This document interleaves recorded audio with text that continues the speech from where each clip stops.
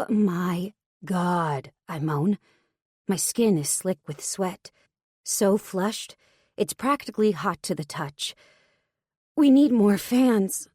We already have 7, Kyla points out as she kneels in front of the open mini-fridge and swings the door back and forth, trying to usher some of its precious cool air out into our sweltering office.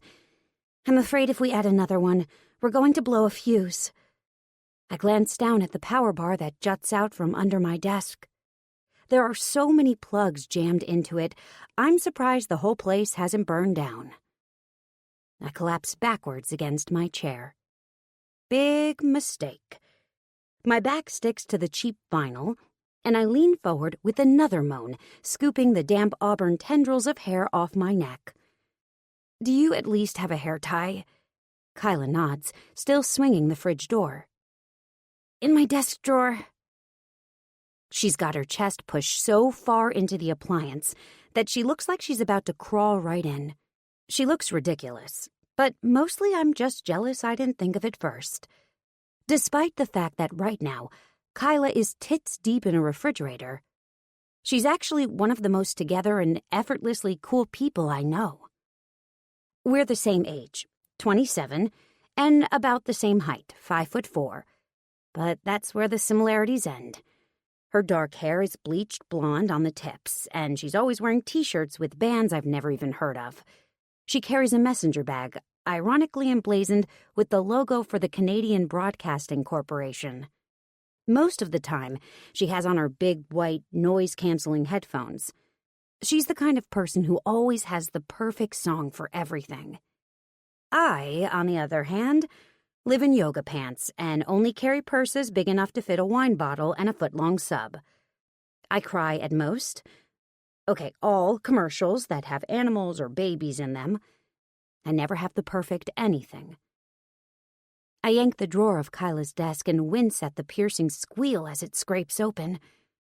I find the hair elastic and have to use my hip to smash the drawer closed again as I knot my hair up on top of my head. Ah, that feels better. I don't know what I was thinking, leaving it down today. Remind me again why we opened up our office on the surface of the sun, I lament to Kyla as I flop back down in my chair. Kyla finally emerges from the fridge, but not before she grabs 2 cans of Diet Coke and hands me one. Because, she says, as she flips the tab on her can, my parents are giving us an awesome deal, and there's no way we could afford an office in Manhattan otherwise. Right. That. I grin and press the cold can against the exposed part of my chest for a minute before cracking it open and taking a long swallow. Kyla and I started Marigold Marketing almost a year ago now. For the first 6 months or so, we worked online, meeting in my Brooklyn apartment or at a coffee shop when we needed FaceTime. But business picked up, and soon we craved a more permanent space. Somewhere we could spread out, somewhere we could call our own. Plus, my sister, who I share an apartment with, also happens to work from home, and both of us crammed in a little apartment all day was proving dangerous for our relationship. There's only so much Emma the Perfect I can handle in one day. So, Kyla and I set a budget and started the search for our perfect office space, which quickly turned out to be a complete and utter pipe dream. If housing in New York City is bad, commercial real estate is worse. Even moving out to New Jersey would cost us more in rent than we made in 3 months. Then Kyla's parents stepped in to save the day. They own and operate a laundromat in Midtown Manhattan in a building they bought in the 70s when they first emigrated here. The property is worth $1 gazillion now, and they could sell it and make a mint, but according to Kyla, they're happy running the Ucoin laundromat and don't intend to give it up anytime soon, which worked out perfectly for us. The space upstairs from the laundromat was only used for storage, so in exchange for helping them clean it out, Mr. and Mrs. Zhang agreed to rent it to us. The amount they charge us is barely a pittance. We couldn't rent an office in Boise, Idaho for what we're paying, never mind New York City. And having a Manhattan address gives our business a legitimacy we're hoping will help us land bigger clients. Not that we could ever bring them to our office for meetings. Not unless we want to start including a sauna package in our service offerings. I take a long swallow of the Diet Coke and set the can on the edge of the desk, next to the green file folders that have been staring up at me all morning. I flick the edge of one of them with my nail. Do you think we should talk about this now? I glance at Kyla. She eyes me over the edge of her can as she drinks, and then she sets it down and sighs. I guess we should. She drags her chair to the little round table we set up in the middle of the room. We found it on the side of the road one day, not far from my apartment, and hauled it on the subway all the way to Manhattan. It has the green felt top of a poker table and a deep gash on the edge that we're pretty sure came from a bullet, so we figure it once belonged to some kind of illegal gambling operation. But it's our conference table now, or at least what passes for a conference table at this stage in our careers. I drag my own chair up to the table as Kyla spreads the file folders out. There are 3 of them. One spills over with papers, but the other 2 are slim and nearly empty. Do I want to know? I ask, staring down at them. No, but you can probably guess. Probably, I agree with a slump of my shoulders. She nudges one of the slim folders towards me. These are the accounts that are paid up. I flick the file open and skim the 4 single sheets of paper inside. Right, I swallow. 4 accounts paid up, and none of them all that big. And these are the invoices that haven't gone out yet. She nudges the second folder towards me. I open that one too, running one roughly chewed nail over the pages inside. 7 of them, this time. A little better. This isn't bad. Look at the totals. I flip through the pages again, mentally adding the numbers printed in the total due section of each invoice. Damn, I mutter. Yeah, April was a slow month, since we did that pro bono work for the Dress to Impress fundraiser. Right. There's not much I can say about that. The Dress to Impress project had been mine, and Kyla is the one who'd reluctantly agreed to it. I close the folder and push it away. What's this one? I ask, gesturing at the 3rd folder. The one that's at least an inch thick. This looks more promising. But Kyla shakes her head, cutting off my budding optimism. Those are the invoices that are due. That's good, right? Let me rephrase. Those are the invoices that are overdue. Ah, yeah. So we'll start calling them. We did the work. We deserve to be paid for our efforts. Sure. She pulls the folder out of my hand and opens it up again. Where should we start? The women's shelter we did that social media campaign for, the bulldog rescue group that needed a new website to promote the 49 dogs that had come into their care and needed to find homes, or, maybe we could start with street teens and tell them they owe us for the fundraising marketing we did. I look at Kyla in dismay as she slides the folder towards me again. Which one, Rory? I don't answer. Instead, I open the folder and flip through the pages inside, looking at the invoices. The names bring back a rush of warm memories. Street Teens, Bulldog Rescue NYC, Liberty Village. Kyla and I do a lot of great work with Marigold, and we made a conscious decision early on to focus our efforts on nonprofits, charities, and community groups. What we hadn't counted on was that most of them are stretched as it is. Paying for our services is difficult, even when they desperately need them. Especially when they need them. Add in the fact that neither of us want to be the sheriff who chases down delinquent payments and, well, let's just say our bank account isn't exactly growing. We're losing money at this point. Kyla sighs as if reading my thoughts. I don't know what to do. Me either. My voice catches in my throat. Kyla and I met in marketing school, where we both enrolled to get a marketing diploma once we realized our English Lit degrees weren't landing us the cushy jobs we dreamed of. We soon discovered we shared a mutual passion for giving back and for red-eye coffees from the cafe down the street from our college. And we kept in touch after the course was over. Even after we both took jobs at different PR firms. Every couple of months or so, we met up for a red-eye and a catch-up session, and after my best friend Celia followed the love of her life and moved to Chicago, Kyla became the closest thing I had to a BFF. Back then, we inevitably spent our time together bitching about our jobs and how we do things differently in our own firms. No bullshit clients, no waste of time meetings, Friday afternoon dance parties. One red-eye led to another, and the idea for Marigold Marketing was born. A year later, our caffeine-induced hubris is clear. What were we thinking? Starting our own company? Neither of us have ever run a business before. Sure, we're good at marketing. Kyla is an amazing designer and all-around creative genius, and I promise you that even in my yoga pants, I could strategize my way out of a paper bag and make the whole thing go viral on YouTube. But neither of us know a thing about running our own business. That much should have been obvious when we started looking for office space with a $600 a month budget. I'm surprised our broker didn't laugh us out of the room. I take another sip of Diet Coke to distract myself for a minute. When I set the can back on the green felt, I wipe a layer of sweat off my brow. Well, we're going to have to start calling the people who owe us. It sucks, but we can't work for free. Kyla nods. I know, I just hate it.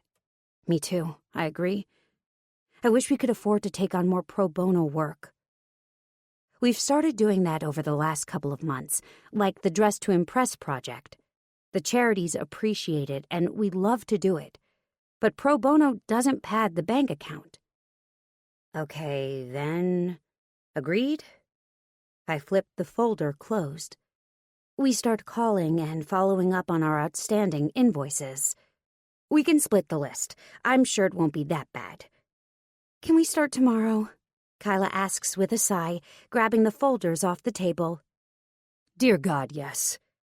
We both laugh, and Kyla stuffs the folders back into the filing cabinet, where we won't have to look at them. At least not until tomorrow. Did it get hotter in here in the last half hour? I ask. I pull my shirt away from my body and flutter the fabric, trying to cool my stomach. I think they're running Buttercup. Feel the vibrations? Oh, Buttercup.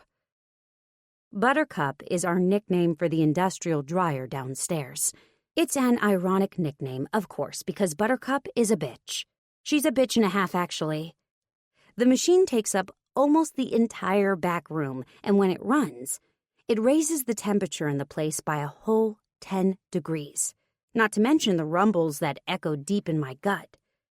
I'm pretty sure the damn thing is as old as the laundromat. It might even be as old as time itself. Cheap rent, I remind myself as I blow a stray strand of damp hair out of my face. I grab the small fan off my desk. Don't judge me, I warn Kyla. She grins as I lift my shirt and point the fan straight at my disgustingly sweaty chest. I swear my bra is half a shade darker than when I put it on. Hey, she laughs. No judgment here. I think it's brilliant. She grabs her own desk fan and does the same thing. Thankfully, Kyla and I have the kind of friendship where seeing each other's sweaty tits doesn't faze us. I sigh happily as the slightly cooler air from the fan pummels my chest, while Kyla leans over her computer and opens up her music app. The next second, a rap song blares from her tiny speakers. It's getting hot in here, I laugh, recognizing the lyrics as soon as the first notes play. This should be our theme song. Be it resolved, she shouts above the music. that Marigold Marketing now has its own theme song. We start dancing around like fools, holding our shirts up over our heads and pointing our fans at our chests. We must look like complete lunatics. But these are the kind of moments that make me love being in business with Kyla. No way could we do this at a regular office. I'm so into my dancing that I don't notice when Kyla stops. I wave my elbows up and down in some kind of fan-holding chicken dance while she clears her throat. And then I give my ass a good and healthy shake. It's not until she says, "Rory," that I stop. Then I turn. Then I see him. I stand there shocked for a moment, unable to move. Frozen in place at the sight of the man standing in front of me. He's older than he was the last time I saw him, but there's no mistaking that chiseled jaw, those pillowy soft lips, those piercing blue eyes. "Rory, your shirt," Kyla whispers. I feel like I'm in a trance. She takes the fan out of my hand, and I let my shirt fall back into place. My entire body goes numb. "Hello, Rory." His deep voice fills our tiny office. "Son of a Buttercup," I whisper. 2. Wes. Have you talked to her yet? My business partner, Levi Goldman, is sitting across from me, his legs crossed. He bounces one foot up and down.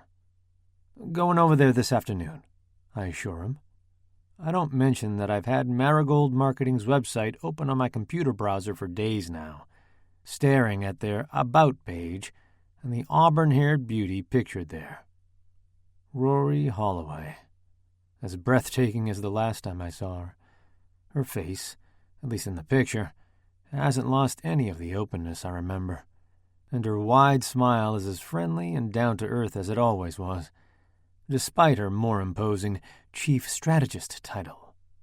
"You think she'll go for it?" Levi asks, examining one perfectly manicured nail. "Of course. Why wouldn't she?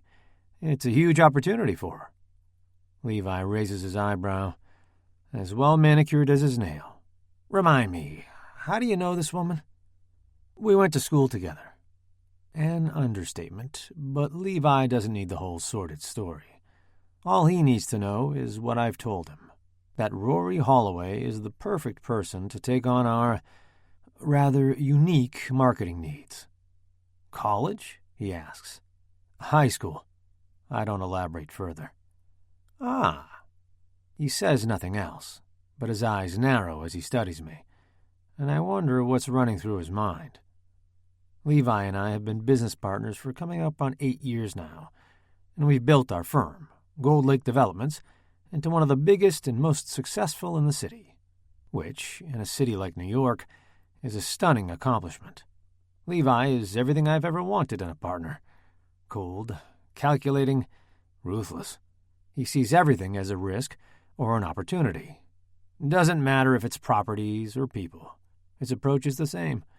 What can he get out of it? Or, alternatively, how can this hurt him? It's an attitude I've worked hard to cultivate in myself, too. You can't get anywhere in real estate, or anywhere really, by being a soft touch. 10 years in the business have taught me that. I haven't mastered Levi's level of detachment, but I'm getting there. Levi brushes an invisible piece of lint off his suit jacket. "Your relationship won't be an issue, will it?" he asks, as if he can see through my lie by omission. I roll my eyes, shutting my laptop so that Rory's smiling face won't be staring at me anymore. Relationships are never an issue for me. You know that. He squints at me as if assessing something. Risk or opportunity? And nods. "Great. This is a big one, Wes. It'll be the biggest deal we've ever inked." "Preaching to the choir, buddy," I assure him. "I got this." After Levi and I finish up the rest of our business, he exits my office, and I crack my laptop open again.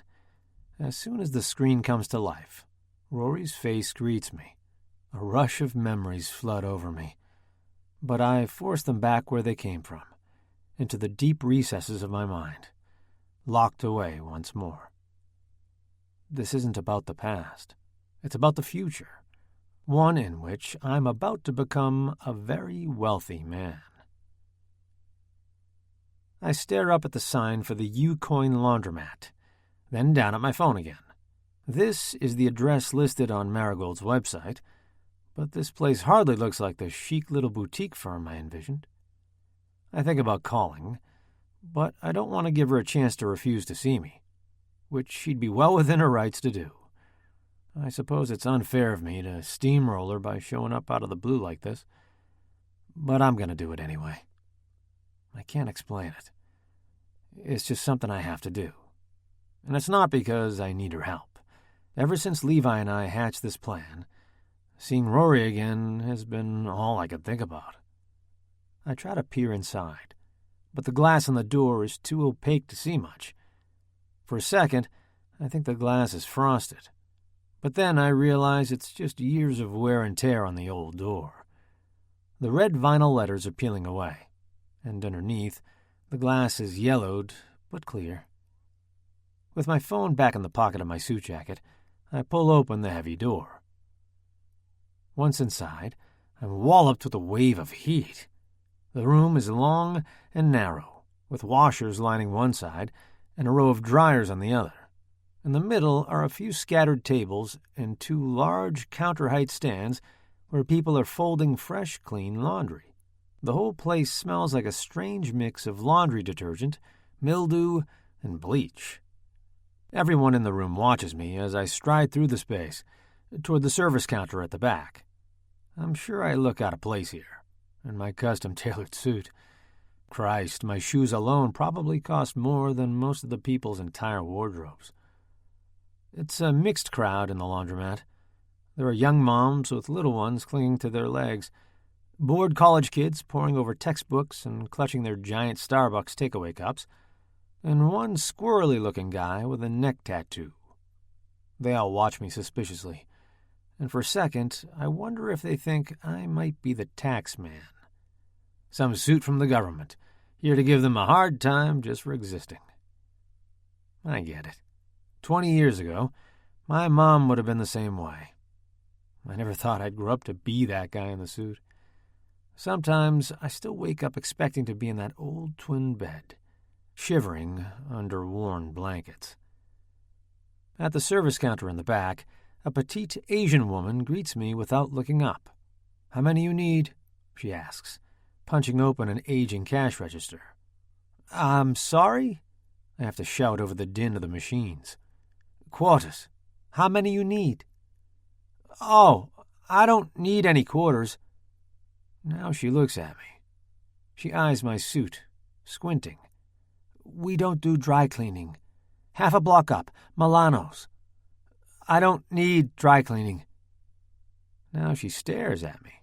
There are fine lines around her mouth, and I realize she's older than I'd initially assumed. Her dark eyes rake over me, as suspicious of me as everyone else. I pull my phone back out of my jacket pocket and jab open the browser. "I'm looking for this place," I say, pointing to the screen. "Marigold. This is the address on the site." "Marigold is upstairs." She points to the front door. "Back outside, next door over. Up the staircase." I thank her and make my way toward the exit, ignoring the eyes that follow me. By now, I'm used to commanding attention wherever I go. It comes with the territory when you're one of the most successful and wealthiest real estate developers in the city.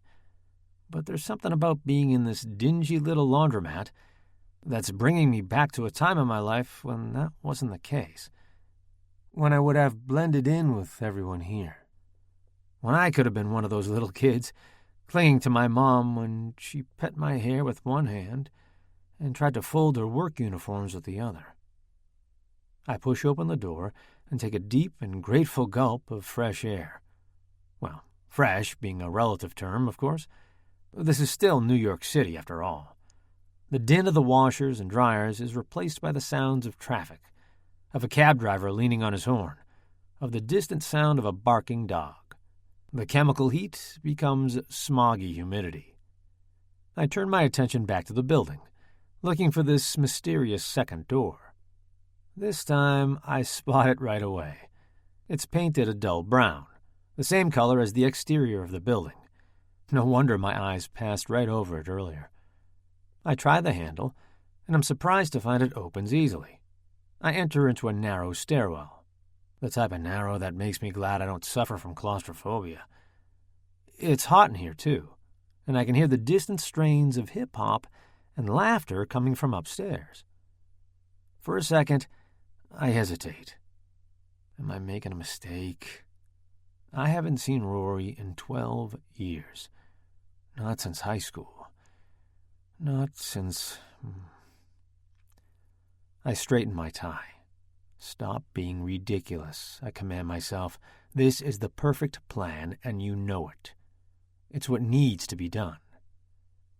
I take the stairs 2 at a time, infusing my movements with a confidence I only partially feel.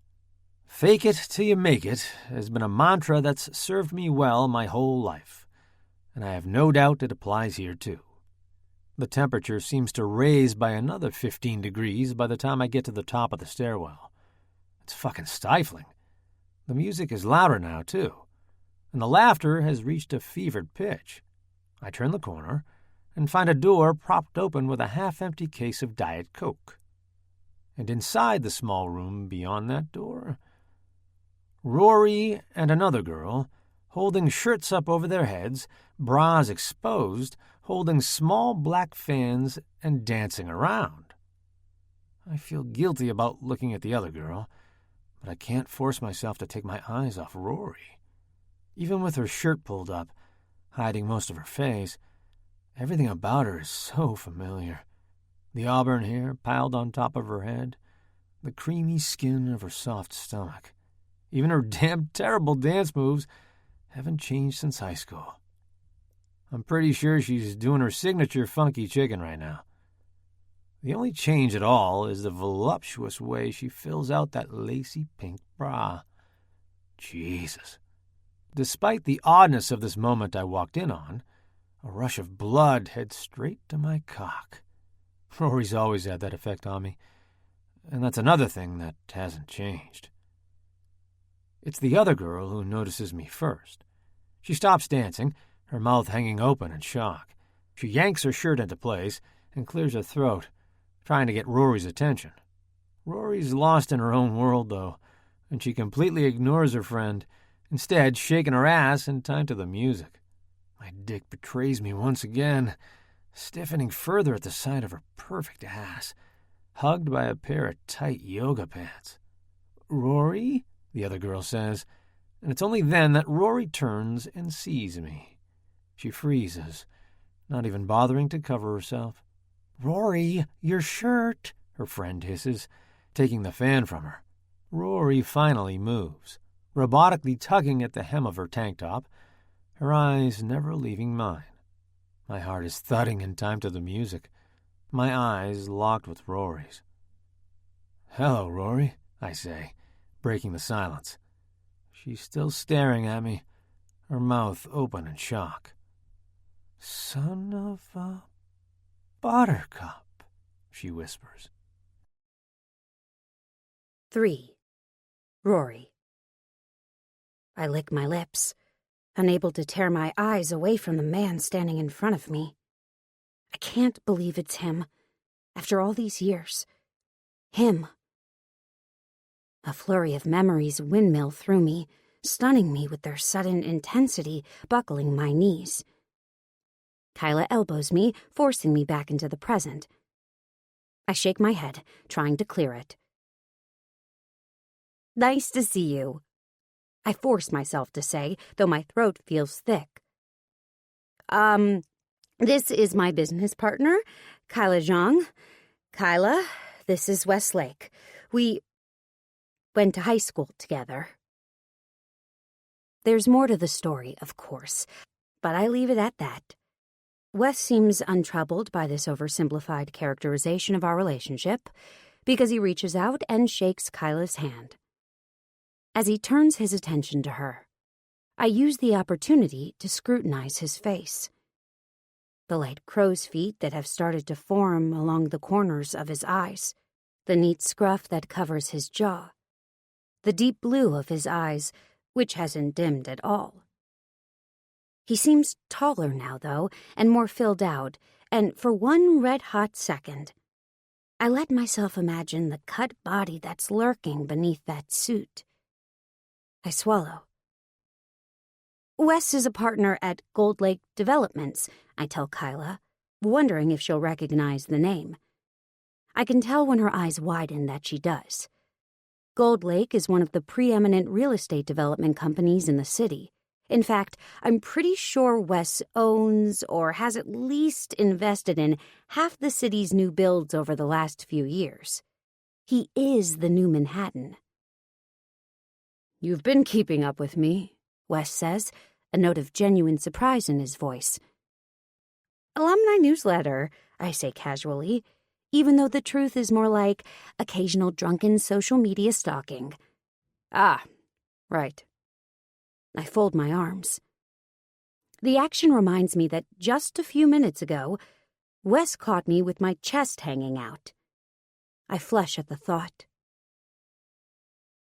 "What can I do for you?" I ask, trying to keep my tone professional, if not curt. Instead of answering, Wes takes a few more steps into the office. He looks around, and for the first time, I view the office from his eyes. From the eyes of the real estate king. The walls are all white, except one, where Kyla has painted a huge mural of a field of marigolds. The floor is black and white checkered laminate tile, the only thing we could afford after we ripped out all the mildewy old carpet. Our desks are mismatched hand-me-downs from Kyla's parents, and our chairs are cheap vinyl 70s chic and harvest gold. Wes stops in front of our poker/conference table, absently fingering the groove from the bullet hole. I cringe in embarrassment. Westlake is one of the wealthiest men in this city. I can only imagine what he thinks of our dinky little startup. But when he turns around to face me, he's grinning. "Cute place you got here, Roar." Roar. My stomach clenches. No one has called me that since high school. Actually, no one has called me that since Wes. It was his little nickname for me. He used to say I was like a lion when it came to the people I loved and the causes I believed in. I force myself to swallow and put on a polite smile. "Thanks. We like it." His hand goes to the knot of his tie as he wriggles it, adjusting it even though it was perfectly straight. "Is it always so hot in here?" His eyes are teasing. "Yes." I purse my lips, trying not to smile. "And so noisy?" "Yes." "And so summer breeze fresh?" "One of the few perks of working here," I tell him, my lips twisting up. "The smell of clean laundry." "Could be worse, I suppose." We looked at a place out in Jersey that was above a taxidermy shop. He nods solemnly. "That would be worse, yes." Silence descends over us, and Kyla squints at me. I try to tell her with my eyes that her guess is as good as mine right now. That I have no idea why Wes is here. That he's the absolute last person I ever expected to see walk through the door of our office. I'm pretty sure my efforts at telepathy fail because she's still squinting at me when I turn back to Wes. "So, Wes, what can I do for you?" I repeat. He owes me an explanation at least. For a second, I think he's going to avoid the question, but then he looks me square in the face. His blue eyes pierce straight through me. "You're in marketing, right?" "Well, I find myself in need of some marketing assistance." That is definitely not the answer I was expecting. Gold Lake is a full-service development firm. They no doubt have their own in-house PR specialists, and when they do big media pushes, they use huge global agencies. I can't believe a tiny little firm like Marigold would even be on his radar. I'm not sure we can help you, I say, pressing my lips together. Well, now, let's not be hasty, Kyla interjects. I shoot her a look, and she widens her eyes as if to say, why are you turning down work? She doesn't know Wes the way I do, though. Yes, Rory, let's not be hasty. Wes grins. Why not hear me out? I refuse to let him get the upper hand here. You should have called, I tell him. Make an appointment and maybe we can talk. I know I should have. He actually seems a tad contrite, or as contrite as a man like Wes can be. But I'm here now. Let's go for coffee and I'll fill you in. It's too hot for coffee. As soon as the words are out of my mouth, I realize how childish and petulant they sound. But Wes keeps grinning. Fine. Iced coffee, smoothie, juice, beer, just let me give you my pitch. I look at Kyla for support, but she's nodding at me. I turn back to Wes, feeling helpless in his presence. Fine, I say, as I throw my hands up in the air. But I make no promises beyond hearing you out. That's all I ask, he says. But he wears the smug smile of someone who knows he's already won. 10 minutes later, we find ourselves down the street at Zing Juices. It's a tiny little juice bar with lime green walls and baristas in brightly colored beanies. I order a fruity blend while Wes asks for a spinach supreme and a shot of wheatgrass on the side. He grins when he sees me wrinkle my nose. It's good for virility, he says with a wink. My cheeks flush. Wes smirks, and I realize he was trying to get a rise out of me. I force my lips into a straight line. I refuse to give him the satisfaction of knowing that his presence affects me in any way. This meeting is strictly professional, even if my insides are buzzing like a swarm of cicadas. When our juices are ready, we take them over to one of the small, round tables near the window. I take a sip of my freesia fruit cocktail and wait for Wes to speak first. Instead, he grabs the small glass of wheatgrass juice and throws back the shot of green sludge. I watch his throat bob as he swallows. Then for a second, I let my eyes travel down to his broad shoulders, his well-muscled arms, his perfect masculine hands. How many times did I feel those same hands caress my skin, pushing my hair away from my face, cup my chin, tilting my lips up to kiss? I shake my head. Jesus, Rory, keep it together here. I take another sip of my juice. I still refuse to be the first to speak, but this waiting game is killing me. One silent second at a time. Wes, on the other hand, looks completely unfazed as he sets his shot glass down and turns to his spinach concoction. I frown at him, hoping he'll take the hint and hurry up. But he remains irritatingly, devastatingly composed. I've sucked back almost my entire drink by the time the silence finally wears down my last nerve. I don't have all day, you know, I spit. What do you want? Wes smiles, and I curse myself for letting him win. I know he was waiting for me to speak first, for my curiosity to get the better of me. I try to comfort myself with the fact that negotiating is what Wes does for a living. How can I compete with that? I'm so glad you asked that, Rory, he says, as I choke back a silent scream of frustration. As you know, at Gold Lake, we're always looking for ways to give back to the community. I resist the urge to roll my eyes. Gold Lake is not known for their community efforts. In fact, if anything, they're known for going in and bulldozing over existing communities, both literally and figuratively.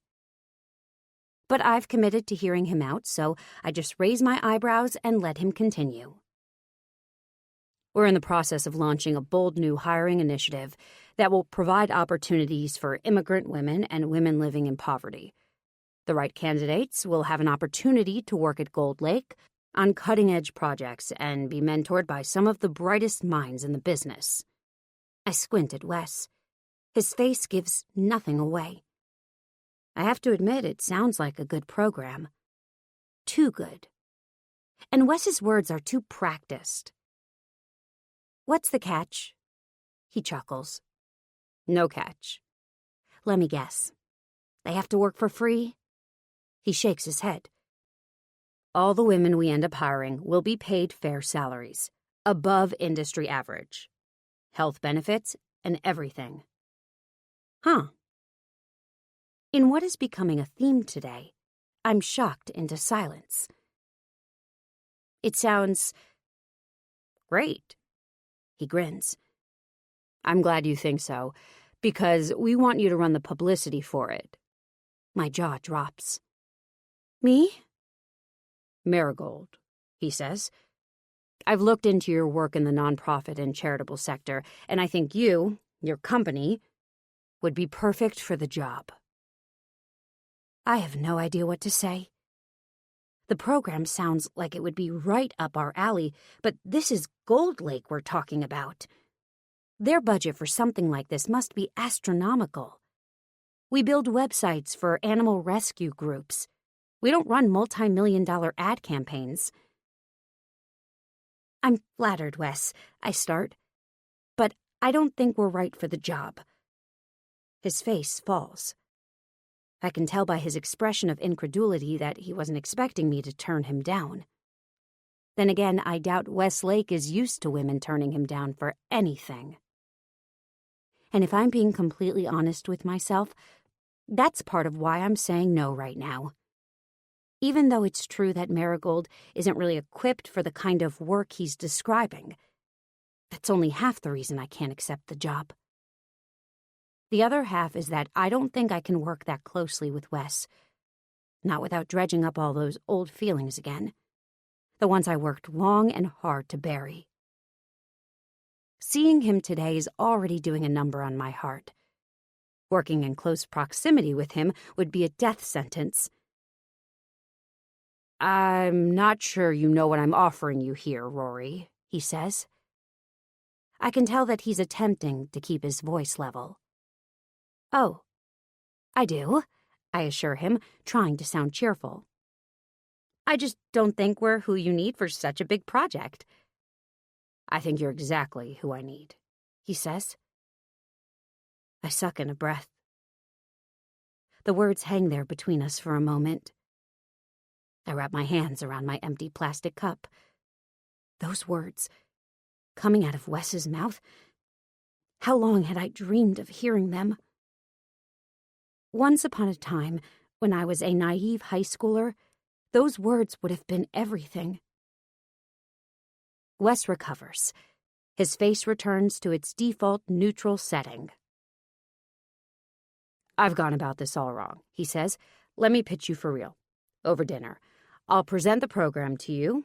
We have some compelling research on the benefits of a program like this, and on our proposed budget and timelines. If you're still not interested, I'll accept your decision. His request seems so reasonable that my resolve weakens. Wes must read my hesitation because he leans in, like a wolf with a sheep it's finally isolated from the herd. Friday night. Jasmine Thai on 12th. Do you know it? Best duck curry in the whole city. Wes, I push my cup back and forth between my hands. Dinner at a restaurant sounds more like a date than a meeting. Strictly business, Rory, he promises, as if he senses the true source of my reluctance. A pitch meeting. Friday night happens to be the next time I'm free. That's all. He looks so earnest. My shoulders slump in defeat. Fine. Excellent. His face immediately lifts, and the abrupt change makes me wonder if the earnestness I saw was all an act. I push the thought away for now, but a part of me can't help but wonder, what the hell did I get myself into? 4. Rory.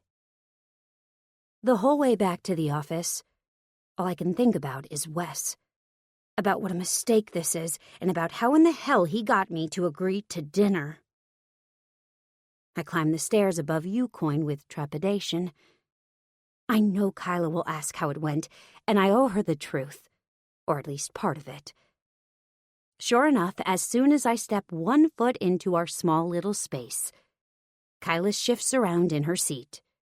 When she sees it's me, she pulls off her massive headphones and turns away from the website project she was working on.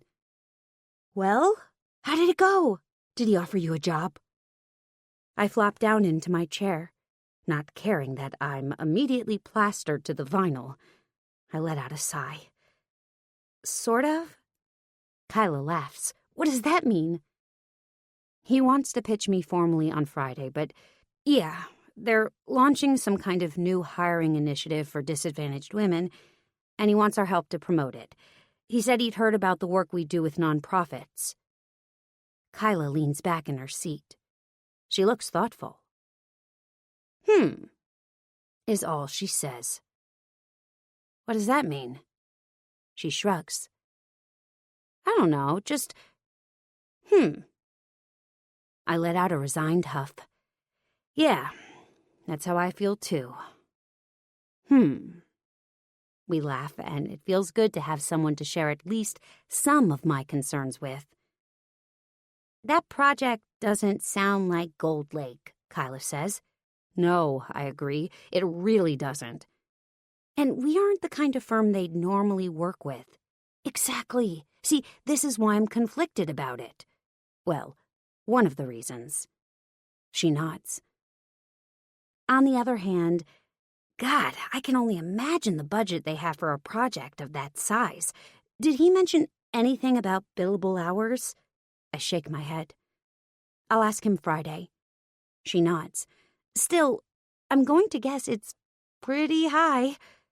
Her lips twist and she rubs the inside of her wrist, a nervous habit of hers. You know, this job could probably take care of all our bills for months. We wouldn't have to harass all our other clients. We could take on more pro bono projects. The Elmwood Gables Community Center project you wanted to work on, for instance. I know, I groan. I've already considered how much financial freedom this project would afford us. In so many ways, it would be a godsend. If only I could shake my hesitation about working with Wes. What do you know about this guy? Kyla asks. You said you went to high school together. Did you know him well? I shake my head. Not really. Different circles. I hate myself for the lie, but I can't bear to get into the whole sordid story right now. Kyla, bless her, takes me at my word. I guess you'll have to try to evaluate his intentions at your meeting Friday. Do you want me to come with you? For a second, I entertain the possibility. I'd pay good money to see Wes's expression if I showed up to dinner with Kyla in tow. I know a double date isn't exactly what he had in mind, even if he did claim this was purely a business meeting. But deep down, there's a part of me that doesn't want Kyla there, that wants to face Wes on my own. Maybe that should be a warning. Wanting to be alone with him doesn't exactly seem like a wise idea, after all. But I push that thought out of my mind. I'm fine, I tell her. We'll debrief afterwards. She nods. Okay. Be careful, okay? What do you mean? I wonder for a second if she can sense that I have ulterior motives for taking this meeting. I don't know, she admits. I guess I just think there's a reason we've chosen to stay away from representing firms like that. They don't always share our values. I'll say. I mutter under my breath. Kyla doesn't even know the half of it, and her words resonate more than she realizes. After a couple more hours of work, I decide I'm too distracted to get anything else done. I say goodbye to Kyla and take the subway back into Brooklyn. I unlock the door of our apartment quietly, not wanting to disturb Emma if she's working. But when I poke my head into her room, where her desk is, I find it empty. I let out a breath. I'm actually relieved to find her gone. I'm not sure I'm ready to deal with Emma the Perfect yet. I hop in the shower to wash the day's sweat off my skin.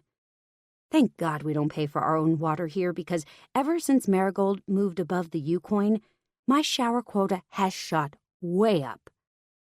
Today, though, it does nothing to refresh me.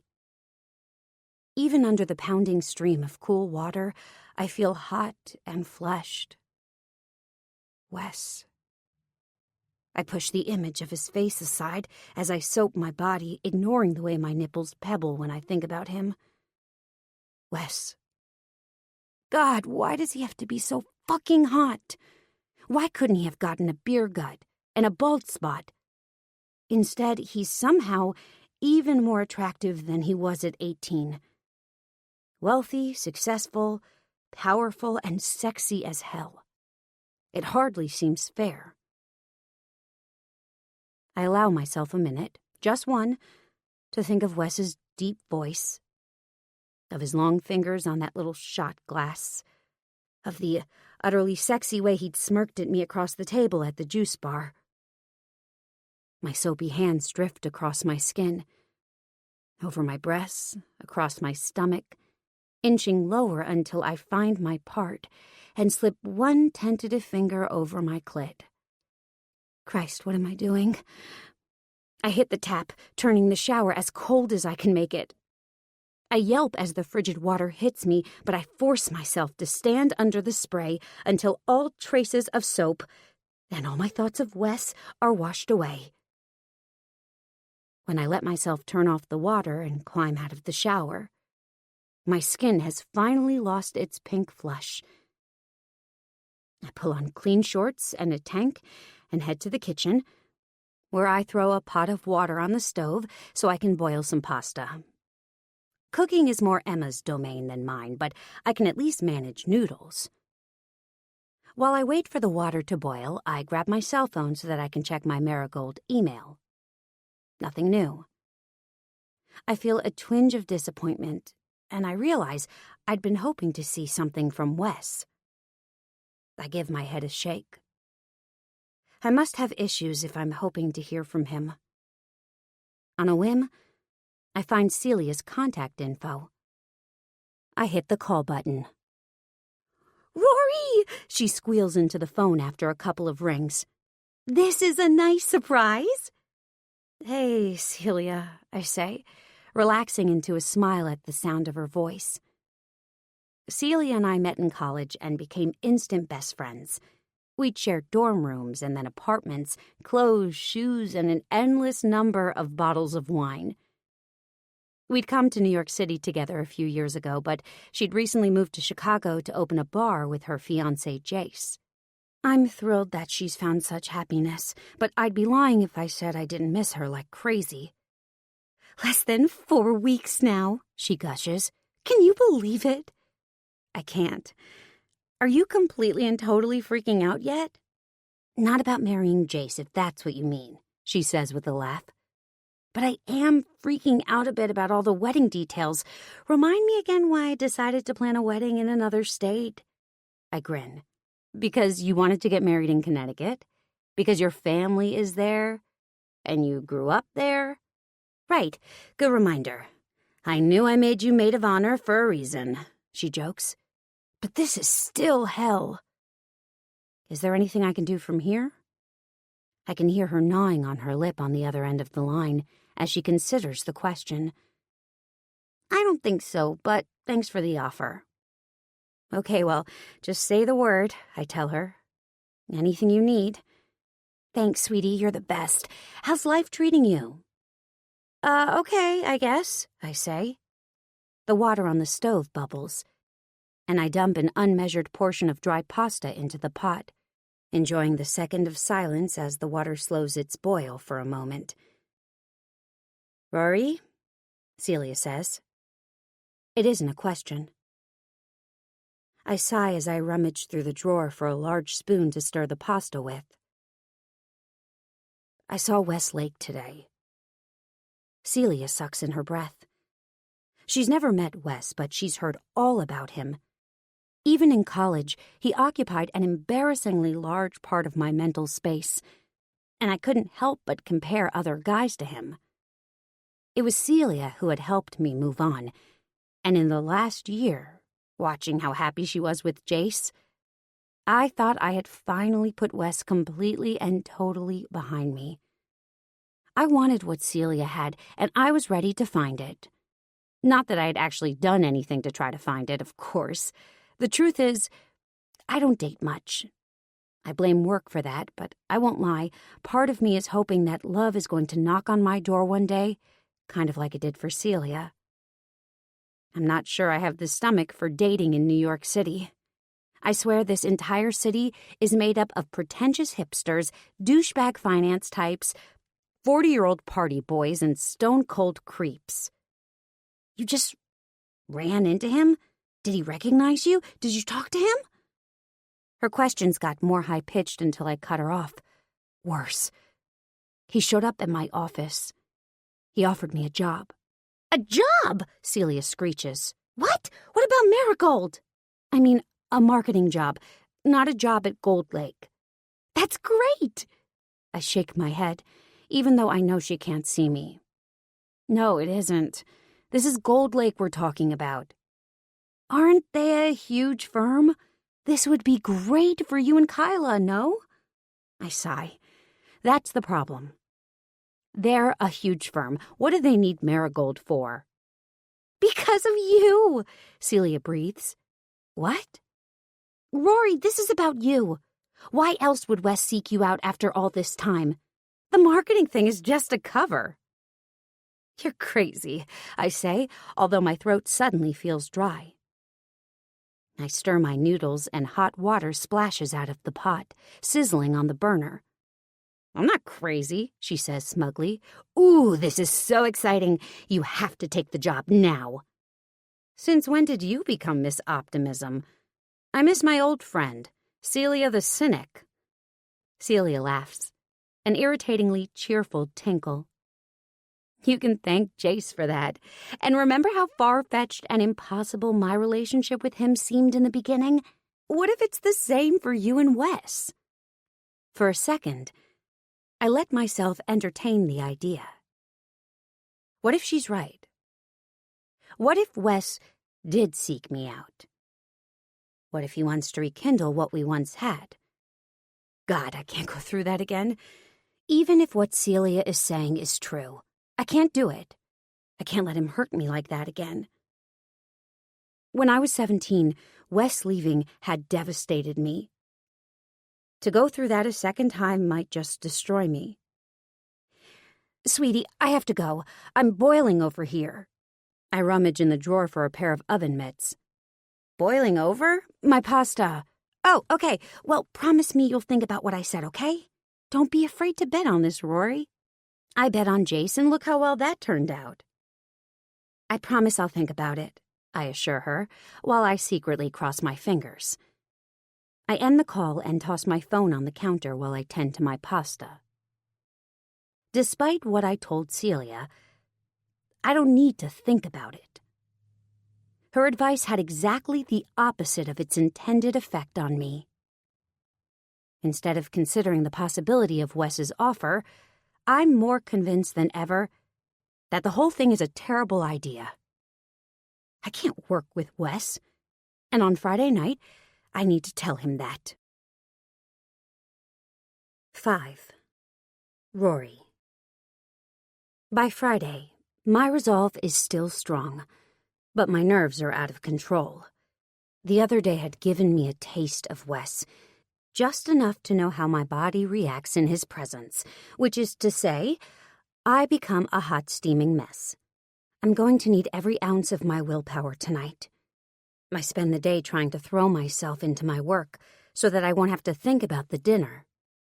It works, and when my cell phone rings at around noon, it draws me out of a deep and focused trance. I shake my head and turn away from the social media calendar I'm working on, now fishing my phone out of the bag at my feet. I don't recognize the number. Rory Holloway speaking, I say in my most professional voice, just in case. "Hello, Miss Holloway. This is Joyce Weaver calling from Westlake's office." Shit. I sit straight up in my chair, adjusting my posture as if Joyce can see me somehow. "Yes?" "I'm calling to confirm your date with Mr. Lake this evening." "It's not a date," I blurt. She pauses. "I'm sorry?" "It's a business meeting," I say, clearing my throat.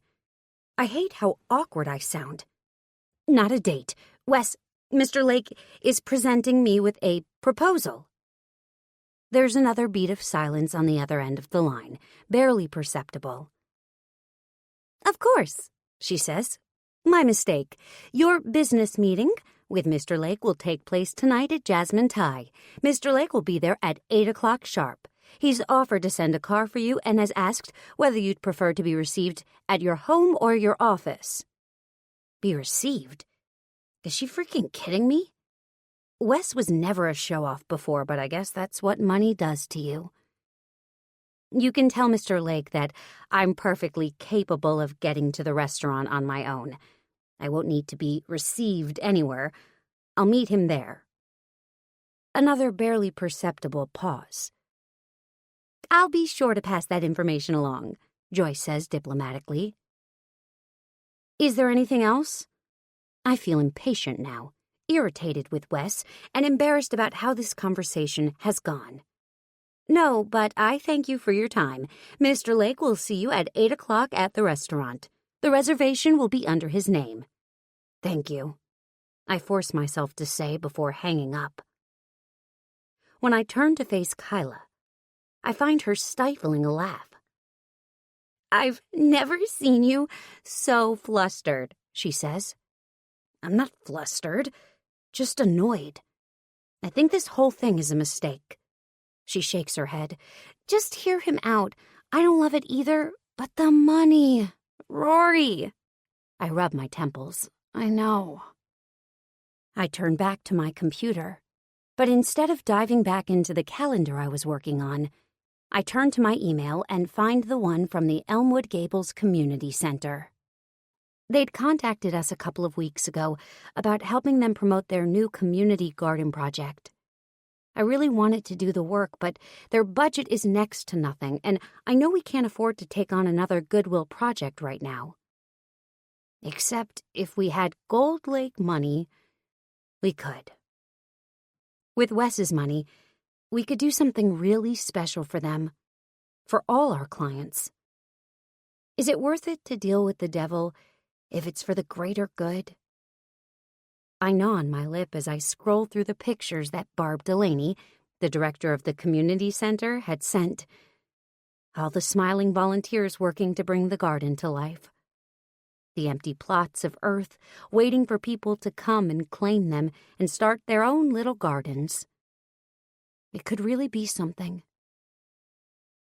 With Gold Lake money behind us, we could help make it something. I feel my resolve about tonight dissolving. I have time to go home before meeting Wes, so I hop in the shower and then blow-dry my long auburn hair. Emma is out at a networking event tonight, so the apartment is quiet. On the one hand, I'm grateful. I still haven't told Emma anything about seeing Wes again, but it would be nice to have the distraction of her company. Instead, I crank up the speakers on my laptop and dance around to the music. After my call from Joyce this morning, I'm more concerned than ever that Celia was right, and that Wes thinks this is a date. So I spend a long time deliberating my outfit choices. I don't want anything that will give him the wrong idea. I settle on a black pantsuit with a red button-down shirt underneath. Nothing says business meeting like a good pantsuit, right? I twist my hair back into a neat bun and dig out a pair of very sensible black wedge heels. I admire the full effect in the mirror. Strictly professional, that's for sure. No mixed messages here. Even my shirt is buttoned up right to the top, with only the uppermost button left undone. I consider my reflection, pursing my lips. I could undo just one more button, maybe. I finger the soft skin of my neck and picture Wes's lips grazing the hollow of my throat. Nope, shut it down. I slip the top button through its corresponding hole so that I'm fully buttoned up. There. Let's see Wes get any funny ideas now. I grab a cab to the restaurant. As soon as I step inside, a horrible wave of doubt seeps through my bones. I've never been to Jasmine Thai before, but I expected a bustling little ethnic place, the kind with a busy-to-go counter and family-style platters. Instead, walking into Jasmine Thai is like walking into an opium den. It's dark, and I can't discern anything beyond the hostess stand, because everything is cloaked in swaths of deep velvet curtains, burgundy, eggplant, fuchsia, plum. The light is dim, and the scent of curry and lemongrass mixes with sandalwood and something intoxicating that I can't place. "I have a reservation," I stammer to the hostess, who smiles benevolently down at me from behind her ornate stand. "It should be under lake?" "Of course." Her demure smile doesn't show any teeth. I feel her eyes roaming over my outfit, my oh-so-sensible shoes that had seemed so smart when I was back in my apartment. "Your other party has already arrived." She leads me through the restaurant, and my head whips wildly around, trying to take it all in. All the tables are tucked into their own little enclaves, draped again in the same jewel-toned velvets. Flowering vines sweep up towards the ceiling, twisting between the tables. I recognize the white flowers immediately. Jasmine, of course. That was the smell I couldn't name. My parents ran a small flower shop back in Connecticut, so I'd grown up around this same kind of heady floral scent. It feels exotic and familiar at the same time. Kind of like Wes, actually. I scramble to keep up with the hostess until she stops so abruptly I almost crash into her. I glance around in confusion, wondering why she's come to a halt. When I see Wes. He's tucked away in another enclave, one that's just big enough for a table and 2 chairs. 2 gold sconces hang on the wall inside, and fat white candles glow. For a brief fluttering second, I wish this was a date. This place is too romantic for words. The hostess slips away, leaving me alone with Wes. He stands up, leaning over, and kissing my cheek. The gesture takes me by surprise, and my fingers fly to my face, tracing the spot where his lips had pressed. "You look beautiful," he says. His eyes roam my body, and I have to remind myself that I'm wearing a buttoned-up suit. The hungry way Wes is looking at me makes me feel like I pranced in wearing crotchless panties, a push-up bra, and nothing else. I swallow. It's the restaurant, I tell myself. It caught me off guard. Nothing I can't recover from. Wes steps to the side and pulls my chair out for me. As I slide past him, my ass rubs against his hands, and my cheeks flame hot again. I flop into my seat and grab a glass of water off the table and chug it down. Wes chuckles as he sits down. "I guess I'll ask for a new glass of water." I stare at the empty glass in my hand, and then down at the table, where I realize, yes, I definitely took this from his side. "Sorry," I manage. God, why am I so flustered right now? Wes, on the other hand, is cool as a freaking cucumber. He looks fantastic in a charcoal blazer and crisp white shirt. Unlike me, he's left the top 2 buttons of his shirt undone. What a cowboy. "I hope you don't mind. I ordered a bottle of white. I wasn't sure what you liked these days. It's been a while." His mouth twists up into what seems like a genuine smile, and I smile back. "White is great," I say. You know, assuming they have no Rockaberry wine coolers. Wes bursts out laughing. There's a blast from the past. Jesus! I haven't had one of those in years. Not since high school, I finish for him. I don't feel like smiling anymore. Wes's grin falls away, too.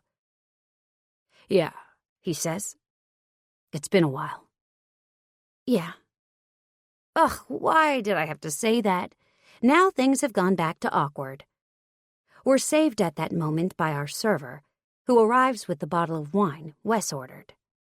He sets 2 glasses down on the table and uncorks the bottle, decanting a small amount into one of the glasses for Wes to sample. Wes, however, just waves his hand over the glass. It's fine, I'm sure. Never had a bad bottle here. The server nods and fills the rest of his glass, then mine, then sets the bottle on the table and disappears back into the swath of velvet surrounding our table. So, do you come here often? I ask, trying to make conversation as I sip my wine. Flavors explode on my tongue. Delicious. Why, Rory, Wes says, his teasing grin back in place.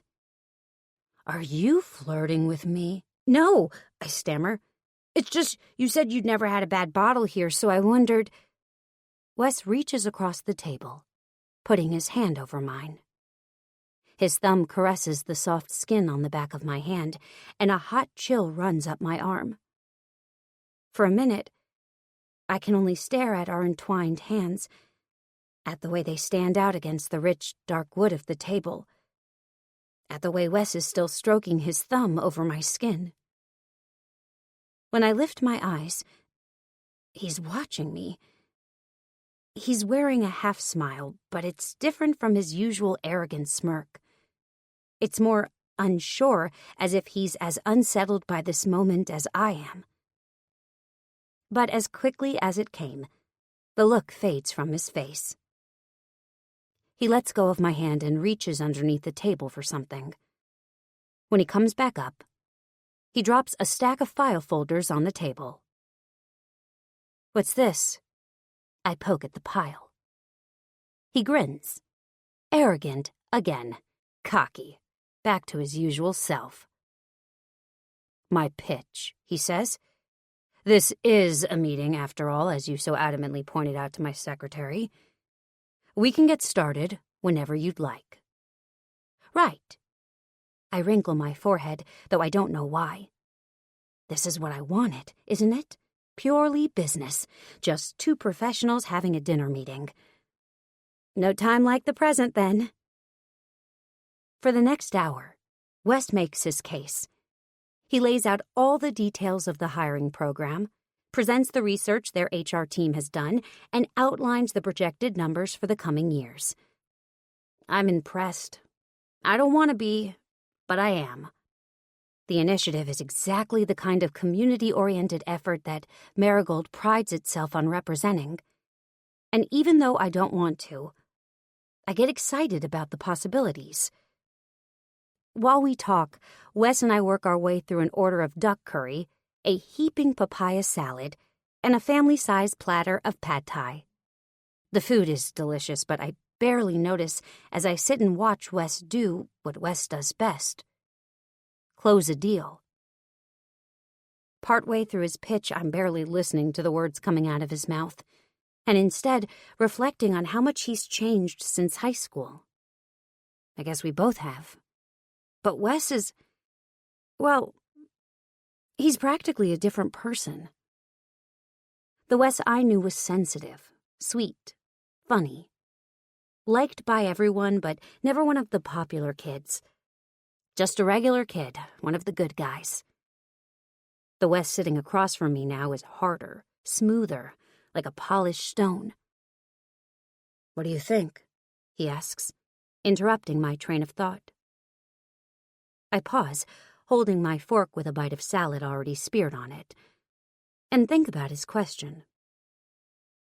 I think it sounds very impressive, I say finally. Good.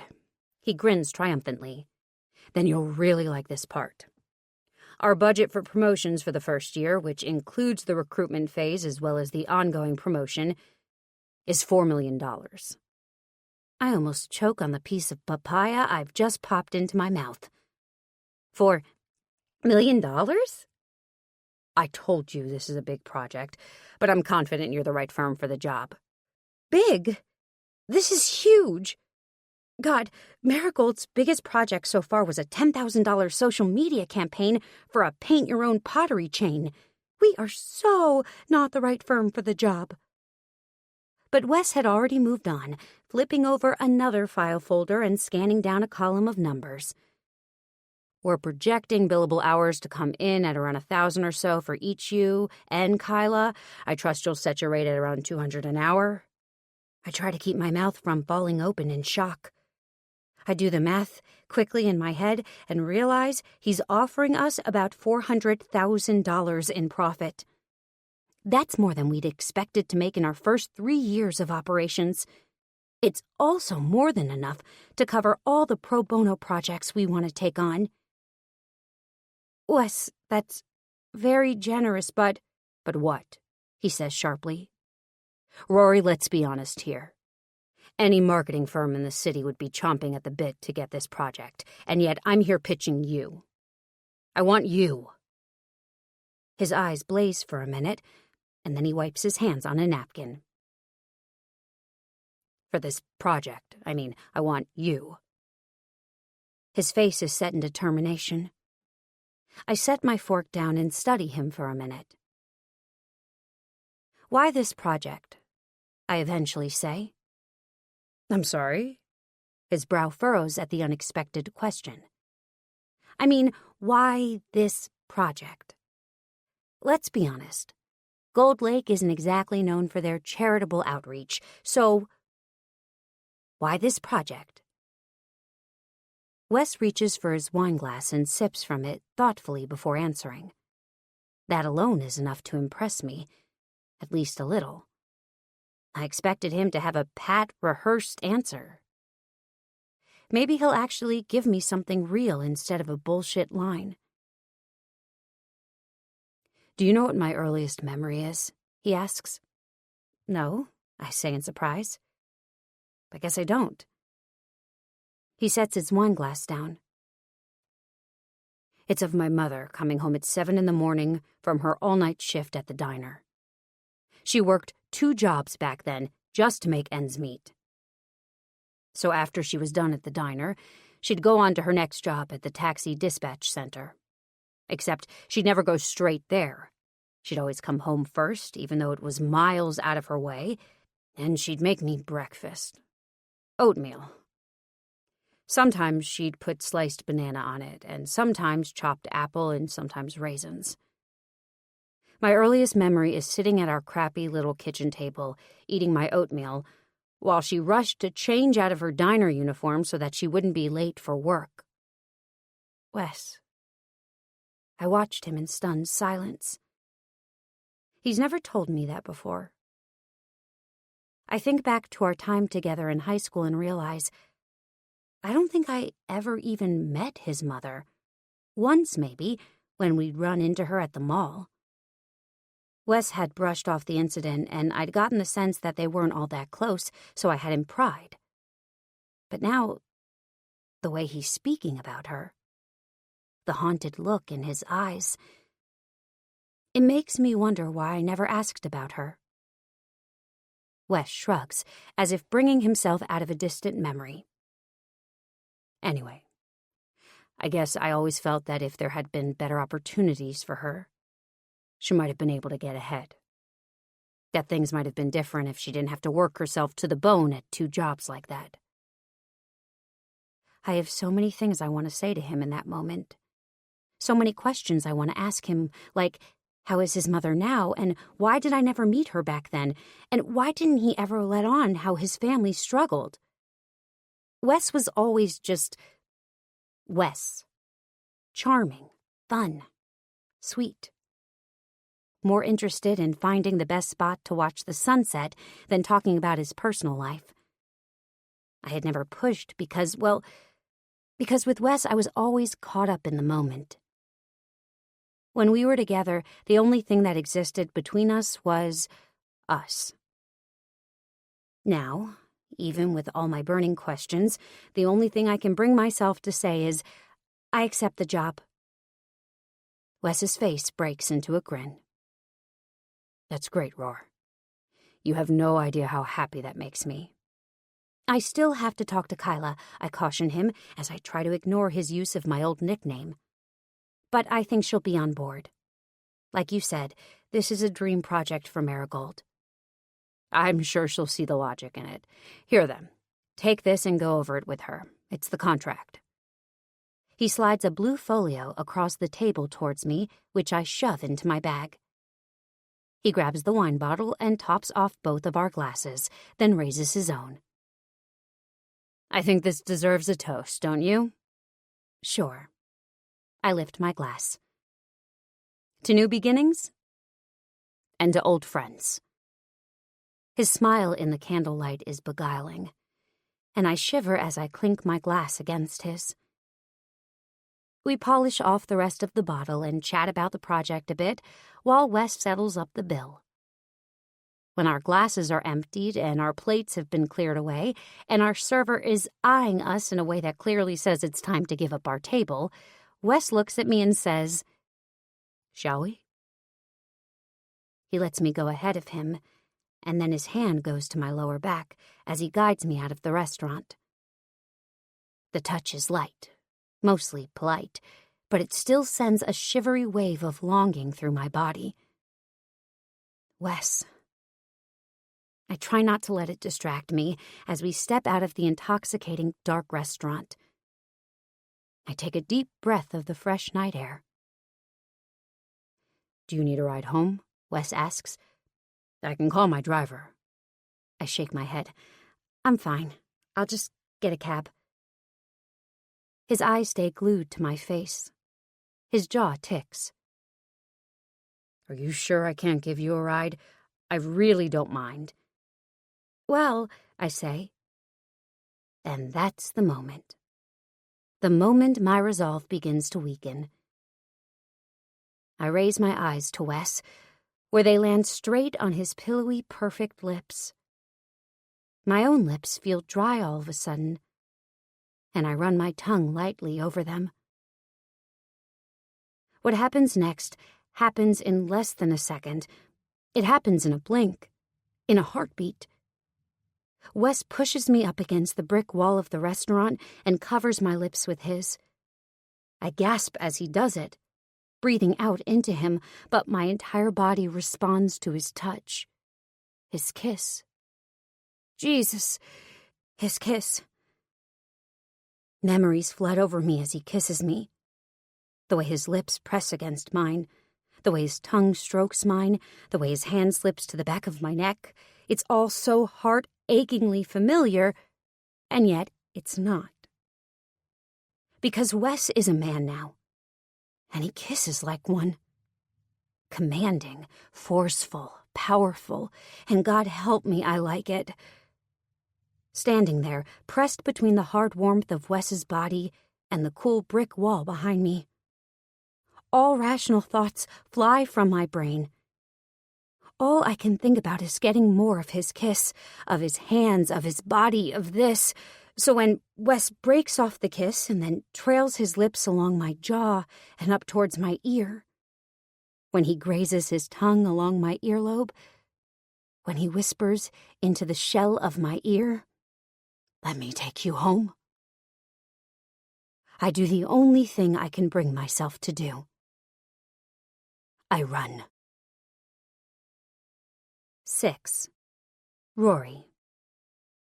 The apartment is quiet when I unlock the front door, and I thank God that Emma the Perfect must be in bed. I creep into the kitchen to get a drink, running the tap as softly as I can while I fill my glass. Where were you? I spin around, almost dropping the glass. There's Emma, wrapped in a light pink silk robe, rubbing sleep from her eyes. I'm sorry, did I wake you up? I was trying to be quiet. Like, seriously quiet. Apparently, my sister has supersonic hearing. It's okay. she says, waving off my concern. I was watching a movie on my laptop in bed and I fell asleep. She looks me up and down, and when her nose wrinkles, I realize I must be a mess. I pat my hair self-consciously, and sure enough, it's all frizzed up in the back. You know, the kind of hair you get when you're pressed up against a brick wall with your ex-boyfriend's tongue down your throat. "Where were you?" she asks again. "I had a dinner meeting." She nods but doesn't look convinced. I pull the blue folio out of my purse and wave it at her. "We're thinking of taking on a new client," I explain. "Oh, that's great." The folio must have been enough proof because now she smiles. "Who is it?" "Actually," I take a deep breath. No point lying to Emma. She'd find out eventually anyway. "Do you remember Wes Lake?" Emma stares at me blankly. "From high school," I prompt, and she shakes her head. "Of course I remember Wes," she says dryly. "I just can't believe you'd consider working with him. After what he did to you, Rory?" I sigh, leaning against the counter. "I know, but his company is huge and the project is really interesting, and the money he's offering is just—" Whoa. Emma folds her arms. "And he's a jackass." A jackass to Emma is the worst thing you can be. And she knows jackasses. Because to me, she's Emma the Perfect, but to the rest of the world, she's Miss Emma of the popular online advice column, Miss Emma's Modern Manners. Every week she doles out etiquette advice, the most frequent of which is don't be a jackass. It's good advice, I suppose, and judging by the letters Emma gets, there are a hell of a lot of jackasses out there. Is Wes a jackass? I don't know. I'm not sure I have much objectivity when it comes to him. "God, Rory, you cried for weeks," Emma says, reading my mind. She shakes her head. "Weeks, I remember." I drink from my glass of water, washing away the suddenly sour taste in my mouth. She's right. Of course she is. My sisters, Emma and Blake, were both younger than me, but both of them could well remember how devastated I'd been when Wes had left. It was the shock of the thing. One minute things were perfect, and the next minute he was gone. That's all in the past, I assure Emma. It's completely irrelevant now. I don't mention that tonight. My feelings for Wes had felt very much in the present.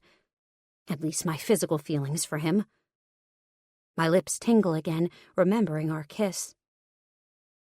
I'd lusted after Wes since the first time I saw him, 1,000,000 years ago in freshman English. I still remember the bright blue t-shirt he wore.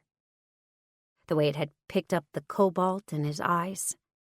He was gorgeous. Still is. And the things he used to do to me, my body hasn't forgotten that either. The way he always made me feel. Beautiful, sensual, cared for. Even when we were awkward teenagers, it never felt that way with him. Wes was my first, and we came to life when we were together. The same way it felt like we did tonight. Except, what happened tonight is so not going to happen again. Like ever. EVER. It shouldn't have even happened in the first place. My throbbing lips are a reminder of how vigilant I'm going to have to be. Emma pulls her soft brown hair back and slides an elastic band off her wrist as she twists it up. She leans against the kitchen counter. "I just don't know why you'd want to spend any more time than you have to with that jackass," she says as she flicks away a stray wisp of hair. "He's a jackass, I know," I cut her off.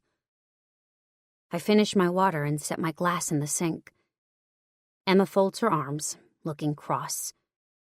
Miss Emma does not approve of cutting someone off, of course, or of dishes in the sink. "I know you're just looking out for me," I say to appease her. "I get it. And yes, Wes hurt me. But I'm not that same little girl anymore. This is a job, one that could be great for Marigold. I'm sure we can work together for a few months without any issues. We're both grown-ups, you know. I force my lips into a smile. Emma hesitates, but then smiles back. You're right, she admits. I just hate the thought of you getting hurt. Not gonna happen, I assure her as I wish her good night and head down the hallway to my bedroom. I wish I had as much conviction as I'm pretending, though. During dinner tonight, I thought maybe everything I just said was at least possible. That I could work with Wes without any messiness. But that was before the kiss. Now, I'm not so sure. First thing on Monday, I bring the contract into the office to share it with Kyla. We texted a bunch on the weekend, and I told her I tentatively accepted the offer, but I wanted us both to go over the contract with a fine-tooth comb before we sign anything. I hate to say it, but there's a tiny part of me that still doesn't completely trust Wes. Or should I say, doesn't trust Gold Lake. Our union still feels a bit unholy, and I'm going to make damn sure we don't get screwed here. Kyla is already at the office when I arrive. Tell me everything, she says, bouncing to the poker table and flopping into one of the chairs. I bite back a smile. No way am I telling her everything, but I launch into a full report of the dinner and of Wes's pitch. While I'm talking, I nudge the folio with the contract towards her. When I'm done, she opens it and flips through the pages. The billable hour estimates are on page 7, I tell her. I wait while she scans the page, and then I burst out laughing as her eyes go wide. Holy shit, Rory, she says. She stares at me, mouth agape. This is fucking crazy, I know. And it is. After everything else that happened with Wes that night, I'd almost forgotten about the completely ridiculous offer he made us. This isn't regular money, Kyla says, laughing. This is baller money.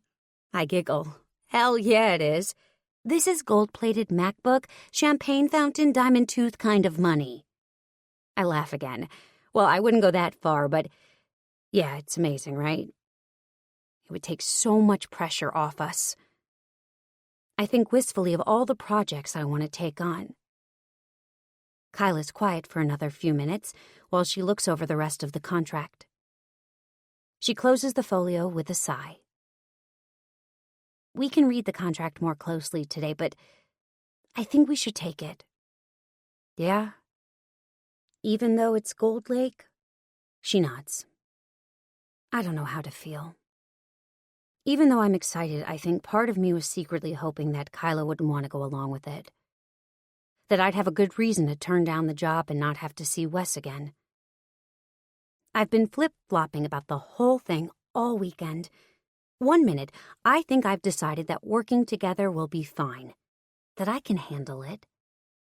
And then the next minute, I go in completely the opposite direction and want to run screaming far, far away from West Lake. I never thought a $400,000 account would be something I'd question. The money is spectacular, no doubt. But is working with Wes a deal-breaker? You said yourself the program sounded really cool, Kyla says. We don't have to associate ourselves with the rest of Gold Lake's activities. We're just helping promote an initiative we believe in, right? Right, I echo. But I know my voice lacks conviction. For not the first time, I feel annoyed with Wes. Why did he seek me out? Me. There have to be 100 firms in this city that could take on this project. Instead, he had to waltz back into my life after 12 years and make me an offer I couldn't refuse, no matter how badly I wanted to. It isn't fair. The industrial dryer downstairs kicks in then, and the rumble echoes deep in my bones. I almost laugh. Buttercup. Maybe that's the universe telling me to suck it up, Buttercup. Kyla looks at me. What's so funny? Nothing, I tell her. Nothing at all. Let's start going through the contract. If we're going to take this deal, we are not getting screwed in the process. 7. Wes. By Wednesday, I haven't heard a peep from Rory Holloway.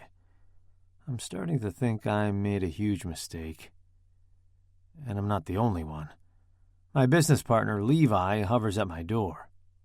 "Have you got Marigold on board yet?" he asks, glancing at his watch as if he's got me on a timer. "Not yet, but it's only a matter of time," I assure him, projecting a confidence I no longer feel. I was so sure that I'd convinced Rory to take the job. That's the only reason I'd let my feelings for her get out of hand on Friday night. Normally, I know better than to mix business and pleasure, especially when it's still in the courting stage, but I thought we were pretty much a done deal at that point. She'd seemed so interested in my pitch over dinner. I'm still not sure what made me do it. What made me kiss her outside the restaurant? What made me run my hands through her silky auburn hair? But God, it felt good. It felt like being a teenager again, but in all the best ways. Somehow, when I was kissing Rory, I didn't feel like Wes Lake, the real estate tycoon. I just felt like Wes Lake, the man. That feeling seems to be increasingly rare these days. "Are we gonna need a backup plan?"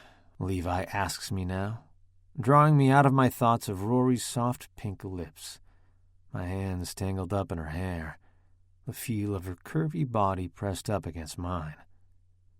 I have to try not to groan out loud. It's a good thing I'm sitting behind my desk right now, or Levi might get to see more from me than he bargained for when he stopped by my office. "Won't be necessary," I tell him. "I expect to have the signed contract in place by the end of the week." Levi studies me for a minute, but then nods. "Good. She liked the concept?" "Ate it up." "Good. If she likes it, that means other people will too." "That's the plan." For the first time, Levi's face relaxes into a smile.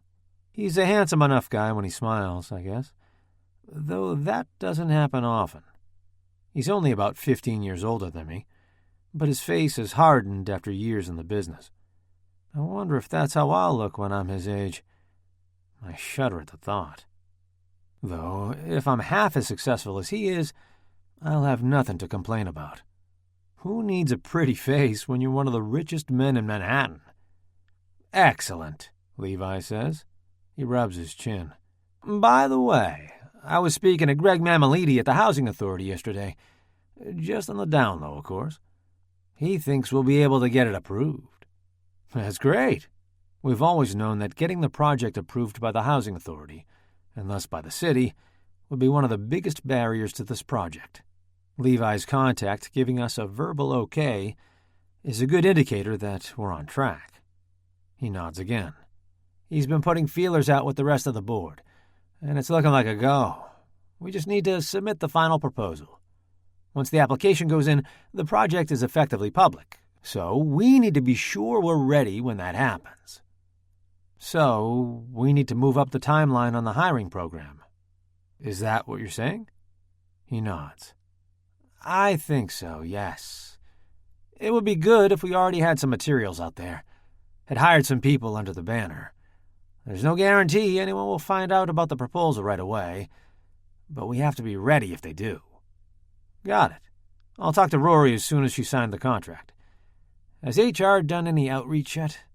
Maybe they can start sourcing through immigration support networks or something, even before we get the campaign officially rolling?" Levi points a finger at me. "Yes, I like that. I'll talk to Kelly in HR. Get the ball rolling now. Should be able to find at least a couple of candidates."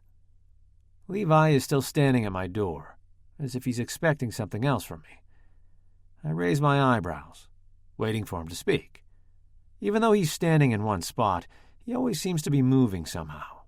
He has the slight and wiry body of a flyweight fighter, and the same short man complex that so many of them seem to have, a dogged need to constantly prove himself. And despite his polished appearance, with his custom suit and slicked back hair, I still get the impression that he would go batshit crazy if he ever got into an actual physical altercation. He's the kind of guy you love if he's on your side, and fear if he isn't. Levi nods, tapping his knuckles against my doorframe once, before striding away. I shake my head as soon as he's gone. These plans we're discussing still hinge on Rory's acceptance of the contract. I think about calling her to see if she signed it yet, but I'm not sure if making her feel pressured is the best approach right now. God, why couldn't I just keep my tongue in my mouth?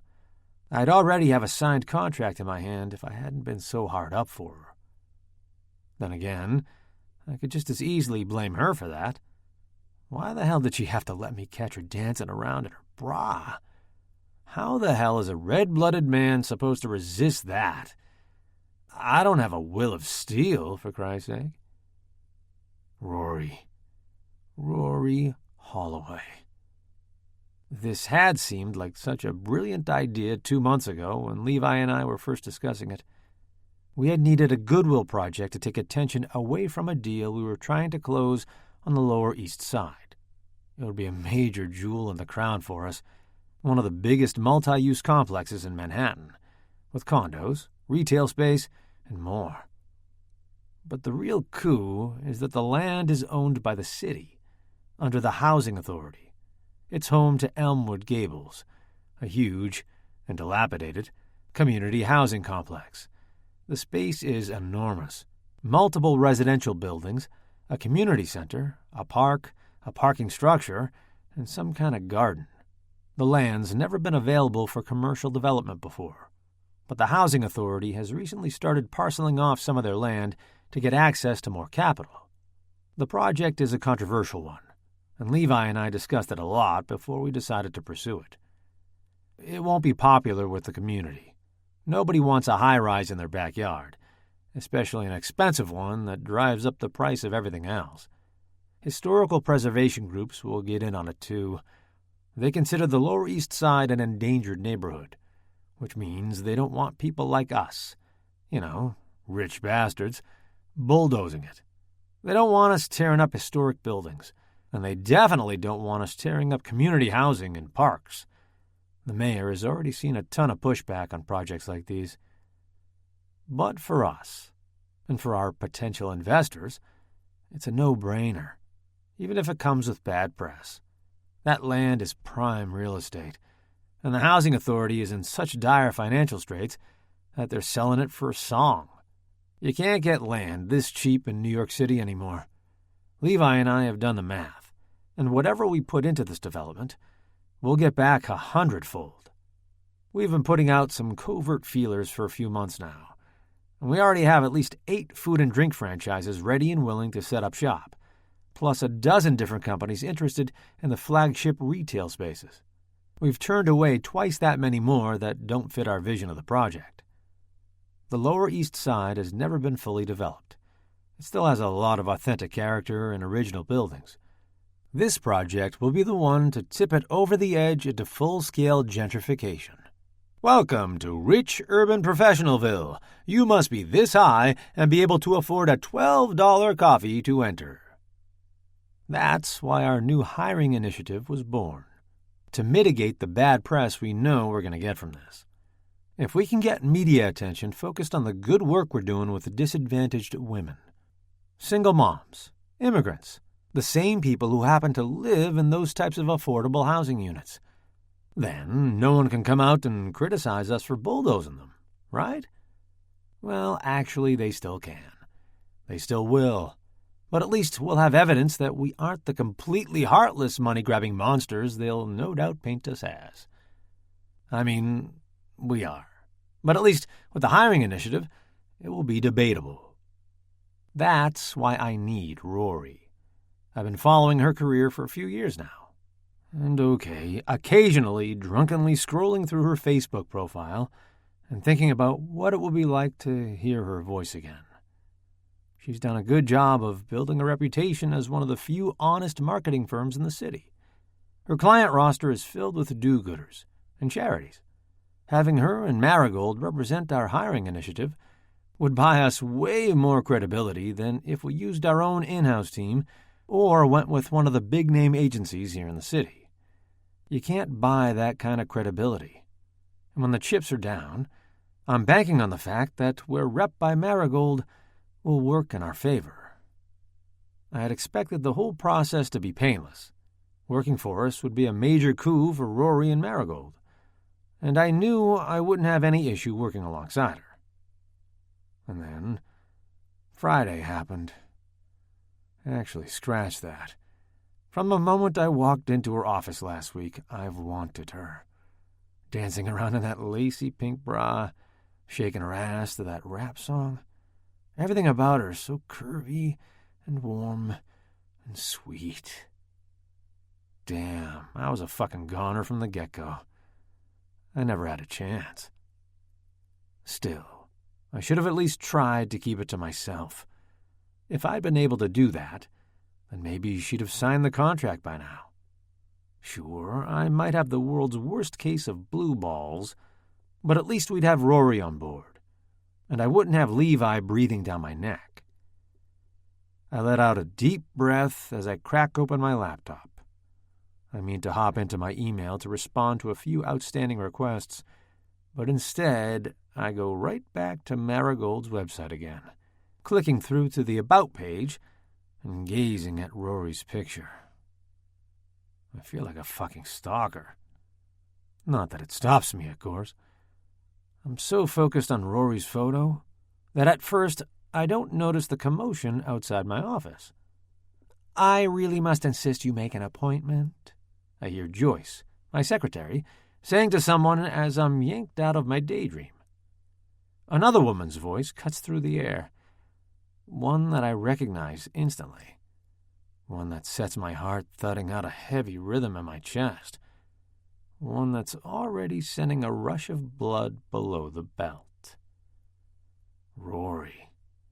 I stand up from my chair so fast it almost tips over backwards. I step quickly out of my office and into the executive reception area where Joyce sits. Both of them turn to look at me. It's fine, I tell Joyce, though it's Rory's face that I can't tear my eyes away from. Wes?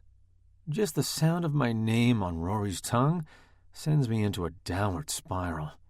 She licks her lips nervously, and for the second time this afternoon, I wonder if I'm about to have an embarrassing problem on my hands.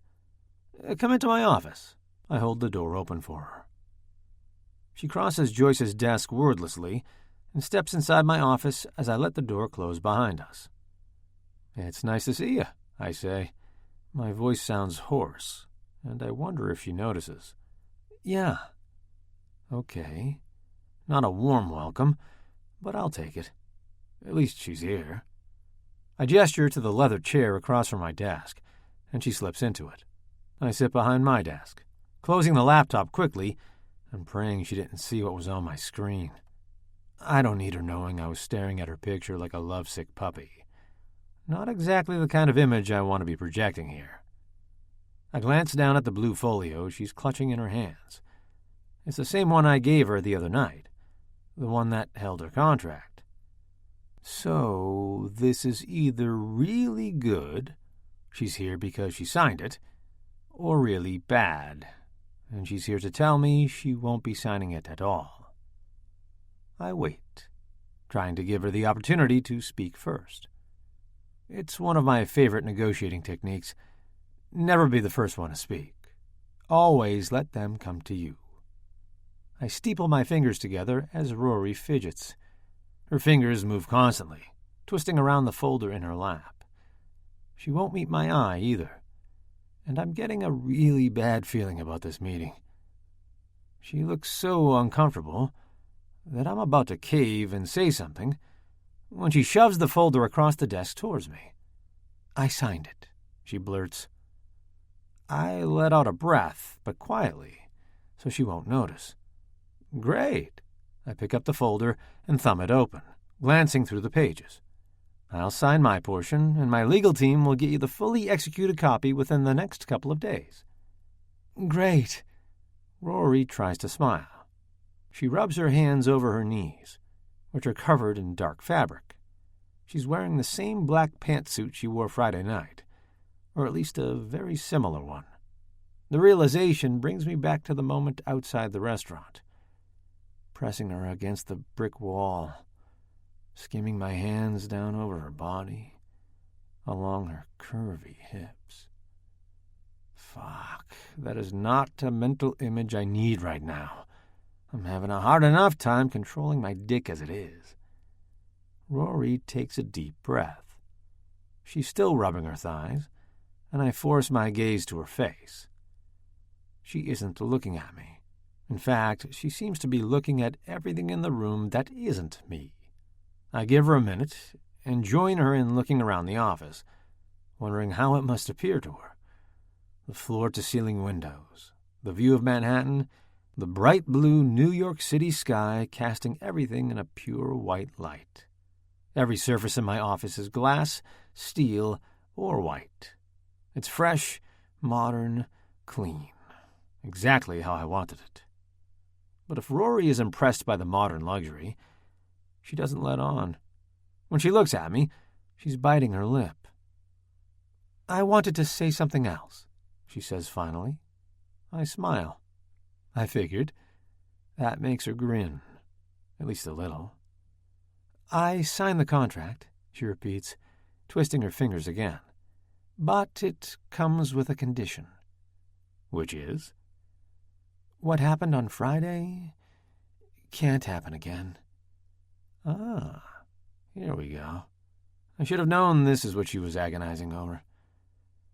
I want to put her at ease, so I nod. "I understand completely." "You do?"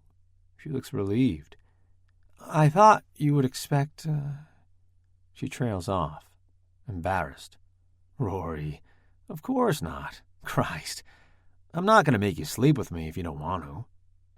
Trust me, I have plenty of women who do want to. I can't resist slipping in that last bit, although I regret it as soon as I see how it makes her cringe. Start over, Wes. Look, I wanted to work with you long before that happened. That hasn't changed. I think you're perfect for the job, and I'm looking forward to working with you on it. Finally, she seems to relax. She slumps back in the chair, a smile coming over her face. "Thanks for saying that, Wes. I'm looking forward to it, too." She hops out of her seat, and the casual way she moves now makes me realize how heavily this was weighing on her. As she walks towards the door, I follow her. "Rory." Something in my voice catches. She turns and faces me. Her eyebrows are raised. I swallow. "I'm sorry if anything I did made you uncomfortable." Her face falls. "Oh, God, Wes, not at all. Friday was great. I mean, really great." Her cheeks flush when she says that, and I can't help but grin. "Yeah, it was pretty great, wasn't it?" "Amazing." She bites her lip. "Outstanding." I lean in close to her, so close that I can smell the coconut from her shampoo. "Epic." Her body twists, her face mere inches from mine now. Her breath is warm against my lips. Her own lips are parted, and all I can think about is how it would feel to suck her bottom lip between mine, to tug it gently with my teeth. I can't think of anything beyond epic, I admit, trying to distract myself from the way her soft tongue traces over her lip, the way they glisten. It makes me think about how I could make her glisten in other areas, run my tongue over her pussy lips like that, watch her writhe under my hands. Christ. I run my hands through my hair. I just finished promising the woman there would be no more funny business, and now here I am, thinking about how much I want to set her down on my desk, spread her legs wide open, and feast on her pussy for the rest of the afternoon. "I can," Rory says. Her voice is a bit breathless, and my heart thuds in my chest as the moment lingers. Rory takes a step towards me, closing the space between us completely. Her body is pressed against mine now, so close I couldn't even slide the pages of her just-signed contract between us. Her breasts press up against my chest, heaving as she breathes. That's when she kisses me. Her hand slips behind my neck, guiding my face down to hers, and then her lips are pressing against mine, her tongue sliding boldly into my mouth. I let her because I'm not an idiot. When a woman like Rory kisses you, even if she just got finished saying she's done kissing you, you go along with it. Her mouth moves hungrily over mine, and I give her everything she wants. I'd give her that and more. Her body against mine is frantic.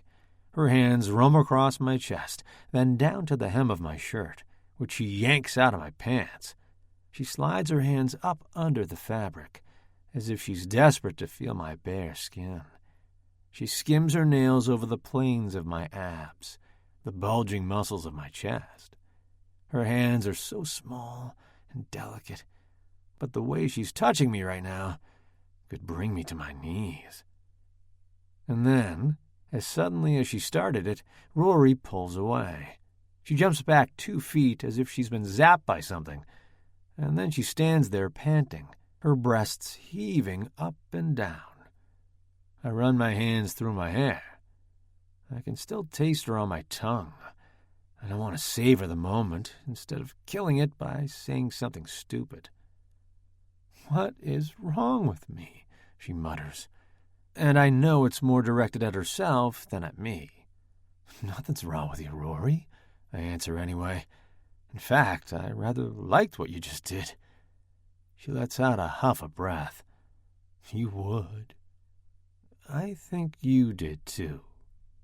She doesn't answer, just raises her eyebrows at me. I know that what I should do right now is back off, say something polite, and show her out the door. Instead, I take 2 steps towards her, until she's pressed right up against me again. She doesn't move. I tip her chin up. "We were always good together, Rory." My voice is hoarse, gruff, even back then, even when we didn't know how good we had it. I use my other hand to tuck a strand of hair behind her ear. Her breathing is coming in short, sharp pants, but she's watching me with a focused intensity. She hasn't left yet, so I take that as a good sign. "We could be good together again, Rory," I tell her. "I could make you feel so good. I could make your body sing like a nightingale."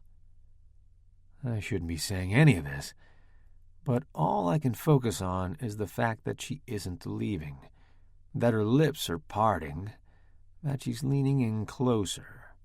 My dick is pulsing, and all I can think about is bending her over my desk and making her sing, just the way I said. "Wes." There's hesitation in her voice, but also an unmistakable note of longing.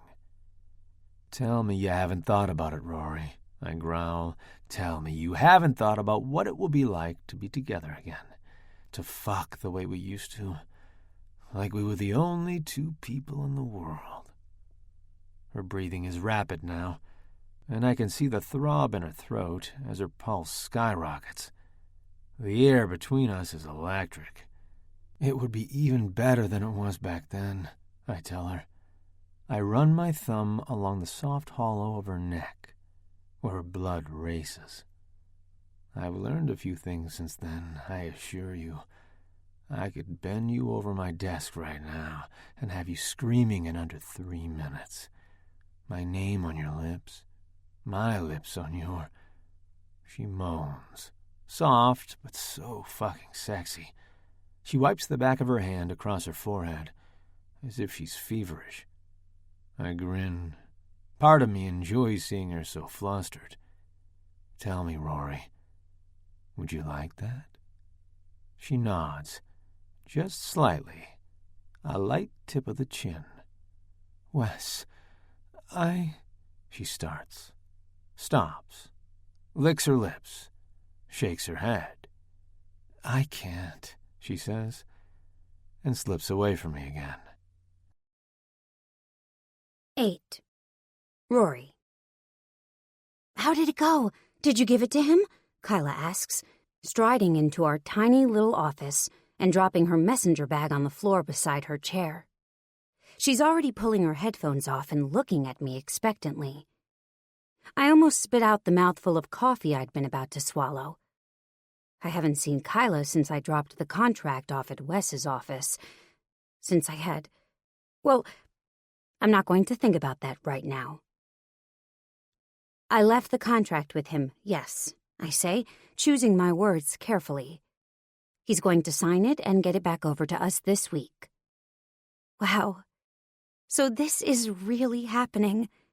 Yup. Kyla frowns. You look less than enthusiastic. I plaster a smile on my face. Oh, I'm enthusiastic, just cautious, I guess. I've known Wes a long time. Her frown deepens. You think we need to worry about him? Now there's a loaded question. Do we need to worry about him? I truly don't know.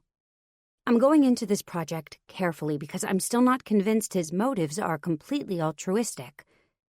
Do I need to worry about him? That one's a much more resounding yes. I already have ample evidence of that. I'm incapable of keeping my shit together around the man, or of keeping my lips to myself. I'd had the same problem back in high school. Wes Lake could turn me into a puddle of taffy with just a whisper. I don't know, I say to Kyla. You know my concerns about Gold Lake, but we've signed the contract now, so we just have to be smart about it. I don't mention that I'm trying to take that advice to heart on a personal level, too. To be smart around Wes.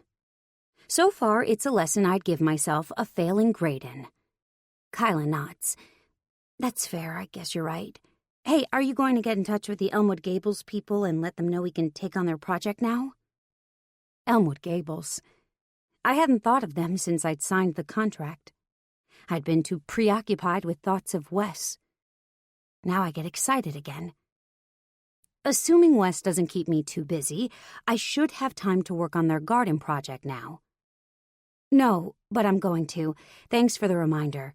Hey, how did the meeting with Seeds of Change go yesterday? Kyla goes off on a long spiel about her meeting with our most recent charity client, and the business talk effectively puts Wes out of my mind. Our catch-up turns into an impromptu meeting, and we go over all our outstanding projects. By the time we wrap up, I'm smiling and humming under my breath. As soon as I pull my chair back up to my computer, I fire off an email to the community center telling them that if they're still looking for help, we'd be happy to do it. It feels good to send that email, to be able to help someone who really needs it. To my surprise, my email pings almost right away with a response. The director, Barb, invites me out there this evening to see the space and get a quick orientation on what they do. I fire back my acceptance, and then jam in my earbuds, humming happily still. I arrive at Elmwood Gables at just past 6. I haven't been out to the Lower East Side recently, and as I walk from the subway station to the community center, I look around in awe at everything that's changed. Little sushi restaurants have replaced old bodegas, and an organic baby clothes store sits proudly on the corner. I can't even remember what used to be there, but I'm sure it wasn't that. In the center of all the shiny new hubbub sits the huge multi-complex Elmwood Gables, and at the heart of that, the community center. The rundown cinder-block building sticks out like a sore thumb next to the Glassworks Gallery and the gourmet taco stand. Yet despite the encroaching new businesses, Elmwood Gables still dominates. As long as the community center and the affordable housing units are here, the neighborhood will never completely gentrify. And luckily, Elmwood Gables is entirely on city-owned land, so they won't be going anywhere anytime soon. I'm all for progress, but I hate the way that more and more of these kinds of places have been squeezed out of Manhattan. They make the city the vibrant place that it is. The community center is a squat beige building, a 70s-style behemoth in painted cinder block. The huge sign above the door bearing the Elmwood Gables name is hand-painted, with a scene of lions playing basketball. Something one of the more artistically inclined kids had painted, no doubt, although not recently because the paint is faded and dull. I pull open the heavy blue and white door and step inside. There's a small welcome desk at the front, and an East Indian teenager is sitting there, typing out a message on her phone. "Hi, I'm looking for Barb Delaney." I give her my name as she looks up from her phone. "She should be out back," the board receptionist tells me. She points absently towards the hall that leads back into the labyrinth of the center, then turns right back to her screen. I thank her and head down the hallway. The inside of the center is the same as the outside. Cinder block that's been painted over in a creamy beige color. I get to the end of the corridor, then poke my head down the 2 hallways that branch off from it, looking for a back exit. The center reminds me of being back in high school again. Something about the smell of gym shoes and chlorine, the thud of basketballs coming from somewhere not too far away. A group of young boys runs past me, their sneakers thudding and squeaking on the worn blue laminate floor. I spot a glowing red exit sign and follow it, turning around a couple of corners, and then finally emerging from a set of double doors that lead out to the back. I suck in a breath as soon as I step outside. It's like walking into another world. In New York City, the only time you're truly surrounded by green is if you walk through certain parts of Central Park. But stepping into the backyard of the community center feels like walking into a lush jungle. There's a chain-link fence somewhere marking the perimeter. I can see glimpses of it through the shrubs and trees, but the plant life has grown up so high and tall that everywhere I look, I see green. Climbing vines and weeping willows and blooming flowers everywhere. A white gazebo sits in the center, glowing like a jewel amidst the greenery. The sun-soaked roses give off a hazy perfume, making me feel delirious and filled with a kind of wonder I haven't felt in a long time. It makes me feel like I'm a kid again, sneaking around my parents' flower shop, playing hide-and-seek with my sisters, and breathing in that rich, loamy perfume while I crouched behind a shelf in the cold storage room. It's a special place. I know that within seconds of walking into the space. On the far side of the yard, there's a clearing, and here, 3 women and a couple of men are tilling the soil, turning it over with hoes and talking and laughing while they work. I stand there for a minute watching, marveling at this hidden gem in the middle of the city. After a while, one of the women working notices me standing there. "Can I help you?" she asks, putting her hand over her eyes to shield them from the sun. "I'm looking for Barb Delaney. I'm Rory Holloway from Marigold Marketing." "Oh, Rory!" She breaks into a grin as she walks towards me. "I'm Barb. I'm so glad you could come out." She pulls off a pink polka-dotted gardening glove and shakes my hand. "This is quite the spot you have," I tell her. "It's so magical." She beams. "We think so, too. That's why we want to show it off. Get more people using it." Barb is probably in her 50s, with close-cropped gray hair and the ruddy complexion of someone who spends a lot of time in the sun. She wears no makeup, but her green eyes sparkle, and her smile is warm and friendly. We walk down the steps, towards the square of earth where the others are digging. It's large, half the size of a gymnasium. I can smell the rich loaminess of the earth as they turn it over. The other women give me a quick smile, but then quickly go back to work. So, you want to promote the garden? Barb nods. That's right. We finally got permission to turn it into a community garden, a project we've been trying to get off the ground for almost 5 years now. We opened the sign-up for plots in March, but so far the response has been, well, not what we were hoping, let's put it that way. I can't imagine that. Why wouldn't you want to have a little garden here? There must be a ton of people in the city who'd kill for a bit of space to grow things. That's what we were hoping, but... She trails off, then shrugs. We think it's just a lack of awareness. At least, that's what we're counting on. Which is where you come in. I nod. So you need some help with promotions. Desperately, she smiles. We have so many ideas of things we want to do at this place.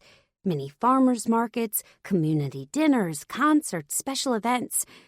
But we can't do any of that until we actually have people in here using the space. Well, you should have no trouble.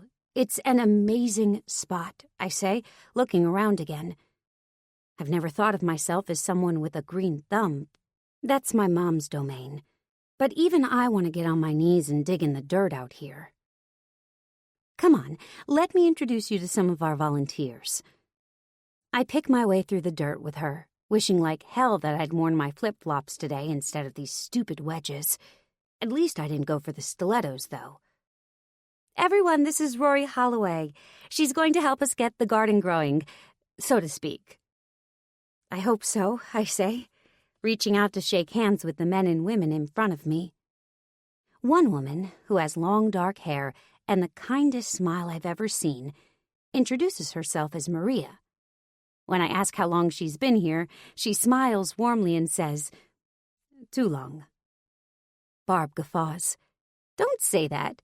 This place wouldn't be half as far along as it is without you. Maria's been doing all our marketing up until now, she explains to me. Oh, I hope I'm not stepping on any toes. Maria shakes her head. Not at all. Marketing is not my expertise. I was a project manager back in Brazil, so I like to help organize. The creative stuff. That's not so much in my wheelhouse, as you might say. I grin. I get it. Project management isn't in my wheelhouse. How long have you been in New York? About 3 years now. We moved because my husband got a job here, but he died just 1 year after we came. Oh my goodness, I'm so sorry. I glance anxiously at Barb, but she's just smiling sadly. I can't even imagine. Maria only nods her head. It was hard, yes, but then my son, he's 9. I couldn't imagine taking him back to Brazil. Not when he has so many more opportunities here. That's so selfless of you. I'm sure you must have family in Brazil that you miss. I do, but I like it here. So does Bruno. That's my son. And we're glad she's here, Barb interjects. She's been a godsend in helping us get the garden up and running. Maria's eyes sparkle. Well, only until I can find a new job. Then I won't have so much free time. Don't remind me. Barb pretends to pout, her shoulders slumping. Don't worry, Maria says. So far, no bites. What kind of job are you looking for? I know it's not really any of my business, but the wheels in my mind are churning. Maria shrugs. One that pays money? She grins. I would like to work in project management, but it's hard because my certification is from another country, so I take whatever kind of job I can find. I was working at a cleaning company, but the business closed. Now I play in the dirt, she says with a laugh, gesturing around her. I tap my lips thoughtfully. You know, this is going to sound weird, but I might actually know of something. Let me give you my card and maybe you can forward me your resume. Maria and Barb share a glance, and then Maria looks back at me excitedly. That's wonderful, I will. Of course I will. I fish one of my business cards out of my purse and hand it over to her. while Barb pretends to look on disapprovingly. "Rory," she chides, "I brought you here to help us get the garden going, not take away one of my best volunteers." I shrug and grin. What can I say? We're a full-service marketing shop. "Mm-hmm," she grumps as she leads me inside. We spend the rest of our time together discussing some promotional ideas for the garden, and by the time I'm ready to leave, I'm thoroughly excited for the project to get started. It's such a worthwhile cause, exactly the kind of place I wanted to help, the kind of work I wanted to do, when Kyla and I started Marigold. I'm also excited about the idea that maybe Maria could find a spot in Gold Lake's hiring initiative. It could be huge for her to get a job in her field again, and with a company like Gold Lake on her resume, she'd be set, even long after the program is over. Of course, it doesn't escape my attention that I have Wes Lake to thank for both of these things. It's because of Wes's job offer that Marigold has the money to be able to take on the Elmwood Gables Community Center as a pro bono project. And it's because of Wes that I might be able to help Maria get a job. I sigh. It's not fair that he has to be so good-looking and so kind. I mean, really. If he could stop doing that, then maybe I'd be able to stop kissing him. Ugh, kissing him. I touch my lips, remembering the feel of his mouth on mine, of his breath against my throat, of the taste of him on my skin again after all these years. It's wrong. I know. So why does it feel so right? Who knows? Maybe I've been wrong about him all this time. Okay, yes, he broke my heart when we were younger, but that's ancient history, right? Maybe he really is a different person now. And the way I feel when I'm kissing him... No, I catch myself before I go too far down that line of thinking. After all, it's bound to lead nowhere good. Nowhere good at all. 9. Rory. I'm in the office early the next morning, even before Kyla has arrived. In the early hours, before things get going at UCoin downstairs, the office isn't quite so sweltering. I tuck myself in at my desk and pull up the day's to-do list, then dive quickly into my work. I start with some website updates I'd promised I'd make for Bulldog Rescue NYC. Kyla normally handles our web stuff, but I know she's swamped with a couple of other big web design projects, so I'd offered to do them. I search through my email for the zip file the rescue group sent me, then unpackage all the photos. I almost squeal out loud at the cuteness.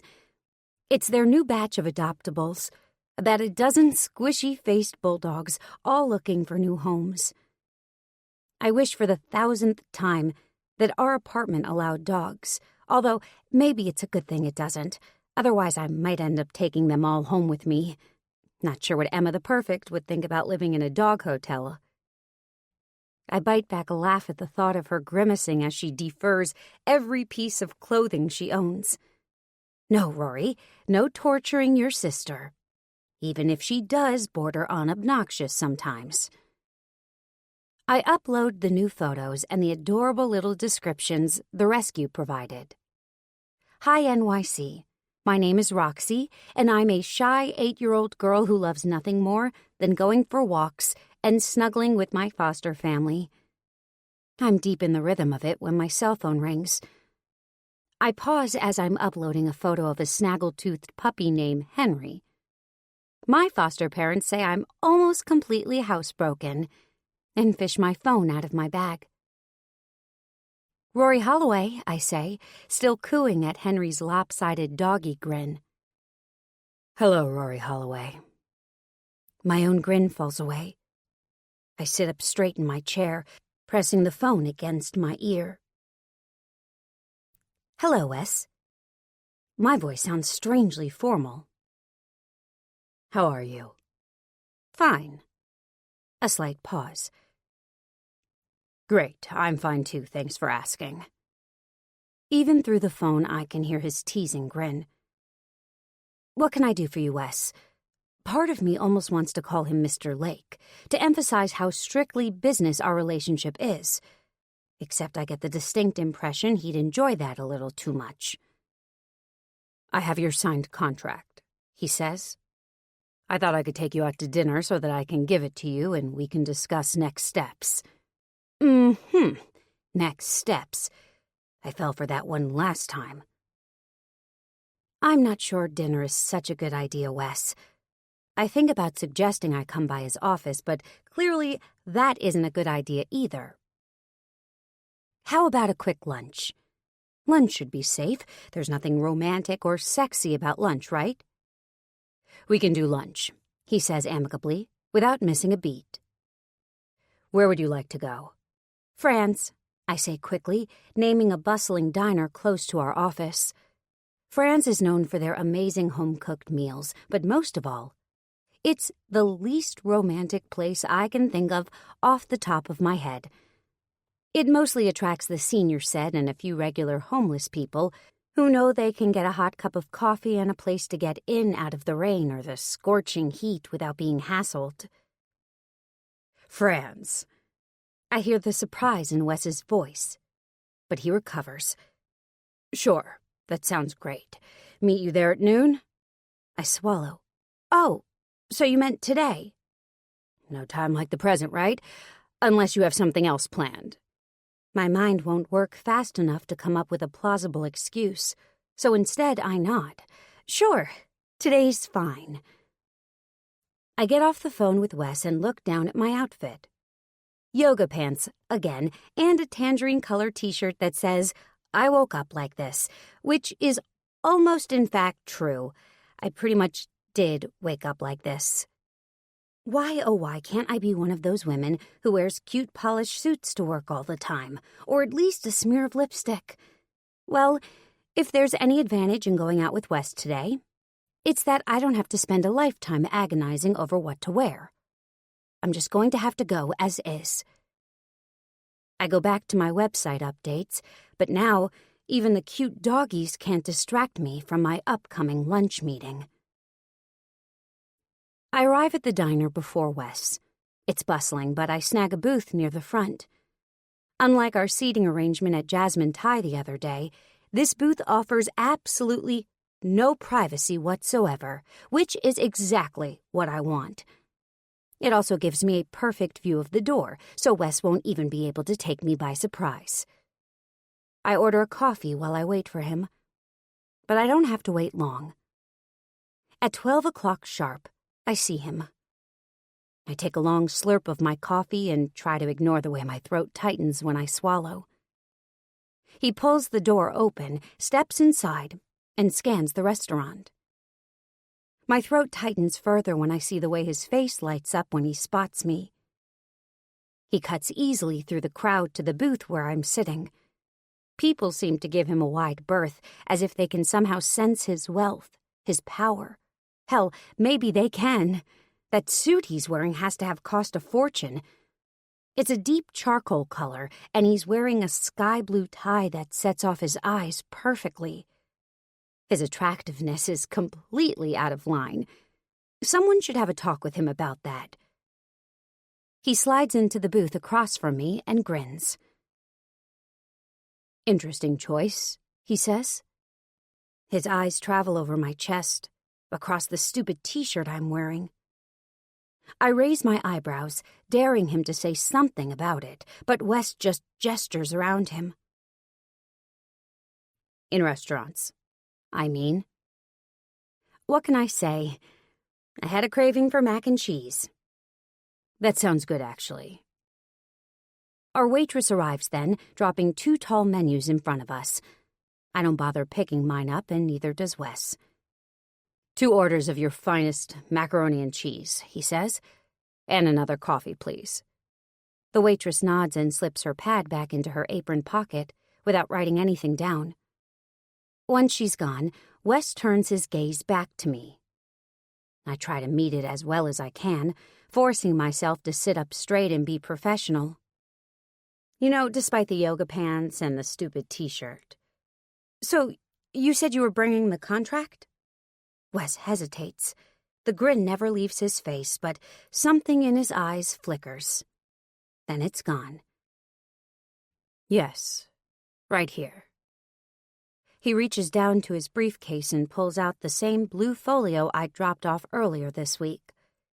He slides it across the table, and I flip it open and glance quickly through the documents inside. Everything seems in order.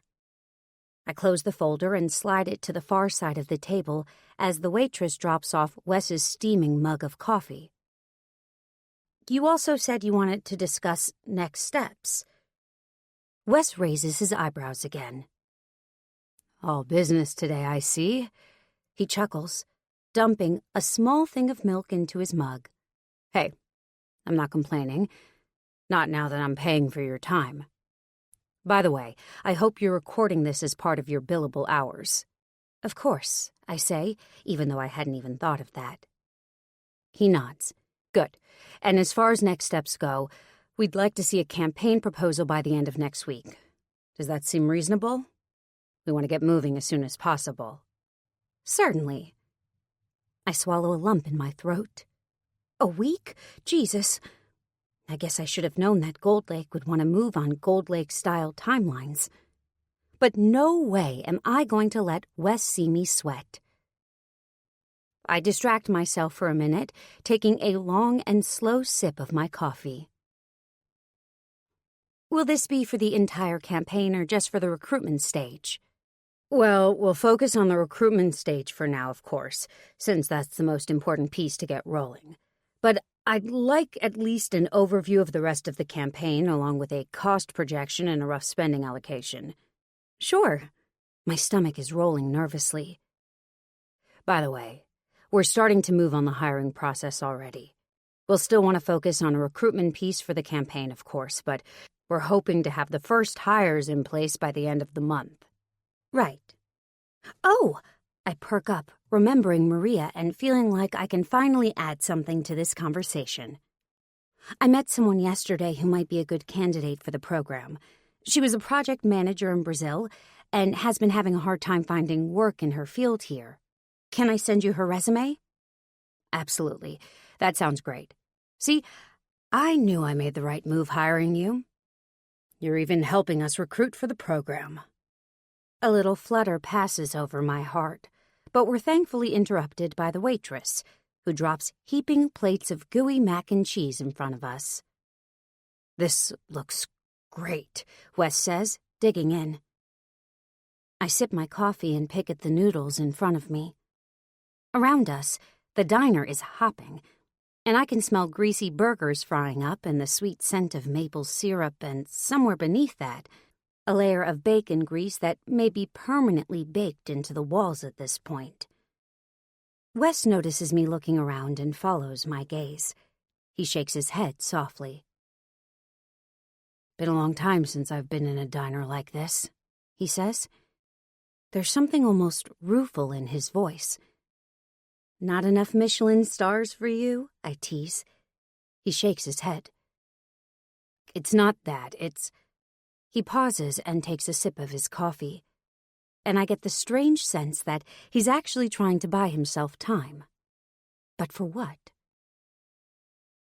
I have a lot of memories of coming to a diner just like this one, he says finally.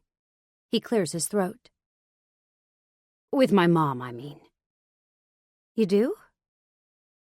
This is twice now that he's mentioned something about his mother. Why can't I ever remember him talking about her before? I try to picture the woman we'd run into at the mall that day, heavy-set, with a pinched face and red cheeks. She looked nothing like Wes, or at least the memory of her that I'm able to call up looks nothing like him. Wes nods. Remember Al's Dine and Shine? I laugh. I haven't been there in years. It was an old diner in our hometown of Highfield, Connecticut. Well, half diner and half car wash.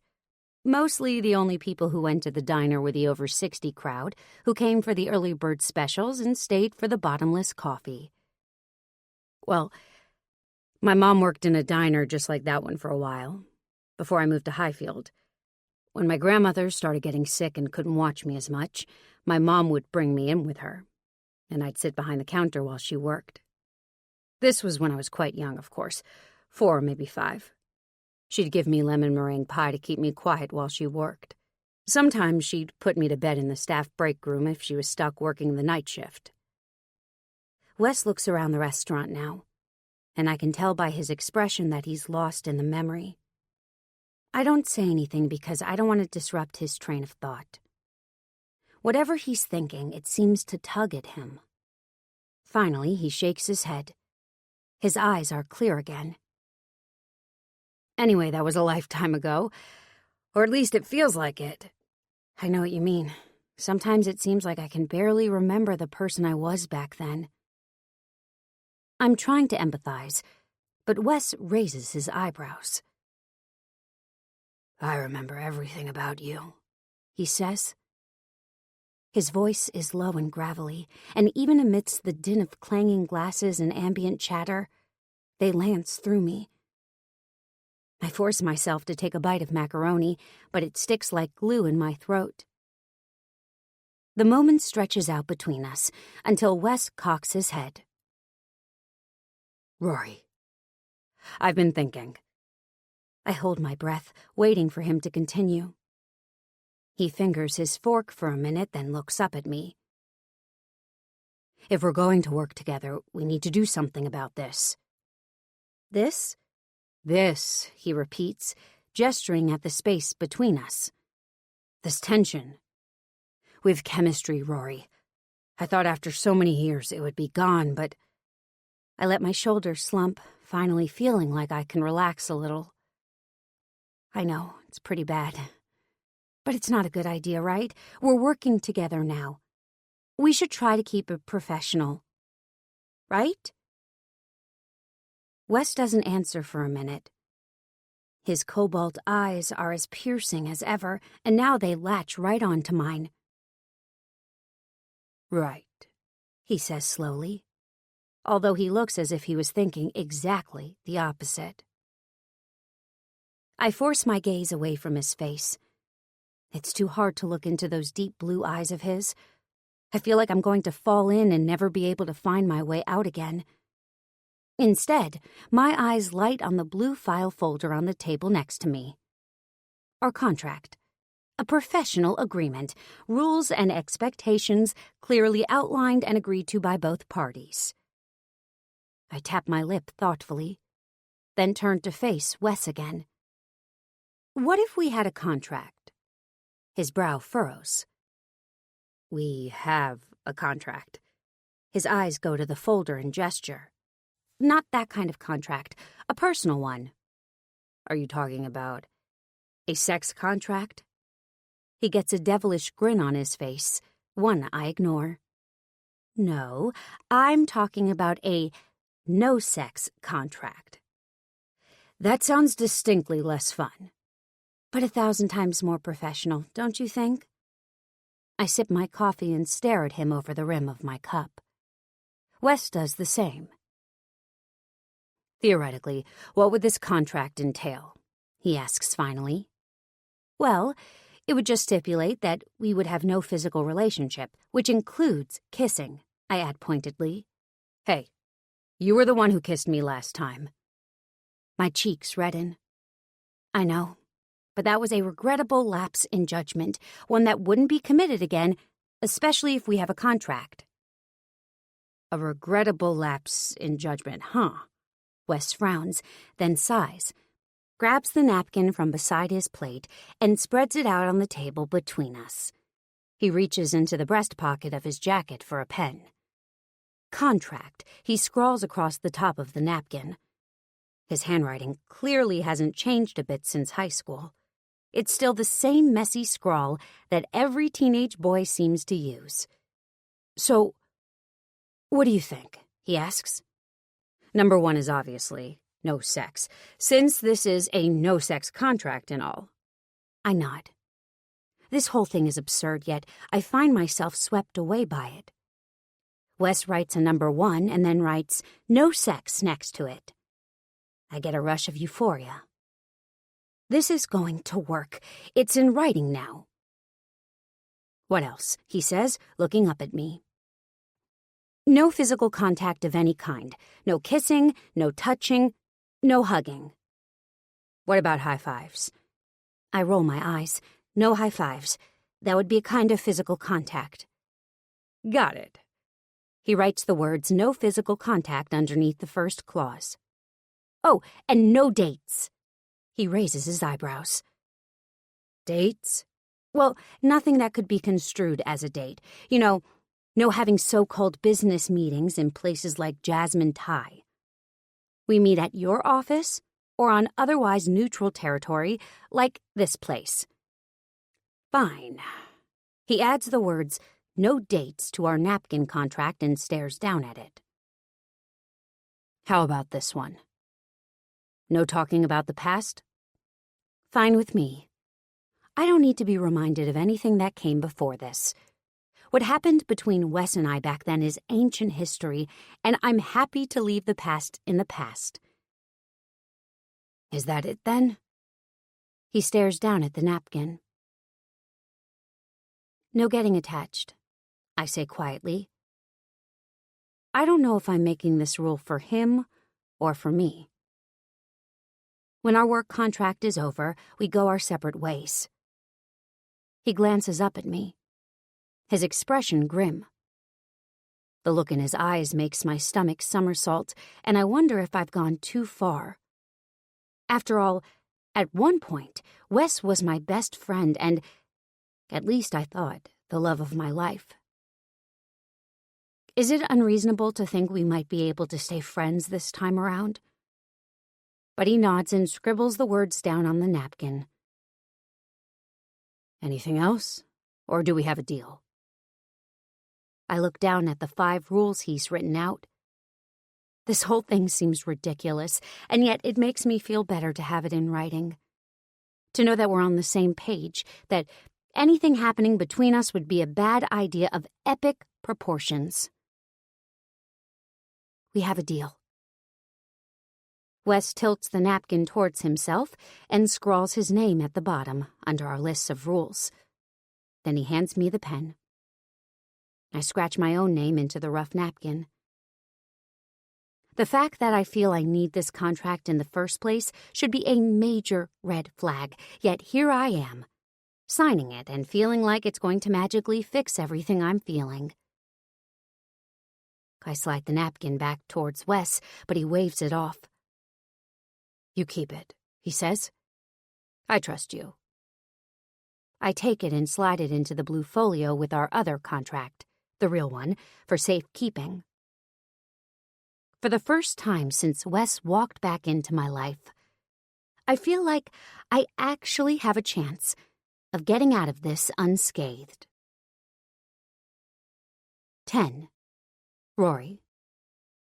When I get back to the office, Kyla is sitting at the green-felted conference table, finishing up a takeout order of sushi.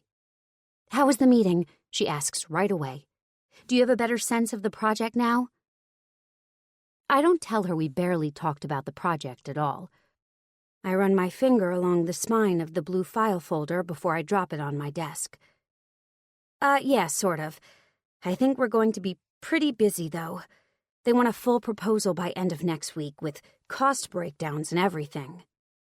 Wow, okay. Yeah, I really want us to come up with something that'll blow them away. Agreed. So, got any brilliant ideas? She grins.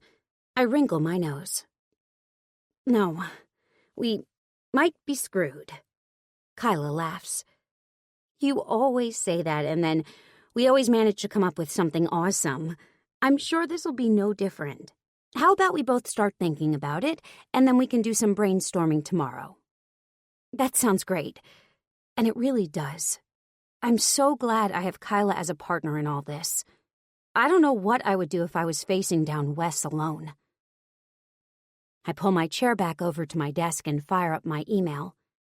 I have a message from Barb from the community center with a recap of our meeting and copies of some of their existing promotional materials so I can see what they've already tried. I shoot her a quick reply to say thanks and then glance through the stuff she sent. It's all pretty lackluster, and I get excited thinking about what we can do to help them out. although my brain keeps wanting to drift back to Wes and our lunch meeting, and the napkin that's nestled between the covers of the blue file folder. I force myself to set all that aside and get some work done. With Wes's deadline looming, we're going to seriously need to get our asses in gear this week. I open a blank document and jot down some initial ideas for the campaign, as well as a general to-do list for all the things we'll need to pull together for the plan. As I work, the to-do list gets longer and longer, while my ideas list stays distressingly sparse. I know we're only on day 1, but I already feel like Kyla and I are in way over our heads. Then again, we were in over our heads the moment we decided to open our own firm. Business licenses, incorporation papers, accounting software. There was so much neither of us knew about, and until now, we've managed to figure it all out. I'm sure that if we put our heads together, we'll be able to get through this project, too. I hope. We both end up working long into the evening. By the time I rub my eyes and look up from my computer screen, it's almost 8 o'clock. Kyla's still buried in her own work, wearing her huge headphones as usual. "I think I'm going to take off now," I announce. She pulls off the headphones and blinks a few times. Wow, I didn't realize how late it had gotten. Me either. I've been trying to come up with some ideas for the campaign, but me too. Anything good yet? I grimace. Not really. You? She shakes her head. Are we completely screwed? Oh, probably, I laugh as I sling my purse over my shoulder. No, I think we just need fresh eyes. We'll huddle tomorrow and see what we can come up with. We say our goodbyes and I bound down the stairs and out into the street. As soon as my feet touch the pavement, I realize I left my contract upstairs. Not my real work contract, but the other one. The one on the napkin. I don't want to chance Kyla finding it. I'm pretty sure she wouldn't be too keen to find out. I had to make a no-sex contract with one of our clients. The thought sends a twinge of guilt through me. I hate lying to her about my history with Wes, but there's no reason she ever has to find out. After all, nothing's going to happen. I have it in writing. I take the stairs back up to the office, 2 at a time. Kyla looks up, eyebrows raised. I forgot some notes, I say, waving the blue file folder. I carefully slip out the napkin and shove it into my purse. Then I'm out the door and gone again. As soon as I pull open the apartment door, I'm hit with the smell of lasagna. That means Emma's home, and if I know my sister, this isn't real lasagna, but her zucchini noodle concoction. Emma the Perfect doesn't do carbs, as she would say. Rory, is that you? No, it's your friendly neighborhood burglar. I drop my bag on the hallway table. I'm just about to take dinner out of the oven. Are you hungry? Famished. That's true. I'd barely picked at my macaroni and cheese at lunch, because I'd been too distracted by my conversation with Wes. Come, then, sit. Eat with me. Thanks. I head into our tiny little kitchen and grab an extra plate and cutlery and set it down at the table with Emma's. I'd offer to open us a bottle of wine, but Emma doesn't really drink much either. At least not during the week. On the weekend, she'll occasionally indulge in a rum and Diet Coke, but that's about it. Sometimes I wonder how we're even sisters. Emma and I have been sharing an apartment for the last few years, and despite our differences, we actually get along well as roommates. We're both neat. Well, she's neat, and I manage to keep my messiness contained to my own bedroom. And neither of us are big partiers, so the house is always quiet and clean, which are 2 of the biggest factors in roommate harmony. Plus, to be honest, it's nice having someone who really knows me here, especially with Celia gone. Even when it seems like my sister might be from another planet, she still feels like home to me. Emma could live anywhere, of course. Her job doesn't require her to live here in New York City, even though her editor works here. She says she just likes it here. I guess I can understand that. There's no place in the world like New York City, especially not Highfield, the small town in Connecticut we grew up in. Our third sister, Blake, still lives there with our parents, and I don't know how she can stand it. Then again, Blake is the baby of the family, and she seems to feel no need to leave the nest any time soon. "How was your day?" I ask, as Emma scoops out tiny portions of her zucchini lasagna. "Have I mentioned my sister eats like a bird?" "Pretty good. I got another 2 chapters written." "That's great. Are you going to tell me what it's about yet?" Emma is working on a nonfiction book, something that goes along with her column, but she won't give me any exact details. To be honest, I'm dying to know. Knowing Emma, it will be something like How to Be Perfectly Perfect, a guide to being better than everyone else. In fact, I'm pretty sure I suggested that title to her once. "Of course not." She flashes me a grin. "At least, not until it's done." Fine. I pretend to pout, but I suppose I can't exactly be mad. After all, I'm keeping my own secrets. "Any good letters today?" "Oh my God, yes! I meant to tell you this. I'm going to use this one in tomorrow's column. A guy wrote in wanting to know how he could convince his girlfriend to have an open relationship, despite the fact that she'd said no 3 times. He wanted to know whether it would be bad to just go ahead and do it anyway. Can you believe that? Ew, what a loser. Did you tell him not to be a jackass? Emma giggles. Of course, and a whole bunch of other things, too. Good. God, this is why I don't date. Seriously. Emma agrees.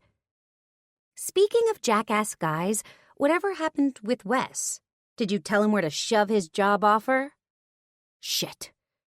I look down at my plate and carefully saw off a piece of zucchini.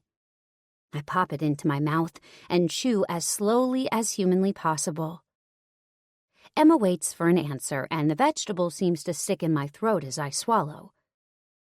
I don't know how to respond to her question, but after a couple of minutes, my silence becomes its own answer. You took the job, didn't you? The note of disappointment in Emma's voice is clear. I shrug. Maybe. Rory! She sounds like a parent who found out their precious child got caught stealing candy from the corner store. I'm not mad, I'm just disappointed. That's the look she's giving me right now. This job is a huge opportunity, Em. I couldn't turn it down. Besides, don't you kind of think Wes owes me? What he owes you is an apology. I shrug. That's all in the past. I honestly couldn't care less about stuff that happened back then. Which is a lie, but Emma doesn't need to know that. Emma purses her lips. She lays her fork down across her plate. Her nails are perfectly done. A seashell shade of pink that complements her skin. I agree that it's all in the past, she says diplomatically. I just wonder if he's changed. Well, he's practically a billionaire now, so yeah, I'd say he's changed. Emma rolls her eyes, a rare show of impatience for her. I just think Wes is a user, Rory. He doesn't care about anyone but Wes. I doubt having money has done anything but make that quality worse. I stuff another bite of vegetables in my mouth, if only so that I don't have to answer her. Is she right? What Wes did, that was so long ago. Everyone is an asshole in high school, right? I'm sure I did things back then that I wouldn't be proud of today, like the time in 7th grade that I stopped being friends with Denise Turner because she didn't have the right high-top sneakers, and all my other friends decided she couldn't hang out with us anymore. I'm not exactly proud of that moment, but I like to think I've grown into someone kinder than that. Who's to say that Wes hasn't done the same thing? I know one thing for sure. If there was any chance that I would admit to Emma that I'd accidentally kissed Wes, not once, but twice, that chance has gone right out the window. Can we talk about something else? I say, pushing a piece of zucchini around my plate. Of course, sorry. I don't mean to harp. And I get that this is about your career, so you should do whatever you think is best. It's surprisingly kind for Emma, but the rest of her sentence hangs unspoken between us. Don't come crying to me when it all goes to shit. Later, after I've done up the dishes, I grab my laptop and take it into my bedroom, intending to do a little more brainstorming about the campaign before my meeting with Kyla tomorrow. But my mind keeps going back to Wes. Is Emma right? Is he just a user? I'm sure someone in his position and with his money and power is used to getting exactly what he wants. Am I playing right into his hands? I still can't figure out why he sought me out after all these years, especially when he could work with any marketing agency in the city.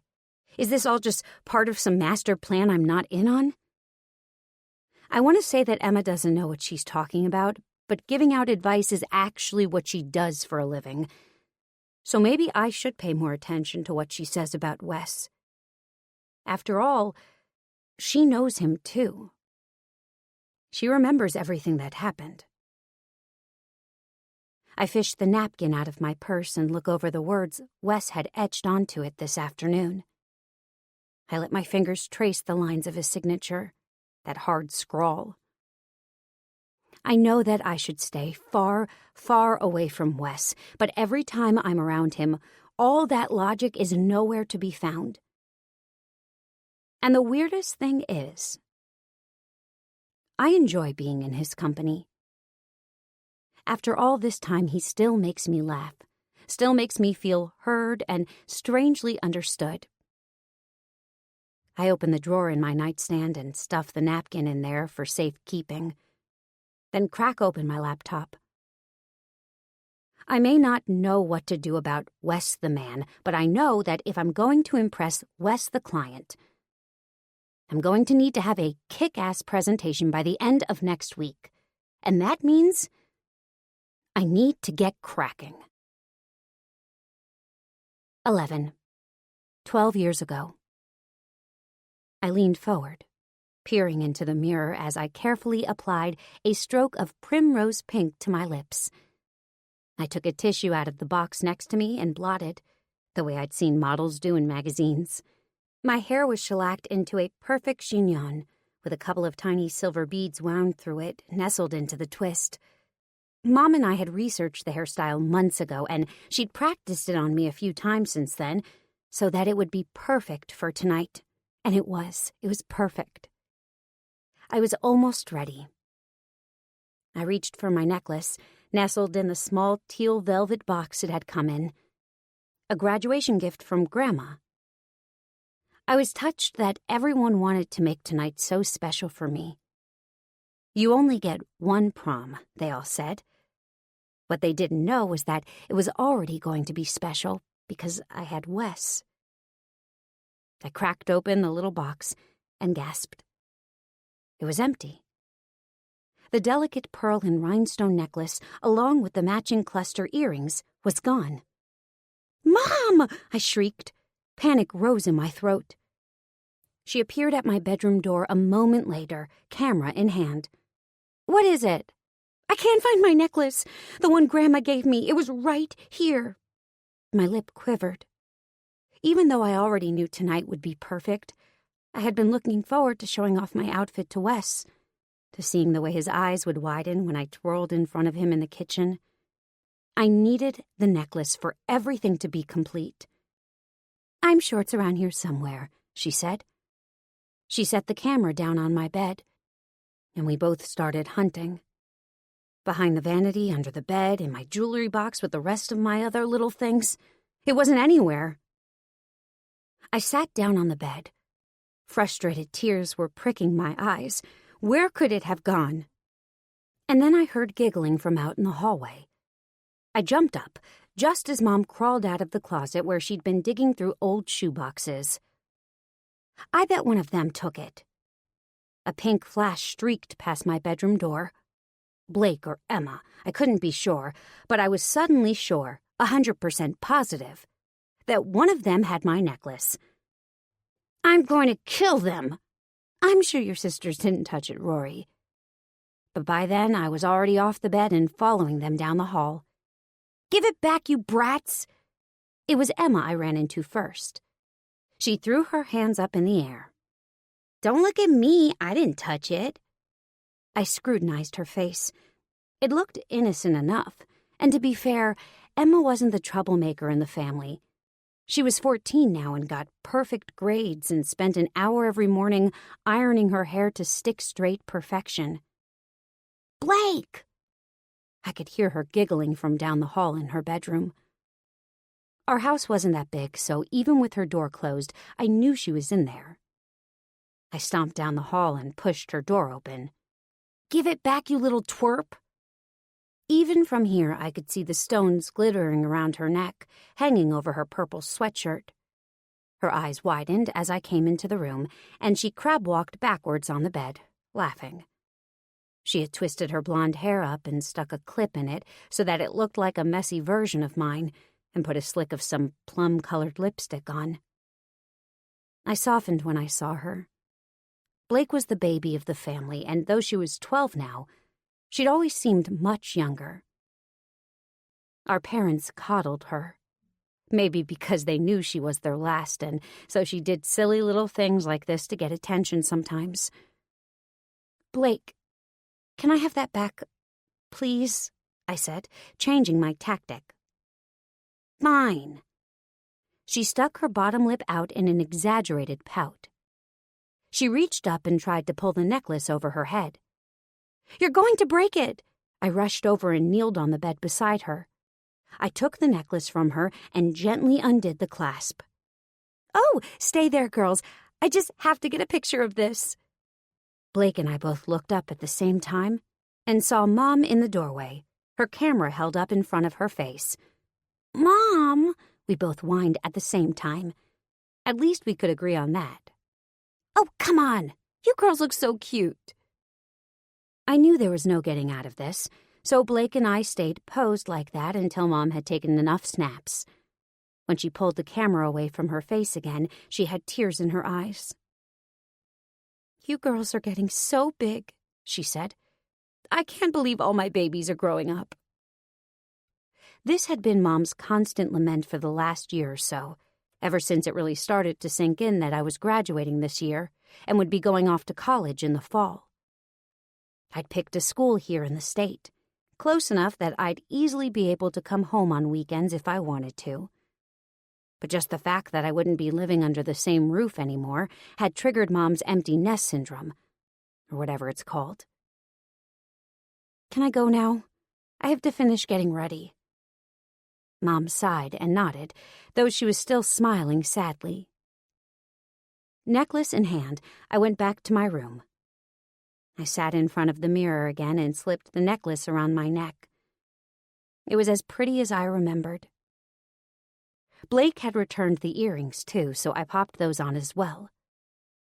I took a moment to admire the effect in the mirror. The set my grandmother had chosen was perfect, and I knew Wes would love it. Wes. Just thinking his name gave me a deep thrill. I couldn't wait to see him in the tux. He'd said he wanted to do something special after the prom was over, too, and I couldn't wait to see what he'd planned. He was always so thoughtful.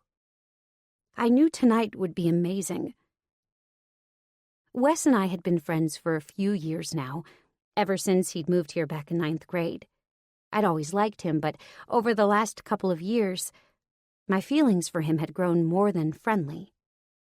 The more time I spent with him, the more I liked him.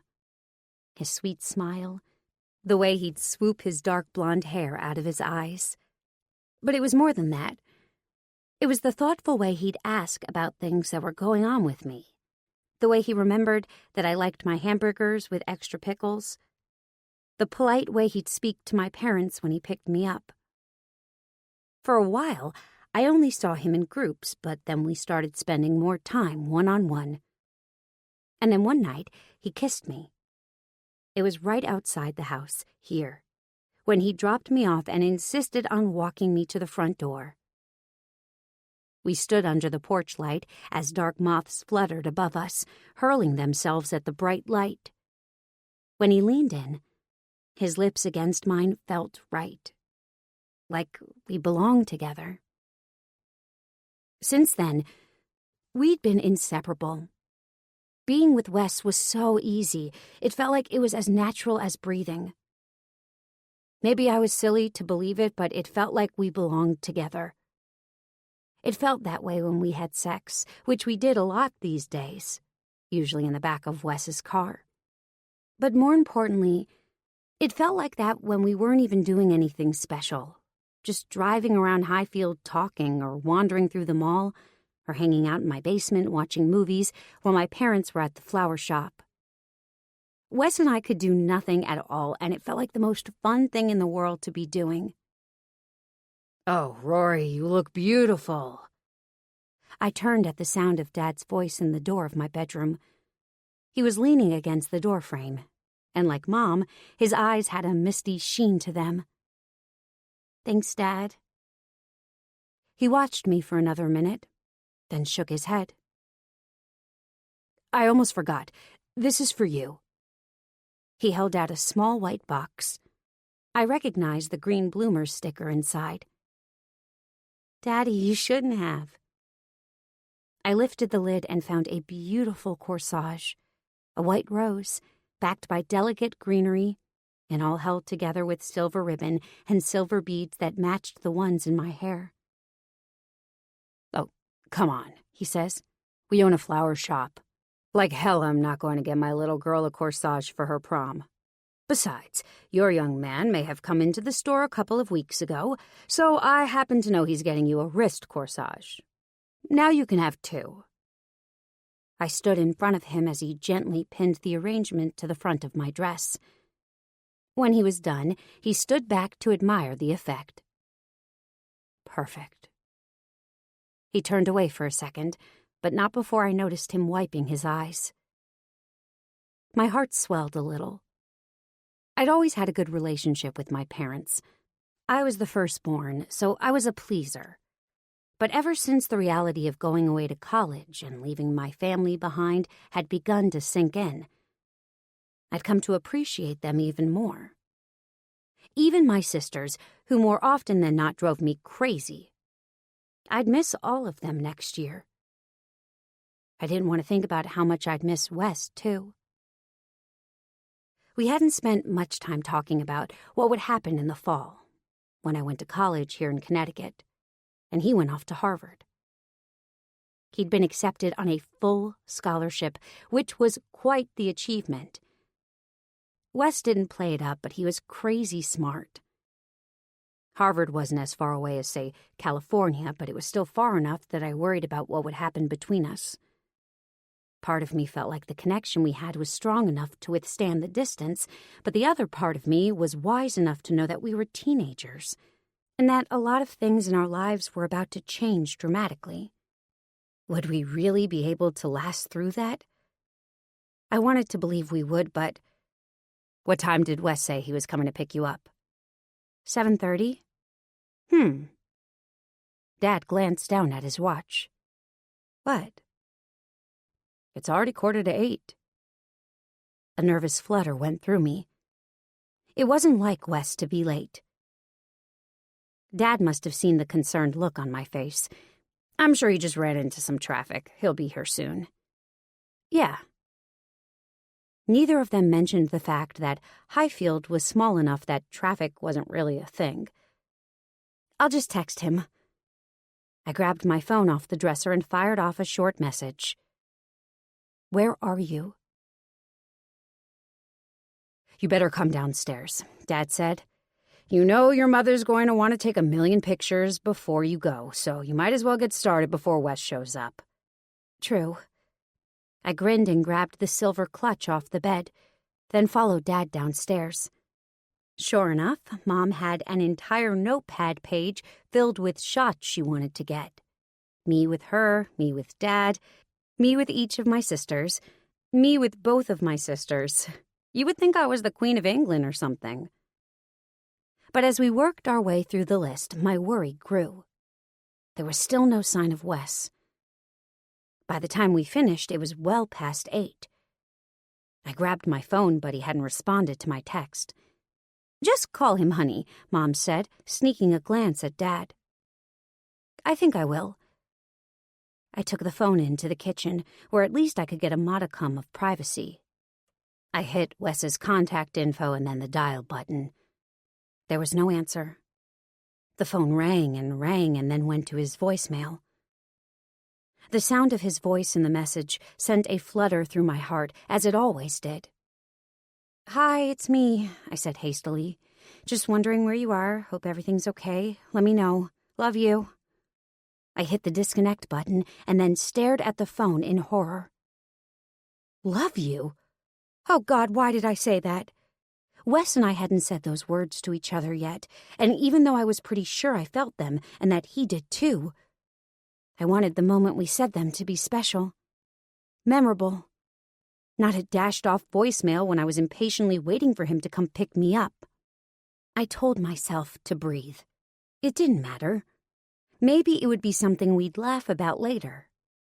He'd tease me about raiding Mom's peach schnapps, and then he'd kiss me, and then maybe we'd say it for real. I could already see the moment unfolding in front of me. I took the phone back into the living room, where my whole family was still gathered. "Any luck?" Mom asked. I shook my head and bit my lip. "Voicemail. Well, I'm sure he'll be here any minute." I sat in the chair nearest the window so that I could watch the street, waiting for the moment that his little red Pontiac Sunfire would pull around the corner. He'd saved up all year to buy that thing, and even though it wasn't much to look at, and already was almost 10 years old, Wes was so damn proud of it. The minutes ticked by. Mom tried to keep up a cheerful stream of conversation, but eventually she ran out of things to say. Quite the feat, really, and turned on the television. The sky grew dark. Blake and Emma went to bed. I kept my phone in my lap, gripping it so hard I was sure I would break it. It buzzed a few times, and I'd leap hopefully, but it was always just Taryn or Amy wondering where I was. They were all at the prom already. Everyone was waiting for me, they said. I asked them if Wes was there, if maybe we'd gotten our signals crossed and I was supposed to meet him there, but no one had seen him. Still, I sat there, waiting. My worry grew. Mom kept yawning, and I knew she wanted to go to bed, but both she and Dad seemed determined not to move until I did. "You can go to bed," I said quietly. Mom looked helplessly at Dad, but he shook his head softly. "I'm sure there's a good explanation," he said, helping Mom to her feet. "And if not, well, I could always punch his lights out." I tried to smile, but my mouth refused to budge. I watched as my parents went upstairs. Once they were out of earshot, I let go. The tears I'd been blinking back for almost an hour now started to fall, streaking down my cheeks.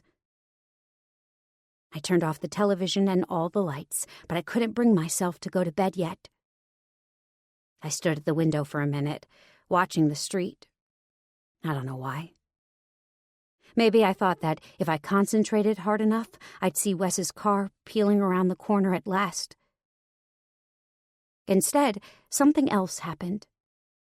My phone buzzed. I looked down at the screen right away, breathing a sigh of elated relief when I saw Wes's name there. I opened the message and read the words on my glowing screen. "I'm so sorry," he'd written, "but I have to go." That was it. 7 words. I slipped back into the chair, smoothing the wrinkles that had formed in my dress from sitting so long. The room was dark and silent now, and I cried quietly as the soft light from the streetlights outside poured in through the windows. 2 weeks later, I got a postcard, postmarked from Boston. All it said was that he decided to leave Highfield early, that he had a job in Boston for the summer. He said he hoped I had fun at college in the fall. That was it. That was the last contact we ever had. Until the day he showed up in the doorway at Marigold and offered me a job. 12. Wes. I lean against the window of my office, admiring the view of the Manhattan skyline. It's a spectacular thing, that view. Worth every penny we spent for this office space.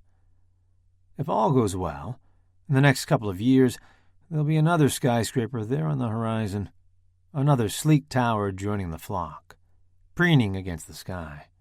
The tallest residential building, taller even than 432 Park Avenue, courtesy of Gold Lake Developments, courtesy of me. I wonder if my mother will be proud. The thought comes to me unbidden, and I draw back from the window. I search my office, as if I might see her standing there. Her image flickers in front of my eyes, almost real, like a hologram. Her ash-blonde hair tied back in a ponytail, her warm smile. She'd be wearing either her diner uniform or the jeans and purple knit sweater she used to wear the rest of the time. I'm sure she had more clothes than that, but those are the only two outfits I can recall these days. She wore that purple sweater so often that the cuffs were all frayed, the back of the neck torn a little from yanking it over her head so many times. God, if I close my eyes, I swear I could even smell it. That familiar scent of fabric softener and black coffee, and her. I don't know why I've been thinking about her so much lately. Usually she comes to mind on holidays, anniversaries, her birthday, mine. The rest of the time, I can get on with my work without those memories haunting me.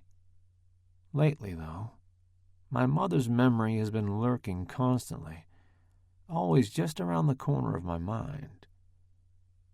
It's been happening since I saw Rory, I realize.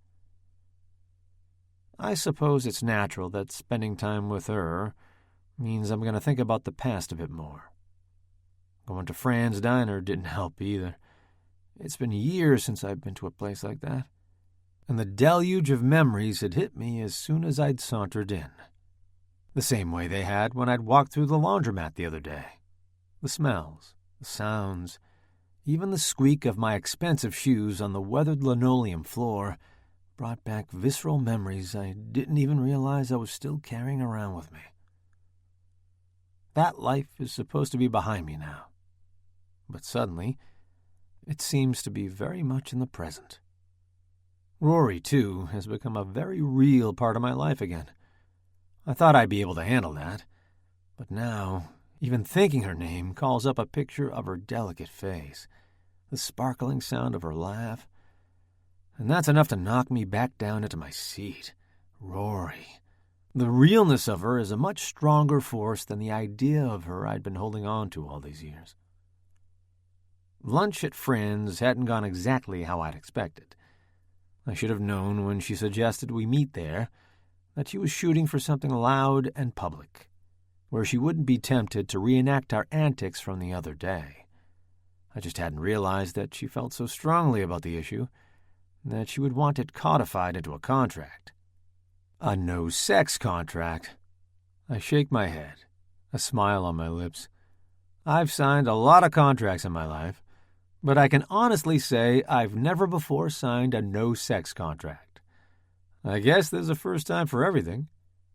Look, do I want to sleep with Rory again? I don't know. Do dogs bark? Does A. Testoni make the best men's shoes on the planet? Am I a man with eyes in my head and a dick in my pants? So yeah, I want to sleep with Rory. But maybe she's right. Maybe that's a mess neither of us should wade back into. I mean, look how well it had ended last time. Sure, I'm a different man than I was back in high school, but that doesn't mean Rory and I would be any better for each other now. I don't do relationships, and she clearly doesn't do casual sex, so maybe it's good that we've got the contract keeping everything nice and neat. Although, other than the sex part, there's not much chance of me wanting to do any of the other things on that list.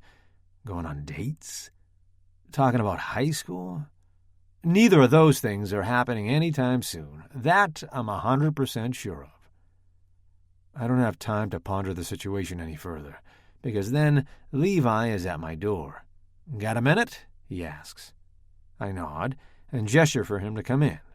He slips into the seat across from me and crosses his legs. "How's everything going with Marigold?" he asks. His voice is casual, but I can tell he's still uneasy about this whole arrangement, especially given that Rory and I have history. Which means there's definitely no way I'm letting him know about the other contract we signed. "Great. I met with Rory, and they're going to have a fully spec'd proposal to us by next Friday." Levi nods, pleased. Good. Maybe that will get him off my back for a little while.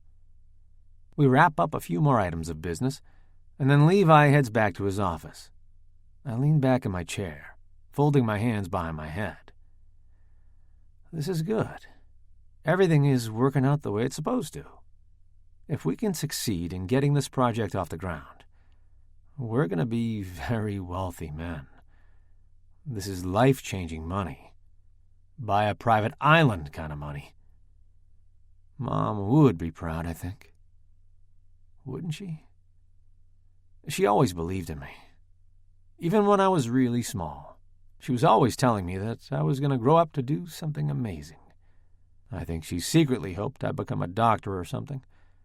Someone who helped people. Real estate developer isn't exactly that, but still. I'd made something of myself, transformed my entire life, from nothing to a Fifth Avenue penthouse. That's something to be proud of. Right? I keep myself busy the rest of the afternoon. I have a full schedule, in and out of meetings. And between that, I'm answering emails and returning phone calls. I work straight through dinner, until it's nearly 8 o'clock. That's not unusual, though. I've always been what you call a workaholic, but I consider that a good thing. You don't succeed in this industry without putting in hard time. Someday, maybe I'll have the freedom to slack off, but not anytime soon. When I pull away from my laptop and blink myself back into the here and now, I realize I'm starving. I run through a few ideas in my head of what to get for dinner. Thai? Indian? Italian? Nothing sounds appealing, though, until I realize exactly what I'm craving. I text my driver and have him meet me at the front of the building. 10 minutes later, I'm walking back into Fran's diner. This time, I take a seat at the counter, the same as I'd done so many times at Express Eats, where my mother used to work. The harried waitress hands me a menu, but I wave it off. "Just a slice of lemon meringue pie, please." She smiles as she drops the menu back on the stack behind the counter. She has a nice smile. Kind. Open. She's got ash blonde hair. Not that different from my mother's, but it's cut short, with a swoop of bangs that covers one of her tired, creased eyes. "Best in the city, you know," she says. She has a broad smile, despite her clear exhaustion. "Good. Can I get a coffee with that, too, please?" "Of course." She turns away to grab the items. My eyes follow her as she eases the lemon meringue pie out of the glass counter behind her. Even from here, I can see the lemon filling glistening, bright yellow and just a bit wobbly looking. The meringue is crisp white and perfectly browned on the peaks. My mouth waters as she slices into it. She slides the plate in front of me, then adds a fork and a coffee cup, which she fills. I wave off the cream and sugar, grabbing one of the individual milk portions out of the bowl in front of me, and she moves on to the next customer. For a minute, I stare down at the pie, the lemon scent in my nose, the hot coffee next to me. It's all so achingly familiar. I swallow down a lump in my throat, wondering why in the hell I feel so emotional. It's just a stupid piece of pie. It's not just the pie, though, of course. It's everything. It's the clattering plates, and the smell of bacon and coffee, and the waitress in her short blue dress and sensible white shoes. It's everything. It's me.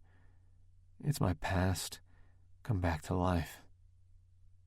I saw off a piece of pie and pop it in my mouth. The meringue practically dissolves on contact. and then I bite down through the jellied lemon and the flaky crust. It's everything I remembered. I let my eyes close for a second while I chew. I told you, best in the city. The waitress's voice interrupts my thoughts, and I blink my eyes open to see her smile twinkling. You weren't kidding, I say. My compliments to the chef. I'll pass that along, she says with a wink, before she whisks away to tend to the next customer. I eat the pie slowly, savoring every bite, every moment that I spend in that diner. For a while, I can almost imagine that my mother is still here, that she's just around the corner. At any moment now, she's going to appear, blonde ponytail bouncing, mouth laughing, eyes sparkling, her white-soled sneakers silent on the checkered floor. For a minute, I let myself pretend. Then I finish my pie, pay my bill, and step back into reality. 13. Rory. We're completely screwed, aren't we? I groaned to Kyla, not for the first time this morning. We're sitting at our poker conference table, surrounded by 1,000 crumpled sheets of paper, discarded ideas and half-written plans. We're trying to come up with a good plan for Gold Lake's project, and so far everything we've thought up has been, well, stupid. Or cheesy. Or both. Definitely nothing that would be up to Gold Lake standards. Okay, maybe we need to approach this from a different angle, Kyla says, grabbing a fresh sheet of paper. God love her, she never loses her enthusiasm. What's the best thing about this initiative? What's different about it? Well, I muse, chewing on the end of my purple pen. It's a great opportunity for women who might not otherwise have these kind of chances. Okay, Kyla writes that down. So, how do we show that? If I knew that, we wouldn't be sitting here in the graveyard of bad ideas, I say, gesturing at all the balled-up sheets of paper on the floor around us. I just don't want it to be insulting, you know? I mean, these women have probably already been through a lot, and it would suck to make light of that, you know? But at the same time, you don't want these ads getting too heavy. It's supposed to be a positive initiative. Hopeful. Kyla is nodding. I wish we could ask these women what they'd actually want to say. Totally. I tap my pen against my teeth as I think. Then I sit up straight. That's exactly it. What would they want to say? What would they want people to know?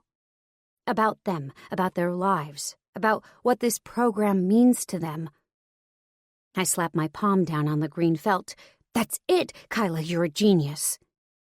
Why am I a genius again? I mean, not that I'm disagreeing or anything, because that's exactly what we need to do. Let these women tell their own stories. We shouldn't be putting words in their mouths about how great the program is. We need them to tell us for themselves. Their testimonials will sell this thing better than anything else. Plus, that way, there's less chance that anyone will accuse Gold Lake of just trying to make themselves look good. Instead of Gold Lake, or us, telling everyone how awesome they are and how much they're helping people, we'll find people willing to say that stuff on their behalf. Kyla looks thoughtful. You know, that's really not a bad idea. She grins. I'm so glad I'm a genius and thought of it. I laugh as I grab the pad of paper and start sketching out ideas. We could do videos. Nothing fancy either. Just these women talking about their experiences, interspersed with pictures of their lives, of them at work, that kind of thing. Nothing too exploitive, you know, no poverty porn. Kind of like Humans of New York, but, you know, with Gold Lake. Humans of Gold Lake? Something like that. At least people might start to buy that they even have a human side. I love it. There's only one problem that I see. I stop my sketching and look up. What? They haven't actually started hiring anyone yet, right? Isn't that what you told me? I shake my head. Wes mentioned at lunch yesterday that they're looking to have the first few people hired quickly, so probably in a couple of weeks, or even sooner. I also sent him a resume of this woman I met. If they hire her, she'd be absolutely perfect for this. Her story is so heartbreaking, but it's really inspiring how she keeps pushing forward. I'm starting to get really excited now, picturing the video we can make with Maria's story. Of course, there's still the small matter of Gold Lake actually hiring her for a spot in the program, but I'm sure Wes or his HR department will be as enamored with her as I am. I had scanned her resume before I sent it to Wes, and it looked, at least to me, like she had great qualifications. Okay. I think if we can make it work, it sounds great. And even if it doesn't work for this initial recruitment phase, we can always use the idea down the road, once the project has time to get rolling. It can be part of the sustainment campaign. Right, exactly. Good point. I'll talk to Wes as soon as I can. Wes. I swallow.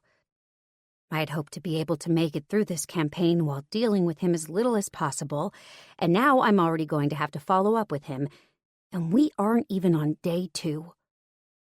Thank God I made him sign that contract. At least now I can be sure there won't be any funny business. Our napkin contract is ironclad, right? Kyla and I do a little more brainstorming and then wrap up our session. When I pull my chair back up to my desk, I scrunch up my courage and send off an email to Wes, asking him if it'd be okay with filming some of his new hires and if he can put me in touch with HR. He responds almost immediately, suggesting I come by the office to discuss it in person. I stare at my computer screen for a minute. I'd expected him to answer the question over email. Maybe at the worst, suggest a phone conversation if he felt it was too long of an explanation to type out over email. Hell, I'd have been happy if he'd just forwarded my email to HR and let them follow up with me. I chew on my fingernail as I try to decide how to respond to his message. Why exactly does he want to see me in person? Is he violating the terms of our agreement already? I decide that I'll keep my response light. Surely a man like you is too busy to take a meeting over such a small request. Unless there's something major you need to communicate to me, I'm more than happy to simply deal directly with someone in your HR department who would be the best person to contact. There, I think, as I send it off. Even Wes would be proud of that level of tactfulness. Instead, I get another email less than a minute later. Tomorrow at 1 p.m. My office. I'll be expecting you. I resist the urge to tear out every last one of my hairs. Why does that man have to be so damn infuriating? Still, I spend the rest of my day thinking about our meeting. I know I shouldn't look forward to it. I don't look forward to it. But, damn. This feels like high school all over again. I can't let Wes get under my skin. But why does he have to be so good at it? 14. Rory. We made a deal.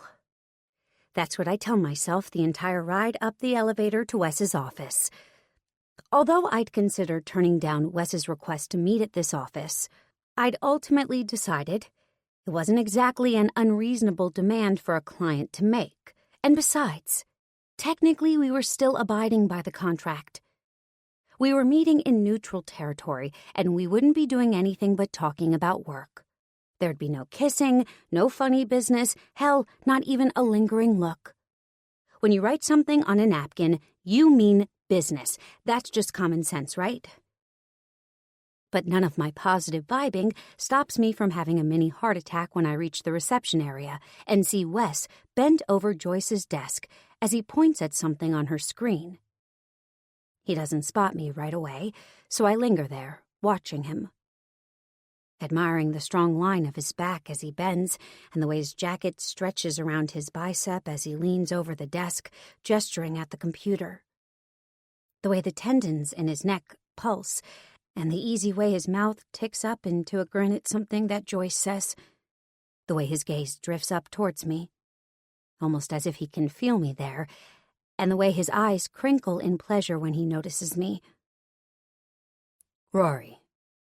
He stands up, straightening the dark blue jacket he's wearing. I ignore the throb of desire that pulses through my body at the sight of him. Remember, the napkin, I remind myself. The napkin that was your idea. Here I am, I say stupidly. Yes, here you are. Oh God, why do his eyes have to smolder that way? Come on in. I nod curtly at Joyce, who glowers at me, and follow Wes into his office. He closes the door behind us, then notices me hesitate.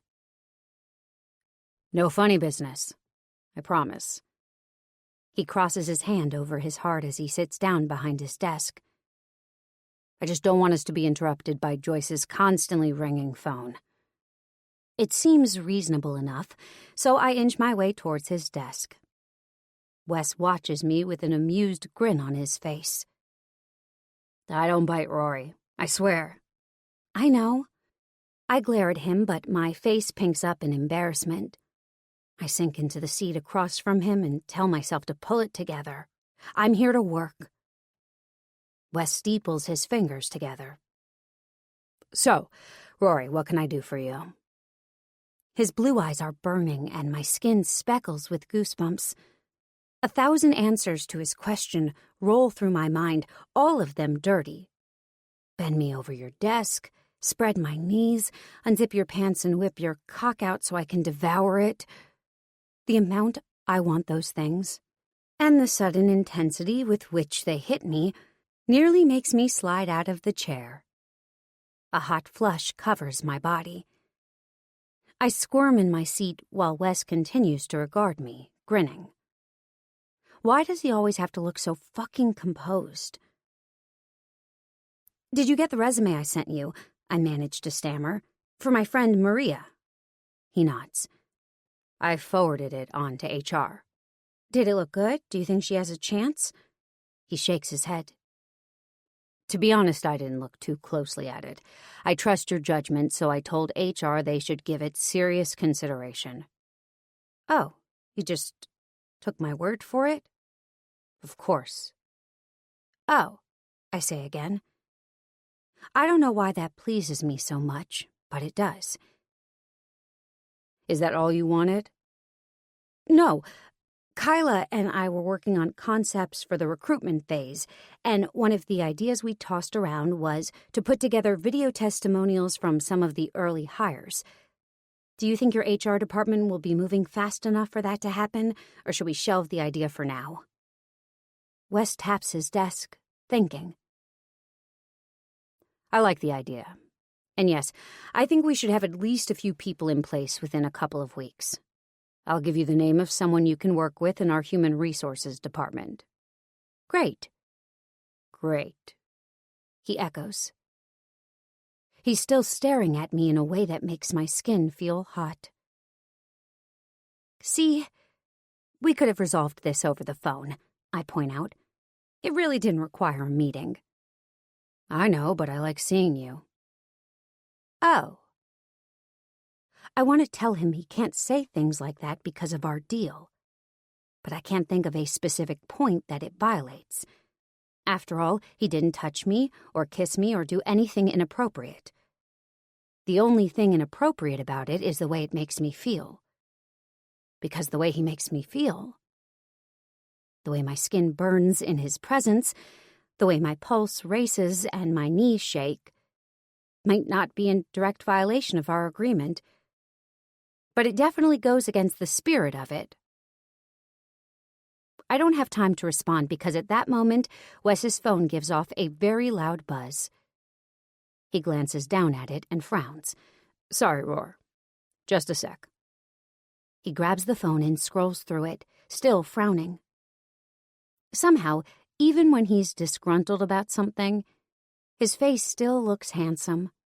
It just makes him look more like the ruthless developer that the media like to portray him as, though the more time I spend with him, the more I wonder if all of that's not a facade.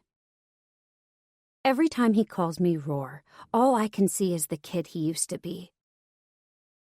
"What's wrong?" I ask, as he scrolls through something on his screen. He cranes his neck, stretching the muscles, which cord and tighten. "Oh, just the stupid thing I forgot I have to go to tomorrow. See, I'm trying to get into this country club." He breaks off as he sees my smirk. "Don't laugh. It's not really my thing, but it's good for business. The problem is they're pretty old school there, which means they like old money, blue blood types, which I most definitely am not." "That's true," I muse.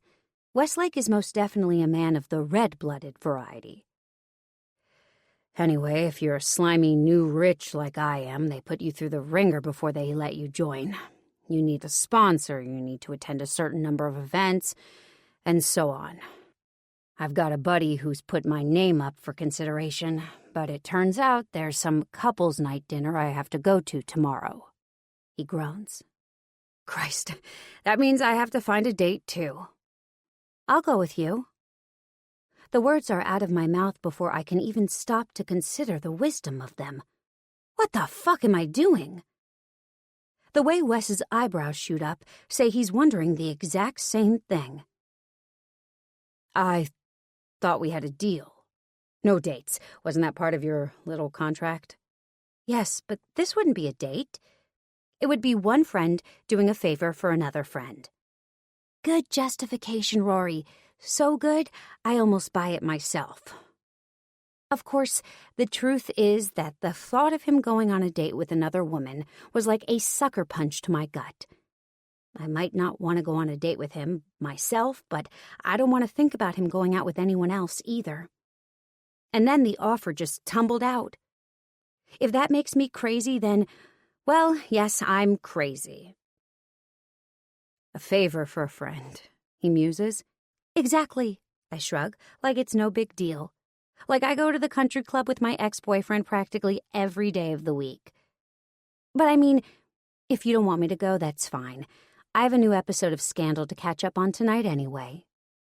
Oh, good. Now he knows exactly how exciting my life outside of work is. Wes shifts in his seat, still thinking. "You sure you'd be okay with this? I don't think it's really your kind of thing." "You think I can't get dressed up for your fancy friends?" I glare. "I'll have you know, I can clean up just fine. I don't always wear yoga pants, you know." "I happen to like your yoga pants. A lot," he adds with a cocky grin. "And it's not that I don't think you'd clean up nice. It's not you I'm worried about. It's these people, Rory. They're kind of... Wes, if you don't want me to go, just say so. I'm going to retract my offer in 5, 4, 3... Of course I want you to come," he says hastily. He leans back in his chair, folding his arms and looking at me with a strange smile on his face, as if this game just suddenly got interesting.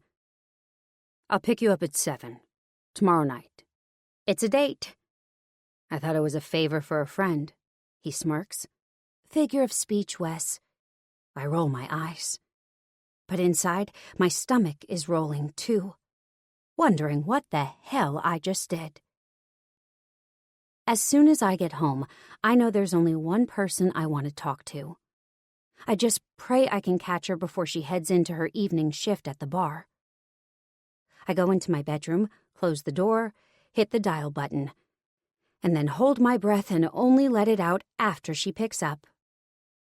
"Great timing," Celia announces by way of greeting. "I just got off the phone with your mom." "You did?" "Yes, we were going over the final details for the flowers." "Right. I'd forgotten that my parents were doing the floral arrangements for Celia and Jace's wedding. Not sure how I'd managed to forget. Mom has only been talking about it nonstop since Celia asked her." "Oh, yeah, how's that going?" "Good, great, actually. She's been sending me pictures and concepts and samples as she goes, and I think everything is going to be perfect." "I'm glad." Not surprised, though. Mom has always had a great eye for this kind of thing. She and Dad run that business like it's their fourth child. How are the dress fittings going? Amazing, though I think I've gained 5 pounds in the last month, thanks to stress eating. And it's all going to my gut. If I gain any more, Bree is going to have to work some kind of magic. I know you can make dresses smaller, but I'm not sure it works so well in the other direction. I laugh. 2 words, empire waist. Good idea. I'm going to suggest that to her. Celia's friend Bree is a clothing designer and had volunteered to make her dress for her. I was a little sad that we hadn't gotten to do a trip to the bridal stores to try on a bunch of dresses, but I know it means a lot to Celia to have her circle of friends participating in her wedding. It's why she'd asked my parents to do the flowers. After all, even though there are plenty of good florists in Ambleside, where Celia grew up and where the wedding is taking place. So, what's new with you? She asks now. How's your favorite new client? Agreement still holding up? I can hear the sly grin in her voice. I had texted her about the contract I made Wes sign, so she knows full well that our relationship isn't quite as platonic as I've been pretending it is. Oh, fine. Actually, get this. I'm going to the country club with him tomorrow. What? I know, I laugh. Can you imagine me at a country club? That's not the crazy part. Are you telling me you're going on a date with Wes, Missy? Wasn't that the whole point of your weirdo napkin deal? It's not a date, I say hastily. I get an eerie sense of déjà vu from my conversation with Wes earlier. Oh, so it's a work thing. You have to go? Well, not exactly. No. I knew it. She sounds way too smug. Honestly, Celia, it's not like that. I'm doing him a favor. He needed someone to bring to this dinner thing with him. On the other end of the line, Celia squeals. I roll my eyes. Oh, this is perfect. I knew this was going to happen. It's really not like that, I protest, but I know any argument I offer at this point is going to be ignored. Ever since Celia met Jace, she's been convinced I'm one quirky encounter away from my own love story. Getting reacquainted with Wes plays into her narrative perfectly. Anyway, speaking of dates, Celia says, interrupting my train of thought and making me groan. When I was talking to your mother, she mentioned you still didn't have a date for the wedding. Right, about that. When I got the invitation to the wedding a couple of months ago, I checked +1 in a fit of optimism. Celia had teased me about it at the time, but I'd taken it as a challenge. Things to do before the wedding: lose 10 pounds and find a boyfriend. Unfortunately, I hadn't made any progress on either front. Well, you know who you could ask, right? There's a playful note in her voice, and I know instantly who she means. No. Why not? Because just no. You're doing him a favor and going to this country club thing. Why can't he do you a favor and come to the wedding with you? Besides, I want to meet this famous Wes. Because there's a big difference between spending a couple of hours out in Westchester County versus an entire weekend in Connecticut. Potatoes, potatoes, she says. I can picture the way she's grinning right now. No, we're not going there. He's my client. Whose pants you want to get into? Celia, what? I'm pretty sure the feeling is mutual. You don't even know him. No? But I know you. Better than you think, probably. What's that supposed to mean? It means you get up in your own head too much. I'm sure it goes back to Wes and what he did to you back then. You think you were wrong about him, that he didn't love you as much as you thought he did, and now you don't trust yourself to ever be right. But Rory, what if he did? What if it's always been Wes? Her words are slicing through me. But it's her last question that pokes at my heart with an icy finger. I was wrong about him, I say bitterly. Because the person I thought he was, the person I loved, wouldn't have just taken off like that. You've got to let go of this idea that Wes is back in my life for a reason. Have you ever asked him why he didn't show up that night? I don't answer, because I know as soon as I admit that I haven't, she'll take that as some kind of proof that she's right. But my silence is answer enough. Why don't you just ask him? She prods gently. You never know. Maybe there was a good reason. After all these years, don't you owe it to yourself to find out? Because I don't want to know, I spit. I realize as soon as the words are out of my mouth that it's the truth. I was wrong about Wes all those years ago, and hearing him confirm it will only make it more real. On the other end of the line, Celia sighs. Okay, I'm not going to push you. I just think that if you had to create this silly contract to be able to work together, then there's obviously something still there. I'm glad we're not in the same room together because I roll my eyes at that. Just because there's something physical between us doesn't mean there's anything else, you know? She laughs softly. Fine, Rory, if you say so. I can tell she isn't buying it, but at this point, I don't feel like arguing about it anymore. We spend the rest of the call talking through the plans for the days leading up to the wedding. Bachelorette party, rehearsal dinner, trips to the salon. There's a lot to do, and I'll be so busy at the wedding itself that I really don't even need a date. I don't know why I was so bent on getting one. And I'm certainly not going to entertain Celia's idea of asking Wes. The thought is almost enough to make me laugh out loud.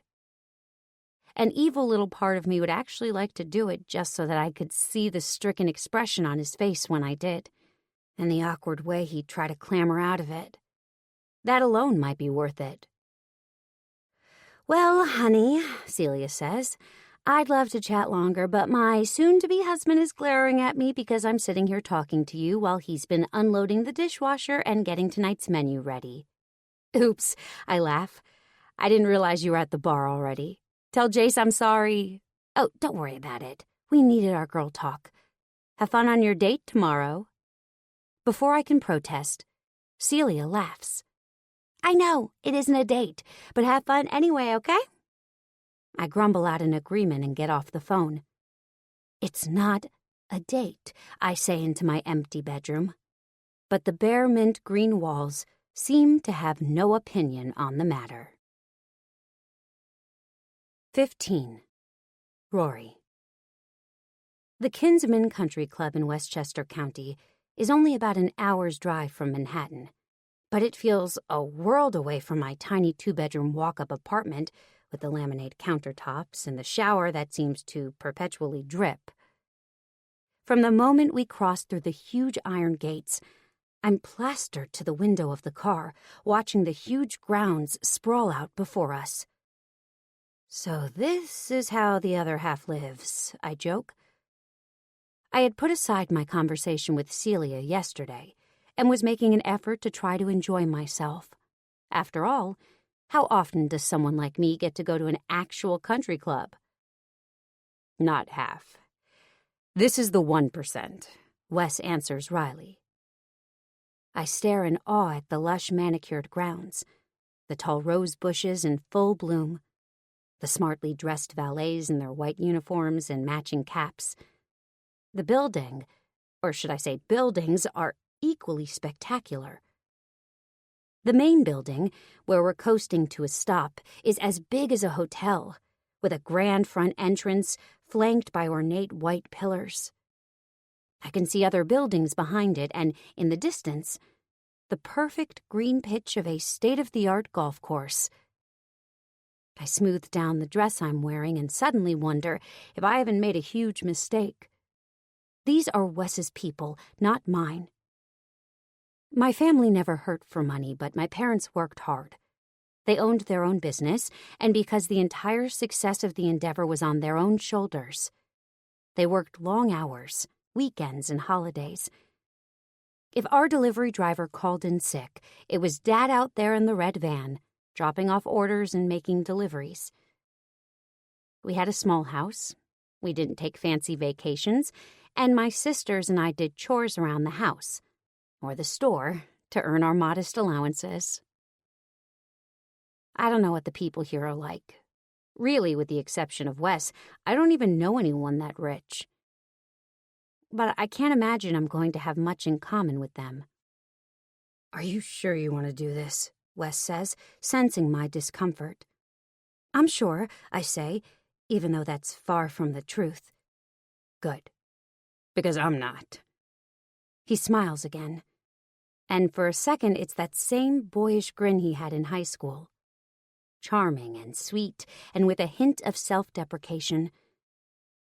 To my surprise, I reach over and squeeze his hand. "How bad could it be, right?" I say, trying to sound reassuring. Wes doesn't answer, but he does stare down at my hand clasped around his. "Why, Rory Holloway," he teases.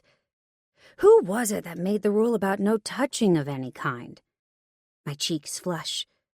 Yeah, well, I'm just comforting a friend. Comforting a friend and getting distracted by how nice my hand feels in his. How perfectly nestled it is inside his much larger one. For a moment, we regard each other. Something in Wes's eyes blaze and then he nods once. "Right, well, let's get this over with. Shall we?" His driver has brought the car to a stop now, and a white-jacketed valet hovers outside, waiting for some kind of invisible signal. As if he receives it, he suddenly opens the back door on my side, offering me his hand so that I can slip out of the car. While I wait for Wes, I look around again, trying to keep the stunned expression off my face. This place is practically palatial. Wes comes around from the other side of the car, and I'm grateful when he links his arm through mine. I'm not a country club kind of girl. What am I even going to say to these people? But Wes grins at me, and all my worries melt away. Being with him makes it seem manageable. It might even be fun. God, why am I thinking those things? I shake my head lightly and tuck a few imaginary strands of hair back into place before looking up at Wes. "Ready?" He nods. "Ready." The inside of the club is as majestic as the outside. It feels almost like a glamorous hotel, with a grand lobby, a formal restaurant off to one side, and a bar off the other side. There's a huge staircase in front of us, too. I wonder where it leads. Wes looks back and forth. "I think we're meeting in the restaurant," he says, leading me over in that direction. "Tell me about your friend again." I'm walking stiffly in my high heels, trying not to trip and look like an idiot. I'd opted for stilettos over wedges, and even though I'm glad I did, for the ass factor alone, it's been ages since I've worn them, and I'm feeling a bit like a baby gazelle on new legs. "His name's Tyler Grant. His father is Malcolm Grant of—" "Good Grant Media," I interrupt. "Wow, okay. So we're talking about the richest of the rich." Good Grant Media is a media conglomerate that owns half the newspapers, a third of the television networks, and one of the biggest media streaming sites in the country. Add in a few magazines, publishing companies, and radio stations, and there pretty much isn't a medium out there that they don't have their fingers in. He nods grimly. "Yeah, Tyler's a great guy, though. You wouldn't know from meeting him that he's a Grant. I think he likes it that way, too. He's always tried to distance himself from the family business, although, of course, when you've got a family like that, it's hard to get too far away." I bet. I actually can't imagine what it would be like to grow up under a business like that. Even with Mom and Dad owning the flower shop, there'd always been a little pressure on us to get involved in the business, maybe even take over one day. I help out with marketing all the time, but I have to admit that running a flower shop has never really piqued my interest. I'm lucky that Blake works there now, so that helps take some of the pressure off Emma and me. I think that's him over there, actually. Wes says, pointing to a couple sitting at a small table over in the corner. Shall we? I nod, and he leads me through the restaurant, towards his friend. I try to get a read on him as we walk. He's handsome, in a cocky sort of way, with dark hair that's just a little bit too long and untamed. His gray eyes are sparkle with cheer when he sees Wes. He stands and clasps his hand warmly, and they do that bro shake that involves a half hug and a clap on the back. When they've exchanged greetings, Wes steps back and puts his hand gently on my lower back. The touch makes me shiver. His fingers graze the area just below my waistline, and all I can think about is how much I want him to move them lower, even though we're in the middle of this extremely fancy restaurant, and everyone would be able to see. I'm so distracted by the thought that I barely hear him introduce me to Tyler. I have to wrench myself back into the moment when I see Tyler extend his hand. Nice to meet you, Rory, he says smoothly. Wes has told me a lot about you.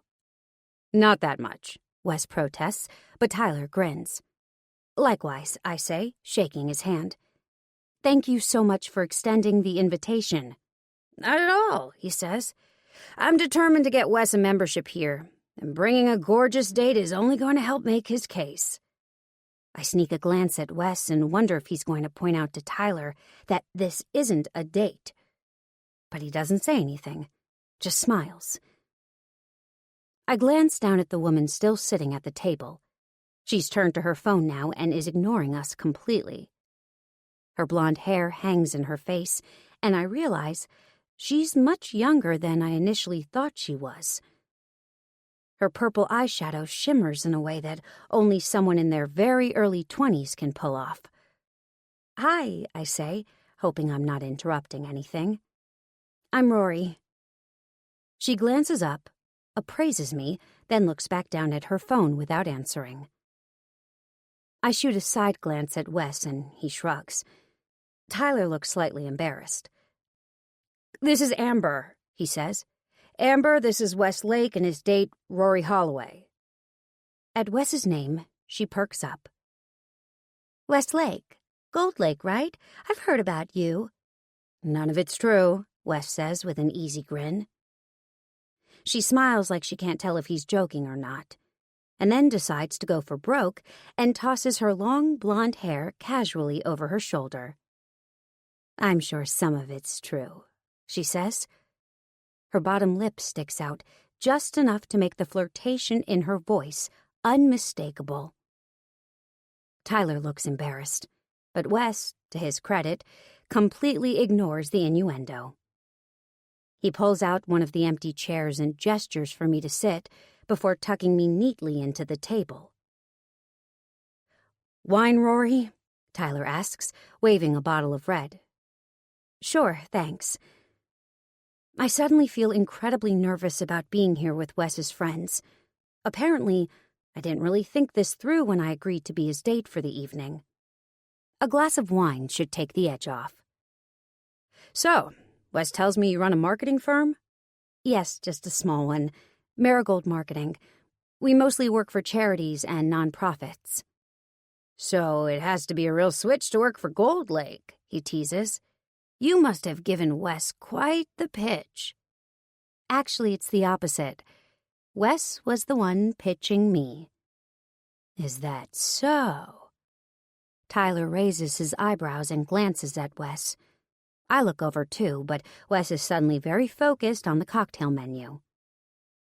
Well, there must have been something about you that he liked. I guess so.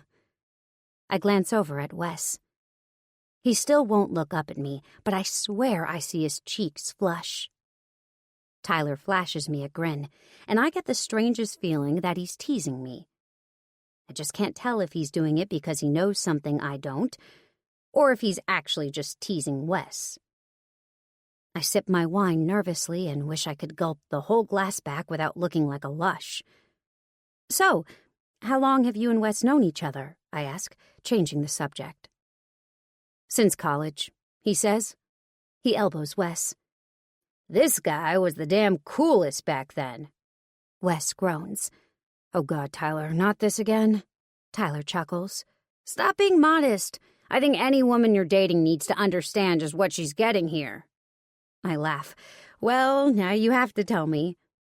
The wine must be loosening me up already, because I don't even feel compelled to point out that Wes and I aren't exactly dating. Tyler settles in as if he's preparing for a long tale. Wes is still shaking his head, but he's fighting back a smile. Amber, I think you'll enjoy this story too, Tyler says. But Amber glances up from her phone only long enough to roll her eyes. Tyler shrugs off her disinterest easily and turns back to me. Okay, picture this. It's the first day of college, Harvard. Everyone's moving into their dorms, and it's just this picture-perfect scene, with everyone's rich parents dropping them off in their Explorers, right? Kids in artfully ripped jeans that cost $500 a pair. Everyone kind of nervous, but trying to look cool. I'm standing there outside the dormitory, arguing with my mother about the fact that I don't need this bed-in-a-bag thing she bought for me because, of course, I'm 17 and anything called bed-in-a-bag seems like the epitome of uncool. Yes, because sleeping in comfort is for total losers, Wes adds. I said I was 17. You were an idiot. My point exactly. Anyway, we're standing there, and suddenly there's this loud rumble. I mean, a roar. A car engine, but I'm talking about the dirtiest, clunkiest engine you can imagine.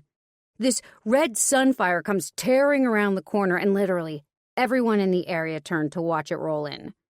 I'm sure half of us were just watching to see if the muffler was going to drop off before it came to a stop. But I digress. Wes rolls his eyes. It wasn't that bad. Dude, I couldn't even hear my mom telling me all the reasons why I needed a bed in a bag. And you know how loud she is. Okay, I guess the car was kinda loud. Wes cracks a smile. I can't help but enjoy watching the interplay between them. It's different seeing Wes with his friends, and I've never heard anything about his college life, so this is like a secret glimpse into where he went after. I remember that car, I say, sipping my wine. And yeah, it was loud. Tyler grins triumphantly. See? Thank you, Rory. Anyway, the closer he got, the more we realized it wasn't just the muffler. This car was a literal piece of shit, covered in mud, huge dent in the fender, and the passenger side door had been repainted in a color that only half matched the original color. I like that car, Wes says wistfully. I like that car too, Tyler says. We definitely had some good times in that bad boy. But it was the parents' expressions that was just killing me. Everyone was staring, wondering who this badass in the beat-up Sunfire was. A good percentage of the girls were watching too, I'll tell you that. He's exaggerating, Wes insists, but Tyler laughs. No way, man. He turns to me. He's just being modest. I'm sure even some of the moms were fanning themselves a little. I snicker and look at Wes, whose face is bright red now. Somehow I can't quite picture him in the bad boy role. Anyway, as soon as he pulled up in front of the dorm and unfolded himself from that little car, I knew this guy was cool. You just thought I looked like I might be someone you could buy weed from. Tyler laughs. That too. Anyway, we all start rolling into the dorm. Me and Mom and my dad are carrying a shit ton of stuff. Mom still got that bed-in-a-bag bullshit that I think she decided to buy at Target so she could feel like a regular suburban mom for once in her life. And this guy here just slings a backpack over his shoulder and takes the stairs 2 at a time. I swear my mom was panting a little, watching him go. Wes's cheeks flame even redder. Shut up, Tyler. I can't think about your mom that way. I don't blame you, but that's not the point. Anyway, we all get upstairs, and Mom finds my room number. And who's already lying there on one of the little twin beds with his headphones in and staring up at the ceiling? You were roommates? I glance back and forth between the two of them. Yup. That year it was assigned, but the other years it was by choice. We lived together for our whole undergrad, before we went our separate ways. Wow.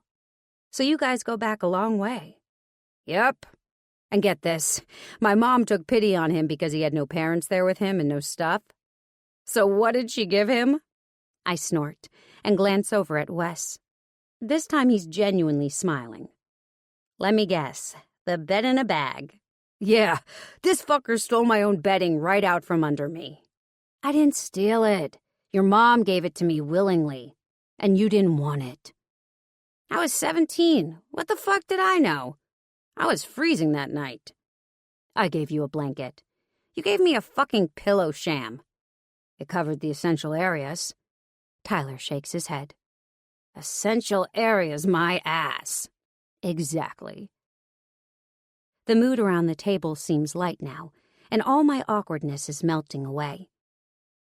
Seeing Wes with Tyler reminds me so much of how he was in high school. Funny, sweet, a bit of a smartass, but still one of the good guys. Anyway, that was just the beginning of Mom's doting on Wes. After she found out about his home situation, I think he got more care packages than I did. Are we going to order soon or what? Where's that waitress?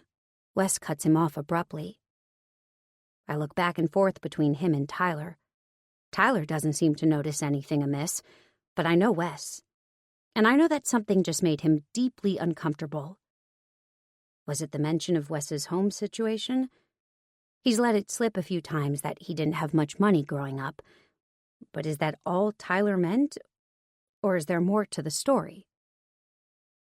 As if on cue, the waitress appears at our table. She's wearing a low-cut black silk top and black wide-legged pants. She looks better dressed than I do. On Tyler's recommendation, we order the Wagyu beef with grilled asparagus and Hasselback potatoes. Amber orders a green salad and a Bloody Mary. She still hasn't turned away from her phone, and I wonder what kind of relationship she and Tyler have. He seems like a pretty great guy, but she's hardly interested. By the time our food arrives, we've fallen into easy conversation. Tyler and Wes tell more stories about their college days, and I find myself laughing along with them. Through the stories, I see a lot of who Wes was in high school.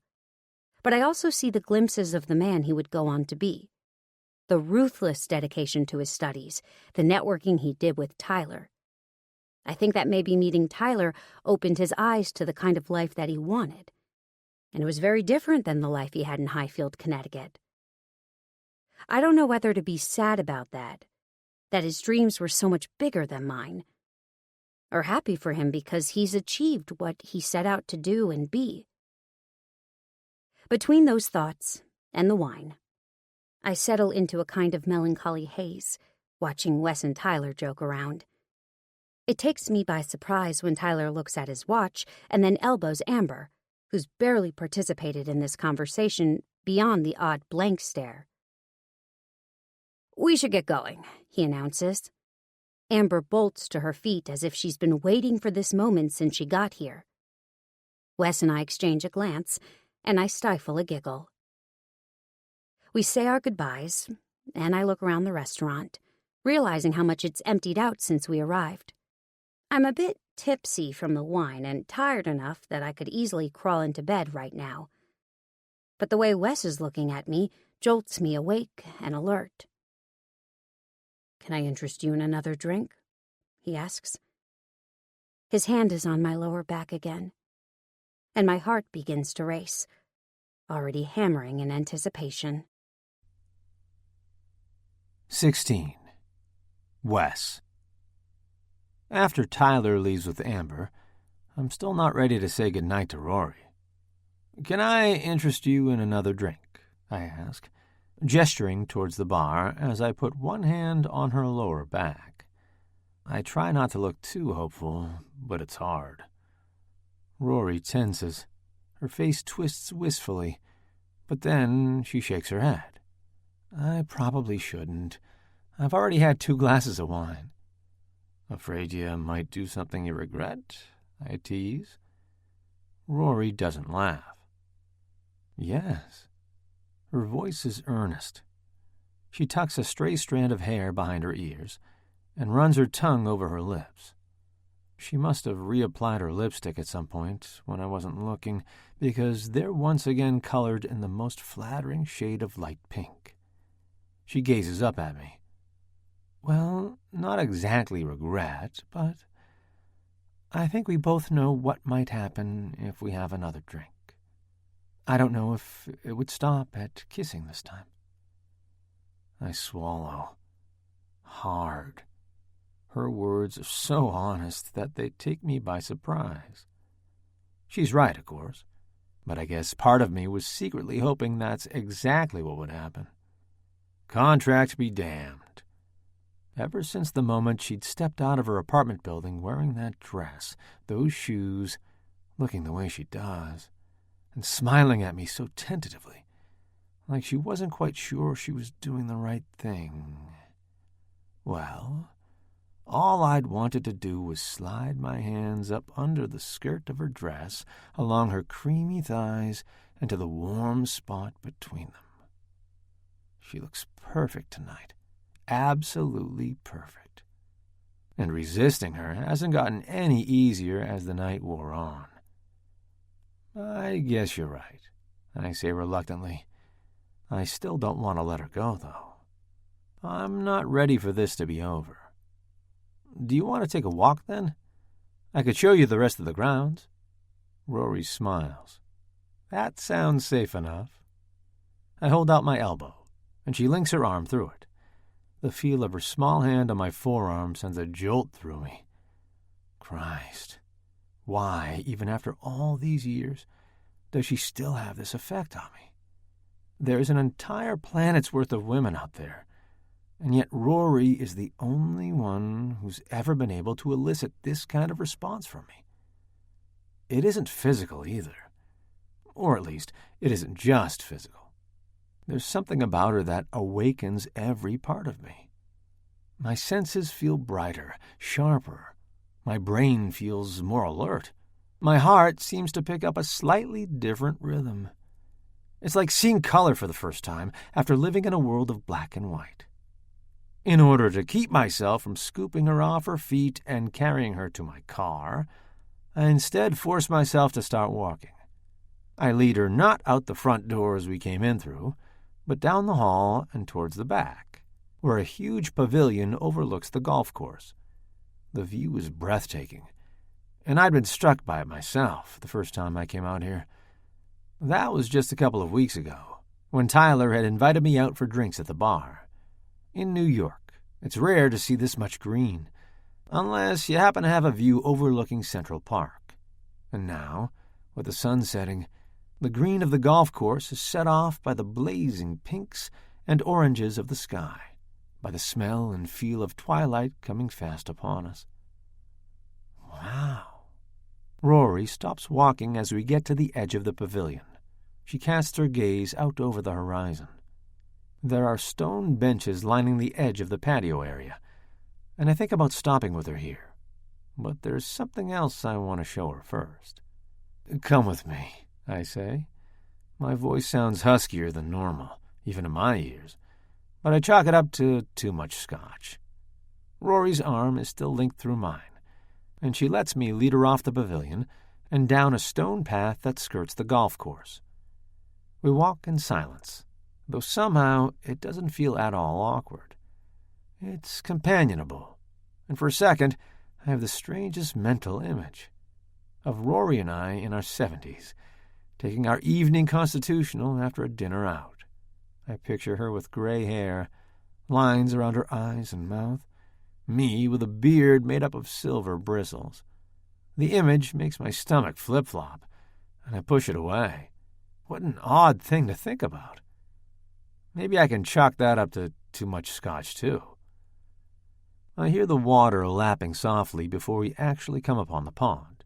It's technically part of the golf course, one of the lateral water hazards, but right now we're on the far side of it, nestled in a grove of trees. Tyler had shown me this spot on our first tour. And yes, he may have mentioned that it made a nice spot if you ever needed to get a lady alone. Even though it has a path leading up to it, almost no one seems to come out this way.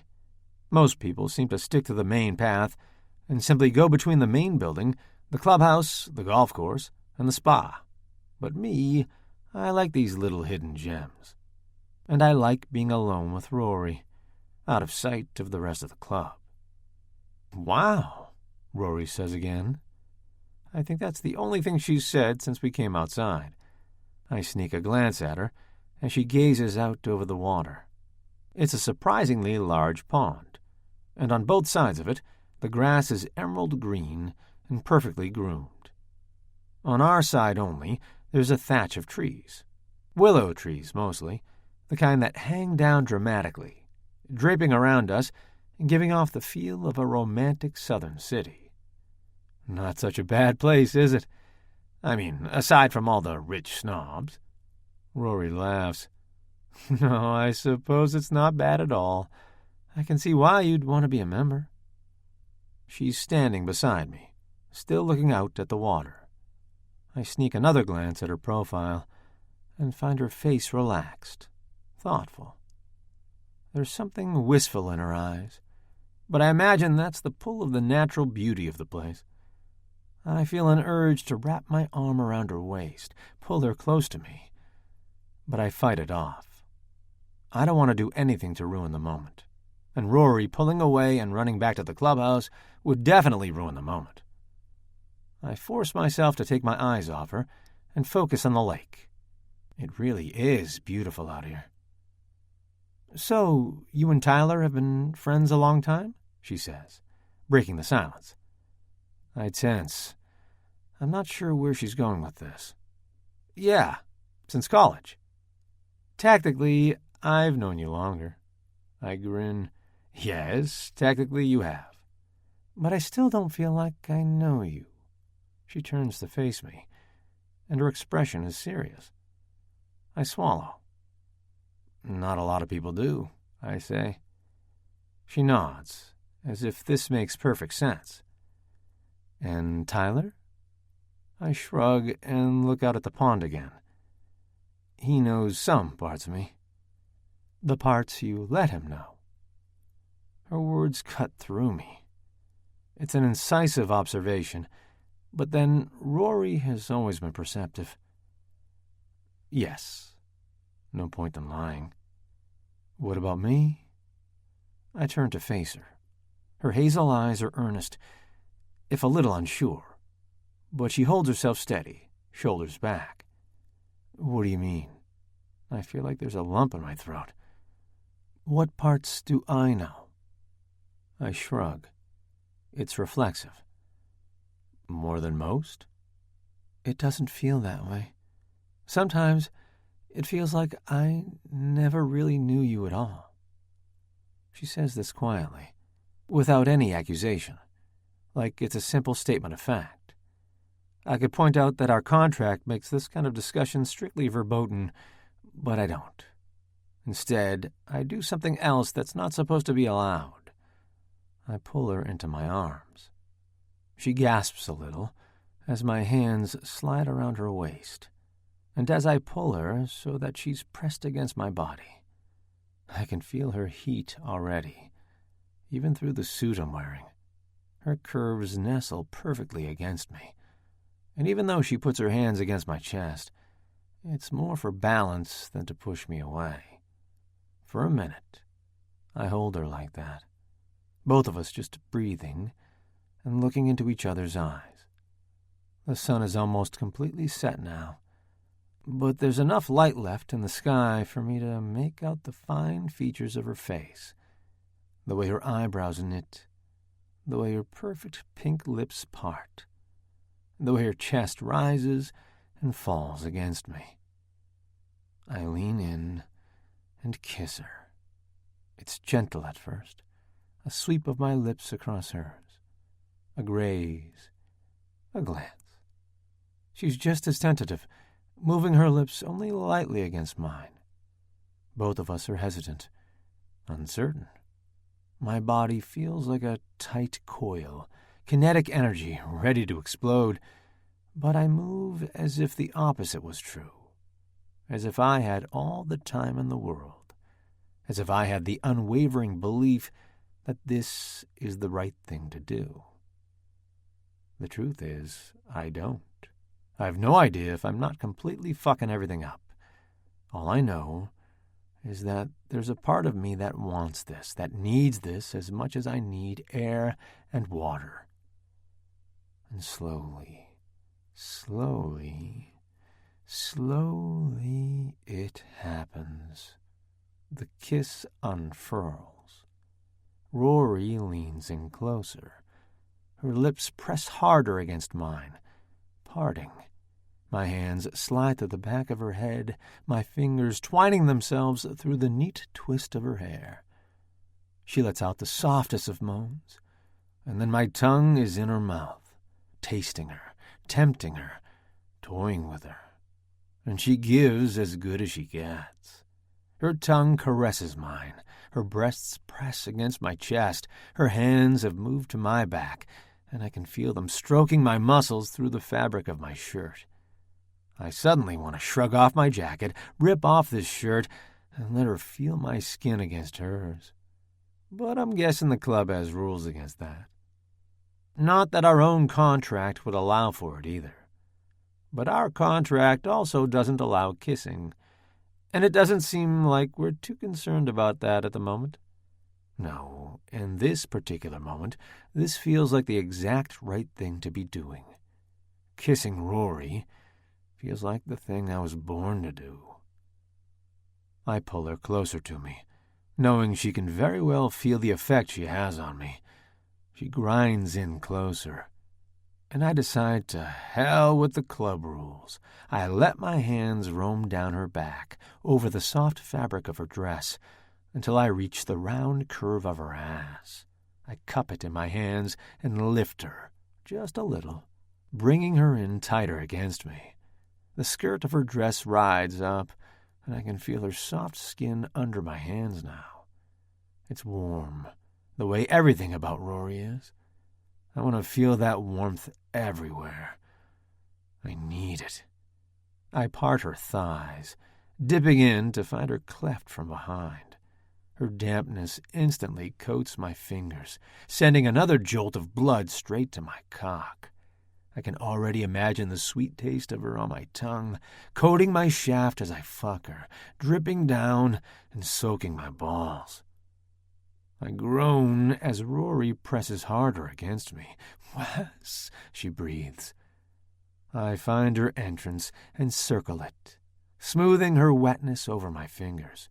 She squirms, and I ease the tip of my finger inside her.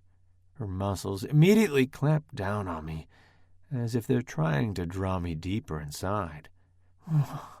"Wes," she breathes again, her lips hot against my neck as she lays her head on me.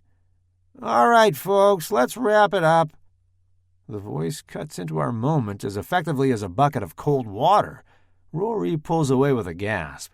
We both whip around to see an aging groundskeeper, perched on a ride-on lawnmower, shooting us a glare. I'm taken aback for a second, and so is Rory. She smooths down her dress, while I give the groundskeeper a quick salute. Understood. He gives us the once-over again, but then whirs away on his Husqvarna. Rory and I both stand there for a minute, panting, considering each other and what just happened. Before I can say anything, Rory turns away. Her back is to me now, but she doesn't move, doesn't run off this time.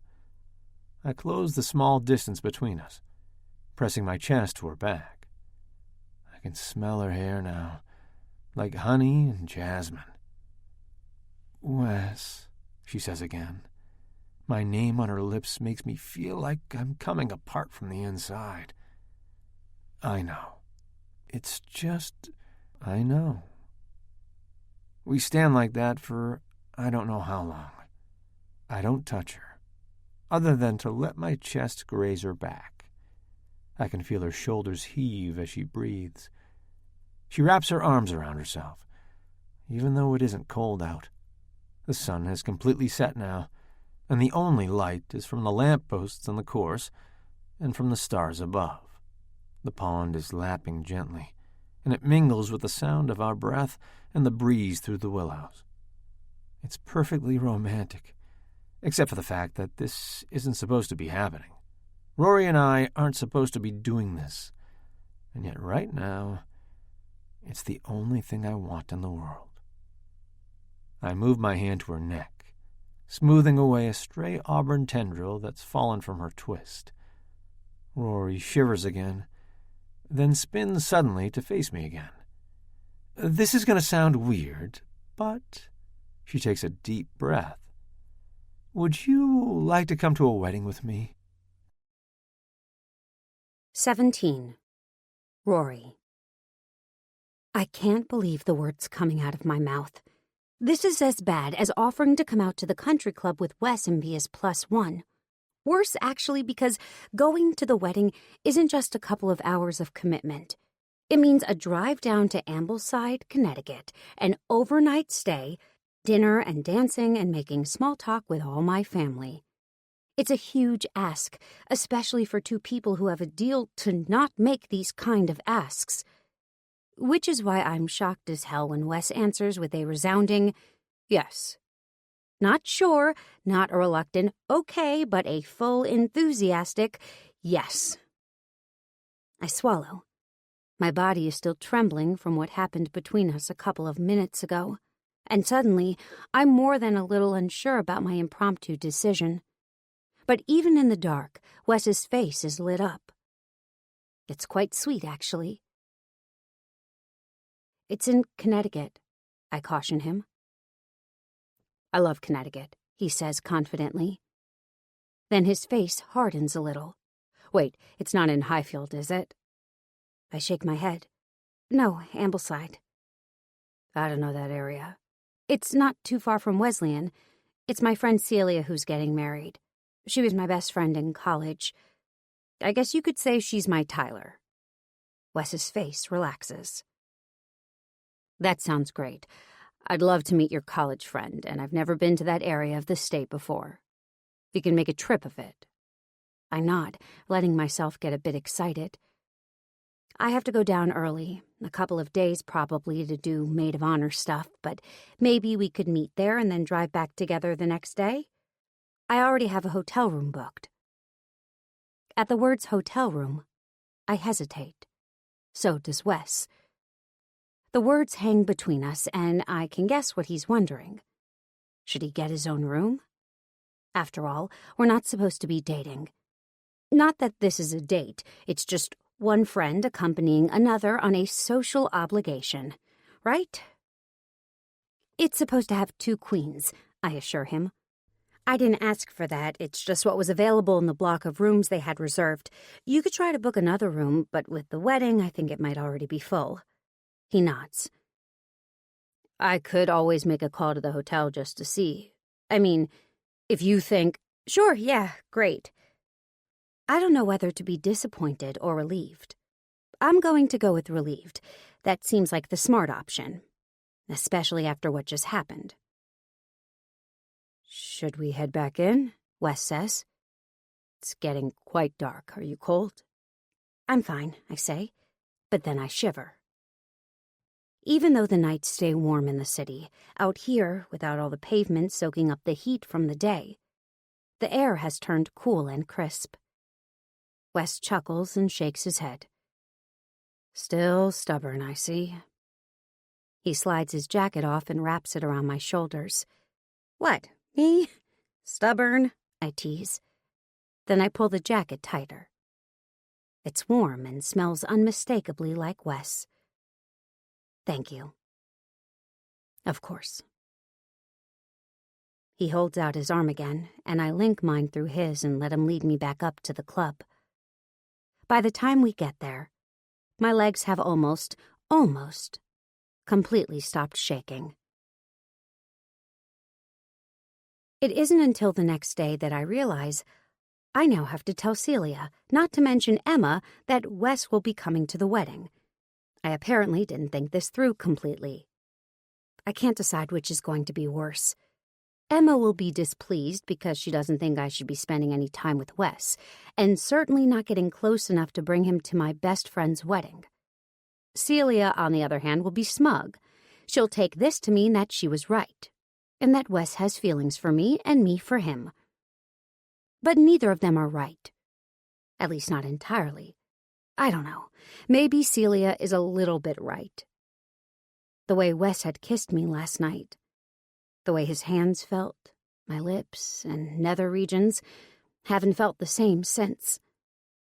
Every time I remember that moment, with the pond lapping behind us and Wes's hands exploring my body, I get a rash of goosebumps up and down my arms. Everything about Wes has a way of getting under my skin and staying there. The problem is that Emma is a little bit right, too. I shouldn't be spending this much time with Wes. That's the whole reason we created that stupid contract, because this isn't good for either of us. Except every time I'm around him, I turn into a crazy person.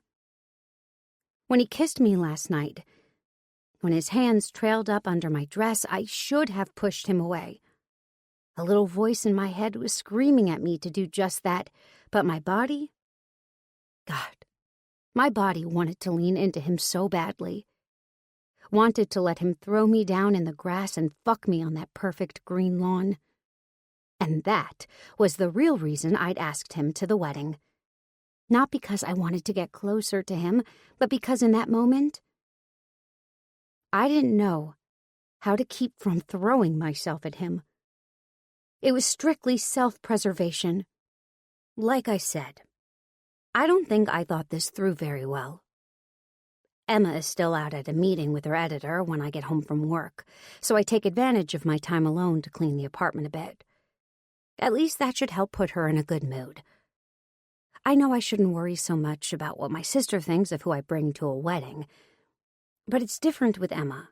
I mean, the woman's nickname is Emma the Perfect.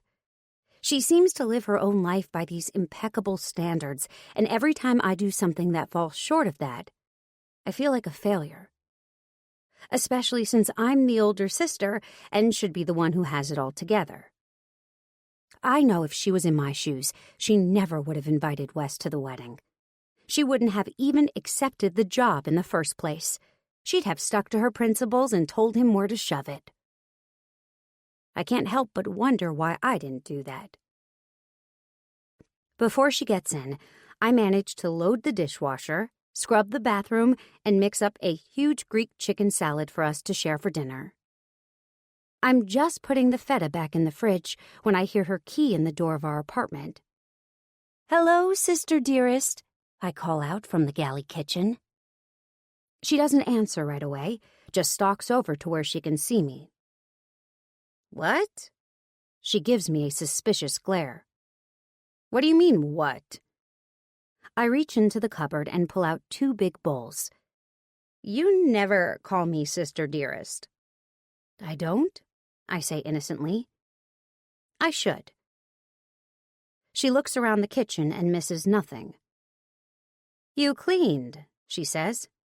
"And made dinner?" "I thought you might be hungry." "I already ate." "Oh, well, I'll just throw the rest of this in the fridge then." So much for that plan. I scoop out enough salad for myself, then open the fridge and start moving stuff around so that I have room to stick the rest of the bowl in there. The whole time, I can feel Emma's eyes on me. "Want a glass of wine?" I ask. I wipe my hands nervously down the front of my pants. God, Rory, get a grip. She's your sister, not Attila the Hun. And even if she doesn't approve, it doesn't matter. It's my life, not hers. Sure. I consider that a grudging peace offering. Emma doesn't usually drink during the week, so if she's agreeing to have a glass of wine with me, I'll take that as a positive sign. I pour us 2 glasses, and we go into the living room, me carrying my big bowl of salad along with my wine. I sink into one of our armchairs, a hand-me-down from our parents that they drove into the city for us one weekend, and pop my feet up on the little leather ottoman. For the first few minutes, I concentrate only on my salad. Emma sips her wine in silence while I eat, her feet tucked underneath her on the shabby but insanely comfortable sofa we also inherited from our parents. The silence gets too long to ignore. Remember how when we first got Celia's wedding invites, I decided to check +1? I don't look at Emma while I dig through the lettuce leaves with my fork, hunting for an olive. She laughs, surprised. Yes, I admire your optimism, but I have to say, I'm glad that Blake agreed to be my date. My two sisters had decided to attend the wedding together, which, in retrospect, might have been a smart thing to do. Blake's a pretty good date, I agree. Emma grins. I made her promise to bring me a corsage from the shop. Cute. I finally find an olive and pop it into my mouth. It sticks in my throat when I try to swallow. Well, I realized I needed to find a date, stat, so Wes is going to go with me. The silence that falls over the room is as thick and heavy and uncomfortable as the scratchy wool blankets our grandmother always had. Really? It's not a question. Yeah, just, as friends. She didn't say anything. She doesn't look at me either, which might actually be worse. So anyway, I just wanted to give you a heads up since you'll see him there. When Emma looks up, I'm surprised to see her expression isn't one of judgment. It's of concern. Are you sure this is a good idea? I shrug and poke around in my salad again. God, these lettuce leaves are interesting. I could just stare at them all day. So much easier than looking at my sister and the pained way she's considering me right now. I'm sure it'll be fine, I say. Wes hasn't exactly come through for you in the past, she points out. What if he does it again?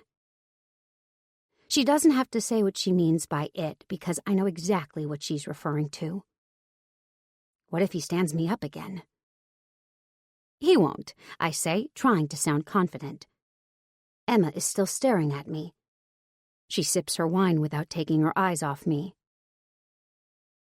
What exactly is going on between you? Nothing. I don't know. Nothing and I don't know aren't the same answer. So which is it? Nothing. It's nothing. We're friends now.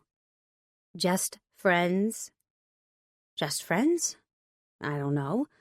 According to the napkin I made him sign, yes.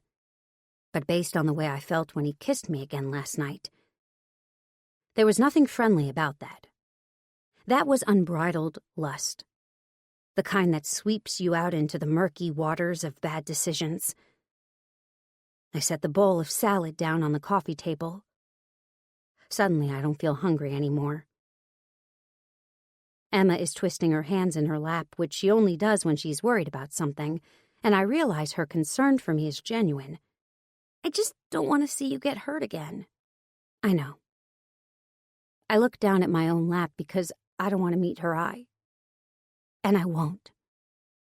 I take my half-eaten salad and shove it back in the fridge, then lean over and kiss the top of Emma's head.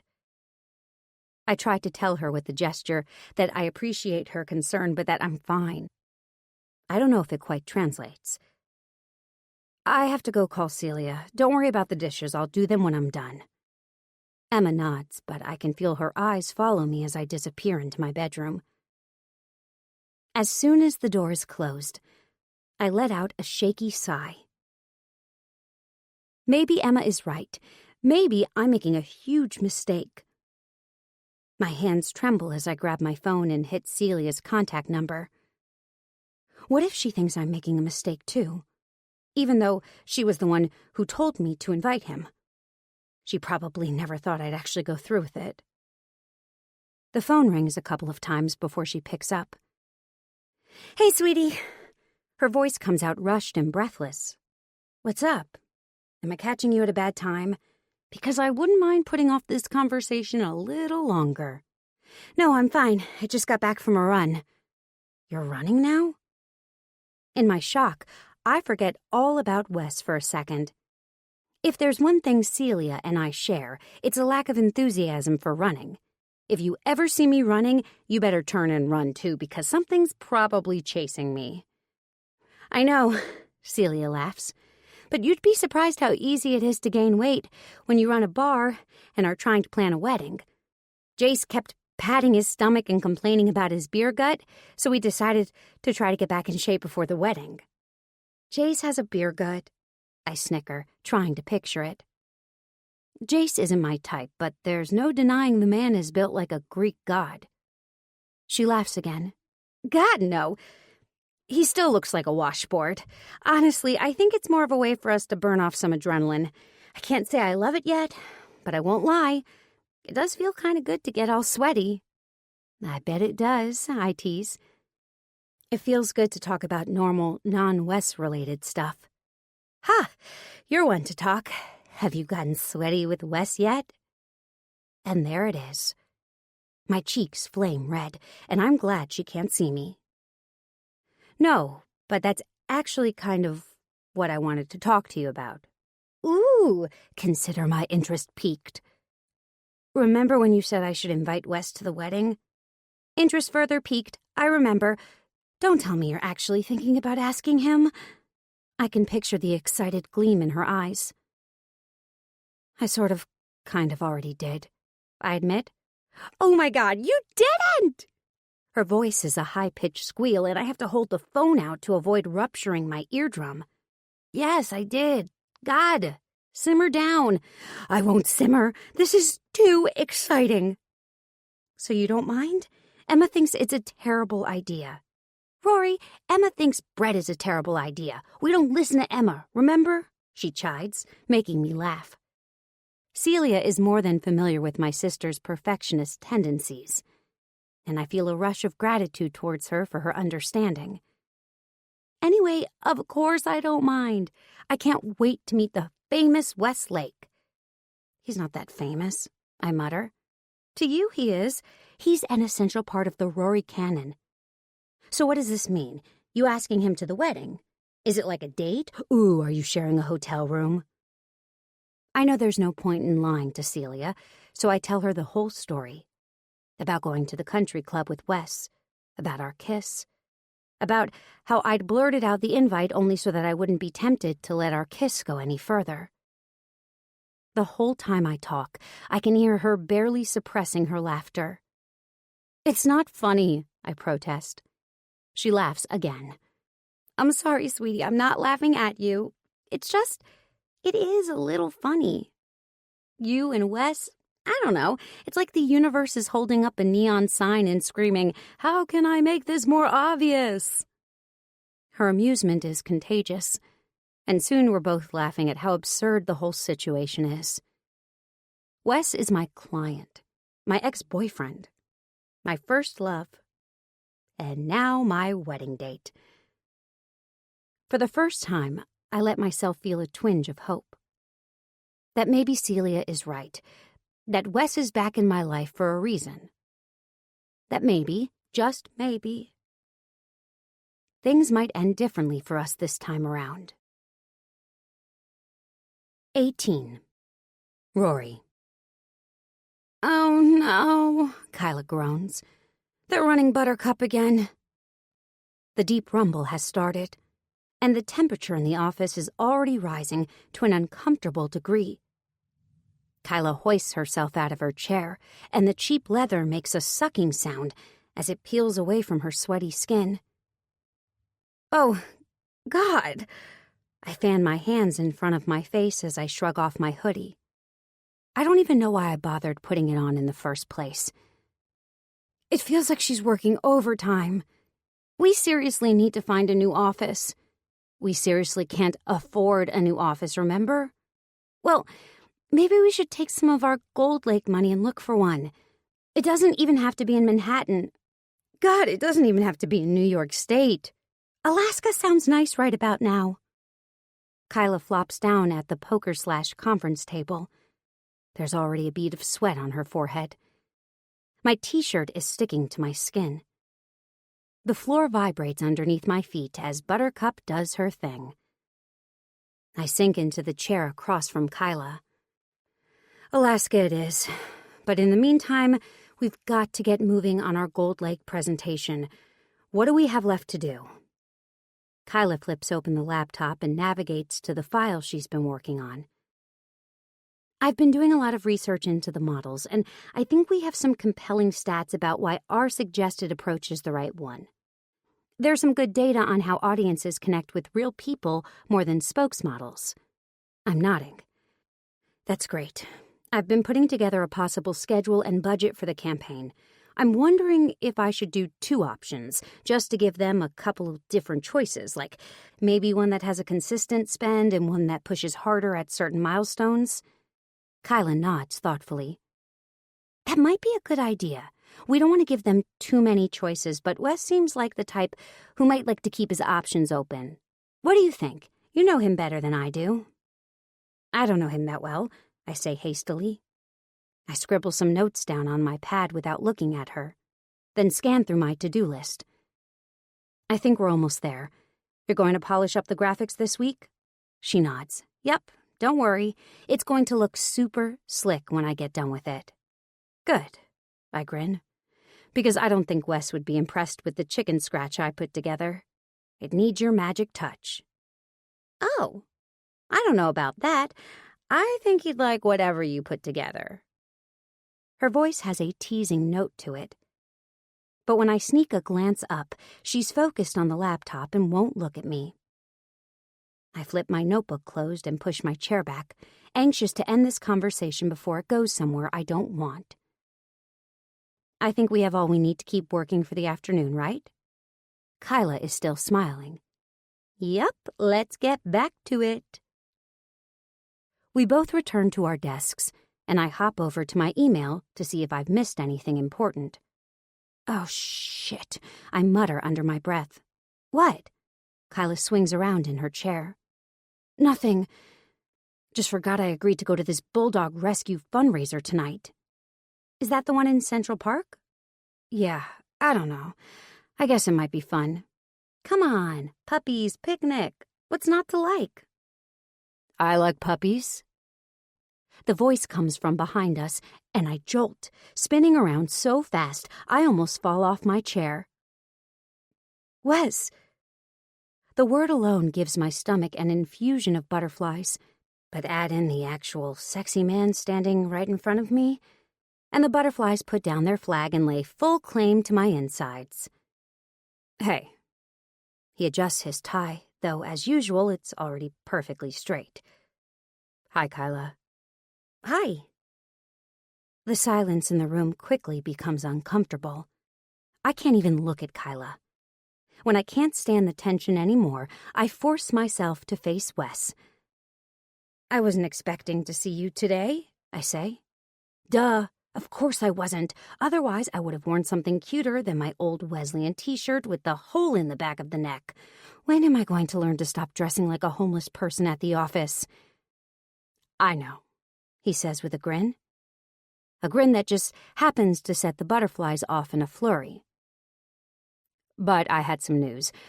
Want to grab a coffee? Sure. I say it so fast that Kyla snorts. I shoot her a glare but grab my hoodie and follow Wes down the stairs.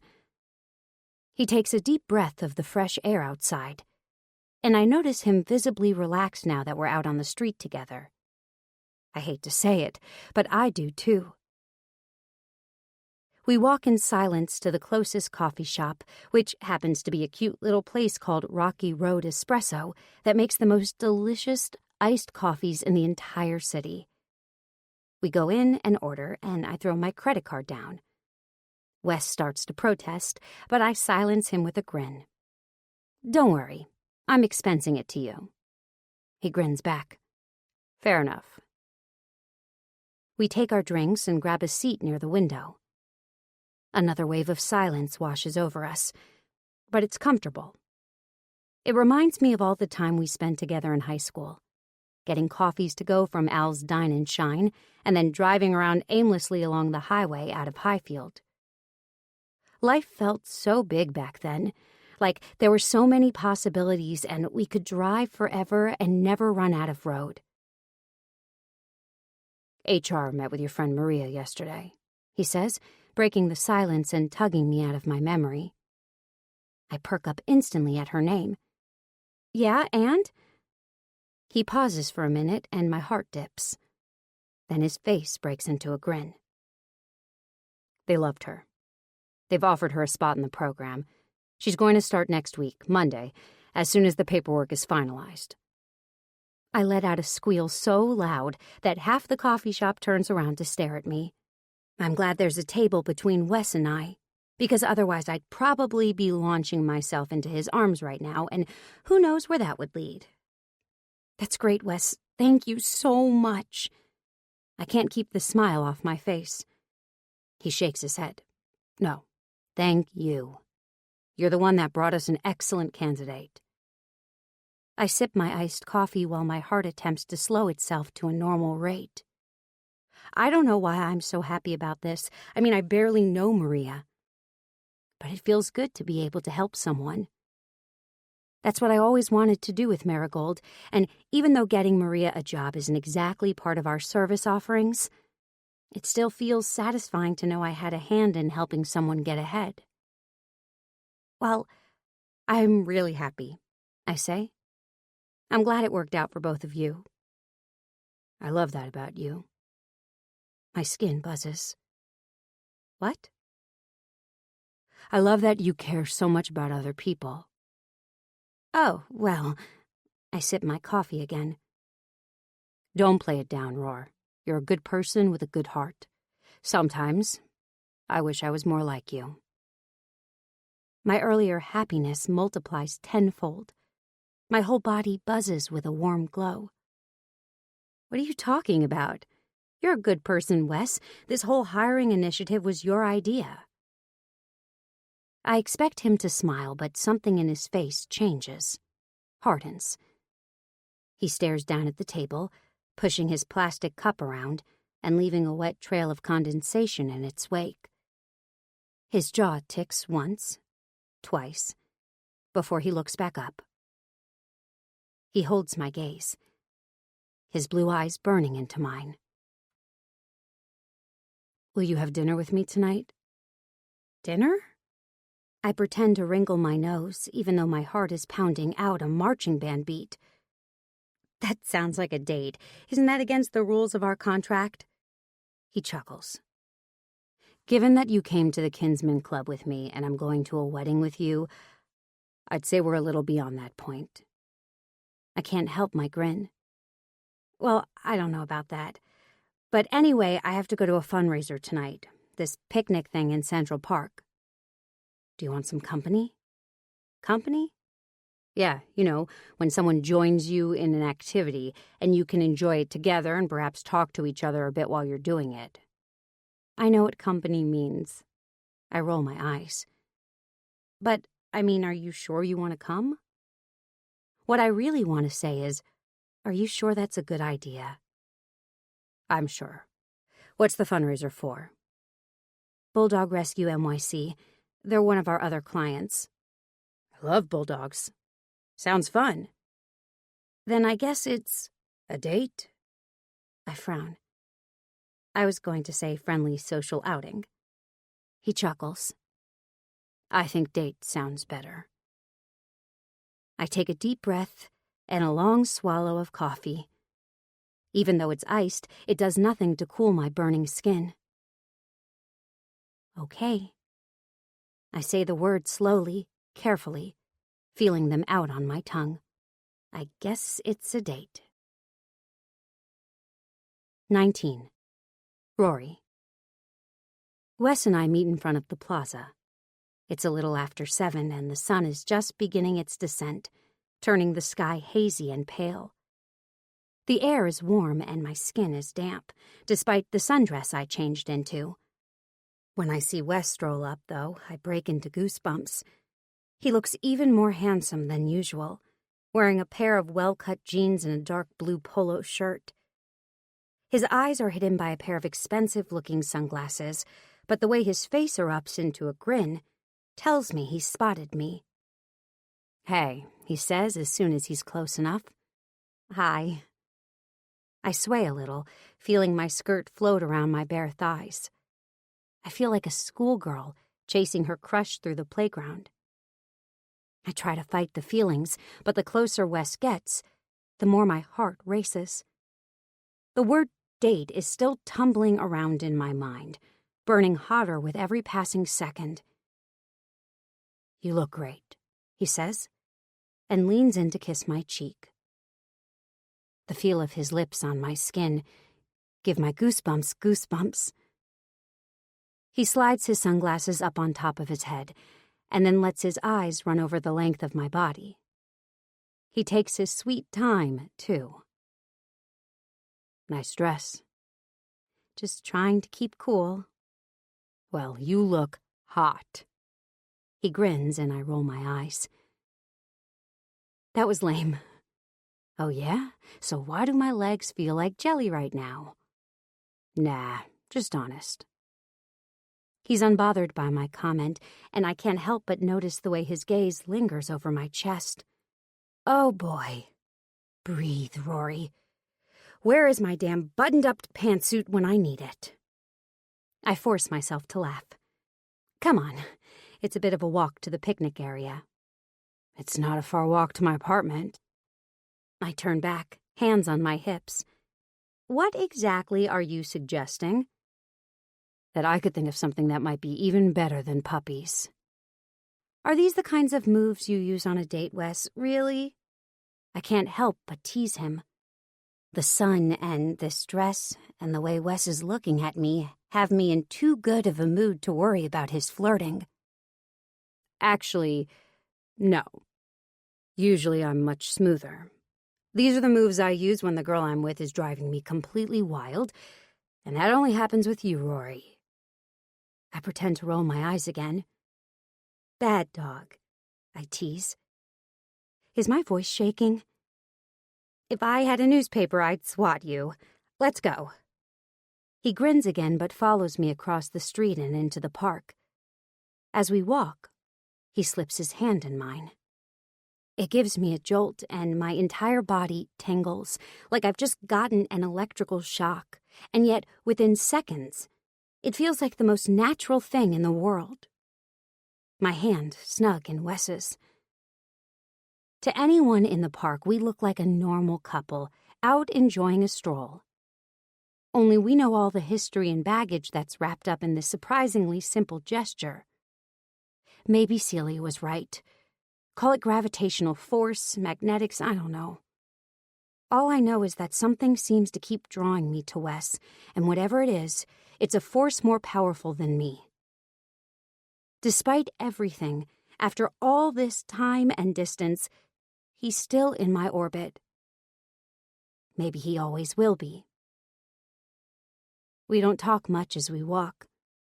We take in the scenery, all the other people out enjoying the warm evening. When we hear laughter and barking, I squeeze Wes's hand. I think we're in the right place. We come around the corner, and I squeal. There are so many bulldogs that the cuteness factor is on overload. There's a big barbecue where an older man is grilling hot dogs, and picnic tables are set up with information on bulldog rescue, all manned by enthusiastic volunteers. And of course, there are the dogs. Some are rescues, with big posters advertising their adoptability and details. Others seem to be pets, walked on leashes by their owners who've come out to support the fundraiser. There's music playing and kids running around, and the whole thing is so wholesome and sweet that my teeth actually ache a little. I glance at Wes, who's scanning the crowd. Oh God, you hate this, don't you? I cover my face, laughing. Probably not exactly the kind of evening you had in mind. Are you kidding? This is great. Let's go pet some dogs. He takes my hand again, and we stroll past the picnic tables, petting and fussing over all the dogs that are up for adoption. Mabel, the old queen with a rhinestone collar and a serious underbite. Arnie, the all-black bulldog with one white ear and a bright red bandana whose poster says he might be part Boston Terrier. Rocco, the 9-month-old puppy found abandoned in Soho last month. Wes and I squish them all. He doesn't even flinch when Mabel covers him with sloppy kisses. She practically climbs into his lap as he crouches down to pet her. Ugh, what is it about handsome men and dogs? It should seriously be outlawed. My lady parts are singing the Hallelujah chorus, watching him fuss over them. Dear God, please never let him hold a baby in my presence. I try to get my body to calm down, but after a few minutes, I realize that ship has sailed. I decide to just go with it and focus on having fun. After we've cooed over every dog available, Wes stands, brushing off his jeans. Something over his shoulder catches my attention, and I bite back a grin. Maybe I can have a little fun with this. Wes? I press my hands against his chest and smile seductively. I really want to give you a kiss. He looks surprised for a second, but then his face spreads into a grin. You do you? He growls. I nod. I bite down gently on my bottom lip, trying to look as sexy as possible. I even bat my eyelashes. Would that be okay? His hands are sliding down around my waist now, drawing me to him. The hard planes of his body are making me sweat even more than the sun is. Hell yeah, that would be okay. It would be more than okay. His voice is gruff, sexy. Suddenly, all I want to do is kiss him for real. Maybe this plan was a bad idea. I smile sweetly while my heart races, and then tap my finger lightly against his chest. Good. It'll only cost me $5 and a milk bone. His face wrinkles in confusion. What? I bite my lip harder and nod over his shoulder. He spins his head to look and then bursts out laughing. The Pooch Smooch booth? The bright red booth is behind us, on the far edge of the picnic area. It's about waist-high with a big window cut out of the center. A dog-sized kissing booth. Inside the box sits the ugliest bulldog I think I've ever seen in my life. I mean, he's so ugly, he's cute again. Most of his face is black except for a white stripe that runs down the bridge of his nose, like a skunk stripe. He's got a sprig of wild hair coming off the top of his head and one huge snaggletooth curling over his upper lip. He's got an underbite and a long tongue that hangs down. His sign says his name is Brad.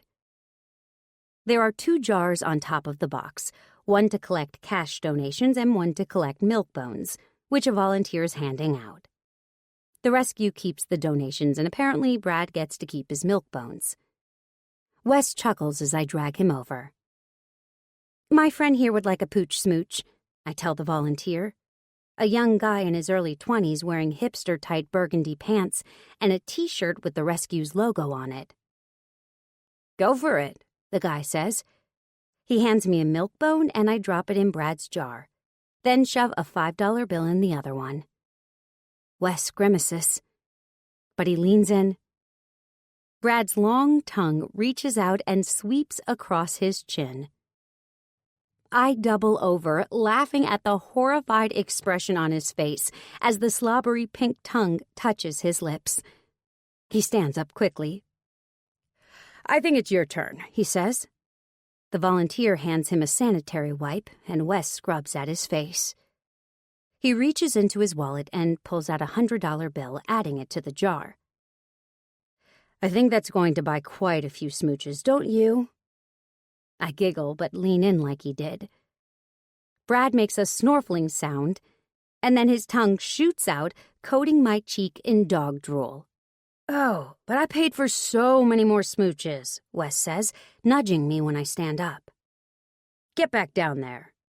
I think I'm smooched out, I laugh. I scrub my face with the wipe. The scent of alcohol and lemon clings to my skin, but it's better than dog biscuit breath. If a guy wants that many smooches, he's going to have to at least buy me dinner first. Noted, Wes says with a grin. In that case, can I buy you a hot dog? He gestures towards the barbecue that's set up on the side. Big spender, I tease. But yes, I could go for a hot dog. You have no idea how much I like to hear you say that. I punch him lightly in the arm. A hot dog of the edible variety. He raises his eyebrows. Go on. You know, in a bun. With ketchup. Interesting. I've never tried it that way, but hey, if it works for you, you're incorrigible. I see your sense of humor hasn't evolved since high school. I'll take that as a compliment. Suit yourself. We stroll over to the barbecue and Wes orders 2 hot dogs and 2 cans of Coke, then pays the woman holding the metal cash box. He drops an extra 20 into the donation jar beside her, and I bite back a smile. We take our dinner over to an empty picnic table and sit down. This is fun, Wes says, cracking open his soda. Thanks for coming with me. I always feel awkward hanging around these things by myself. I'm having a great time. So, you said they're one of your clients. I nod, taking a bite of my hot dog and trying desperately not to glob ketchup down the front of my dress.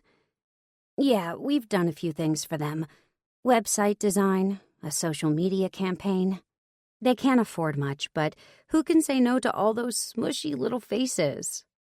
Wes shakes his head. Not me, that's for sure. His eyes crinkle up when he grins. It's great that you do so much for these clients. They must love you. I shake my head. Well, I have to thank you again for the job. This one project for Gold Lake is going to give us the freedom to take on a lot more charity clients. Honestly, if we had our way, we just work with nonprofits all day. All pro bono. And smushy dog faces, of course. Of course, I grin. Rory, hi! A voice calls from over my shoulder. I turn around to see Mary Ellen, the bulldog rescue coordinator I've been working with. Mary Ellen, hi! I stand up and give her a hug. Great turnout. She looks around proudly, stuffing her hands into the pockets of her denim overalls. Yeah, not too bad. Thanks again for your help with the flyers. I wave off her comment. No problem at all. Happy to do it. She peeks over my shoulder at Wes, and I smack my forehead. Sorry, Mary Ellen, this is Wes Lake. He's actually another one of my clients. Nice to meet you, she says, reaching out to shake Wes's hand. You a dog lover? He smiles warmly. I am. Though if I wasn't already, Mabel would have convinced me. Mary Ellen laughs, her face lighting up in pleasure. Yes, she's a doll, isn't she? Can you believe we just found her roaming the streets last month? A gorgeous old girl like her. Such a shame. Unfortunately, it's pretty hard to find homes for senior dogs, but she's had a lot of attention tonight, so you never know. Fingers crossed. She holds up 2 crossed fingers, and Wes and I do the same. Anyway, I won't keep you, she says. I just wanted to come and say hello. Make sure you check out the auction before you head out. We promise we will, and then watch as she disappears back into the crowd. She seems nice, Wes observes after she's gone. I nod, finishing off my hot dog and brushing my hands off on a napkin. She's really sweet. We're really lucky. All our clients are amazing. He grins. Present company included, I presume. Of course, I stammer. My cheeks redden. Good. He catches my eye and smiles warmly. And my stomach does a fluttering thing that rivals the feeling I had watching Wes loving on Maple. Should we check out the auction, I say, to change the subject? Sure. We stroll over to the other side of the picnic area, where a few more tables are set up. There are items on each table with sealed bid boxes. It's all very informal. You just write your name and your bid and stuff it in the appropriate box. We browse the items up for auction, from the little I Heart Bulldogs keychain to a certificate for 10 free pet spa days to a pet photography session. Ooh, I'm going to bid on that, I say, pointing to a yoga mat with paw prints on it. Wes raises his eyebrows. You know I'm picturing you in Downward Dog right now, right? I groan. Stop. I can't help it. I push past him playfully and scribble my name and a bid on a slip of paper, then shove it in the box in front of the yoga mat, while Wes goes to the table with the bulldog keychain. Fingers crossed, he says, holding up his 2 crossed digits again after he's shoved his bid into the box. I'm feeling good about our chances, I assure him. I think this is our lucky night. He starts to say something, but I reach up and cover his mouth with my hand, both of us laughing. "Don't even say it." "Say what?" he says, his voice muffled behind my palm. "Whatever dirty thing you were about to say." "I think you've got the wrong guy," he says, still muffled. I laugh as I lean against his chest, but then he pries my hand away from his face. Gently. He turns my arm and kisses the inside of my wrist. I gasp. The touch is so intimate, so unexpected. The rest of the park melts away. Everything in my body is laser-focused on Wes. My entire being hums in his presence. I'm not ready to say goodnight yet. Maybe we could go for a drink? His voice is hoarse, gruff. I nod. I don't trust my own voice right now. He kisses my wrist again, and even though I see him doing it, and am prepared for the feel of his lips on my skin, I still squeak. Maybe we could go for a drink at my apartment? His blue eyes have gone dark. I nod again. I know it's wrong, but the magnetic force between us is pulling me again, straight into Wes's orbit. He grins, then turns my arm down so that he's holding my hand again, and leads me out of the park. 20. Rory. So this is your place. I scan Wes's penthouse apartment and try to keep my jaw from hitting the floor. It is. It's nice. Nice is the understatement of the millennium, of course. It's a 2-story apartment, bigger than my parents' house, with floor-to-ceiling windows overlooking Central Park. The space is open, and from where we stand, I can see a modern kitchen with black lacquered cabinets and stainless steel everything. Low-profile furniture is elegantly arranged around the main room, and huge pieces of art cover the white walls. What looks like a gas fireplace is nestled into one wall opposite a deep gray sofa.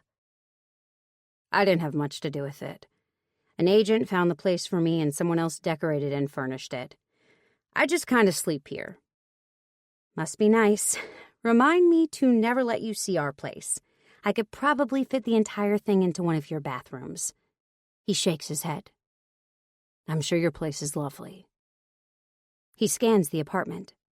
His expression looks not sad exactly, but lost.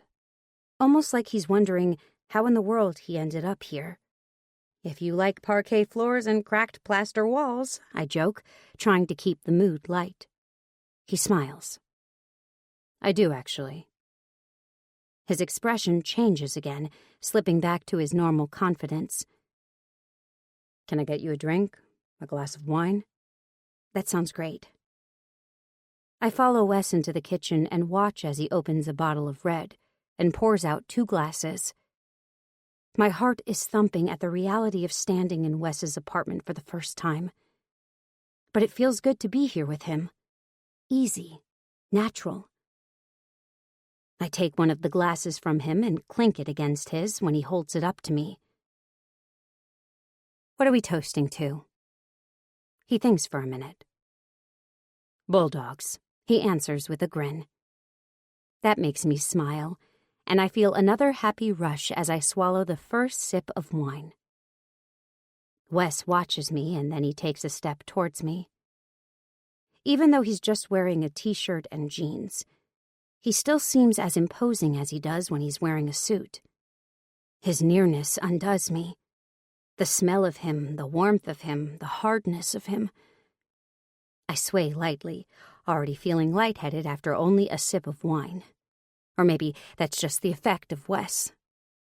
He sets his glass down on the stainless steel countertop and then wordlessly tips my chin up.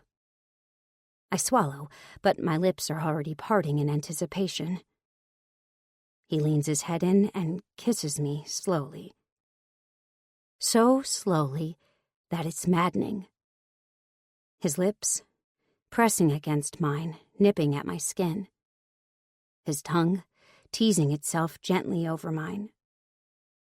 I let out a soft moan. Part of me is still insisting that I should be fighting this, that I should tell him no. And not just because we have a deal, but because I know that once we do this, we can't undo it. You can't unring a bell. But God, I want to ring that bell, more than I've ever wanted anything. Wes reads my mind. He grabs me suddenly, lifting me up. I swing my legs around his waist automatically, trying to find purchase, as my heart races and I laugh breathlessly. Wes growls and kisses me harder. My arms are wound around his neck and I cling to him, kissing him and breathing him and wanting him. Wes carries me like that, all the way through the apartment and then up the floating staircase. His arms flex around me, holding me tight. His body is hard against mine, his shoulders taut under my hands. He shuffles us into a room and then sets me down gently on a bed. His bed. I look around the room, trying to get a glimpse of the man Wes is now, who he is when he lays down to sleep, but the walls are as white as the ones downstairs. They give nothing away. The bed is low to the ground and covered in a white duvet that's as blank as a sheet of paper. There's one piece of art on the wall, a huge triptych over the bed that's done in abstract whites and grays. It gives nothing away either. Nothing but the fact that he has money and can pay someone to buy him pieces like this, that is. I press my fingertips to his jaw, studying his face, trying to understand who this man is, who he's become. His blue eyes are bright, but the half-smile he wears feels more like a mask sometimes. I kiss him again. At least I know who he is then, when we're kissing. We tumble onto the bed, a clash of arms and legs and tongues. I can feel his breath against my skin, his erection pressing into my thigh. I run my hands under his t-shirt, where his skin is warm and stretched firm over perfect washboard abs. He tugs at my dress, yanking it easily over my head, and then pulls me against him. For a long time, we lie there on his bed, kissing, the same way we used to do when we were teenagers. God, we could kiss back then. We'd spend hours and hours in the back seat of his Sunfire just kissing. I knew every inch of his face, every quirk of his lips. My legs resting over his hands wound up in my hair. Windows so fogged up that no one in the world could see us, and we wouldn't see the world. It was perfect, but somehow, this is too. Wes's broad shoulders under my palms, his hands, so much bigger now, splayed against my bare back, inching under my bra strap. With a quick flick of his wrist, he unclasps it. I giggle. You've always been good at that. What can I say? It's a useful skill. Oh, is it? Like knot tying. Knot tying? Or fire starting. Identifying poisonous mushrooms. In fact, I'm starting a petition to suggest they teach it in Boy Scouts. He grins, and I kiss him just to make him be quiet. He strips off his own shirt, and then his arms are around my back again, pulling me to him and crushing my breasts against his chest. My nipples beat at the warmth of his skin, at the firmness of him. We tumble over each other. I reach for the waistband of his jeans, fumbling with the button, the zipper, trying to push them off his body. He does me the favor and kicks them off himself, his lips never losing contact with mine. I stroke my palm over the bulge of his boxer briefs, moaning in need as his cock twitches against my hand. Oh my God, Roar, he groans. His hands skim over my hips, pushing against the soft lace fabric of my underwear. I tug at his at the same time, and then suddenly, we're both naked. Nothing between our skin but a fine layer of sweat, He rolls me onto my back, his hand dipping down between my thighs, parting my cleft, stroking my clit with his thumb. I buck against him, whimpering against the side of his neck and pulling him to me. My hands explore his body while he touches me, finding all the planes and angles and crevices, the ones that are so familiar and the ones that are brand new. His body is a jungle, a mystery, a fevered dream. I pant against him as he strokes me. His hands are practiced, confident. None of the fumbling of when we were young. He turns small circles around my clit, pressing against it with just the right amount of force. My hips move automatically towards him, wanting to feel more of him. Oh God, Wes, this is so wrong. My words are muffled against his chest. He pauses his ministrations, and I almost sob. Do you want to stop? He looks down at me and tilts my chin so that he's looking in my eyes. Those eyes. I could get fucking lost in those eyes. God, no, I breathe. I want more. I want it all. Good, he growls. He pushes my thighs apart then, almost roughly. He kneels between my legs and dips his head, and I nearly scream when his tongue glides over my clit. I clutch the blankets instead, pulling them this way and that, while my body rocks back and forth. Wes works some kind of ungodly magic on me, turning me into a screaming banshee. When he plunges 2 fingers deep inside me, I buck again, my body nearly bending in half. Wes holds me in place, licking and sucking and kissing my pussy. His mouth is so warm and wet, and every nerve ending in my body buzzes with his touch. He keeps going until the orgasm rips through me like hot molten lava, liquefying everything inside me. My legs collapse limply onto the bed as Wes crawls up to find my mouth with his. Good? He asks, kissing the line of my jaw. Oh, yeah.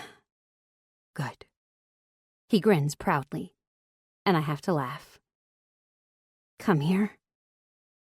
I pull him to me, pressing his lips with mine. I can taste myself on him, and even though I should find that weird, I don't. It feels intimate and erotic and, well, hot. Wes seems to enjoy it as well, because he kisses me with even more force now, pushing me backwards against the fluffy pillows and climbing astride me. His thick cock bobs heavily above me, and the ache inside me intensifies. His cock is bigger and more magnificent than I remembered, than I even could have imagined. Perfectly shaped in just the right length and girth. He grips the base and strokes it with his fist a few times, making me groan. Okay, now you're just toying with me. Never, he murmurs. He reaches over to the nightstand and pulls out a square silver packet. Sheathing himself quickly, he runs his cock over my pussy, coating himself in me and making my clit tingle.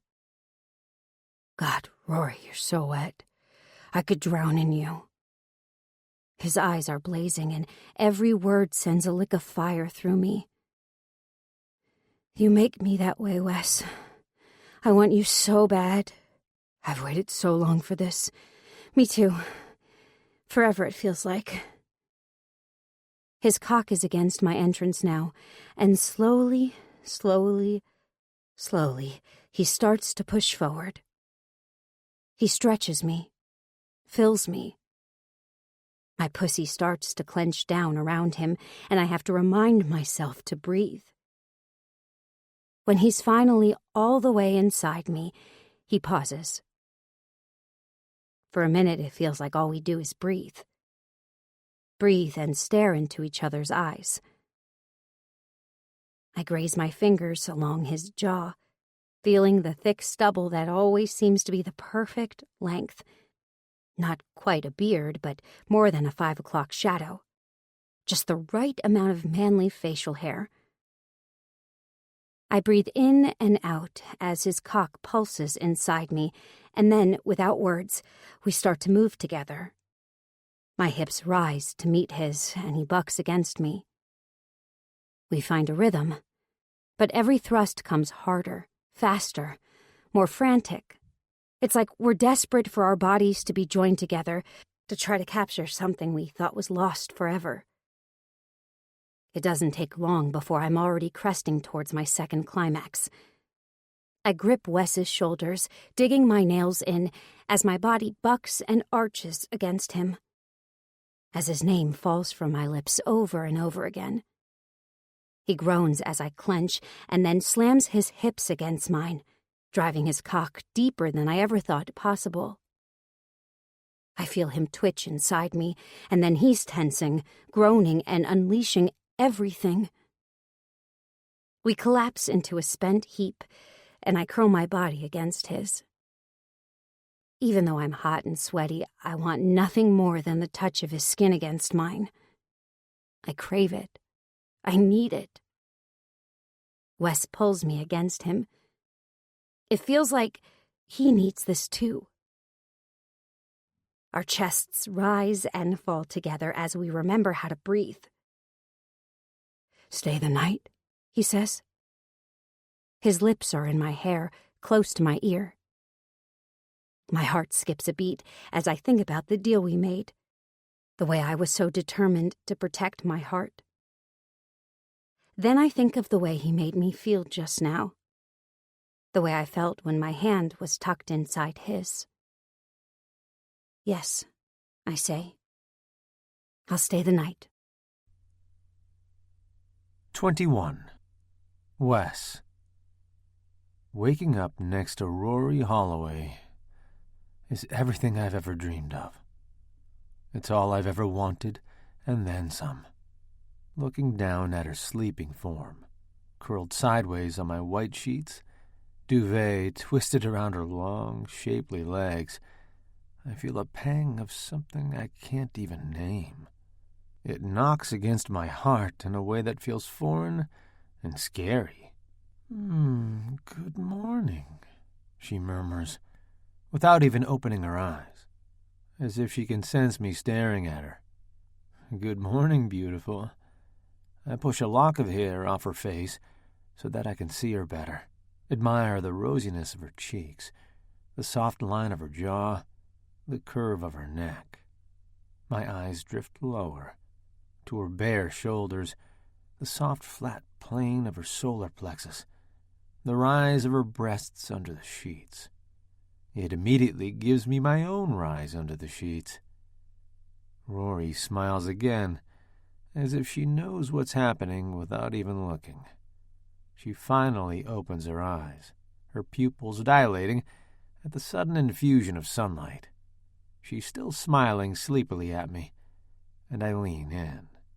I can't keep my lips away from hers for another second. Suddenly, she sits up straight. "What time is it?" "7. "Okay. Whew. I thought I was late for work." She collapses back down onto the pillow. I chuckle. "No, plenty of time. I can even drive you." "Good. I have a full day today. As you might know, I have a very demanding client who expects a presentation in a few days." She's grinning playfully, and I shake my head. "I have no idea what you're talking about, though I do know you have a very demanding man in bed with you, and at least another half hour before either of us has to be up and functional." She says thoughtfully.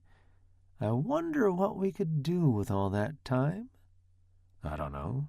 I was thinking maybe we could violate the terms of our agreement again." She rolls over on top of me so that suddenly there's nothing between us but heat. "I've never been one to go back on an agreement before," she says, "but maybe this is one deal worth breaking." She starts moving then, rubbing her wet pussy over the hardness of my shaft. Her soft, curvy body moves over me, her breasts heaving lightly over my chest, her hair tumbling down around both of us. I press my hand to her cheek as she moves, as she takes her pleasure from me. I gesture to the nightstand, and she reaches over to get a condom.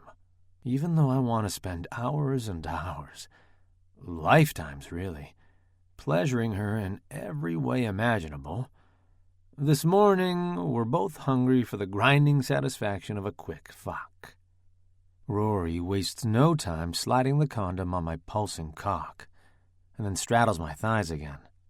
She eases me past her opening, and then sinks down, letting out a blissful groan that thrills me more than anything else. Watching her get off on my cock is the biggest turn-on I've ever experienced.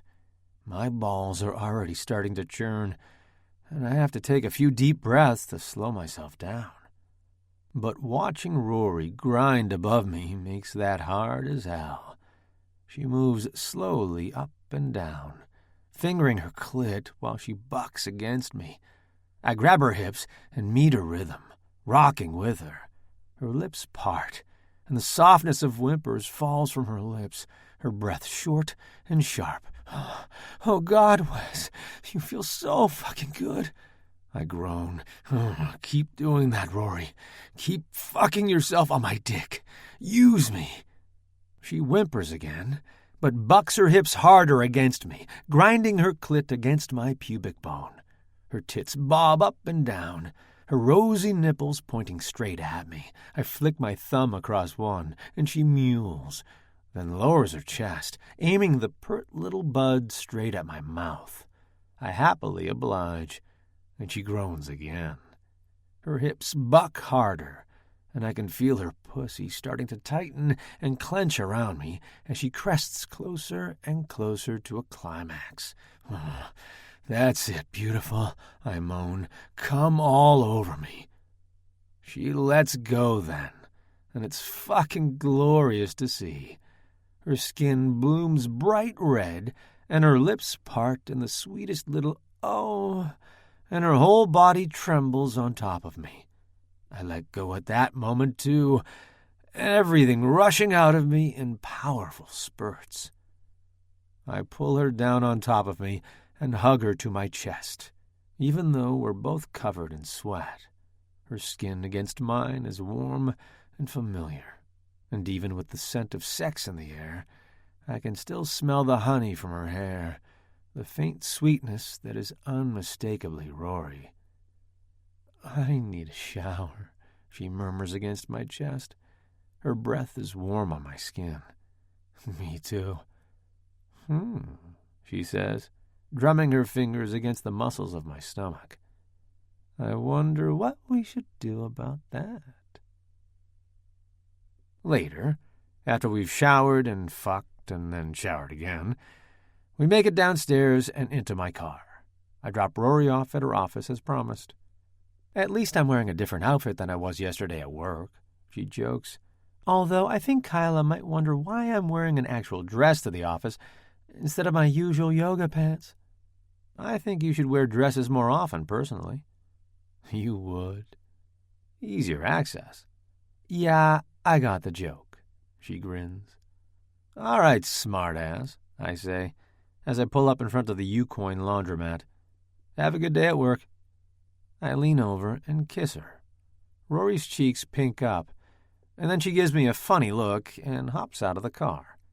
A second later, she disappears into her building. I sit there for a minute, wondering why I just did that. Have a good day? A kiss on the cheek. That's couple behavior. Rory and I aren't a couple. We're just, well, I don't know what we are, but we're not that. Hanging out with her is fun, and sleeping with her was fucking amazing. But I can't afford to let myself get too invested. There's too much distance between us for that. Too many things Rory still doesn't know about me. Too many things that would hurt her if she knew the truth.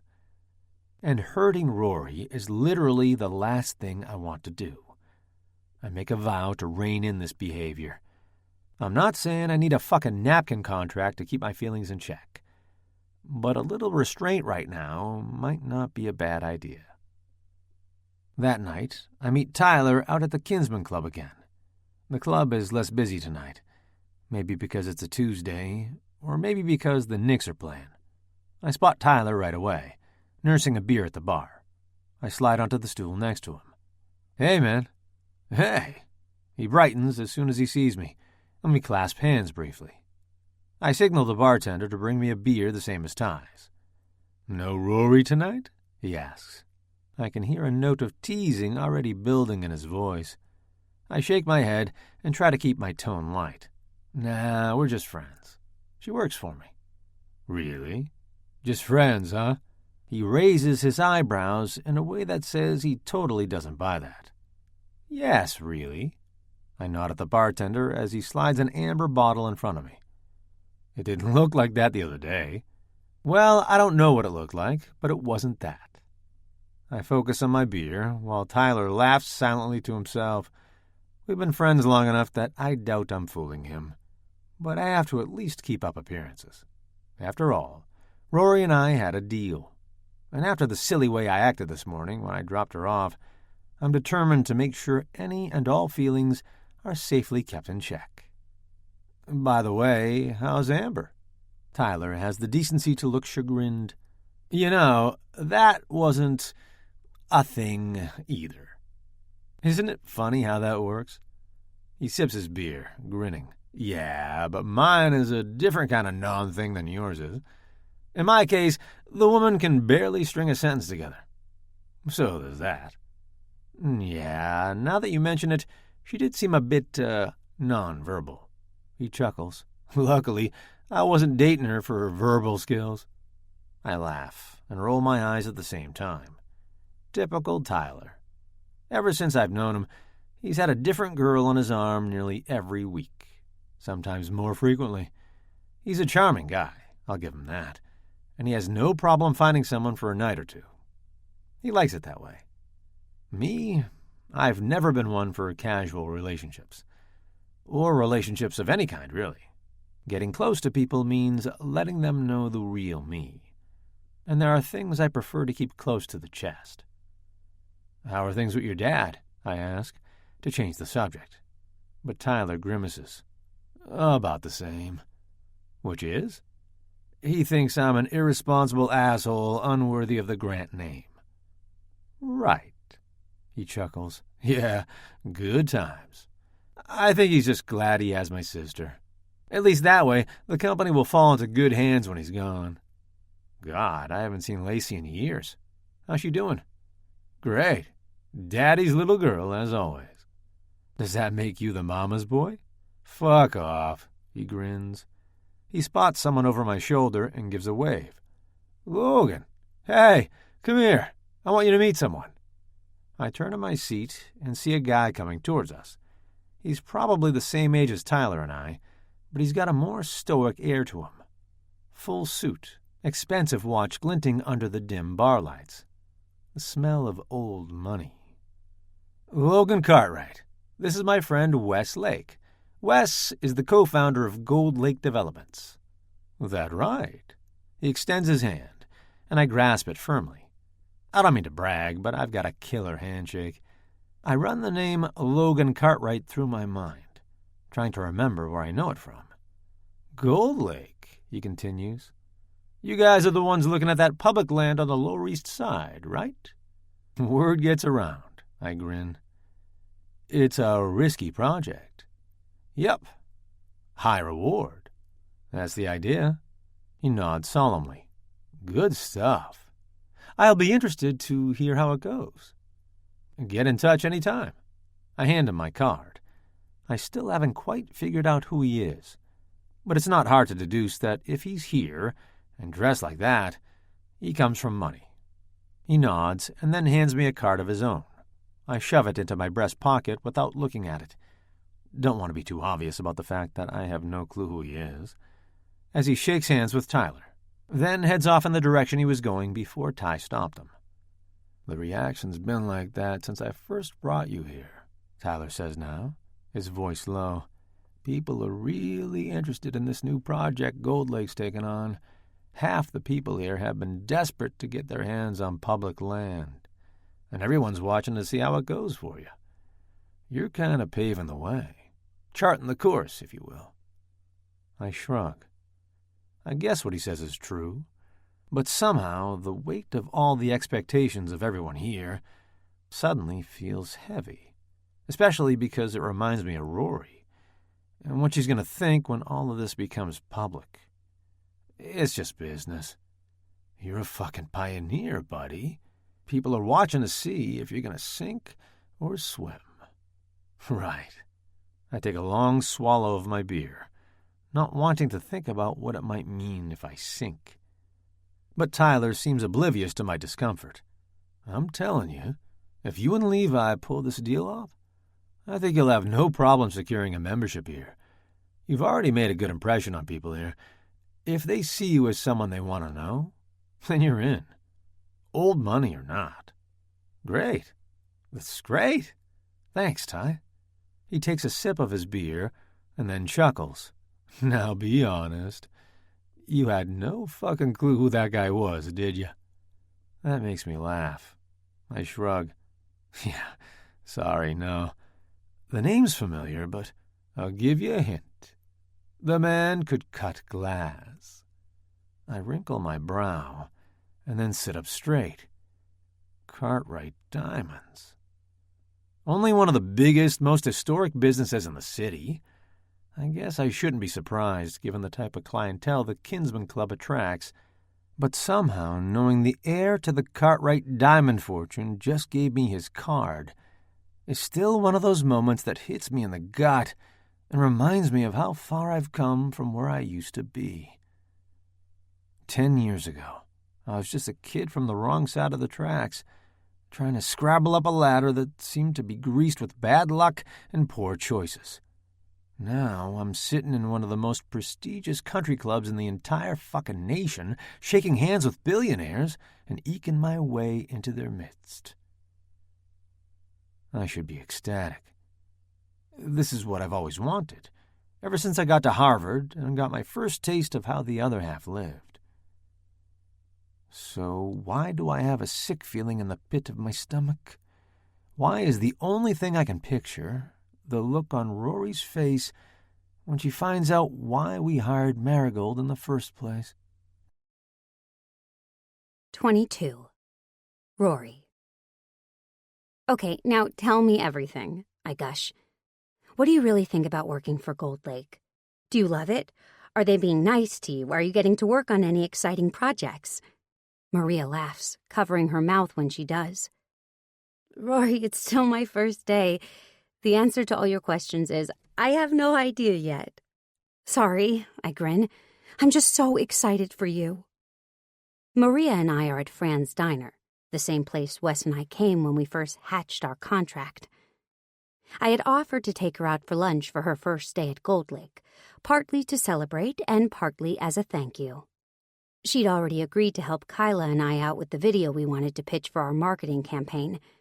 We'd spent the weekend with her and a videographer friend of Kyla's, getting some B-roll of Maria at home, at the community center garden, and interacting with her adorable son, Bruno. It was a little weird, considering she hadn't even started at Gold Lake by that point, but that's why we were waiting till later this week to film the actual interview.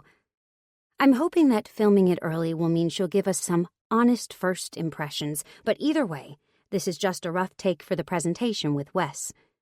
We can always redo the interview once she's had more time to settle in. Now Maria grins, sipping her coffee. Her full lips are painted in a bright red, and with her white blouse, gray blazer and skirt, and neatly knotted hair, she looks like a completely different person from when I first met her, digging in the dirt at the Elmwood Gables community garden.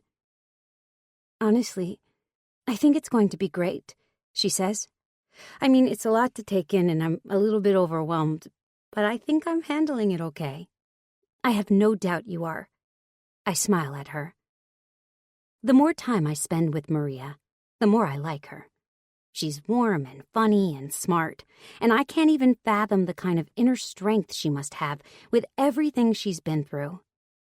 I have a meltdown if the corner bodega is out of Diet Coke, and this woman's been through hell and back. Yet, watching her with her son, especially as he struggled with his homework and she patiently sat down and tried to work through the math problems with him, I see this kind of grace and calmness in her that I really admire. "Do you like your mentor?" I ask, sawing off a bite of pancakes. "Breakfast for lunch. It's totally a thing." "I think I'm going to love her. It's so cool to be working under a woman who's succeeding in project management. I worried that it would be all men there, but so far it's a really nice and mixed bunch of people. That's great." I wonder briefly if that's Wes's influence. I think about what he told me that first night we went out, and he pitched the project to me. He talked about his mother and the opportunities he wished she could have had. I wonder if that's always influenced his hiring choices, even before this new dedicated program. The thought makes my insides flip, makes me feel like my stomach is smiling. "So, what cool projects are you going to be managing?" "None of my own yet," she says shyly. "But I'm helping out with this project to add 6 levels of parking to a development out in Williamsburg." "Parking?" I wrinkle my nose, laughing. "That doesn't seem exciting." "Oh, it is, though," Maria beams. "There are so many moving pieces, so many deadlines and deliverables. I'm in Gantt chart heaven." I laugh. "I wish I was that organized." "But you run your own business." "Yeah, but you should see the mess that is our office. And the file system on my computer." I pretend to shudder. "It would give you nightmares." "I could help you whip that into shape," she says confidently. "You'd need a whip for sure," I joke. "I need to be disciplined." "No, I'm serious. I could totally help you. Life is so much easier when you're organized, and I owe you one to thank you for getting me this job." "Oh, you don't owe me anything," I say, brushing off her comment. "It's all Wes. This project was his idea. All I did was pass along your resume. By the way, I've been meaning to ask you what you think of Wes." I admit that I'm curious to get her insights. My perspective on Wes is warped because of our history, but Maria might be more objective. But instead, she shakes her head. "I actually haven't met him yet." "Oh, that's too bad. I guess he hasn't had time to stop in and say hi yet." "I know. I'll ask him to have a coffee with you." "Oh, really, Rory's no big deal," Maria protests, as if she's afraid I'm going to get her in trouble. "Honestly." "Don't worry. I'll make sure he knows it's my idea and you're not having any problems or anything," I assure her when I see the nervous expression on her face. "I just don't want to do anything to jeopardize this position." "I know. Totally get it. I promise I'll just suggest it. I'm sure he'd love to do it anyway. He's very passionate about this project." I actually hadn't talked to Wes much since he dropped me off at my office late last week. We texted a few times, and he'd invited me out for dinner on Sunday. But Kyla and I have been so wrapped up in the pitch that I barely stopped moving all weekend. By the time the invitation came, I was practically comatose and had to turn him down. That didn't stop me from spending the entire weekend thinking about him, though. Maria and I finished our breakfasts, and I settle up the bill. Just as we're about to head out of the diner, the glass shelves behind the counter catch my eye, specifically the bright yellow of the most delicious-looking lemon meringue pie I've ever seen in my life. I think of Wes eyeing the pie last time we were here. I could bring him a piece, I think. Since I'm stopping over there anyway to meet with the HR director to get some statistics on their hiring program, it's the neighborly thing to do, right? Not to mention that it would give me a good excuse to stop in and see him. I catch the attention of the petite brunette working behind the counter and ask for a slice to go. Then Maria and I walk the 8 blocks back to the Gold Lake offices, chatting and laughing the whole time.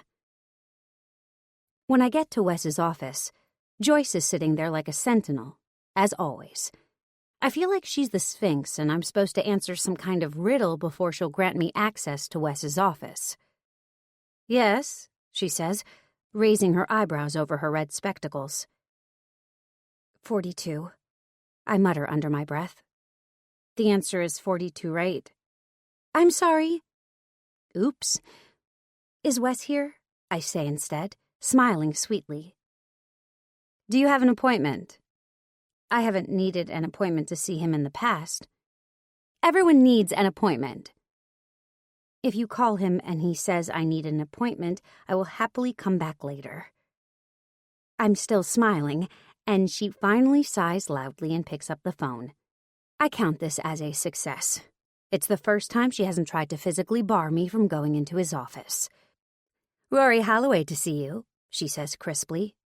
Hey, at least you remembered my name. I see. Yes, sir. She sets the phone down and purses her lips, then sighs. He'll see you. I almost bow. It feels like that's what you should do when the Sphinx allows you to pass. Instead, I just say thank you and go past her desk, pushing open Wes's door. His face lights up as soon as he sees me, and I can't help the happy fluttery thing my heart does. When he looks at me like that, all my insides turn to mush. It's kind of ridiculous, really. Rory, this is a nice surprise. I was in the neighborhood, so I thought I'd drop by and say hi. I'm glad you did. Have a seat. I sit down across from him, nestling into the oversized leather chair. I remember the first time I sat in this chair, coming into his office with that contract, my hands shaking as I told him there'd be no kissing, no funny business of any kind. Look how well that worked out. The thought brings a smile to my lips, and Wes looks puzzled. What? Nothing, just thinking. About what? About our contract. Oh, did you have some concerns with it? His expression turned serious. Not that contract. Oh. Oh. His concern turns into a wicked grin. What can I say? I'm a master negotiator. You are, but I was actually thinking that we're both pretty terrible about holding up our ends of the agreement. True. Don't let any of my business associates know. I won't. They might expect me to fall into bed with them, too. I giggle. I hope you don't make a habit of it. Wes gives me a funny look, and I clamp my mouth shut as soon as the words are out of my mouth. Why did I say that? I guess it's not any of my business if Wes sleeps with other clients. It's not like we've had any kind of discussion about whatever's happening between us. We're not even supposed to be sleeping together, and that was my idea, so I certainly have no right to tell him not to be with anyone else. Even if that's the thing I really want to do. But Wes must see the warring go on in my mind because he shakes his head softly. I don't, Rory. I'm not. You're the only one. You're the only one. How many times had I dreamed of hearing those words from Wes at one point in my life? And here he is saying them, looking at me with those panty-melting blue eyes, making my toes curl in my heels without even laying a finger on me. Is it any wonder I haven't been able to keep up with my own agreement? Okay, I say now, flushing with relief. Me too. I mean, you too. I get it. He grins. Anyway, what brings you to the neighborhood? What? You mentioned you were in the neighborhood. Oh, right. I was having breakfast with Maria Costa, and then I'm meeting with your HR director. Oh, good. Ready for Thursday's pitch? He grins. I pretend to wipe my brow. I don't know. The pressure's on. You're damn right it is, he chuckles. I expect you to wow me, after all. I know. And I've heard you're a hard man to wow. I am. Except when it comes to you, it seems. My cheeks color again. Well, then I expect our presentation is going to go spectacularly. He smiles at me. I have no doubt that it is. There's a moment of silence between us, but it feels easier now. There's still a frisson of energy passing between us, but there's something warm and comforting, too. Sometimes, being with Wes seems so simple. Hey, I meant to ask you, do you think you could take Maria for coffee sometime? Today's her first day, and I know she'd love to meet you. Wes goes quiet. He looks down and shuffles through some papers, but he doesn't really seem to be looking for anything. It feels like he's trying to avoid meeting my eye. I'm not sure I can, he says, still rifling through a stack of file folders. I've got a very busy week ahead. You don't look busy, I tease. I'm busy, Rory, he snaps. Just because I make time for you doesn't mean I have time to spend my day hanging out, shooting the breeze with anyone who crosses my path. I get it, I snip. God, relax. I just think it would be nice of you to have coffee with her sometime, when you aren't so dreadfully busy, of course. He sighs. I'm sorry. I didn't mean to sound like an asshole. I am busy, but I'll try to make time for her. Thank you. That's all I wanted. I twist my fingers around in my lap, suddenly feeling awkward now. Funny how fast that changed. Wes doesn't say anything either, so I stand up. I guess I should get going. I'm sure we both have lots of work to do. Rory. He stands too, but stays behind his desk. No, it's okay, Wes. Don't worry about it. I turn to go, but as I reach the door, I remember the styrofoam container I've been carrying. I completely forgot about this, I say, facing him again. I set it down on his desk. What is it? He asks. He doesn't touch it. We were at Fran's. I got you a piece of pie. Pie? Lemon meringue? Wes swallows, and the strangest look comes over his face. Lemon meringue, he repeats. Yeah, I say, trying to figure out what's going on with him. Do you like that kind? I do, yeah. His voice sounds thick, almost choked up. Thanks, Rory. No problem. I give him a quick wave and then leave his office, thinking that was one of the stranger conversations Wes and I have ever had. Just when I think I have that guy figured out, he doubles up on the inscrutable. 23. Wes. I stare down at the styrofoam container sitting on my desk. It's right in the middle of a pile of papers. An architectural plan I was reviewing, concept sketches for a row of townhouses out in the Bronx. Not a high-profile project, but one bound to bring in a fair bit of coin, given how housing is exploding out there.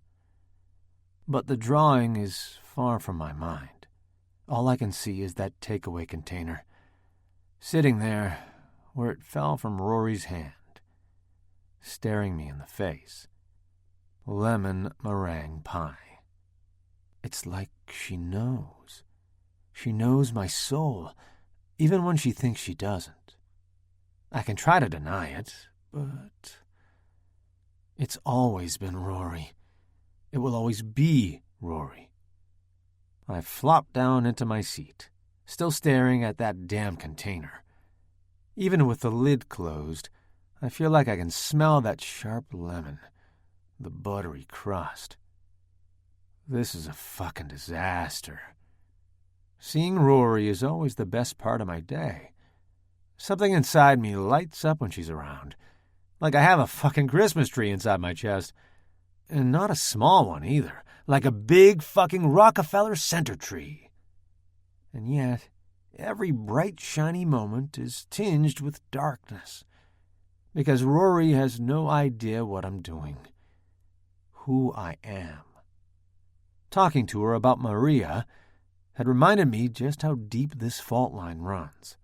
Her request should have been simple. Have a damn coffee with her friend, the one that I hired. But it threw me into a panic. Yes, I hired these women. Yes, the jobs were good, were legit. But I felt a lingering guilt over our reasons for implementing the program in the first place. I decided a long time ago that I wouldn't have anything to do with the program personally. HR takes care of the hiring, and then the new hires get put in whatever department they're assigned to. My hands stay out of the whole thing. Having coffee with Rory's friend Maria isn't part of that plan. If I had coffee with her, I'd have to think of her as a real person.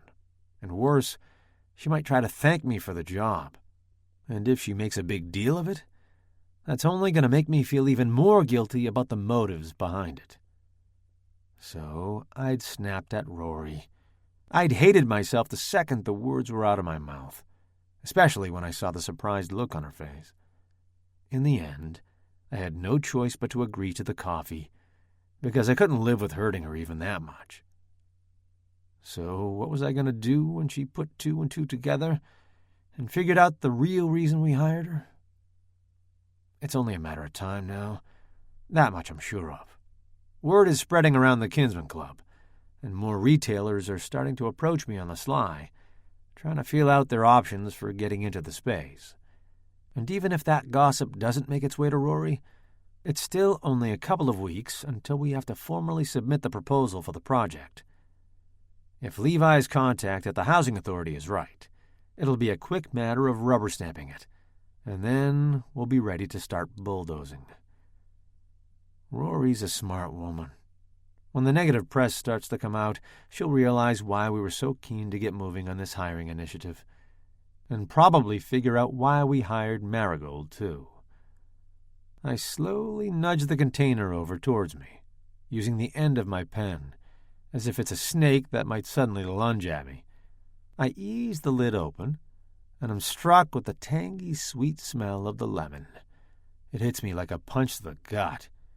The meringue glistens, perfect stiff white peaks edged lightly in brown. The guilt is too much for me. I snap the lid closed again and bring the whole thing out into the reception area. I drop it on Joyce's desk. "What's this?" She looks up, adjusting her glasses. "Pie. Eat it, if you want. If not, throw it in the garbage." "Oh. Okay." She seems a bit perplexed by this development and eyes the pie suspiciously. Then she nudges a stack of file folders towards me. "HR dropped these off for you." "What is it?" "Reports on the status of the hiring initiative, new candidate resumes, and copies of the entrance interviews for the people starting today." "Great. More things I really don't want to think about." "I'll put them on my desk," I tell her. "I'm going to talk with the Strat guys. Give Mickey a call and tell him I'm coming down." "What's this?" Levi looks down at the stack of file folders that I've just dropped on his desk. He turns back to his computer without waiting for an answer. I sink down into the chair opposite him, as if this was an invitation. Levi lets out a nearly imperceptible sigh and nudges his laptop a fraction of an inch out of the way. "I had the strategic division pull it together." He raises his eyebrows, then flips the cover open lazily, scanning the top page inside without touching it. He looks at me and raises his eyebrows again. It's a media analysis of the last two companies that have taken on these types of private developments on public housing land. The first developer to be granted the rights to public housing land was TR Real Estate, who took down a community park and put in an all-glass condo building. The second was Quick Sky Holdings. They ripped up a huge parking infrastructure to put in, you guessed it, a condo tower. Even though the city had implemented a rule that a certain percentage of the units have to go for below-market rates, it hasn't stopped the resentment from the community and from the media. The investors love it, of course. They love it when the rich get richer. Levi's long fingers flick through the pages now. His face stays neutral, although I've looked through those pages so many times that I know with each flick of his wrist what he's looking at.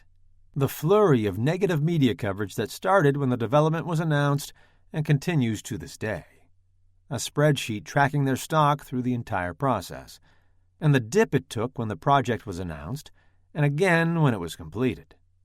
It's only on the stock price that I see Levi's expression waver in any way. But in the end, he simply flicks the folder closed again. "Why are you showing me this, Wes?" "Because I want to make sure we're 100% clear on the risks of the Elmwood project." "Of course we're clear. That's the whole reason we conceived of this ludicrous hiring program. Right. Neither of us says anything for a minute. I look out the window, which spans the entire left wall, and take in the view of the Manhattan skyline. It's a spectacular sight, one that still gives me a thrill when I see it. There's no city in the world like New York City, and the real estate development business here is one of the most cutthroat and exhilarating in the world. I can't imagine doing anything other than what I do. So why do I have this nagging pang in my gut? Why do I feel like a fucking fraud? I heard that Armitage is looking to offload that property in Bed-Stuy, I say, changing the subject but not quite meeting his eye. The one in Ocean Hill? Yeah. Why? I shake my head. Not enough capital. Too many other projects on the go. Levi leans back. Interesting. We could move the project there instead of the Lower East Side. It's not that much smaller than our current location, and it's less of a risk. There wouldn't be any public pushback. It's also a hell of a lot more expensive. You think Armitage is going to unload that for cheap? I shrug. If they're hurting for capital, they will. He chuckles wryly. No, I know Richard Armitage, and he's going to squeeze every dollar he can out of that place. Besides, why would we shift our focus to a new development site when we already have one in mind? I gesture to the folder on his desk. That's why. This? He flicks the folder so that some of the pages start to slide out. This is nothing, Wes. This is talk. Yes, stock prices dipped, but they've rebounded. Both companies have made excellent returns on those projects. This is a good investment, and it's going ahead. Unless you've changed your mind about that. No, I say hastily. I rub my hands along the front of my thighs. Of course not. Good. Levi watches me for a minute. Then he picks up the folder, spins around in his chair, and dumps it into the shredding box behind his desk. He turns to face me again. Because I phrased that as if it were an option, but it's not, Wes. This project is proceeding with or without you. I stand up, rolling my eyes. You're always so dramatic, Levi. I assure you, you have nothing to worry about. I leave his office, feeling annoyed at both him and myself. I don't know what I'd hoped to achieve in talking to him about this. I should have known the negative publicity wasn't enough to dissuade him. As long as the dollars came back in the black, Levi was satisfied. But was I? I'm honestly not sure anymore. This project is one I've been working on for so long, reviewing plans and proposals, estimates, concept drawings. It was easy to plow ahead when we were in that stage. It was always about moving on to the next step, the next idea. Now that we're approaching the actual shovels-in-the-ground stage, something's changed. I don't have the same sense of euphoria I normally have. I don't have that same thrill of success. All I have is a nervous buzz that runs through my limbs and a sour taste in my mouth. All I have is Rory's face in my mind, her laugh in my ears. After my talk with Levi, I get Joyce to cancel the rest of my meetings for the day, and I leave my office. Rory's visit has me feeling out of sorts, and my conversation with Levi had pushed me closer to the edge. I'm afraid that if I don't get some fresh air, I'm going to tip right over it. When I get outside, I just start walking. I have no destination in mind, but the sights and sounds of the vivid streetscape occupy my mind enough that I slowly start to relax. Maybe I'm overreacting to this whole thing. Maybe the media coverage won't be too bad. Maybe people are getting used to the idea of private developers laying claim to public land. And if the media doesn't stir the pot, no one else will either. Then Rory won't have any reason to suspect that I had any reasons for hiring her other than her actual skill and talent. Which, let's be clear, she has in spades. Yes, we wanted to work with Marigold for their nonprofit cred, but there were still plenty of companies who could give us that. I had spent a lot of time looking at Rory's work, and for the shoestring budget they worked on, The stuff she and Kyla managed to pull off was truly top-notch. I'm lost in my thoughts while I walk, thinking about Rory and the woman she's become. When I look up, I realize I'm standing right in front of her building. Damn. How the hell did I end up here? I peer into the laundromat, where I'd gone looking for her that first day. The same Asian woman is behind the counter now, folding white towels. The place is busy, busier than the first time I went. The clientele is just as varied. Moms, single college guys, an old Italian couple with what looks like an entire basket of lingerie. "Mr. Lake, hi." The voice comes from behind me, and I spin around. "Were you looking for us?" It's Rory's business partner. I rack my brain for her name. Kyla, I think. Yes, that's it. "Hi, Kyla. It's, is Rory around?" She shakes her head. "She had an appointment this afternoon and won't be back to the office today." An appointment? My mind races, worrying about the possibilities of what that could mean. "Oh, just to have her dress altered. She's in a wedding this weekend. Can I give her a message? If it's something about the project, I can definitely help you." No message. "Thanks. I'll catch her another time." She's still looking at me strangely, so I pull out my phone and act like I have an urgent email to respond to, and then wave Kyla off. She shrugs and tugs her headphones on before heading off. When she's rounded the corner and is completely out of sight, I slip my phone back into my pocket. I had briefly considered texting or calling Rory to see if I could meet her somewhere, but I decide that the fact she isn't here is a sign that I should chill the fuck out and give it some space. I know I'm heading toward a disaster, so why fan the flames any more than I already have? I should pull back from her while I still can. I'll go to the wedding with her, but then after that, we'll go back to our agreement and keep things strictly professional. Even though it pains me to do it, that might be the best course of action for everyone. Feeling satisfied with my decision, I turn and head back towards my office. I could call my driver, but I figure the walk back will help clear my head, and then I can start going over those architectural plans I've been putting off all day. I'm not more than 10 feet away from the laundromat when a voice stops me in my tracks. "Looking for me?" Rory. I turn quickly, and the sight of her nearly knocks me off my feet, just as it did earlier today, just as it does nearly every time I see her. "Rory!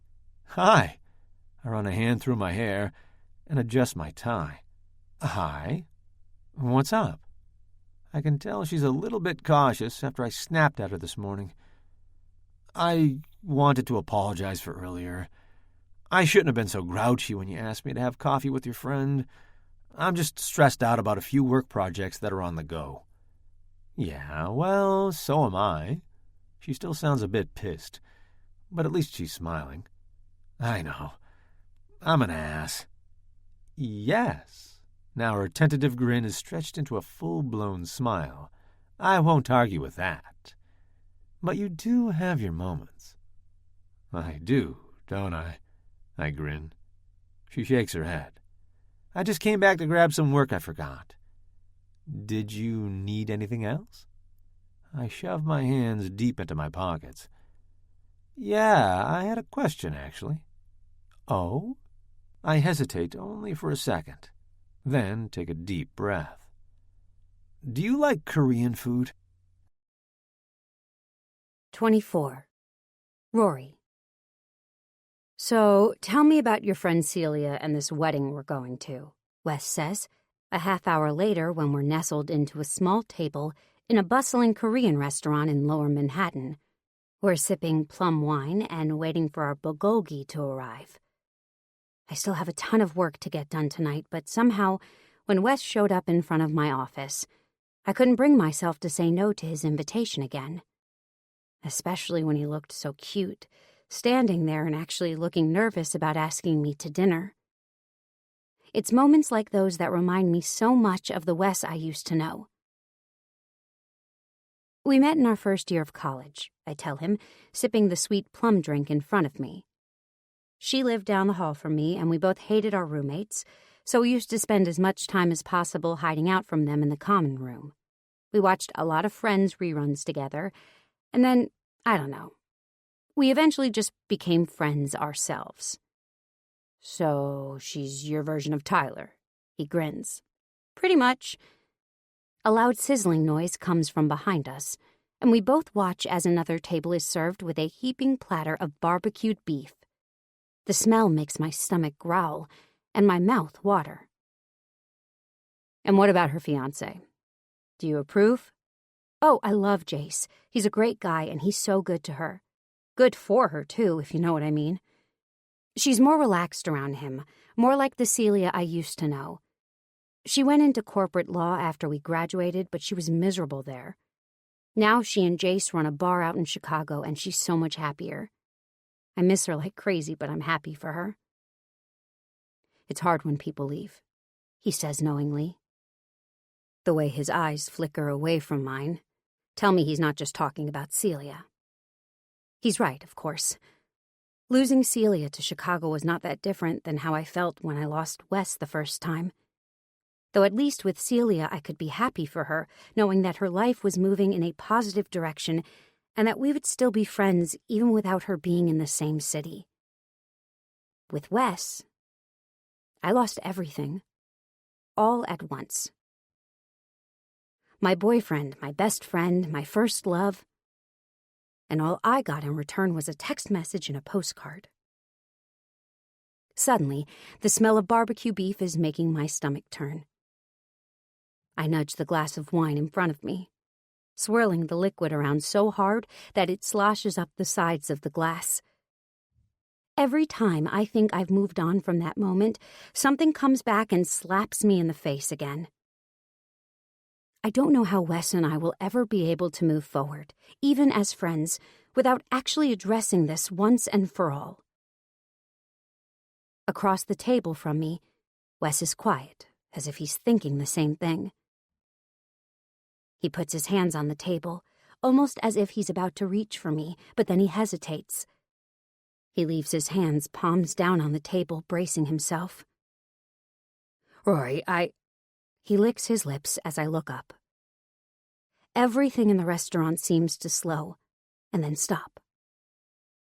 Rory, he starts again. About what happened between us. We're interrupted at that exact moment by our waiter and the enormous platters of bulgogi and scallion salad. Wes takes his hands off the table so the server can set the plates down, and then busies himself with serving us the food and topping off our wine. The silence between us stretches out like a canyon. When there's no busy work left for him, Wes finally stops moving his hands and sets them down on the table again. His eyes meet mine, and even in the dim restaurant, they burn so bright that I almost have to look away. Rory, I wanted to apologize for what I did to you back then, when we were in high school. Standing you up like that was despicable, and not a single day has gone by since then that I haven't regretted what I did. The words pierce my heart. I've waited so long to hear them, and somehow I thought they would be immediately healing. But they only leave me more confused than ever. I believe that Wes really is sorry. The remorse in his voice is unmistakable, but I still have more questions than answers. Was it something I did? I ask. It's a question that's haunted me for 12 years, even though I've always hated myself a little bit for it. I should have been angry with him, furious. Instead, part of me wondered if there was something I could have done differently. Something I did that drove him away. Oh, God, no, Rory, please don't even think that. Please, Roar. His voice sounds desperate now, and I realize I believe him. For the first time in a very long time, I feel something start to loosen inside my chest. I stab a piece of the barbecue beef in front of me and savor the tangy, sweet flavor of it. I take my time chewing, Partly because it tastes so good, and partly because I'm trying to buy time before I say anything to Wes. He's still looking at me expectantly, though, so I swallow and put down my metal chopsticks. So why'd you do it then? There it is. The other question I've been holding on to for 12 years. Now out and open, hanging in the air with the scent of barbecue and the sizzling pans and the dull throb of voices in the crowded restaurant. Wes shakes his head. Because I was an idiot who didn't realize what a good thing he had. I'm sorry, Rory. I honestly wish I had a better explanation than that. You deserved so much better. And you do now, too, but that's all I've got. Wes looks so earnest and broken that the thing in my chest loosens another inch.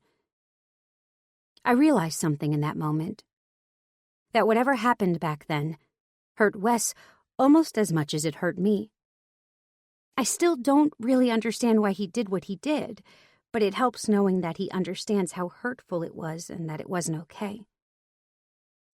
Wes's hands are still on the table, and I surprise myself by reaching across the black lacquer and stroking his thumb with mine. As soon as I touch him, my own skin starts to sizzle.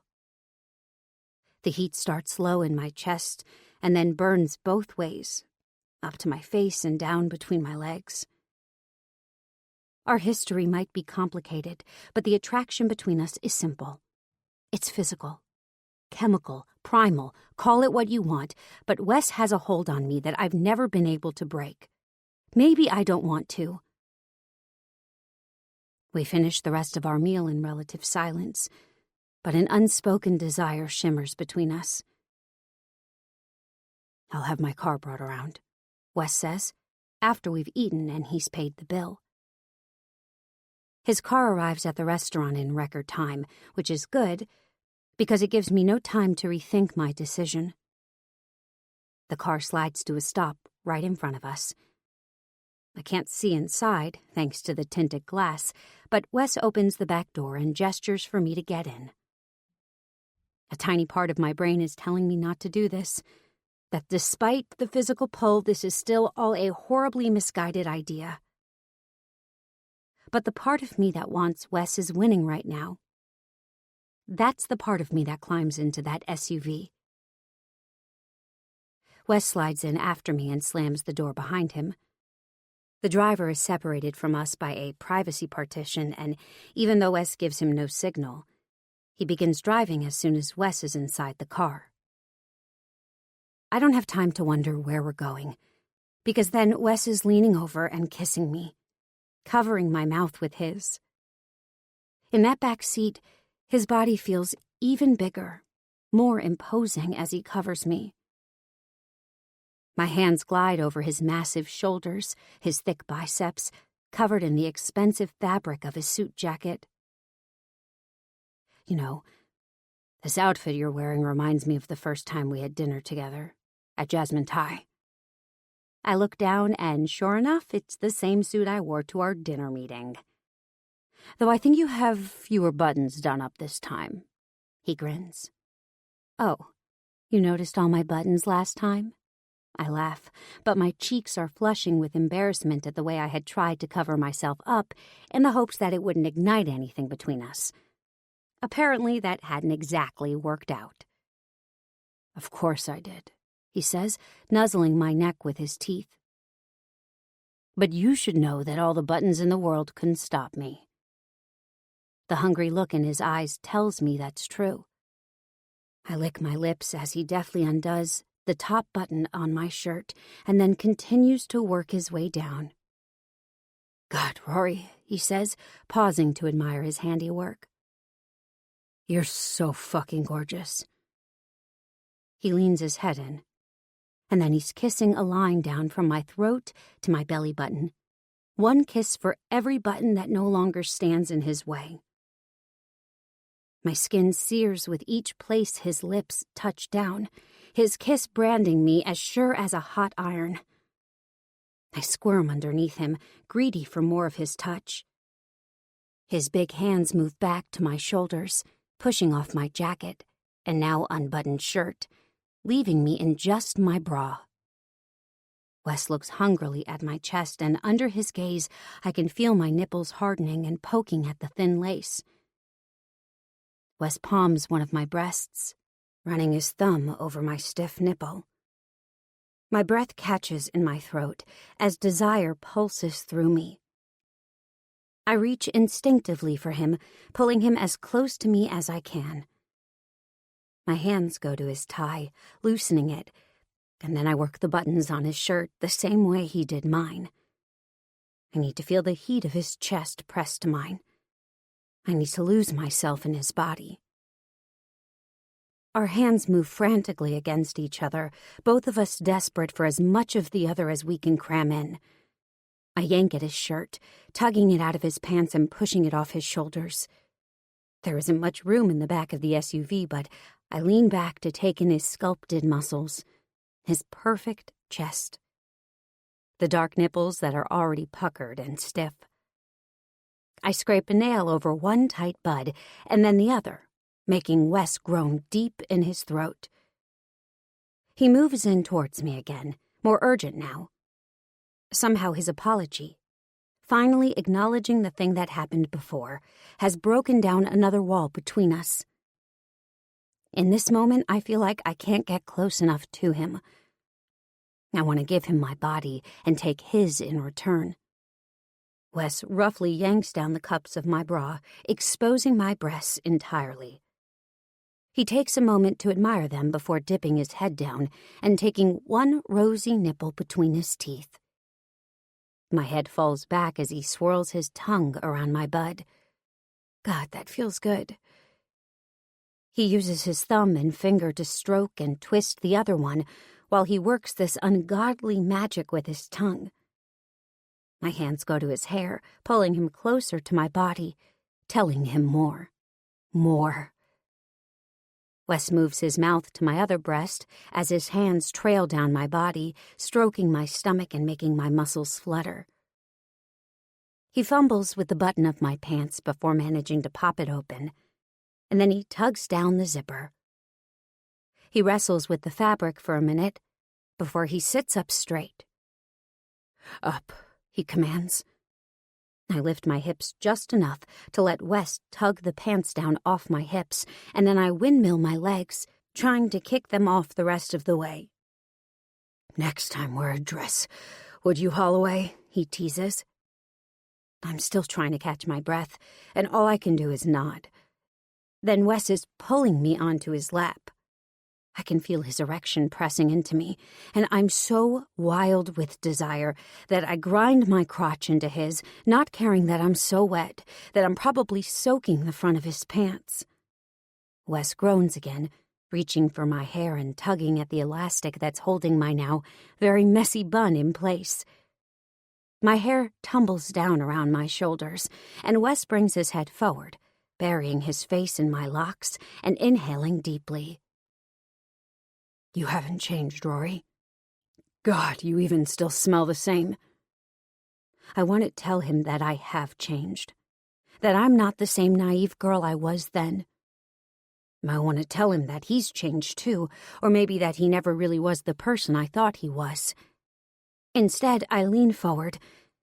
Stop talking, I say, before I kiss him again. We move together, grinding as close together as we can, desperate to feel every inch of each other. I want to be inside you, he groans. I told him to stop talking, but I'll let that one slide. I reach for his belt, clawing at it, never letting his lips leave mine. He reaches down to help me with his pants, lifting his hips so I can shove the layers of fabric down over them. He keeps one hand wrapped on the base of his cock, and he rubs the tip against my lace-covered pussy. The sensation makes me squirm, an ache filling me. God, I want him so badly. Move your panties aside, he whispers huskily. I can only nod and do as he says. I push the gusset of my panties aside, letting him see how wet I am for him. Wes doesn't say anything else. He presses the head of his cock against my seam, running it along the length of me, coating himself in my wetness. I bite my lip as my hips arch towards him. He strokes his cock over my clit, and each time the ridge rubs against me, I shudder. With his free hand, he reaches for his pants and pulls a small foil packet out of the pocket. I bite my lip in anticipation until he reaches down and lifts my hips slightly, positioning me so that I'm right over his cock now. He looks up at me, his deep cobalt eyes meeting mine. There's a question there, but I'm not sure exactly what it is. He's not wondering if I'm ready because that much is clear to both of us. But perhaps he's asking if I want this, if this is good, if this is the right thing for us to be doing. For a moment, I consider his unasked questions. I do want this, that much I know. But I have no idea if it's good or if it's the right thing to do. Actually, scratch that. I know it's probably the wrong thing to do, and yet somehow, hearing Wes apologize and absorbing the regret that seemed to emanate from him, I don't know. It makes me think maybe this could be okay. Maybe this might not be the worst idea in the world. Maybe Wes is one of the good guys after all. Maybe all I need to do is give this a real chance. No contracts, no bullshit, no more walls between us. I let my body provide the answer. I sink down over his cock, sliding over him inch by exquisite inch. It's torture of the best kind. His cock stretches me completely, filling me. And even though I'm on top and I'm setting the pace, it still feels like he's claiming me somehow, like he's marking me as his. When he's deep inside me, we pause. There's a beat. A moment where all we do is look at each other. Those steely blue eyes are the same ones I'd gazed into all those times before. Everything is still the same. Only nothing is the same. I kiss him again, welcoming the excuse to close my eyes. It feels safer that way.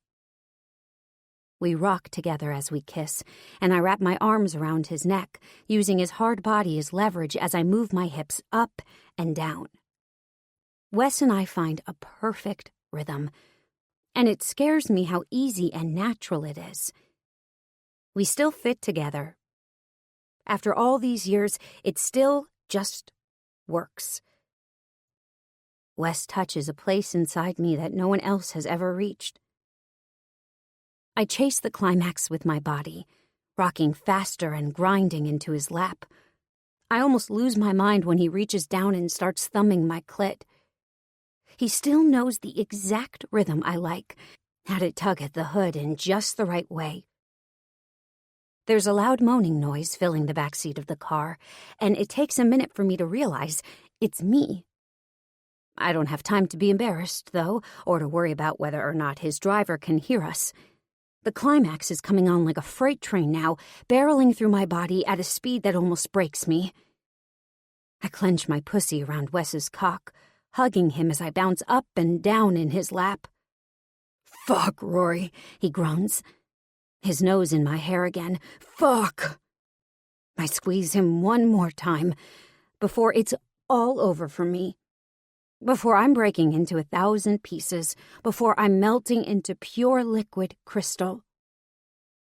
It takes Wes only another few thrusts before he grunts, and then he's coming too.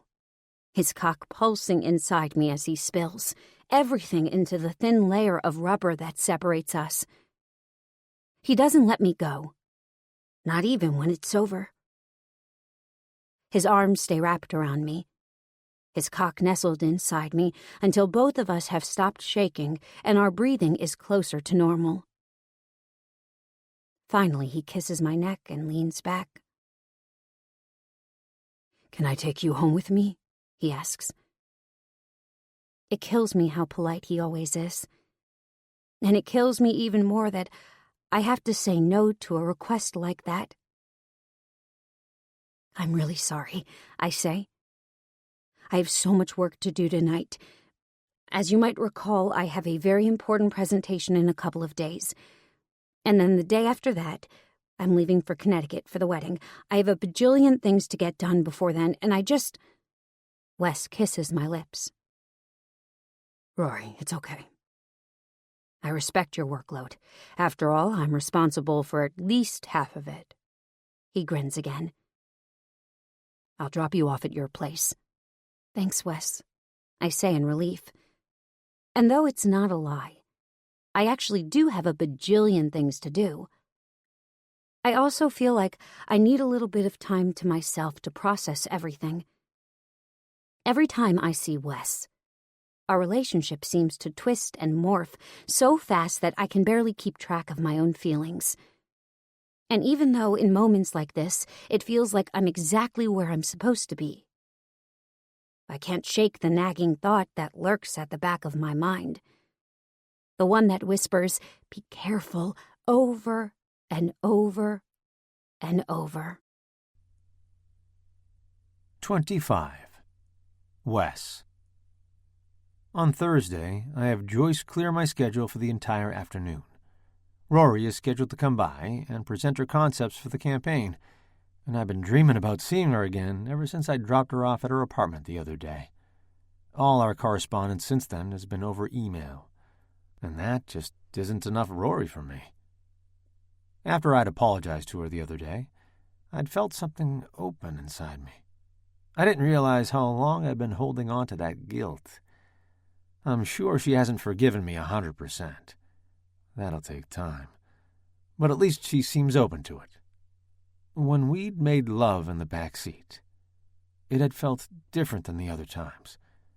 Like something that had been standing between us was gone now. Of course, there's still all the other stuff, and I have no idea how I'm going to deal with that. But for the first time, I feel strangely confident that maybe Rory and I are strong enough to figure it out. Together.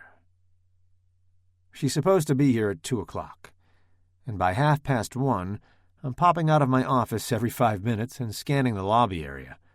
Joyce raises her eyebrows every time before throwing her hands up in the air. "Mr. Lake, is there something I can do for you?" Nope. Just waiting for my 2 o'clock. "I'll be sure to alert you when she arrives," she says, sounding equal parts amused and exasperated. "As I always do." Joyce has been with me for almost as long as I've been in this business. She's brusque and efficient and pretty no-nonsense, but she's always had a soft spot for me, I think. She never had any children of her own, even though she's been married for many years. I've never pried, but I think she's felt she missed out on that part of her life. So even though I wouldn't say she mothers me exactly, I think she does view me in a bit of a maternal way.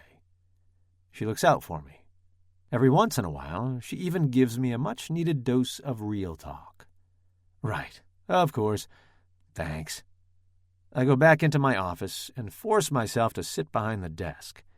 I have 1,000 things I could be doing right now, but instead I'm pacing around like a little kid on Christmas Eve. It's actually a bit pathetic. Maybe I need Joyce to lecture me or something. Maybe then I could grow a pair. Finally, at a couple minutes to 2, my phone rings. I glance down and see right away that it's Joyce. "Yes?" I pick up the phone so fast I nearly drop the receiver. "Your 2 o'clock has arrived." Her tone is unmistakably amused. "Thank you." I clear my throat. "Send her in, please." I straighten my tie, smooth down my hair, and try to look cool when Rory walks in. And I manage it. Until someone walks in behind her. "Hi, Wes," Rory says. "You remember my business partner, Kyla, right?" "Right, of course." I stand up and shake Kyla's hand, even though what I want to do is throw her out my office window. Okay, not really. But I wish I'd known Rory wasn't going to be coming to this alone. At least I could have tempered my expectations. "Nice to see you again." I lead them down the hallway to the conference room, ignoring the feeling of Joyce's eyes following us as we go. My personal life is none of her business. and she'd never dare ask. But I also know the woman isn't stupid. We get to the conference room, and I hold the door open for them. The lights come on automatically, illuminating the room that's designed in the same style as my office. White, steel, glass. Clean, modern. I flick a switch that lowers the projector screen, and then another one that raises the projector out to the center of the table. I see Kyla looking around, impressed, and Rory elbowing her. I bite back a chuckle. "Just plug your laptop in here," I say, gesturing to the projector. "And then the floor is all yours." "Thanks, Wes." Rory has her professional voice on, I can tell. Not to mention that fucking pantsuit again, which is somehow so awful it's sexy again. Or maybe it's just the way Rory wears it. With those curves, the woman could make a lunch lady uniform look sexy. She leans over to grab the cord for the projector, and I get a glimpse of the cleavage hidden by her button-down. Damn. Does she want me concentrating on her presentation or not? Rory gets the laptop connected, and a presentation appears on the screen. It's just a PowerPoint, but it looks nice, with a subtle marigold in the bottom corner. Rory and Kyla exchange a few whispers, and then Rory straightens up and faces me. "Thank you for having us here today," she says. I can tell she's a bit nervous, but she's holding it together well. "I want to stress that these are our preliminary ideas, and obviously anything can be revised to suit your Gold Lakes and preferences." I lean back in my chair and nod. "Sounds great." They exchange another look, and then Kyla takes over, walking me through a couple of similar campaigns that they want to target and why those worked. They've obviously put in the time and done their homework on this. They have stats and projections, and even a breakdown on the most cost-effective channels for reaching our target audience. And when Kyla is done with the background and metrics, Rory takes over again. "As I mentioned to you earlier, our plan is to focus on the actual new hires and let them tell their own stories. What their lives were like before and after starting at Gold Lake. Maria Costa was a perfect candidate for this. Her story really touched me, and I think it will resonate with a lot of other women. So this week, we met with Maria, with our videographer in tow, and let her do just that. Tell her story." With a click of the mouse, the video launches into full screen. I don't recognize the woman on screen. I haven't actually met her yet, but I know it's the woman whose resume Rory passed along a couple of weeks ago.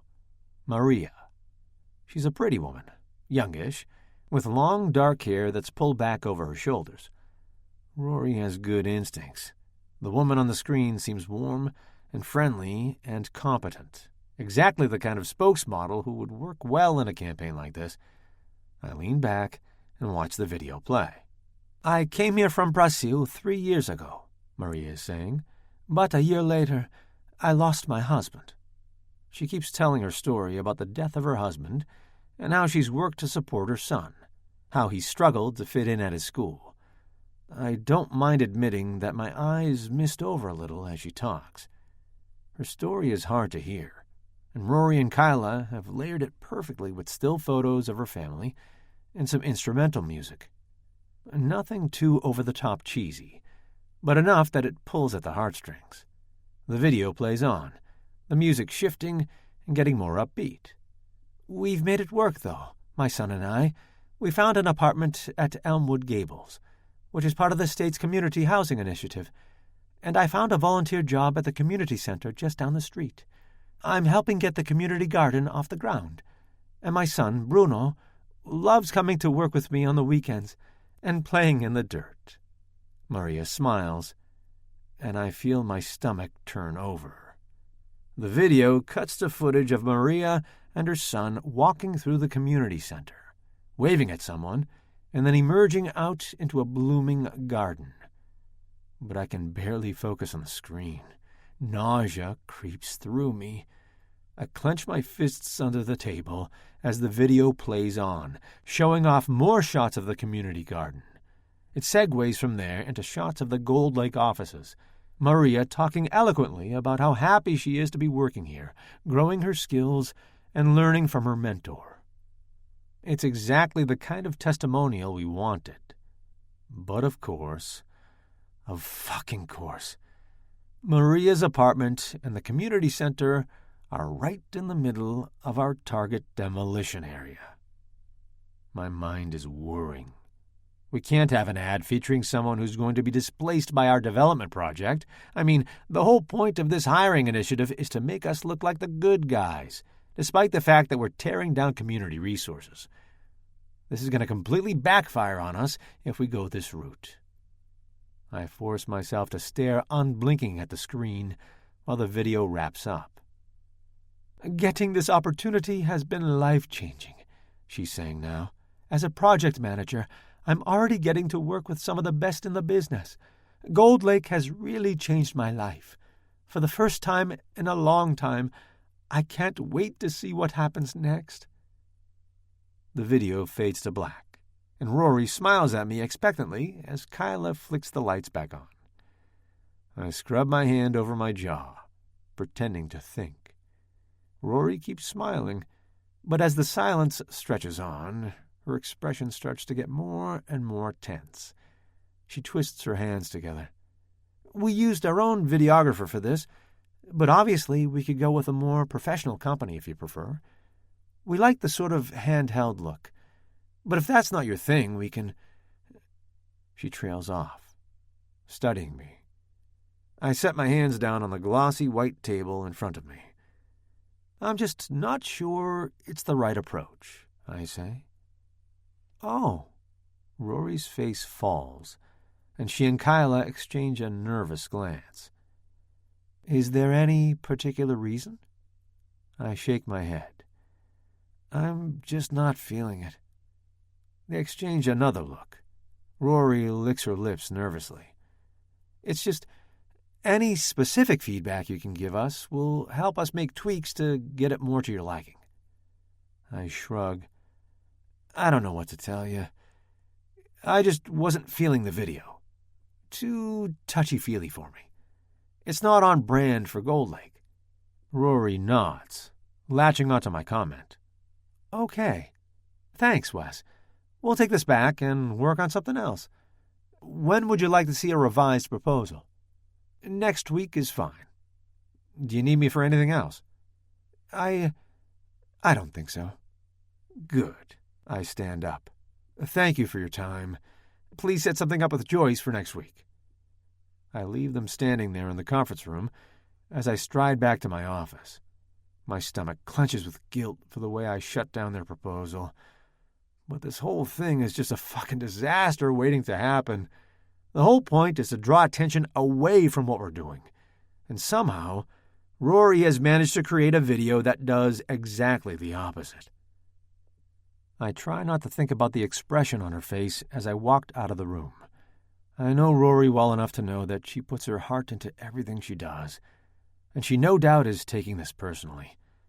But there was no way I could tell her the real reason we can't use the video. Not unless I want to tell her everything, and that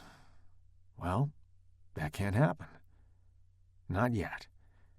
Not until I figure out how to do it, without destroying everything we have. As soon as I get back to my office, I close the door and go to the window. I watch the city sprawled out below. I try to remind myself that Gold Lake is on the cusp of something huge, that this project is the culmination of my life's work to date. It would be crazy to let my feelings for Rory get in the way of that. So why do I feel like handing in my fucking resignation and whisking Rory away to a remote island where we never have to talk or think about Elmwood Gables again? As I stand there, I promise myself that I'll make it up to her this weekend, at the wedding, where we can get away from this city and from work, where it can just be the two of us, alone in a cozy bubble, free to be together the way we were maybe always meant to be. And then, when we get back, I'm going to figure out what the hell to do about everything else. In the meantime, I think of something concrete that I can do. I think of Maria in that video, helping her son with his homework the same way my mother used to, walking him to a public school that looks like it's 2 steps away from being shuttered. My mother deserved more opportunities back then. But maybe so did I. I go out into the reception area to find Joyce. "Yes, Mr. Lake," she says without looking up from her typing. "I need you to do me a favor." "Yes?" "Find the best private schools in the vicinity of the Elmwood Gables Community Housing Zone. Elementary and high school, both. Find out how much it would cost for a kid to go to school there. Uniforms, tuition, books, whatever. The total cost of the entire education. Pick the 2 best, most expensive. Then get me a meeting with the school's heads, or director of the board. I don't care. Whoever they've got making decisions over there." Joyce is looking at me curiously, but I'm already disappearing back into my office. "Can I tell them what it's in regard to?" "Yeah. Tell them I want to do something good." 26. Rory. As soon as the glass door of Gold Lake's conference room swings shut, Kyla and I exchange a glance. Is it just me or did that not go well?" she says, tucking her hair nervously behind her ear. I yank the cord out of the laptop to disconnect it from the projector. "It's not just you." "Is he always like that?" I shake my head. He isn't, but I can't exactly tell Kyla that he's normally sweet and kind and generous. Maybe I just don't know Gold Lake Wes. I rack my brain for any kind of clue as to what could have caused his reaction to the video. He'd already approved the idea and concept, and I know he understands that the whole point of the video is to appeal to other women who might want to apply to the program. Maybe it was a tad on the touchy-feely side, but it's not like that can't be edited down. If it's just the tone that's wrong, we can fix that. But Wes had pretty much dismissed the entire thing. "I don't know," I tell Kyla honestly. "But I think I need a drink." We make our way out of the Gold Lake offices and down to Veneer, a Manhattan bar where Celia's fiancé, Jace, actually used to be a bartender. The service has definitely gone downhill since he left, but they still make one of the best grilled cheese sandwiches in the city. The bar is kind of a dive, but at 3 p.m, it's filled with a cheerful assortment of college students, late lunchers, and a few solitary people hunched over laptops and nursing pints that were probably poured hours ago. Kyla and I tuck ourselves into a back corner booth and order beers and grilled cheese sandwiches. "So, what are we going to do about this proposal?" she asks, sipping from the drink the bartender drops off. I shake my head. "Ugh, I don't want to talk about it now." It's a lie, of course. I want to talk about it badly. But what I want to talk about is Wes and why he's been behaving so strangely. But since Kyla doesn't know anything about the fact that I'm sleeping with him, I can't exactly bring it up. In fact, Celia's probably the only person I could talk to about it with. But she's up to her neck in last-minute wedding preparations right now, and no way am I going to interrupt her so that I can moan about men. "We kind of have to," Kyla points out. I sigh. Why does she have to be so obnoxious and right? You're right, but I don't know where to start. Do we scrap the whole concept entirely? Kyla pushes her pint over and hauls the laptop out of her bag. She flips it open to the presentation and starts scrolling through the slides. "I'm still convinced the stats are compelling," Kyla says, running through the numbers. "Me too." And he seemed on board for that part. I kept sneaking glances at him and he was definitely nodding along like he was in agreement. Okay, monitoring his reaction wasn't the only reason I kept sneaking glances at him, but it's the only reason I have to tell Kyla about. "So, it was just the video that threw him off?" "Yeah." I frown. I mean, I get it if he didn't like the quality or something about the editing or whatever, but he'd already approved the concept. And it's a good concept, I know it is. I haven't been doing the marketing thing a long time, but I know it works. The best campaigns create an emotional connection without being fake or cheesy. And maybe I lack objectivity here, but I really think this video concept achieves that. So what's Wes's problem? Kyla gnaws at her lip as we both watch the video again. It's hard to hear in the bar, but we practically have the whole thing memorized by now. When it finishes, she shakes her head. I don't know, Rory. I still think it's good. Do you think he'd go for it if we just toned it down a little? I nod thoughtfully. Maybe. Let's start brainstorming some alternate approaches, but let me talk to him. Maybe I can get some more intel on exactly what he didn't like about it. Sure. Do you think that'll work? I have no idea. At this moment, I have no idea what's going on with Wes. But I'm hoping that being away at the wedding this weekend will help clarify things. Away from work, away from our obligations. Maybe we can finally sort out whatever it is that's going on between us, once and for all. I take the train into Connecticut that night, then take an Uber to the hotel. Celia has a bunch of things planned for the wedding party, starting bright and early tomorrow morning, so I figured it made the most sense to come in tonight instead of rushing on Friday. I check in at the hotel, but I don't even make it to my room before I hear someone screaming my name. I peek into the bar and see Celia and a group of people clustered around a low table, lounging in low black leather chairs and holding fancy cocktail glasses. I drop my suitcase, and Celia and I fly across the room, embracing each other and spinning around like loons. I am so happy to see you, I gush.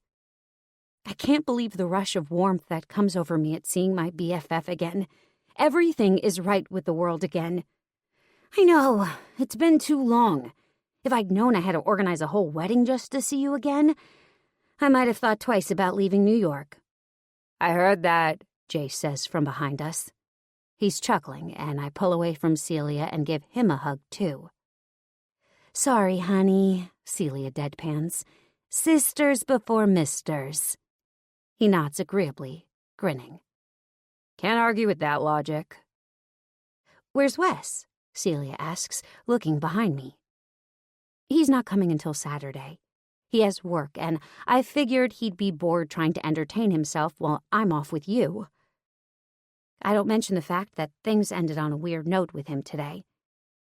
He did text me while I was on the train, though. Just a quick message to say he was sorry about how the meeting had went and that he was looking forward to this weekend. So that made me feel marginally better. Makes sense. Everyone here is really anxious to meet him. Trent and Luke were grilling me about him, especially after they found out he was in real estate development. They were asking me questions about his projects, and I'm like, guys, I have no sweet clue. All I know is his eyes are blue, and that according to you, he has a great ass. Celia! I smack her arm playfully. You did not tell them that. Okay, no, I didn't mention that part, but I know they're looking forward to meeting him. Maybe they're hoping he can help them open up some new stores in New York. That would be awesome. Celia's fiancé, Jace, is the brother of Trent and Luke Whitaker, the founders of Loft and Barn, one of the country's preeminent home furnishings lines. Their stuff is absolutely beautiful and all designed and prototyped by Luke, himself. But it's hard to get a hold of around here. There are a few stores in Manhattan, but they're all so small that they don't keep much inventory on hand.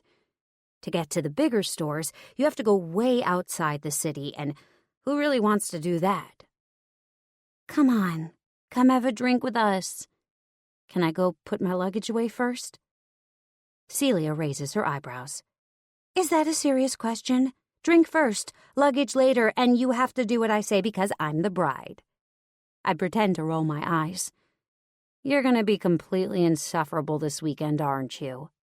You know it, she grins, linking her arm through mine and leading me over to the seating area, where I'm enveloped in warm camaraderie and ice-cold vodka.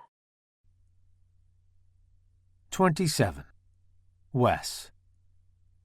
On Saturday, I drive down to Connecticut on my own. Rory left a couple of days earlier to do her maid of honor stuff. Even after 2 days, I miss seeing her, miss talking to her. I didn't see her for 12 years. But now, 2 days is too long. I listened to music the entire way there. Mostly old stuff I haven't listened to since high school. Stuff that reminds me of Rory, of tearing around Highfield in my Sunfire, trying to impress her by speeding through yellow lights and passing anyone who dared to drive the speed limit, which also makes me chuckle, recalling how often she used to roll her eyes at me. I lean on the gas now, too, but it isn't because I have anyone to show off for. It's because I'm anxious to see Rory again, anxious about how this weekend will go, anxious about everything. I have an overwhelming desire to make sure the weekend goes well. The drive is only a couple of hours, even accounting for weekend traffic, but I do it in just over half that. As soon as I get to the hotel, I check in. Despite Rory's concerns, the hotel still had rooms available, and I was booked into a room a couple of floors below hers. The rational part of me knew this was for the best, but there was an animal part of me that wished Rory and I were sharing a room. I drop my stuff off and text her to let her know I'm here. Even though I'm early, she responds right away, telling me to stop by her room. I hesitate only long enough to pull on a clean shirt and then take the elevator up to the 21st floor. Rory takes a few minutes answering the door, and as soon as she does, I can tell why. Fun night last night? I smirk. Remind me not to mix vodka and Red Bull ever again. She rubs her fingers against her temples. Her auburn hair is piled up on top of her head, and her eyes are dark with yesterday's makeup.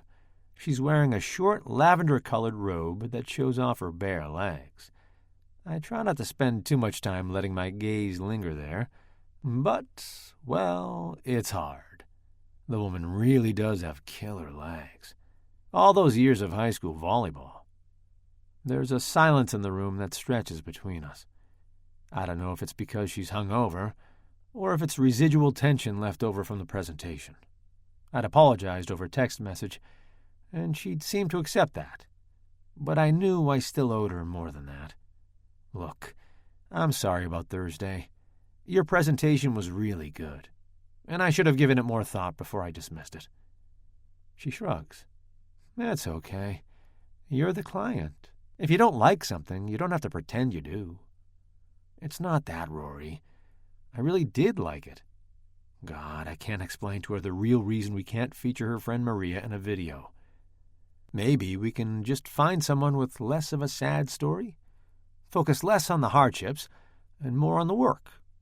What do you think? She nods, clearly relieved. Another wave of guilt washes over me. Yeah, that's great. We can do that. Good. Now, let's make a deal not to talk about work the rest of the weekend. Does that sound good to you? Absolutely. Now, tell me about this bachelorette party.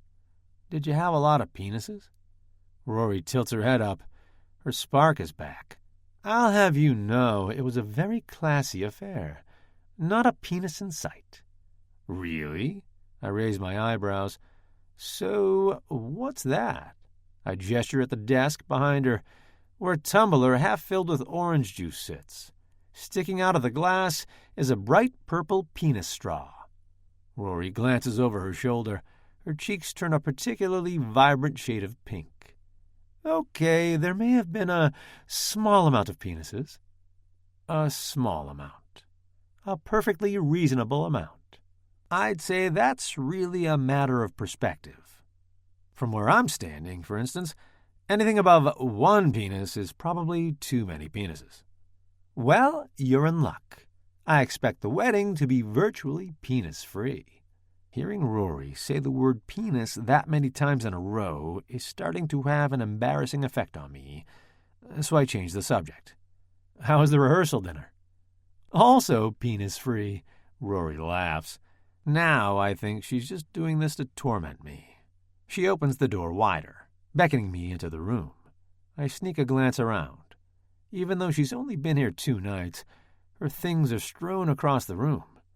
I've never been to her apartment in Brooklyn, but somehow I picture her bedroom there looking exactly the same. Maybe a little worse. "What time does this thing start again?" I say, trying to avert my eyes from the sight of her bra draped over the desk chair. Not because I'm embarrassed to look at it, but because the thought of Rory sliding it off her shoulders is enough to make my little problem worse. "The wedding is at 3. Then I'll have to go off and do photos with the wedding party. The bar will be open by then, though, and there'll be past appetizers while people mingle. That's the only time you'll have to be alone." I hope that's okay. Rory gnaws her lips, and I realize she's actually concerned about me. "I'll be fine," I assure her. "Honestly, don't spend a minute worrying about me. This day is for your friend, and you should be there for her, whatever she needs." "Thanks, Wes," she says, relief covering her face. The sound of my name on her lips is almost as dangerous for me as the word penis. I clear my throat and shove my hands deep in my pockets. "What are you doing before that? Do you want to get some lunch?" She shakes her head. "Sorry, I have to meet Celia and the other girls. Hair and makeup stuff." "Right. So you're not going to the wedding like that?" I gesture at the messy way she has her hair twisted up. She pats it, her face turned in mock concern. "What? You don't think this looks good?" "I always think you look beautiful," I say.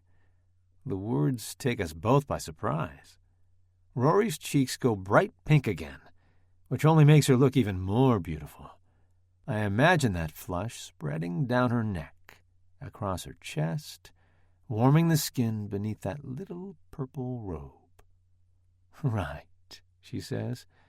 She twists her lips, like she's trying to make up her mind about something, but she just gives her head a light shake. "Well, I have to jump in the shower and then meet Celia. Do you want to meet up after we're done with the prep?" I tell her sure. I hesitate for a second, then give her a quick peck on the cheek before I leave the room. It wasn't all I wanted to do, but it's all I'll let myself do. For now. I decide to shower and change into my suit before I head downstairs. I'm not sure what Rory will need me for after she's done her salon trip, and I figure I might as well be ready. After I'm done, I make my way down to the lobby and look around for the bar. A quick drink might help take my mind off the half-naked woman I just left behind. I cross through the lobby, and that's when I see her. Fuck. I debate ducking into the bar before she sees me, but it's already too late. She's spotted me. "Wes? Westlake? Oh my goodness, honey, look! It's Westlake!" I plaster on a grin and walk over to them. "Hi, Mrs. Holloway," I say, sticking out my hand to shake Rory's mother's hand.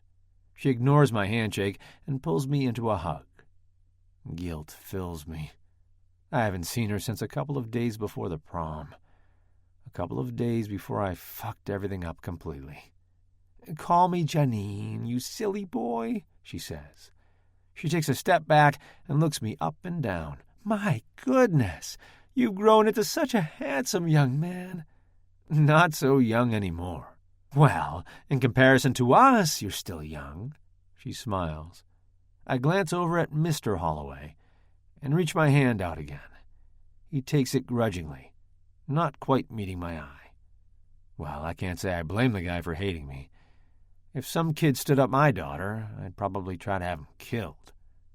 "What are you two doing here?" I ask, trying not to sound as nervous as I feel.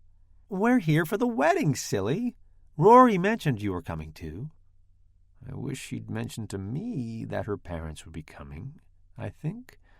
But I force another smile. "Great. I didn't realize you knew Celia. I thought she was Rory's friend from college."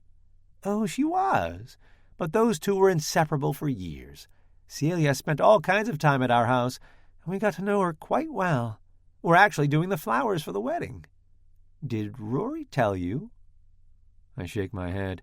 "No, she didn't mention that. Are Emma and Blake here too?" I glance around nervously. Rory's parents might be too polite to say anything, but I wouldn't put it past her sisters to give me hell. Yes, they're great friends of Celia's, too. Blake drove in with us, and Emma was taking the train in today. What time was she getting in, Tom?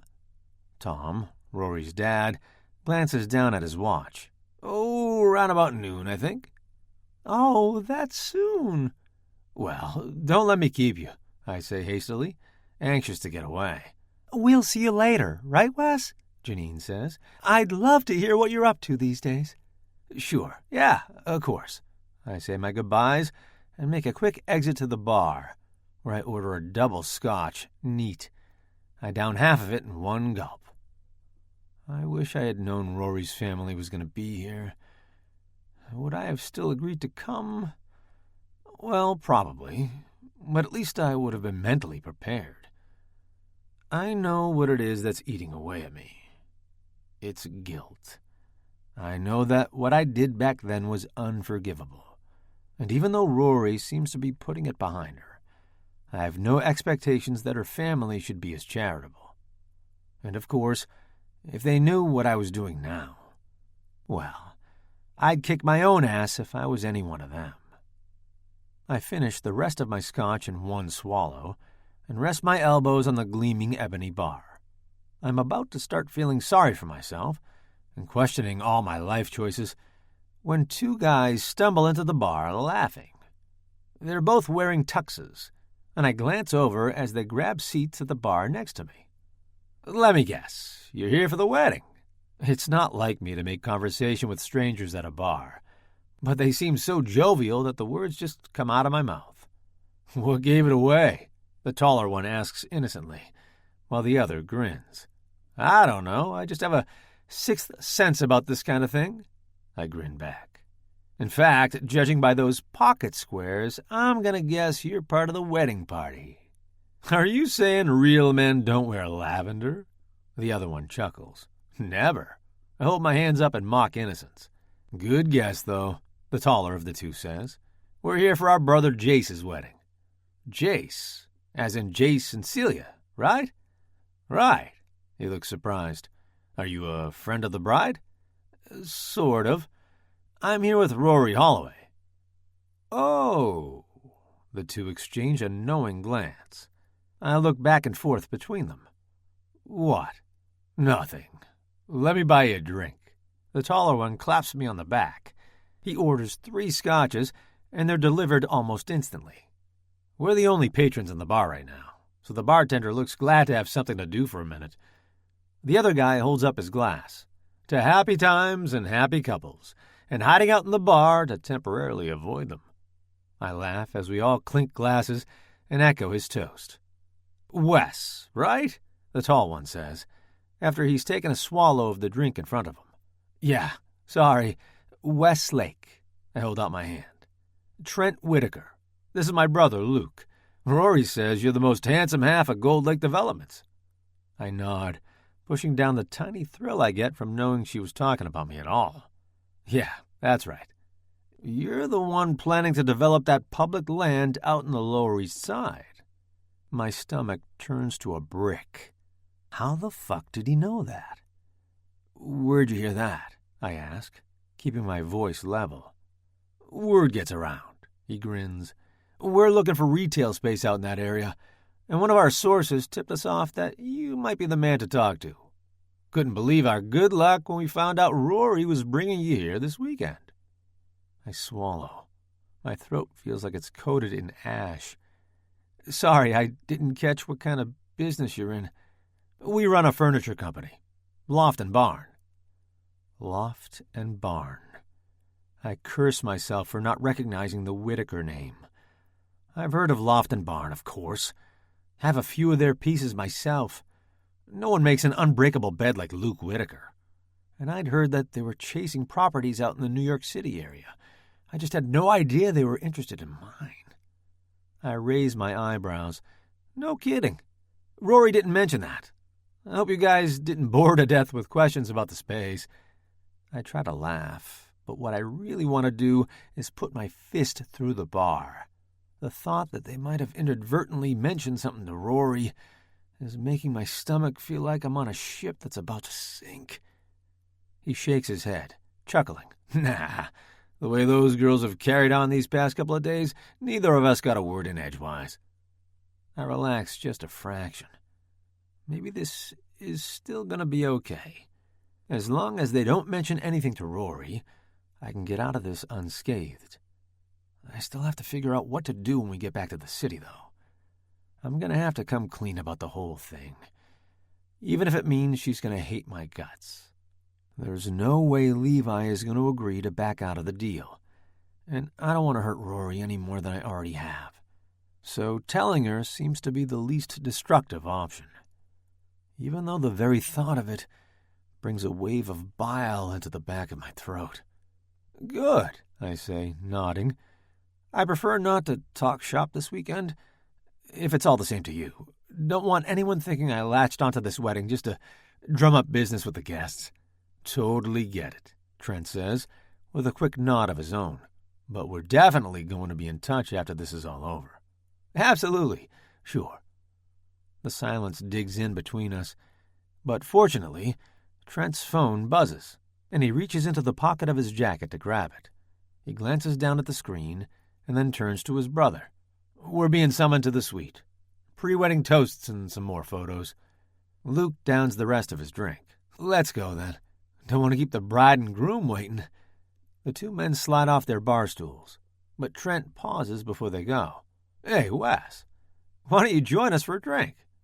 I shake my head. I shouldn't. I don't want to intrude on family time. He shakes his head. You wouldn't be. Totally informal. Plus, I know Celia's dying to meet you. He flashes me a grin, and I swallow.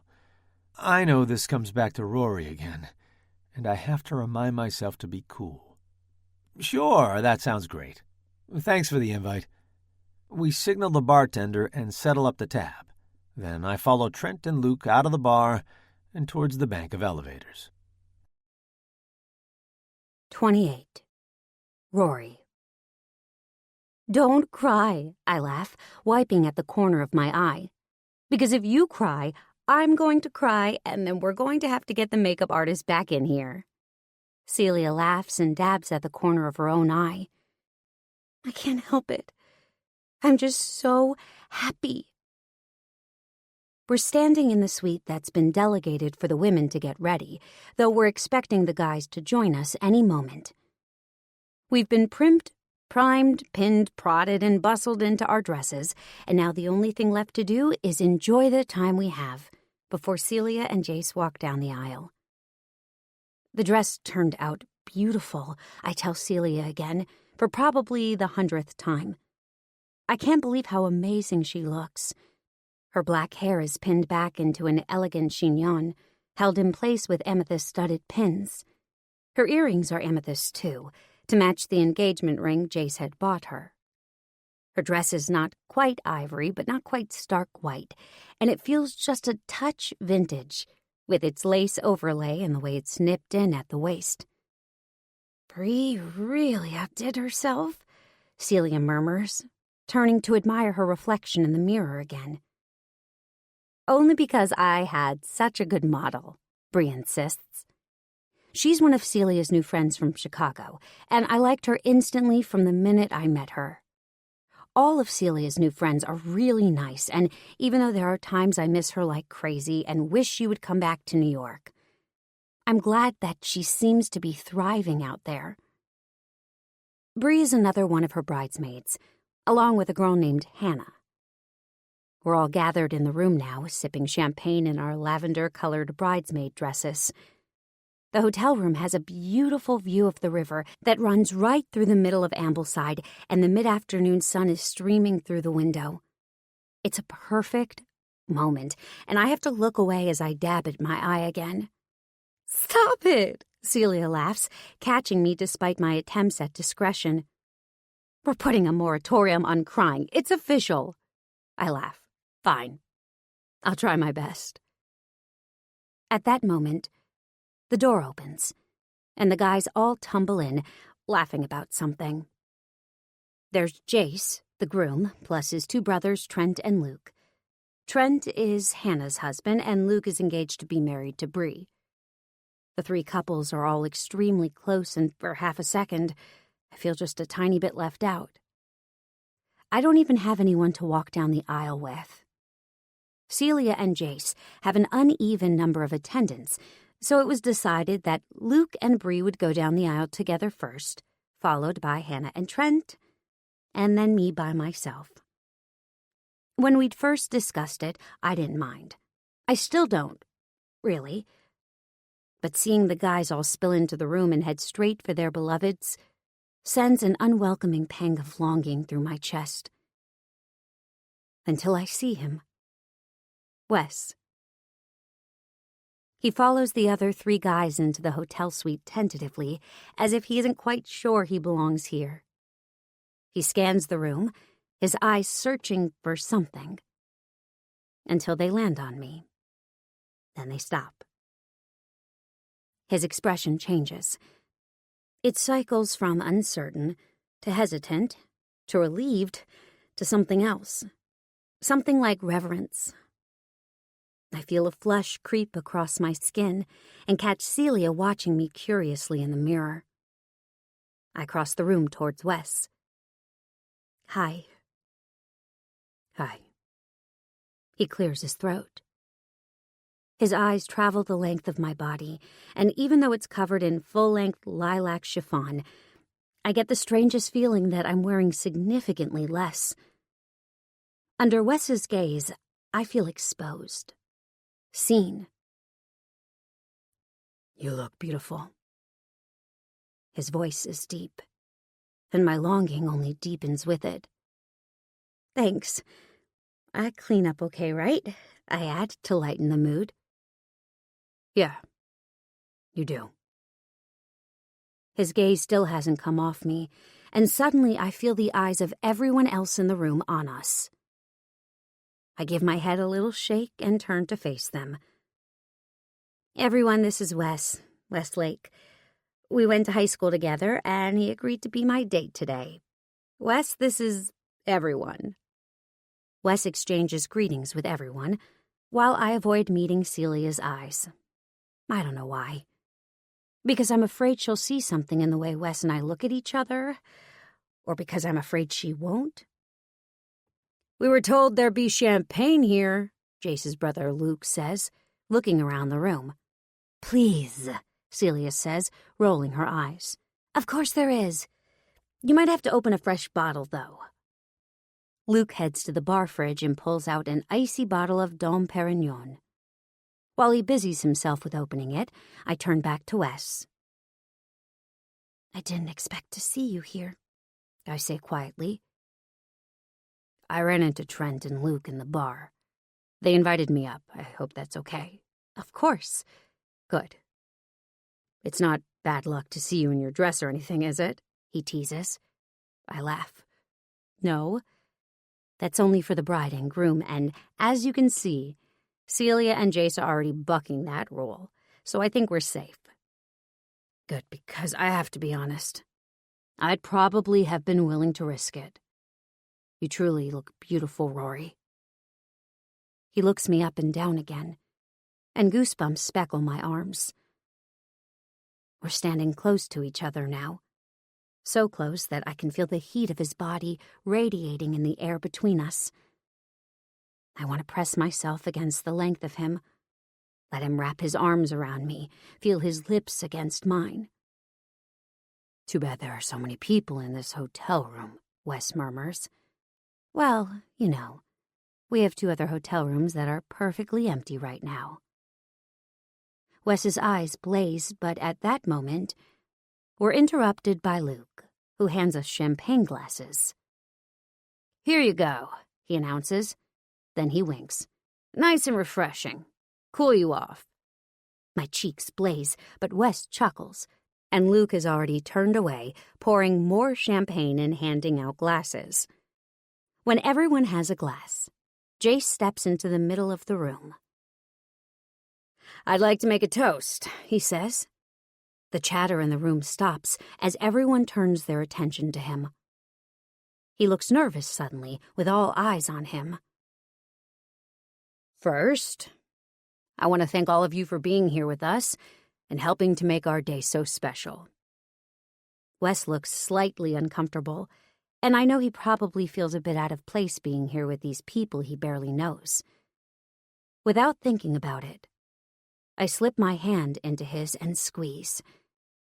I'm glad he's here, and I know that's enough for Celia. Wes looks down, surprised, but he squeezes my hand in return as we both turn back to Jace. Of course, the person I want to thank the most is Celia, he says, turning to his bride-to-be. Somehow I convinced her to marry me, and I thank God every day that she was crazy enough to say yes. When someone comes into your life like this, someone who makes you feel alive and like the person you're meant to be, then you do anything you can to hang on to them. I'm so grateful that I'm going to get to spend the rest of my life with this amazing woman. Celia wipes away a tear and laughs. Jace, I put a moratorium on crying. You're not helping my cause. I'm sorry, babe, he chuckles. It's just that you make me want to shout it from the rooftops. But I'll wrap it up because we have to get going soon. He lifts his glass up. To perfect love, finding it, having it, and holding on to it forever. We all lift our glasses and then drink. I can't resist sneaking a glance over at Wes. He sips his champagne along with the rest of us, but I can't read the expression on his face. As I study him, his eyes flick over to mine. For a second, our gazes lock. Then he throws back the rest of his champagne. I should go, he says to me quietly. I think I forgot something in my room. I'll meet you down in the reception area? Sure.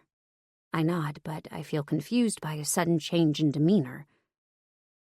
Was he overwhelmed being in here with the wedding party? Was Jace's speech too sappy for him? I watch as he discreetly eases out of the room, and then catch Celia watching me.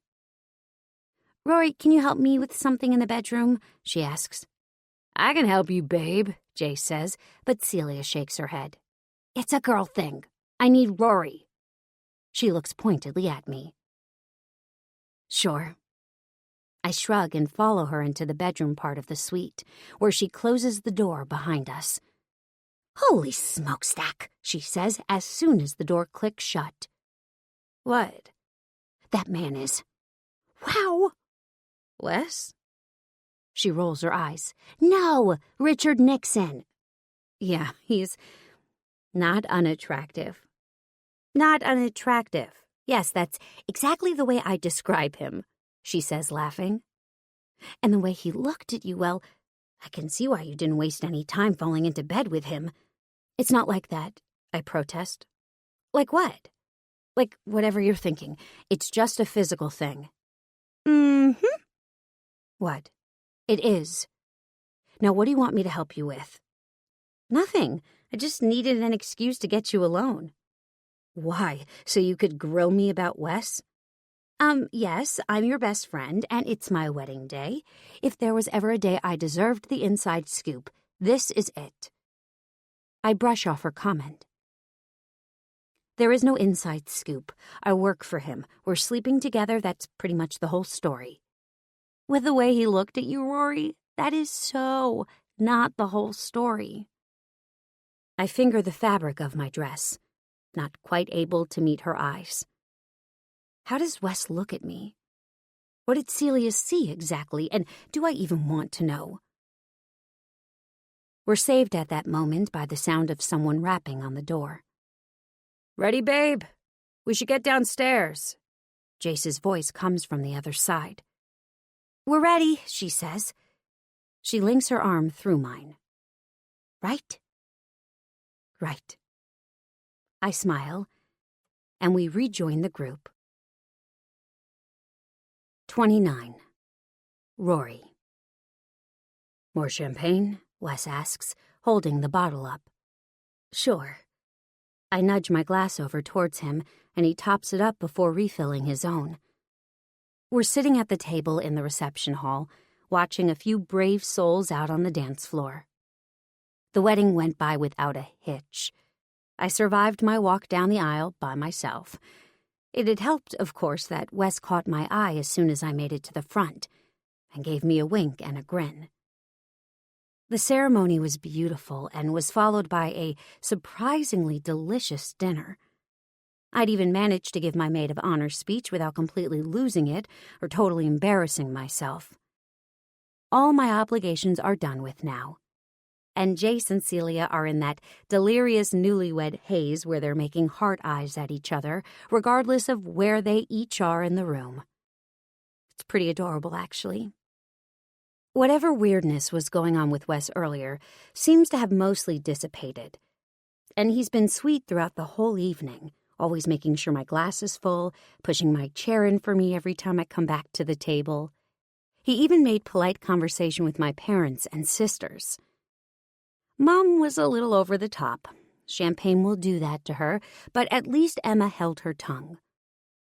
There still seems to be something eating at him, though, and all through the evening. I sneak glances at him, trying to read between the lines of his expression. This time, he catches me watching him and smiles. I smile back, but maybe a bit hesitantly because there's something almost sad in his expression. A silence grows between us. I scan the room because it's easier than looking at Wes. Celia catches my eye, and she looks questioningly at me. I just give her a small wave, though.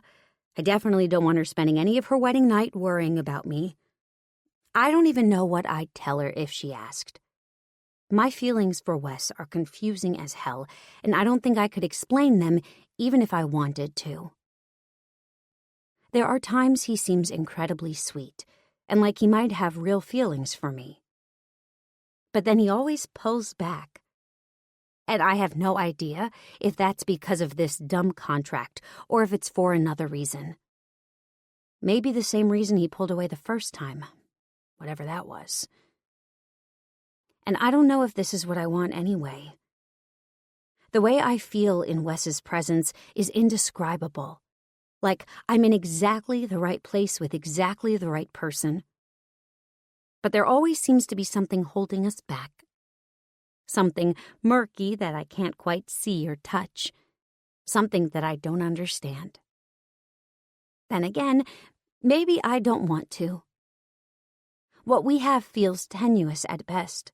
Like even a light breeze might scatter everything to the wind, just as it did 12 years ago. That's it, I realize, stopping with my champagne glass halfway to my lips. It's that with Wes, I always feel like I'm holding my breath. Like I'm waiting for the other shoe to drop. The thought fills me with a kind of wordless sadness. What kind of relationship can you have when you're always waiting for the floor to fall out from beneath you? Would you like to dance? Wes says, interrupting my train of thought.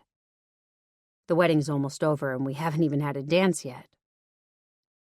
When I look over at him, he's holding his hand out.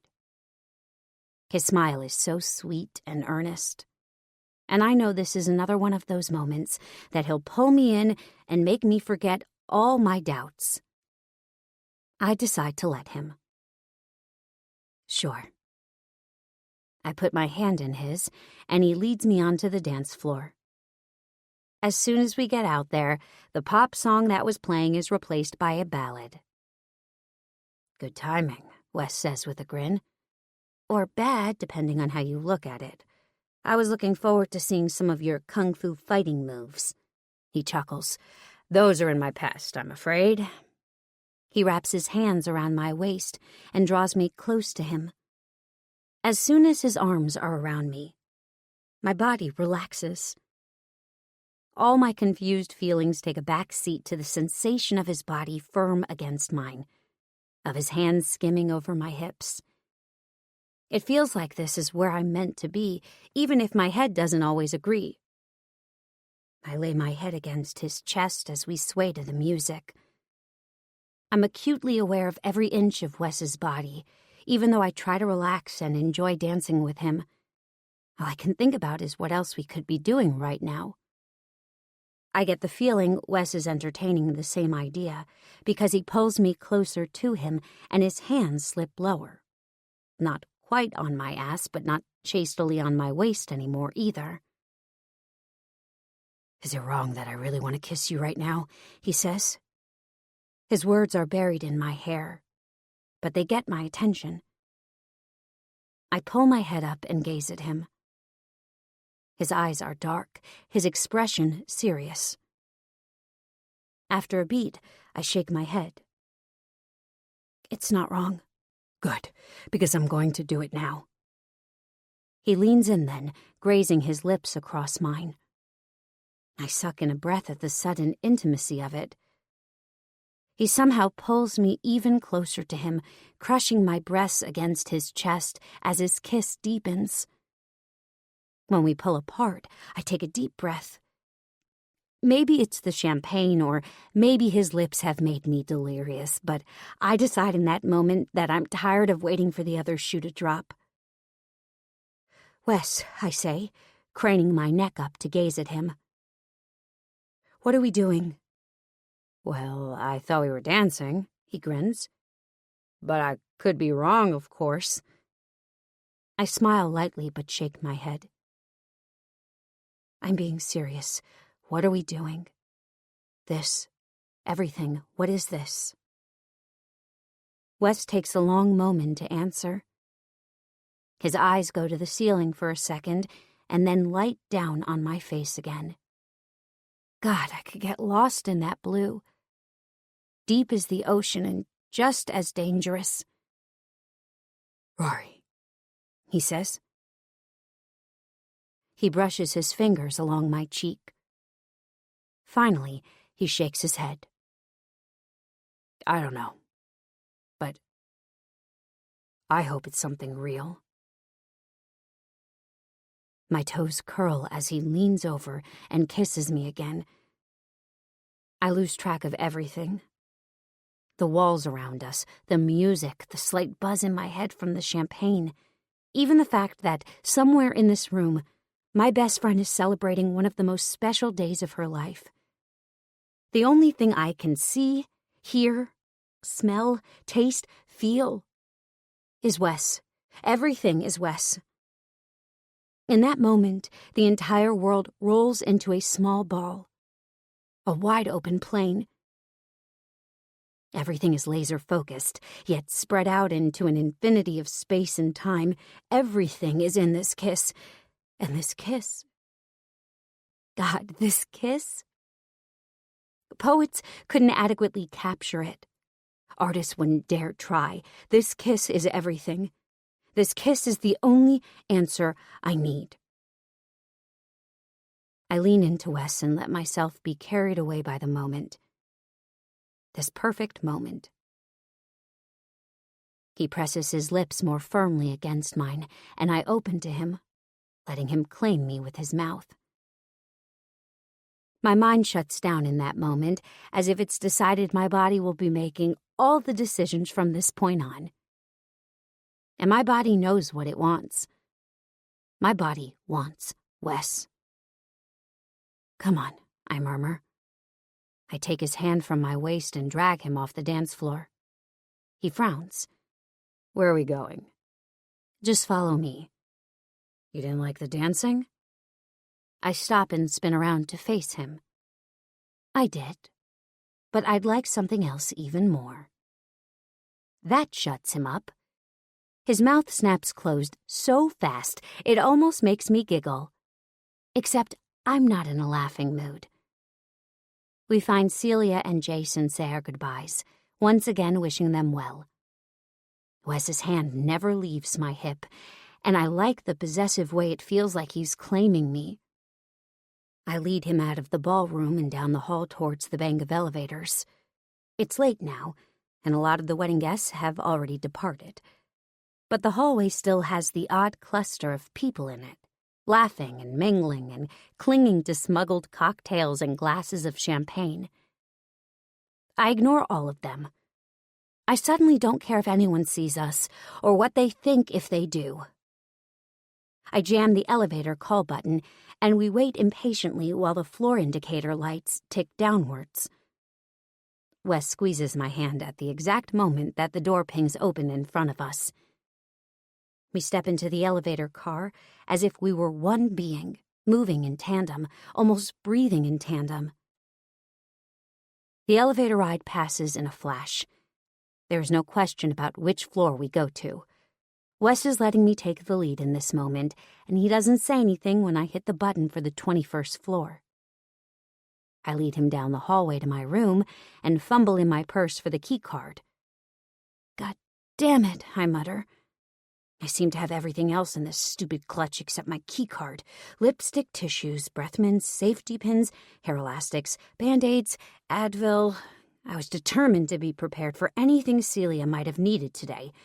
Of course she didn't need anything at all, and now the one thing that I need, my own damn room card, is nowhere to be found. Wes squeezes my hand again and tips my chin up so that I'm looking at his piercing blue eyes. Breathe, he says with an easy grin. I laugh and let out a breath. Right. I force myself to go slowly and find the key card pressed against the back of my phone. I pull it out triumphantly and then slip it into the slot on the door. The green light illuminates, and the lock clicks open. I take one deep breath, sneak a glance back at Wes, and then twist the handle. 30. Rory. We tumble into the room as one. The lights are off, but the moonlight drifts in through the open blinds. The white duvet on the bed glows almost blue. As soon as the door swings shut behind us, I turn to face Wes. In the dim light, his eyes are dark, but they bore into me. His expression is serious, his mouth set in a determined line. His eyes rake over my body, and I shiver. That makes his lips quirk up into a smile.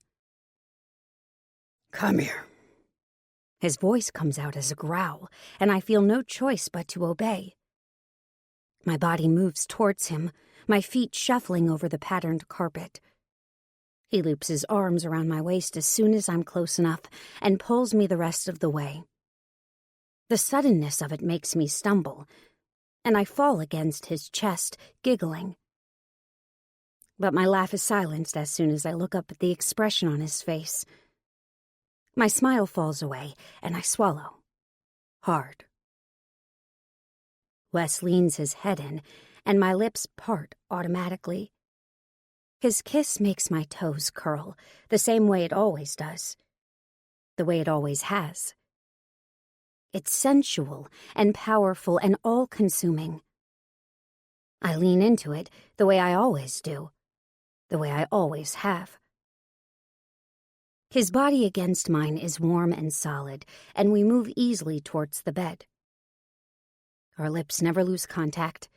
Our hands roam each other's bodies like explorers in a foreign country. My skin is already on fire, my nipples on full alert, my pussy beginning to pulse and clench. Wes's hands move to my back and tug gently at the zipper on my dress. He drags it down so slowly, I swear I can hear every individual tooth as it pulls apart. The zipper ends just below my waist, and once it's undone, the fabric slips easily from my body.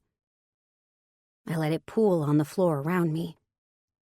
Wes runs his hands over my now bare shoulders, skimming them over my collarbone, the rise of my breasts, my shoulder blades. His brow is furrowed in concentration. It's as if he's trying to memorize every part of my body, every inch of my skin. God, Rory, could you be any more perfect? His eyes take in my strapless bra, my tiny thong, my high heels. Goosebumps speckle my arms, and the hairs on the back of my neck stand up. Instead of answering, I tug at his tie, pulling him closer to me, finding his lips with mine again. He walks me backwards until my knees hit the back of the bed, and then I tumble backwards, pulling him down with me. He holds himself carefully above me, his weight pressing into me but not too much. His hands never stop roaming my body. My fingers shake as I try to undo his shirt. I don't know why I feel so nervous. It's not like this is the first time Wes and I have found ourselves in this position, but maybe it's because it's the first time it's felt real. My feelings for Wes have never really gone away. Not even with all those years and distance between us. Despite everything that has changed, he's still in so many ways the same sweet, sexy guy he was back then, at least in the ways that matter. Despite all my best intentions, despite all my misgivings, I'm falling in love with Wes. Again. Still. Maybe I never fell out of love with him. I push those thoughts away and try to focus on the moment, which isn't hard given the way that Wes's hands are now caressing my breasts. I let out a moan that makes his eyes glint.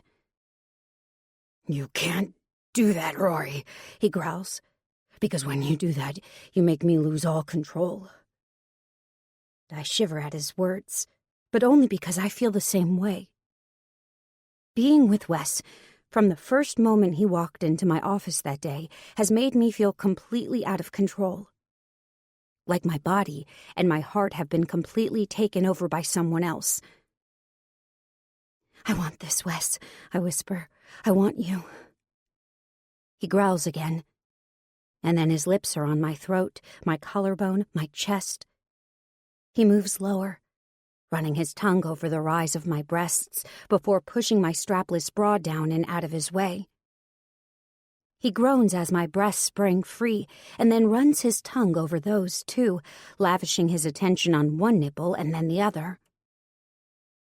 My back arches involuntarily, pushing my breast closer to his face, begging him to devour me. And he does. His mouth and hands seem to be everywhere, touching every inch of my skin, every corner and crevice of my body. Even my mind seems to belong to him, because I can't think or see or feel anything but Wes. His fingers trail down my stomach and then lower, over my mound.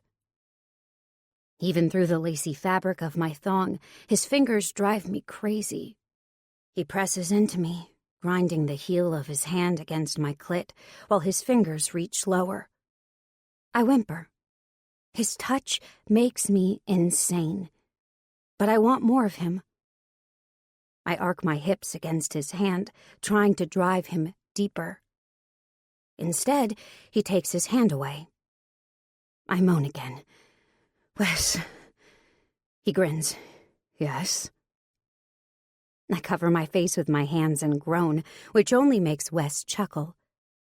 But instead of arguing with me, he moves his head lower. I feel a gentle tug on my thong, and then I realize he's got his teeth on the hem of it. I prop myself up on my elbows and watch as he uses his teeth to pull the panties down over my hips. I lift my ass just enough to let him maneuver, but he seems surprisingly deft. He gets it all the way down to my thighs before he uses his hands to push the fabric the rest of the way down. My heart races as Wes nudges my knees apart. My head falls backwards. Even though I want to watch what he's doing, the anticipation is too intense. My legs are already shaking, and even though I can't see him, I can feel the heat of his body, of his breath, as he lowers his head between my thighs. The second his tongue finds my clit, an arc of electricity shoots through my body. I feel like I've been zapped with something, and my entire body pulses and buzzes with the after effects. Wes knows just what to do with his tongue. He strokes my folds, my crest, my swollen nub, moving between all three with finesse. I squirm underneath him, but he holds me in place. His hands seem to be everywhere at once, caressing the soft skin between my thighs, holding my hips, spreading my knees. My chest heaves as I struggle to breathe against the crushing tide of my mounting desire. Wes seems oblivious to the fact that I'm practically dying here. He licks and sucks with abandon, teasing me 1 minute with the softest of kisses, and then nipping at my flesh with his teeth. An ache so good it hurts. I clutch the white hotel duvet as hard as I can and try to focus on not screaming so loud the entire wedding party 21 floors down can hear me. But the climax rushes at me like a river, taking me with it, washing everything away. "Wes," I manage to pant.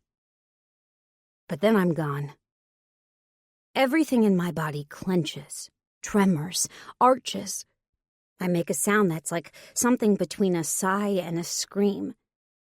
Wes doesn't let up until my entire body is trembling, shaking under his hands, his lips. Only then does he sit up, a satisfied and slightly smug smile on his face. "You have no idea how much time I've spent thinking about that today," he says. "Remind me to repay the favor someday," I say weakly. I'm still quivering. "Oh, I will," he grins. "But not now. Right now I want to be inside you. Do you want that, Rory?" I breathe in and nod. Wes is already undoing his belt, shoving the pants of his suit down over his hips. I gasp when his cock springs free. It's fully hard already, jutting out from his body and bobbing heavily. It's pink and veiny and perfect. I lick my lips, and Wes notices. "See something you like, Miss Holloway?" I nod. "Oh, yes. Good." He fishes in the pocket of his pants for a small foil packet before tossing them to the floor. He rips it open with his teeth and sheaths his cock. I brace myself as he positions himself over me, then run my palms over his shoulders, the flat planes of his chest. I wait for him to push into me, but instead he stills. I look up and find him studying me intently. "What?" I trace my fingers over the line of his jaw. He shakes his head as if coming out of a trance. "Nothing." He moves his body over me, letting his cock rub against the folds of my pussy. Coating himself in my wetness. Just that much closeness makes me tremble again, my pussy already clenching in anticipation. "Now, Wes," I groan, "I need you." And finally, blissfully, he sinks into me. It's the same stretching feeling as the other times, the same feeling of exquisite fullness, but this time, there's something more to it. A feeling of completion, of wholeness. Like my body belongs to Wes, like it always has. Almost as if he feels it too, Wes gazes down at me. His hips move slowly, none of the franticness of our other encounters. This is pure bliss. Deliberate, focused, intense. Every stroke feels like it pierces straight through my body, all the way to my heart, my soul. I cling to his shoulders as we move together. Our bodies drip sweat. Our breath comes in short pants, and still we rock together. I can smell Wes's cologne and the musky, wet scent of our sex. I lick a bead of sweat off his shoulder. Wes groans, his thrusts picking up in speed and intensity. All I can do is hold on to him, let myself be carried away by this moment. "Oh, God, Wes," I moan. My voice trails off. I can't speak, can't form words. I lean into the feeling, clenching my body around him. The orgasm explodes through me. I clutch his shoulders and pull him as close to me as I can. He thrusts his hips harder, taking me higher, pushing me further. I can tell the exact moment he lets go. An expression comes over his face, something like awe and ecstasy, and then he slows his thrusts, burying himself as deep as he can inside me. His shoulders shake, and another bead of sweat appears on his forehead. I want to lick that one off, too. When it's over, he collapses on top of me, planting a kiss on my collarbone. I wrap my arms around him, wanting to keep the feeling of closeness a little while longer. But soon, he rolls over onto the cool and empty swath of bed beside me. I feel an ache as soon as his skin is no longer against mine. I sneak a glance over at him, but he seems to be 100 miles away. My heart doesn't lift again until he winks at me and pats his chest, holding out his arm for me to curl up into. "Come on over here, Roar," he says. And I do. 31. Rory. By the time I wake up the next morning, the sun is already streaming in through the windows.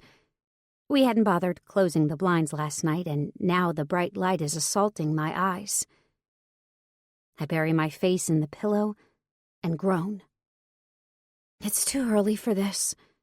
Or, wait, is it? I fumble for my phone on the nightstand and scrunch my eyes open enough to check the time. Fuck! I sit bolt upright. Wes jumps up, sucking in a breath and scanning the room, already on alert. What? I totally forgot we're supposed to be at this post-wedding brunch thing. When? In 10 minutes. Where? Downstairs. In the hotel restaurant. We can do it, he says, scrubbing his face. You probably even have time to have a quick shower. Are you saying I smell? I tease. No. He nuzzles his nose against my shoulder, tickling me with the stubble of his jaw as he breathes in the scent of my skin. I'm saying you smell like someone who spent the night getting thoroughly fucked. I grin, and despite the fact that my body already feels battered, in the best way possible, I can feel myself yearning for him again. You know, you could use a shower yourself, and since we only have 10 minutes, there's not enough time for 2 showers. I trail off and watch as Wes clues into what I'm saying.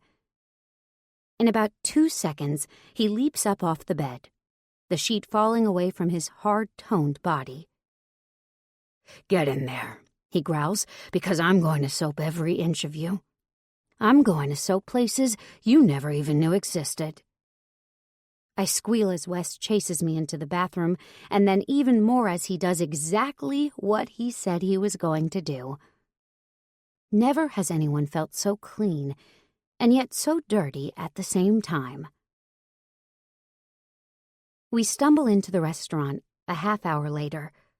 My legs are still shaking, and I look around nervously for Celia, feeling guilty about the fact that we're late. Except as I scan the crowd, I realize we're not the only ones. Our group is still sparse, and everyone is moving slowly this morning. Some hungover and some tired, and all of us feeling that post-wedding glow. Or post-shower glow in my case. I spot Celia and Jace right away and make a beeline over to their table, dragging Wes behind me. Good morning, newlyweds, I say with a grin.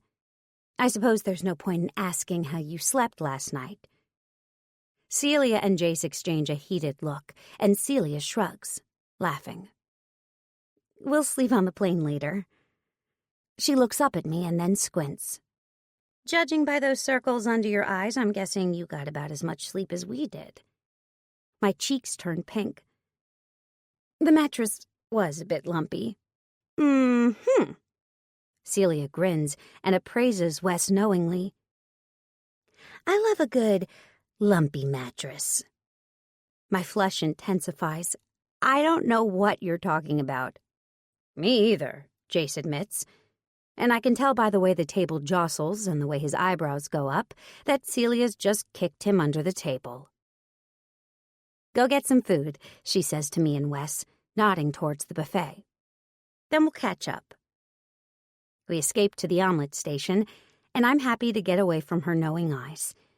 Sometimes it's great having a best friend who can read you like a book, but other times it's annoying as hell.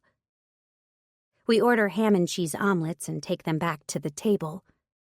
I find Celia saved me a spot beside her, so I squeeze in while she pours me a cup of coffee. Wes sits on the other side of the table with Jace. They fall into a conversation about the life-giving properties of coffee-spiked beer. "You guys must be looking forward to getting away now that the wedding stress is over," I say to Celia, sawing into my eggs. I'm trying to keep the conversation focused on her and not me. She nods. I can't wait. Neither of us have ever been to Hawaii, so it should be fun. I roll my eyes playfully. Right, because you're going to spend so much time sightseeing. We might, she says. Jace pauses his conversation long enough to smirk at her. She shrugs. What? We could.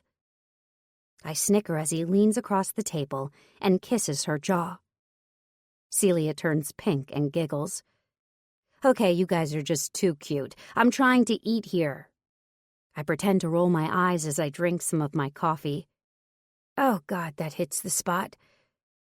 Wes and Jace turn back to their conversation. You're one to talk, Celia points out quietly. I saw you and Wes dancing last night. Yeah, dancing. Everyone was doing it. It was a wedding after all. I pretend to roll my eyes. Sure, but they weren't also sneaking up to the 21st floor together after. Fuck. You saw that, did you? I see all, Rory. You should know that. She grins. I want to know everything. I won't make you recount all the details with him sitting right across from us, but trust me, as soon as I get back from Hawaii, we're having a very long catch-up session. Fine, I say, sighing and laughing at the same time. There's no point arguing with Celia. I know she'll get it out of me eventually. Now, tell me what you guys have planned for Hawaii. I want to hear all about it. Celia's face breaks into a grin, and she launches into a long list of sightseeing activities and spa treatments they have lined up for their time on the islands.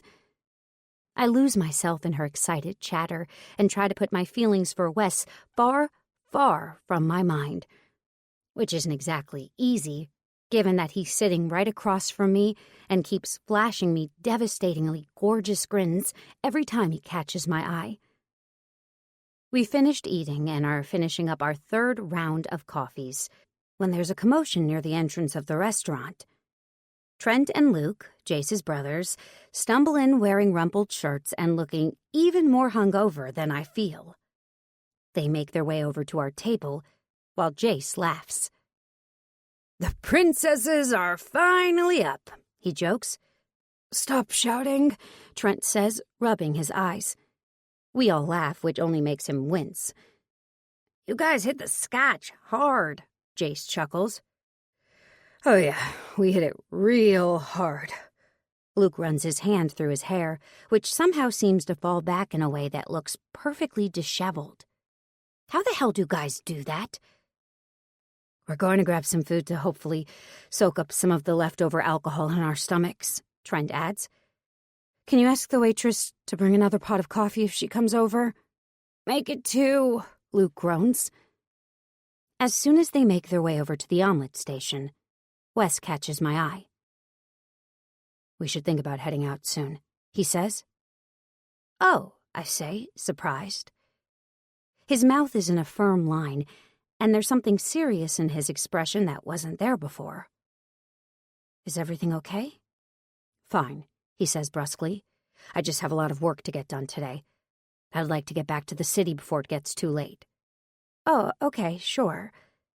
I exchange a glance with Celia, and she shrugs.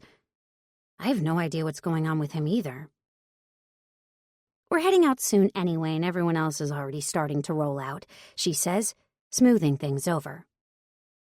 If you guys have to head back, that's no problem at all. Okay, I say reluctantly. Give me a hug then. I say my goodbyes, and Wes shakes everyone's hand. He's polite and gracious, but he keeps looking around the room nervously. I'm still wondering what the hell has gotten into him.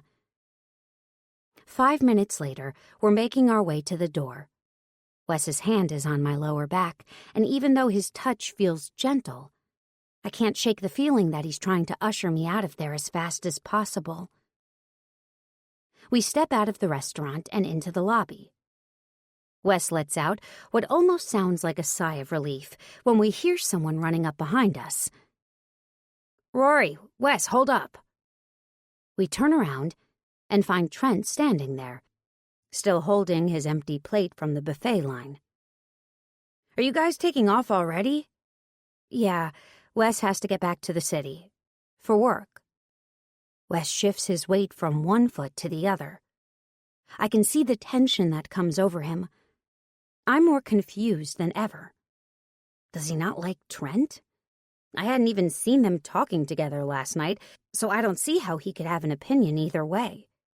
And the guy is happily married, so it can't be jealousy. Not that Wes has ever seemed the jealous type anyway.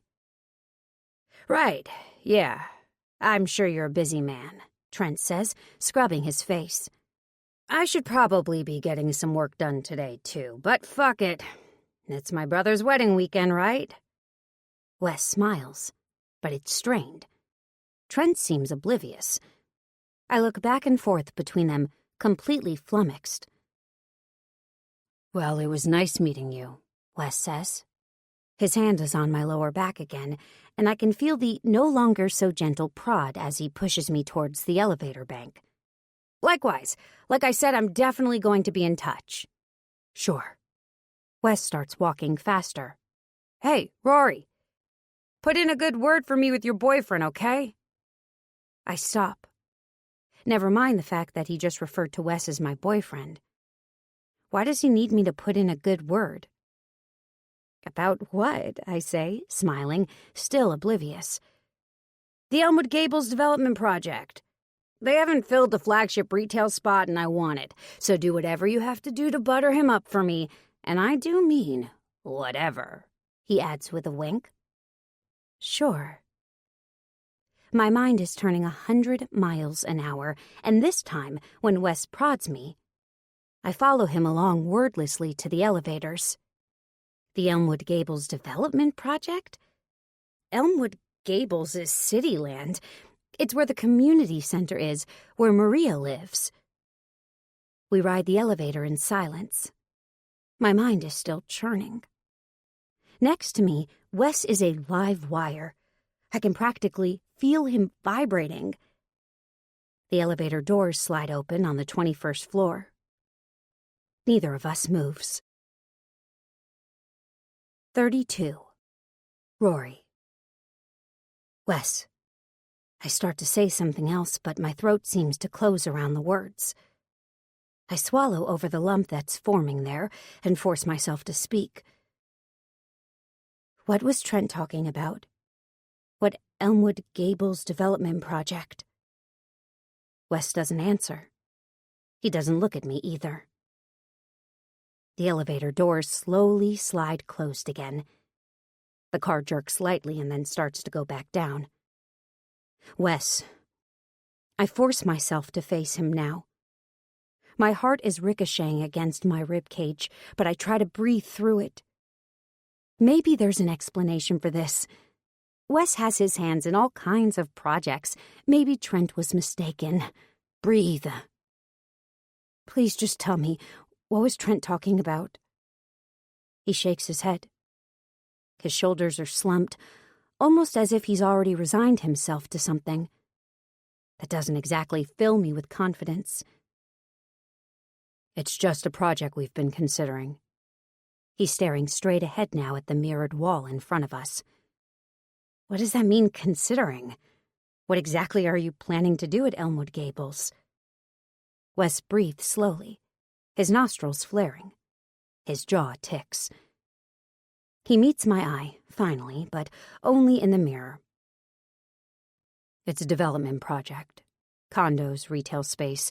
It's something we've been working on for a while. It's not official, though. The proposal hasn't even been submitted."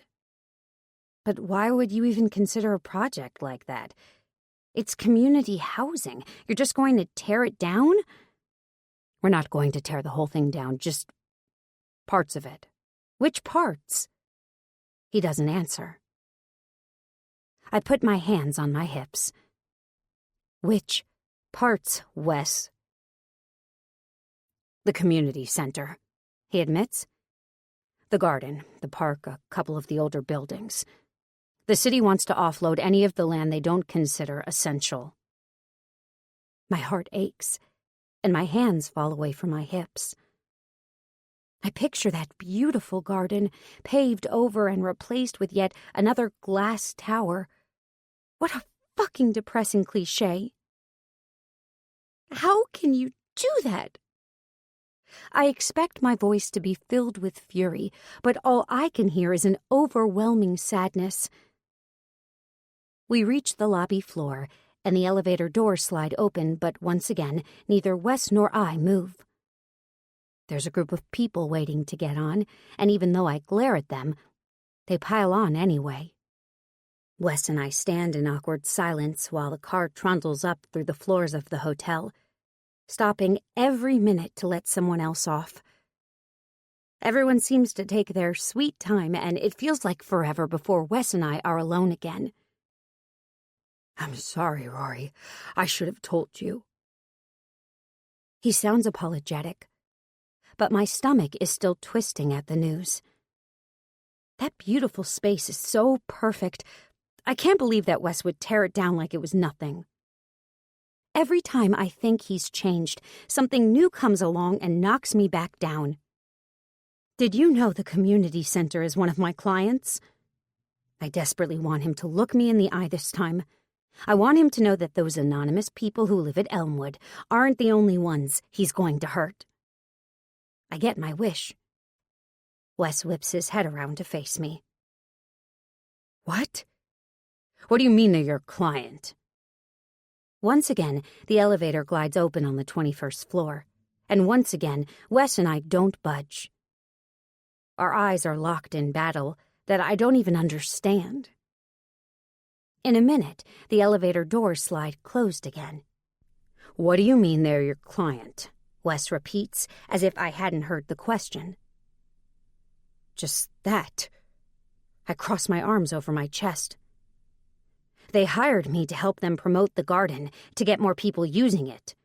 It's a gem, Wes. Have you ever seen it? He shakes his head. Of course not. I throw my hands up. Why would you even care? It's just about money, right? Who cares if people need those spaces? I do care, Rory, he insists. This all started long before you came into the picture. I had no idea you would end up being involved. It's not just me, though. I'm so frustrated that angry tears are starting to prick my eyes. I can't believe that Wes is so dense, so heartless. These are real people, Wes. At least one of your own employees live there. Maria, remember her? She volunteers at the community center, too. You saw how she talked about it in that video. I trail off. Wes's eyes flick up to meet mine, and understanding dawns. You knew. My heart feels like it's dropping as fast as the elevator. It hits rock bottom at the same moment we arrive back in the lobby, and the elevator doors ping cheerfully open again. Another wave of people swarm on. I stab the button for the 21st floor for the third time. Now I'm so angry I can barely look at Wes as we slowly climb back up through the floors. I know this is a business decision for him. I know that this is what he does for a living, and I love that he's ambitious and successful. But the Wes I used to know would never have even considered demolishing community resources like this. The Wes I knew cared about people. The fact that he had let Kyla and I go on with our presentation, watching that video and knowing that in a few months, Maria's life would be completely upended. The thought fills my stomach with acid. Was he just laughing at us the whole time? I blink back the tears that threatened to fall. I can't believe I was starting to trust him again.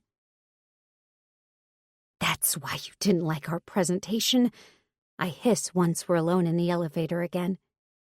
Not because it was off-brand for Gold Lake, but because you knew it would be bad PR to feature Maria in a video when you were about to rip up her home. I told you we weren't ripping up anyone's homes, he snaps. But yes, you're right. That's why I couldn't let you use that video. Even though it was really, really good. Seriously, Rory. Oh, don't try to kiss my ass now. I can't believe you did this, Wes. I feel like you've been lying to me this entire time. My legs are shaking now, and when the elevator opens up on our floor again, I storm out.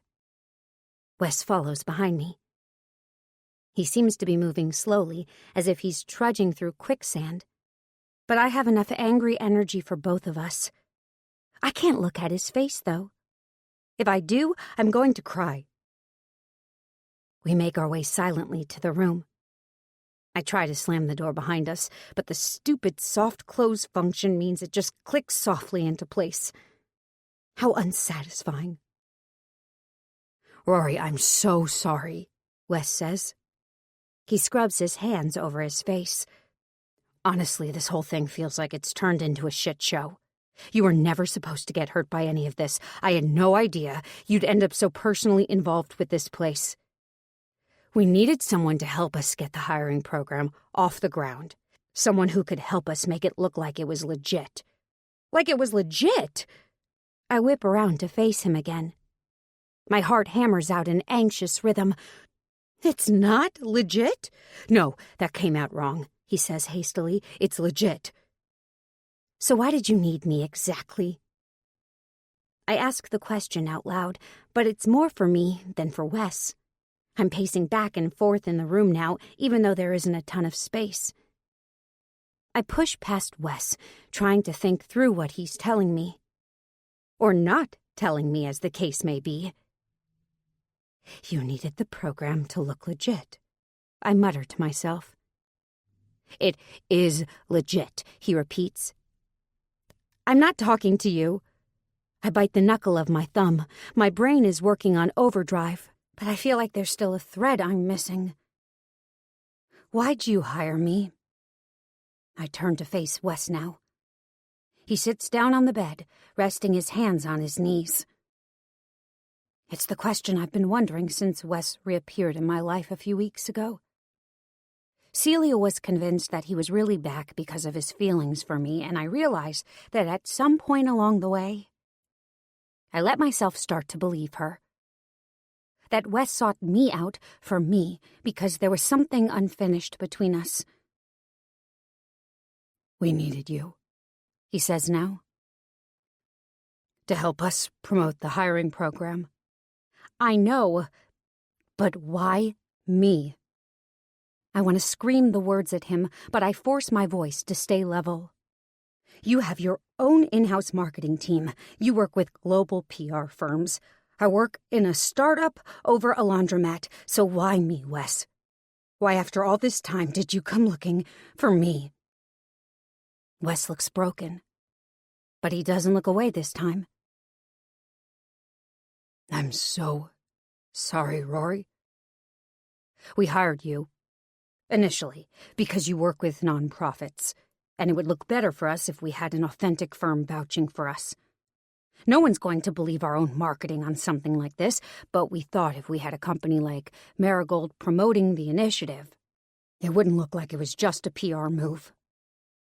And there it is, the thread I'm missing. The entire hiring initiative was a PR move, wasn't it? Wes doesn't answer. He doesn't have to. The thoughts are clicking into place, and it's like matching up the colors on a Rubik's Cube. Except way less satisfying and more soul-shattering.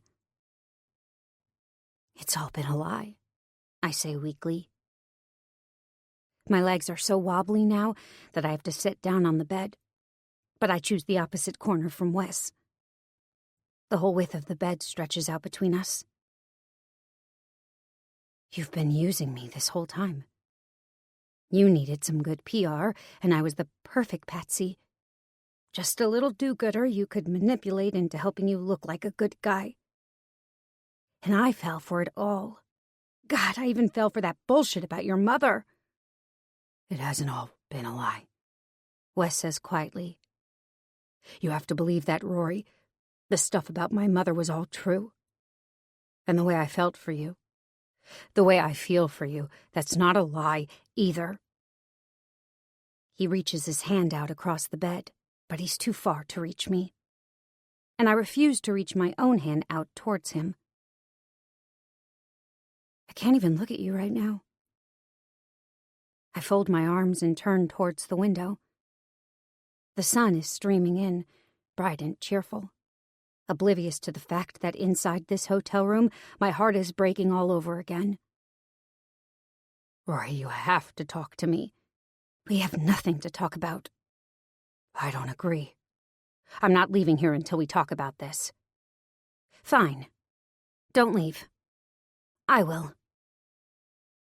I stand up and start shoving clothes into my suitcase, not even really paying attention to what I'm grabbing. I can text Emma, I think, or Blake, or my parents. I have to be anywhere but here right now. Wes crosses the room towards me. He grabs my wrist suddenly. I'm dangling a bra and I let it fall from my fingers. Let me go. Not until you listen to me. I have no interest in hearing anything you have to say. Then maybe you'll listen to this. He slides his hands through my hair, and then his lips are on mine. For a second, I forget myself. I forget everything that just happened in the last 20 minutes. Forget the way my world feels like it's crumbled down around me. That's always what it's like when Wes kisses me. It stops time. It erases places. It bends the fabric of reality. I let myself go. Just for a minute. The sweet relief of oblivion. Wes's lips are on mine, his hands roughly knotting through my hair. The crush of my breasts against his chest. Then I pull away. I pick up the bra off the floor and shove it into the suitcase, turning away from him. Rory, he says again, but I'm already roughly zipping up the suitcase and shoving open the door. Wes follows me down the hallway. He follows me into the elevator, too, even though I try to jam the close button before he can sneak in. I turn away from him while we're in there, although the mirrored walls mean I see him no matter which way I face. I focus on the display panel over the door as it ticks down the floors. Rory, please. You can't imagine how terrible I feel about this. I honestly never meant for you to get hurt. I didn't know that we'd get involved, that any of this would happen.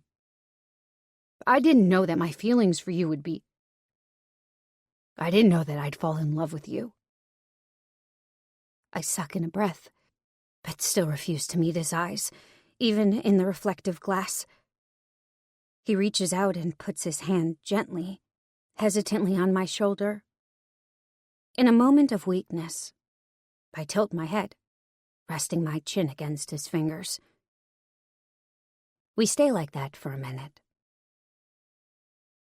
Rory, he says again. But at that moment, the elevator doors sweep open. I take a deep breath and rush out into the crowded lobby, dragging my suitcase behind me. I have no idea where I'm going or what I'm doing now that I'm down here. I can feel Wes following me, so I force my feet to keep moving. I walk towards the front doors of the hotel, but at the last minute, veer off towards the restaurant. Maybe Celia will still be there. I burst in and nearly collapse in gratitude when I see her and Jace settling up their bill. Celia looks up right away, almost as if she can sense my distress through some kind of BFF ESP. Rory, what's wrong? Instead of answering, I burst into tears. Celia wraps her arms around me, while Jace looks on, concerned. Celia strokes my back.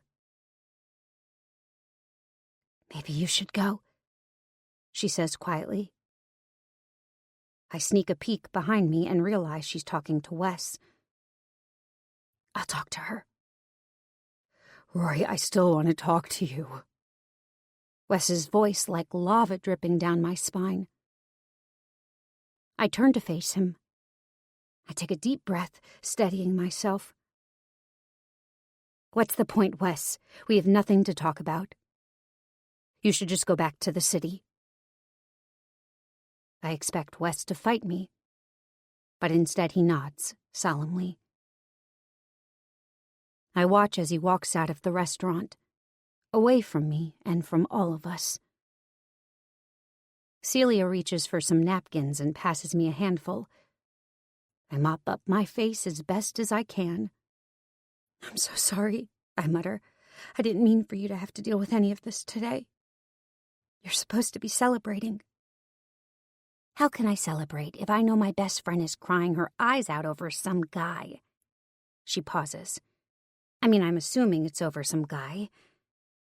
Did something happen with Wes? I nod. Another round of fresh tears pricking my eyes. I try to stem them with the napkins, but they won't stop coming. Celia and Jace exchange a glance. Come on. Celia links her arm through mine. We have an hour before we have to leave for the airport. Let's go sit in the bar, and you can tell me what happened. Jace nods. I'll go pack up the rest of our stuff. Let me know if you need me to change our flight, babe. Oh, God, no, I protest. I'm not going to delay your flight. I just need a minute. Well, we'll see what happens. Celia takes my arm and ushers me out of the restaurant and across the hall into the hotel's bar. For a minute, I think we might find Wes there, but when I scan the space, I don't see his familiar frame anywhere. He's gone. Thank God. That's what I wanted. Right? 33. Wes. As soon as I leave the hotel restaurant, I know I've made a mistake. I only get as far as the elevators before I decide to turn back. I can't let Rory walk away like this. I have to stay and fight for her. Even if she doesn't want to see me, even if she never wants to see me again, I have to try. But when I get to the restaurant, she's gone. There's no sign of Celia either. Jace is still there, punching his info into a credit card machine. He looks up as I come in, and his expression darkens. I think the girls want to be alone right now. I run my hands through my hair. He isn't quite posturing, but he's got that protective husband thing going on, and I can't say I blame him. I'd be doing the same thing if I was in his shoes. I have to talk to her. I have to make this right. Jace's face softens just a fraction. Look, man, I get it. Believe me. Celia and I had our bumps in the beginning, too. I don't know what you did, but I know sometimes they need their space. Maybe you should do what she said and go back to the city. Talk to her again when you've both had some time to calm down a little. Surprisingly, what Jace says seems to make sense. Maybe we can't fix this right now. Maybe I should give Rory a bit of time to process everything. After all, that's what she said she wanted. I should respect her wishes. Plus, it'll buy me a little time to come up with the right thing to say. The magic words that'll win her over and convince her I'm not a lying bastard. I just hope those words exist. Right now, I'm not so sure they do. An hour later, I'm packed up and checked out. Because it's a Sunday morning, and everyone and their first cousin is driving back into the city after their weekends away, the traffic is slower than usual, which, unfortunately, gives me plenty of time to think. And what do I think about? Rory, of course. How the fuck did we go from a perfect night to the complete and utter fuck-up that was this morning? Every time I blink, I see flashes of last night and our fight this morning. Blink. Rory slipping off that purple dress. Blink. Rory's face as she put two and two together and realized what I was doing with the Elmwood Gables community land. Blink, my lips against her throat, making her moan. Blink, her shaking shoulders as she threw herself, sobbing, into Celia's arms. Blink, sliding inside of her, coming together with her in a moment of perfect harmony. Blink, the blank expression on her face when I told her I was in love with her. How the fuck did we fall so far? Then again, I could just as easily ask how the fuck this happened to begin with. Nothing was ever supposed to happen with Rory. It was supposed to be strictly business. And she seemed fine with that. She even made me sign that stupid fucking agreement on the back of that stupid fucking napkin. Yet, one by one, we'd been breaking the rules of our own deal. And here we are now, back in the same place things had ended the first time, with Rory feeling broken-hearted and me being the one to have broken it. I hurt her back then, and now I've gone and done it again. My ribs feel like they're too tight for my chest, and my hands grip the steering wheel, and for a second I think about driving on straight past New York, maybe all the way up into Canada, where I can buy a little cabin in the woods and live the life of solitude I'm obviously meant for. I'm sure I'd look good in plaid. But I don't know how to stay away from Rory. I thought the contract would be enough to keep us in check, but apparently I'd underestimated the magnetic force that exists between us. Even now, knowing she probably hates my guts, and deservedly so, I can't let her go. I try to focus on keeping the car on the road. My foot falls heavier and heavier on the gas pedal, though, and soon I'm flooring it. I swerve between lanes, avoiding the traffic, but barely. It's not until I have to slam on the brakes to avoid rear-ending an SUV with a boatload of kids in it that I realize I'm being an irresponsible asshole. I creep back over into the far right lane and wait for the next exit. It comes up a minute or two later, and I pull off the highway. I need to find a gas station, somewhere I can splash some cold water on my face. I find a spot right away, a diner not far off the exit ramp, with a long row of gas pumps out front and a parking lot big enough for a dozen 18-wheelers. I pull up and hop out of the car. The bathroom is inside the diner area, so I head straight for it. I avoid looking in the mirror once I'm in there, but I run the water as cold as I can and scrub some of the anxiety out of my face. The water helps, but what I really need is coffee. I'm still feeling the effects of last night's champagne on top of everything else. I head back out into the diner and grab a seat at the counter. I try to push away the memories of the last time I'd been in a diner, the time with Rory, when we'd written up our contract, and when I'd come later, on my own, lost in those memories of my mother. It's a man working behind the counter here. He's gray-haired and a little stooped, with lines in his face as deep as the cracks in the vinyl floor. He looks like maybe he's worked here since before I was even born. "Just a coffee," I say when he waves a menu in my direction. He returns moments later with an empty mug and a fresh brewed pot. "Can I interest you in a slice of pie?" As he pours my coffee, he gestures at the glass case behind him, the one that seems to be a staple of diners everywhere. I scan the selection and immediately spot the bright yellow of the lemon meringue pie. I swallow. I can already taste the crisp, tart sweetness of it, can feel the floaty texture of the meringue on my tongue. Taking it feels wrong, though. Or not wrong exactly. I struggle to put my finger on just why I don't want to have any. "Best coconut cream pie in the state," he says, "or so I tell my wife, who makes it." He winks at me, and I force myself to smile. "Just the coffee is fine," I say. I chug back another bitter mouthful and realize what it is I'm feeling. It's that I don't deserve that pie. Whatever I felt the other day, when I had sat at the diner eating pie and wondering if my mother would have been proud of me, I didn't deserve that again.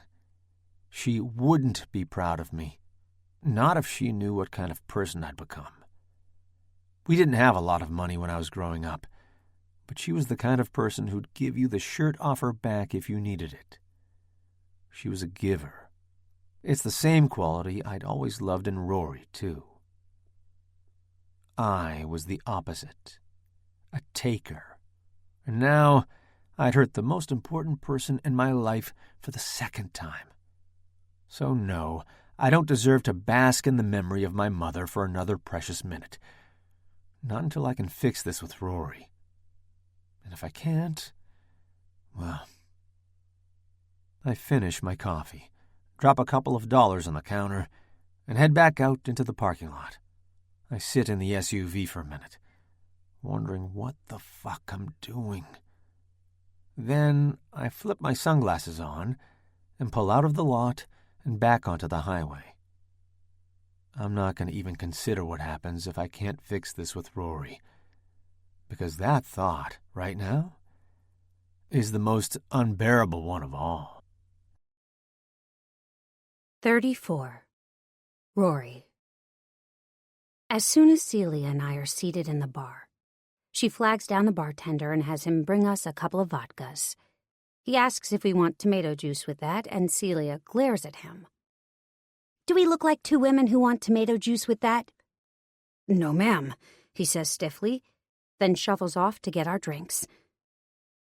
Celia turns to me, holding my hand across the table. "Tell me everything," she says. And I do. As soon as the bartender drops off our drinks, I tell her every detail. From the moment Wes and I made our agreement, to the way it felt to be with him again after all these years. Every gory, mushy, humiliating detail. And then I tell her about how he was using me all along.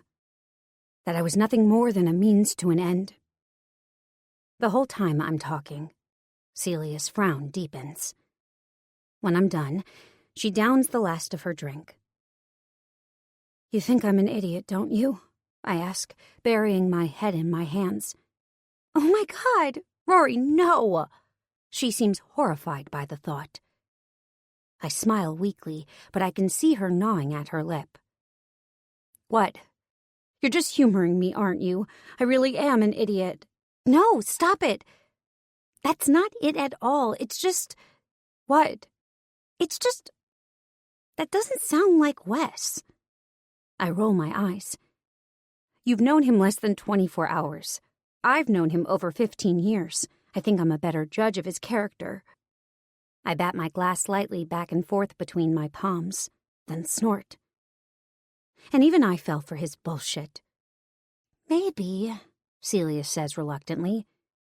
"It's just... God, the way he looked at you, Rory. I honestly don't think he could fake that." "Oh, he could. Trust me. Wes is a master of manipulation. That much is obvious now." Celia doesn't say anything for a minute. She flicks at her glass distractedly. "Are you sure, though? I mean, I know you know him better than I do, but maybe that makes me a more objective observer, and to this outsider, he looked head over heels for you." "He told me he was in love with me," I admit. "That's great!" "No, it isn't."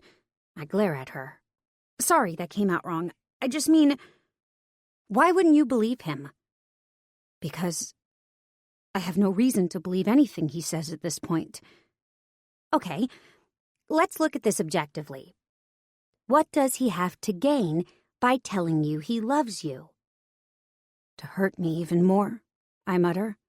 "Come on, even if we accept that he uses people to get what he wants, straight-up sadism doesn't seem to be his game. What if it's possible that he actually meant it?" I hate to hand it to Celia, but she has a point. And he had seemed genuinely upset in the hotel room. But thinking about the hotel room only makes me think about our kiss. and that makes me feel weak, so I force myself to put the whole thing out of my mind. Well, I allow. Even if he meant that part, how am I supposed to forgive him for this? I just can't believe I'm in this position again. Fool me once, shame on you. Fool me twice, shame on me and all that. Celia shakes her head. Her dark hair is down, but it still has some of yesterday's curl in it. When I look closely, I can even see a faint dusting of glitter across her collarbone. I groan. I'm really sorry, Celia. I can't believe I'm keeping you here when you should be with Jace. Celia waves away my comment. Don't be crazy. Remember when you flew out to Chicago for me when Jace and I got together? That fell right smack dab in the middle of best friend territory, and so does this. Now, are you feeling at least a little bit better, or do we need to get more vodka? I laugh and shake my head. No more vodka. After all, it's not even noon. Fair point. But are you feeling better? I don't know. No, but I guess I will be eventually. I just need some time to process. Of course you do. And that's totally normal. Call me anytime this week, okay? I don't care if I'm on my honeymoon. I can still make time for you. Her words bring another wave of tears to my eyes. How did I get so lucky to find you? Easy. You ended up with a shitty roommate in freshman year just like I did. Oh, and also, you were awesome. I laugh, wiping at my eyes with a cocktail napkin. I love you, you know that? I love you too, you train wreck. Instead of stinging, her comment makes me dissolve into a fit of tearful giggles. Oh my God, I am a train wreck, aren't I? When did that happen? Just a little bit. It's why I love you. Now let's get out of here, shall we? We make our way into the hotel lobby, arm in arm. We're nearly at the elevators when I hear a voice calling out my name. I spin around, hard in my throat, but it's only my sister, Blake. She runs across the glossy marble floor, pink flip-flops slapping. Her blonde hair is disheveled, and she has dark mascara streaks under her eyes. I wonder for a second if she even made it back to her room last night. She was dancing pretty hard, but that's Blake, always up for a good time and never a thought to what the next morning will hold. I kind of admire that about her. We were looking for you everywhere. Mom and Dad and I are heading home now, and we wanted to say goodbye before we left. I glance behind her and see my parents straggling along, Dad lugging their suitcase behind him. They look a little worse for wear this morning, too. I guess everyone had a good time last night. I give Celia a long hug and whisper a heartfelt thank you into her ear. And then she escapes into the elevator with a quick wave to my parents before they reach us. Rory, what's wrong? Mom says, as soon as she's within a few feet of me. Nothing. Why? You look. She trails off, biting her lip. Are you sure you're okay? I'm fine. She reaches into her purse, a giant straw thing with a woven sunflower on the front of it, and pulls out a tissue. She hands it to me. I'm fine, I say again, but when I dab the tissue to my eyes, it comes away wet. I wipe frantically at my face. I just hate saying goodbye to Celia again, that's all. Aw. Mom's face softens. You girls have such a special friendship. It's too bad you live so far away from each other. She pauses. But we will kill you if you move to Chicago, you know that, right? I laugh. Yes, Mom. Now give us a hug before we go. I give both my parents a hug, and then Blake, too. They make me a promise to come visit soon, which I do, and then they slowly start to shuffle back through the lobby. They're almost at the front door when the thought overtakes me. Wait, I yell. Wait! Dad stops, one hand already on the door. He turns, his face a mask of concern as I run towards them. What's wrong, Rory? Got room in the car for one more? Mom claps her hands and lets out a girlish squeal. Of course we do. What a question. She turns to face my dad. Oh, maybe Emma would want to come too. We could have the whole family together. Wouldn't that be fun? Dad nods. It would be. Maybe one of the girls can text her. Blake and I exchange a snicker. My dad might be a wonderful, brilliant man, but the guy is absolutely terrified of texting. The few times he's actually managed to send me something, he's always written it formally, like a letter, starting with Dear Rory and ending with Love, Dad. It's kind of adorable, actually. Where is Emma anyway? I ask, looking around and realizing I haven't seen her all morning. Oh, she went to the gym, Blake says, rolling her eyes. She said Sundays are cardio day, and why would she miss cardio day just because she went to a wedding last night? I can tell by the sour expression on her face exactly what she thinks of this logic. I can't say I disagree. Then again, maybe I should think of being less of a train wreck and more like Emma the Perfect. Then I wouldn't be crying my eyes out in a hotel lobby like a total freak. I'll text her, I tell Dad. It would be nice to have everyone together.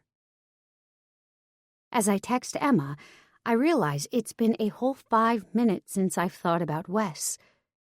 I honestly didn't think that was possible. Maybe escaping to my parents for a couple of days is exactly what I need to put him out of my mind. Completely. 35. Rory. There's a soft rap on the door. Go away, I mumble. I'm lying flat on my back on the floor of my childhood bedroom. There's no bed in here anymore. Mom claimed the space as her home office a long time ago and moved my bed into Emma's old room with hers. But I wanted my own walls again, still painted the same pale yellow they were back then. The familiar view into the next-door neighbor's overgrown backyard. The same old crack running through the ceiling, bisecting the room into almost perfect halves. It doesn't matter that the space is also filled with Mom's huge oak desk and matching bookcase, the desktop computer humming quietly, the printer and fax machine combo that occasionally whirs and beeps for no apparent reason. This is my room. Somehow, no matter how old I get, or how much they try to reclaim it for more practical purposes, it still feels like my room. Maybe that's symbolic of my whole problem, actually, now that I think about it.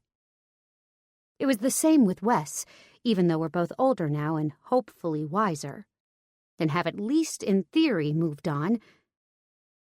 It still felt like he was mine, that he belonged to me, that we belonged to each other. What a joke. All this time he was only using me. Still the same Wes he always was underneath. Someone who was only around for as long as he needed you. A jackass, as Emma would say. The knock at the door comes again, louder this time. I said go away. I can be louder too. Instead of going away, though, the door cracks open. Mom says dinner's going to be ready in 10 minutes. It's Blake. I'm not hungry.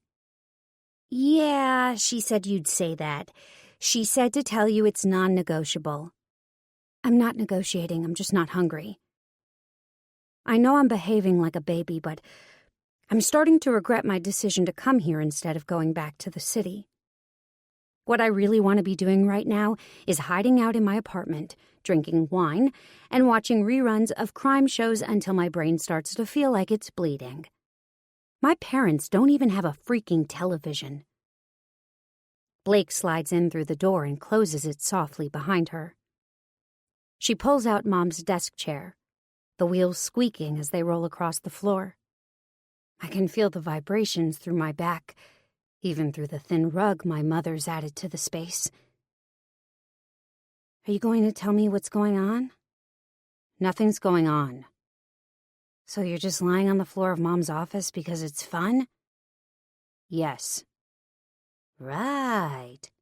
I'm not kidding, Blake. I really don't want to talk about it. Especially not with my baby sister. The one whose biggest concern is whether Mom remembered to buy coconut oil at the grocery store, or if she'll be able to get a spot at her bar class this week. Is this about Wes? No, I say quickly. What makes you think that? She sighs. Because it's always about Wes. What's that supposed to mean? It means you've been hung up on that guy since you were 15 years old. What's the deal with that anyway? I let out a puff of breath. There's no deal. We're working together. He's my client. So why'd you take him to Celia's wedding? He was doing me a favor, that's all. It didn't look like a favor, the way he was dancing with you. My cheeks flush. God, that moment on the dance floor, looking into his eyes. It had felt so goddamned real. And all that time, nothing but lies. Can't get over how despicable the whole thing is. That he'd use Marigold to cover up his corporate greed. It's gross, really. But if I'm completely honest, that's not the thing that's bothering me the most. The thing that really hurts me is the realization that I was wrong about him, again. That I'd let myself feel something with him, and it had all turned out to be a lie. I angrily brush away a stray tear that trails down my cheek. Blake swings back and forth in her chair, not saying anything. Come downstairs, she says. Mom's making smothered pork chops and mashed potatoes. With mushrooms? I say hopefully. Extra mushrooms. Blake grins. And then, if you're maxed out on family time, I'll give you my laptop and you can binge watch something on Netflix for the rest of the night. I force a smile.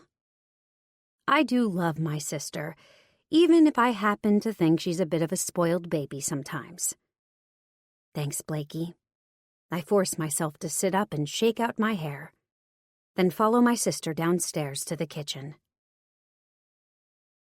Pass the mushrooms, please, I say. And Dad passes me the bright red vintage ceramic bowl, the same bowl we've had for as long as I can remember.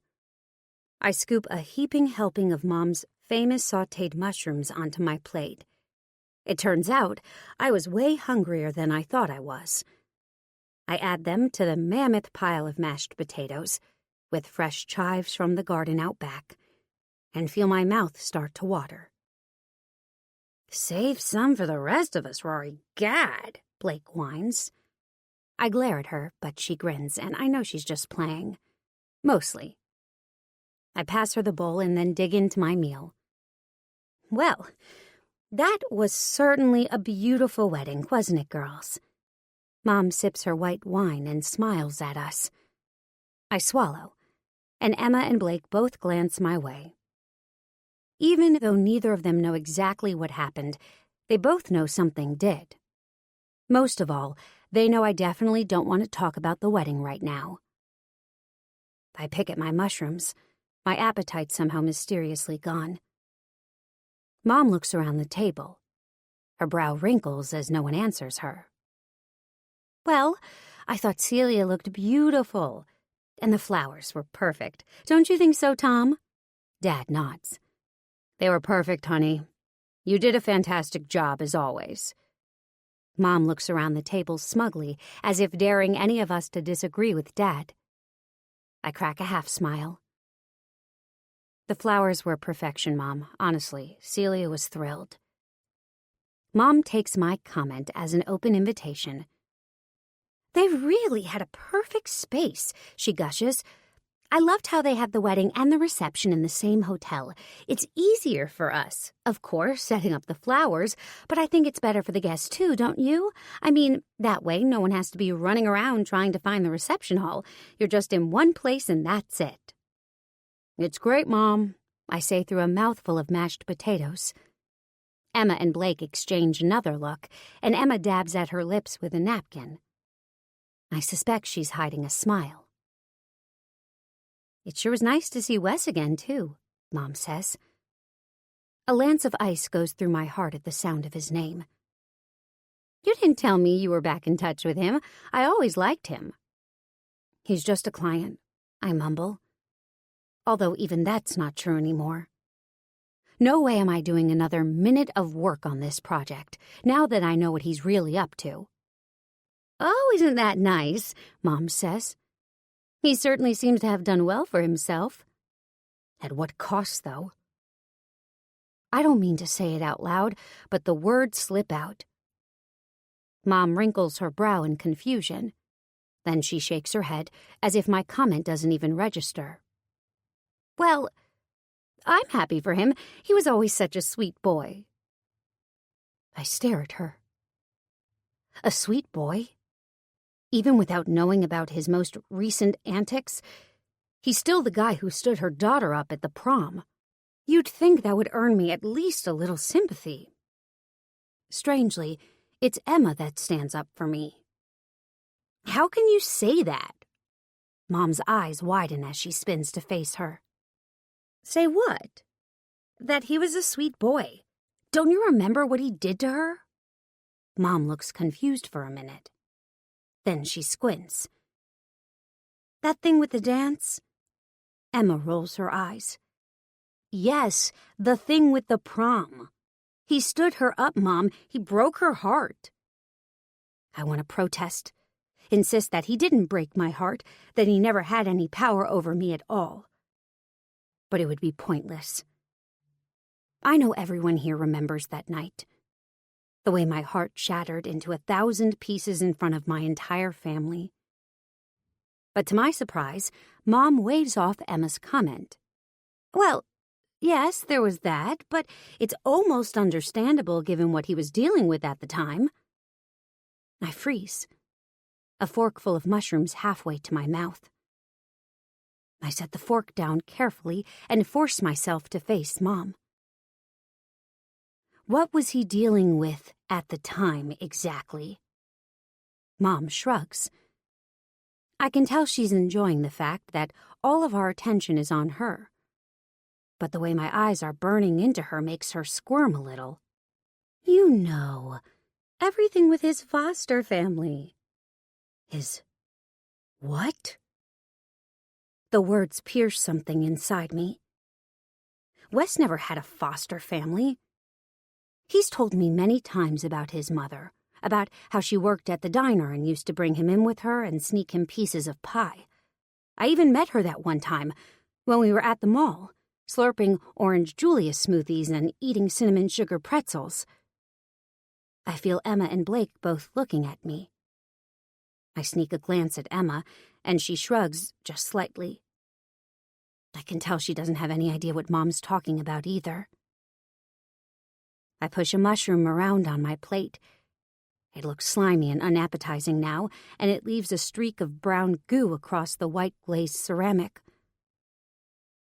What foster family? I force the words out of my mouth. They feel like rocks tumbling off my tongue. You know, dear, the Merchants. That's where he was living. What about his mother? Mom's eyes are wide. She sets her fork down gently on her plate so quietly it doesn't make a sound. Honey, his mom died when he was quite little. I assumed you knew that.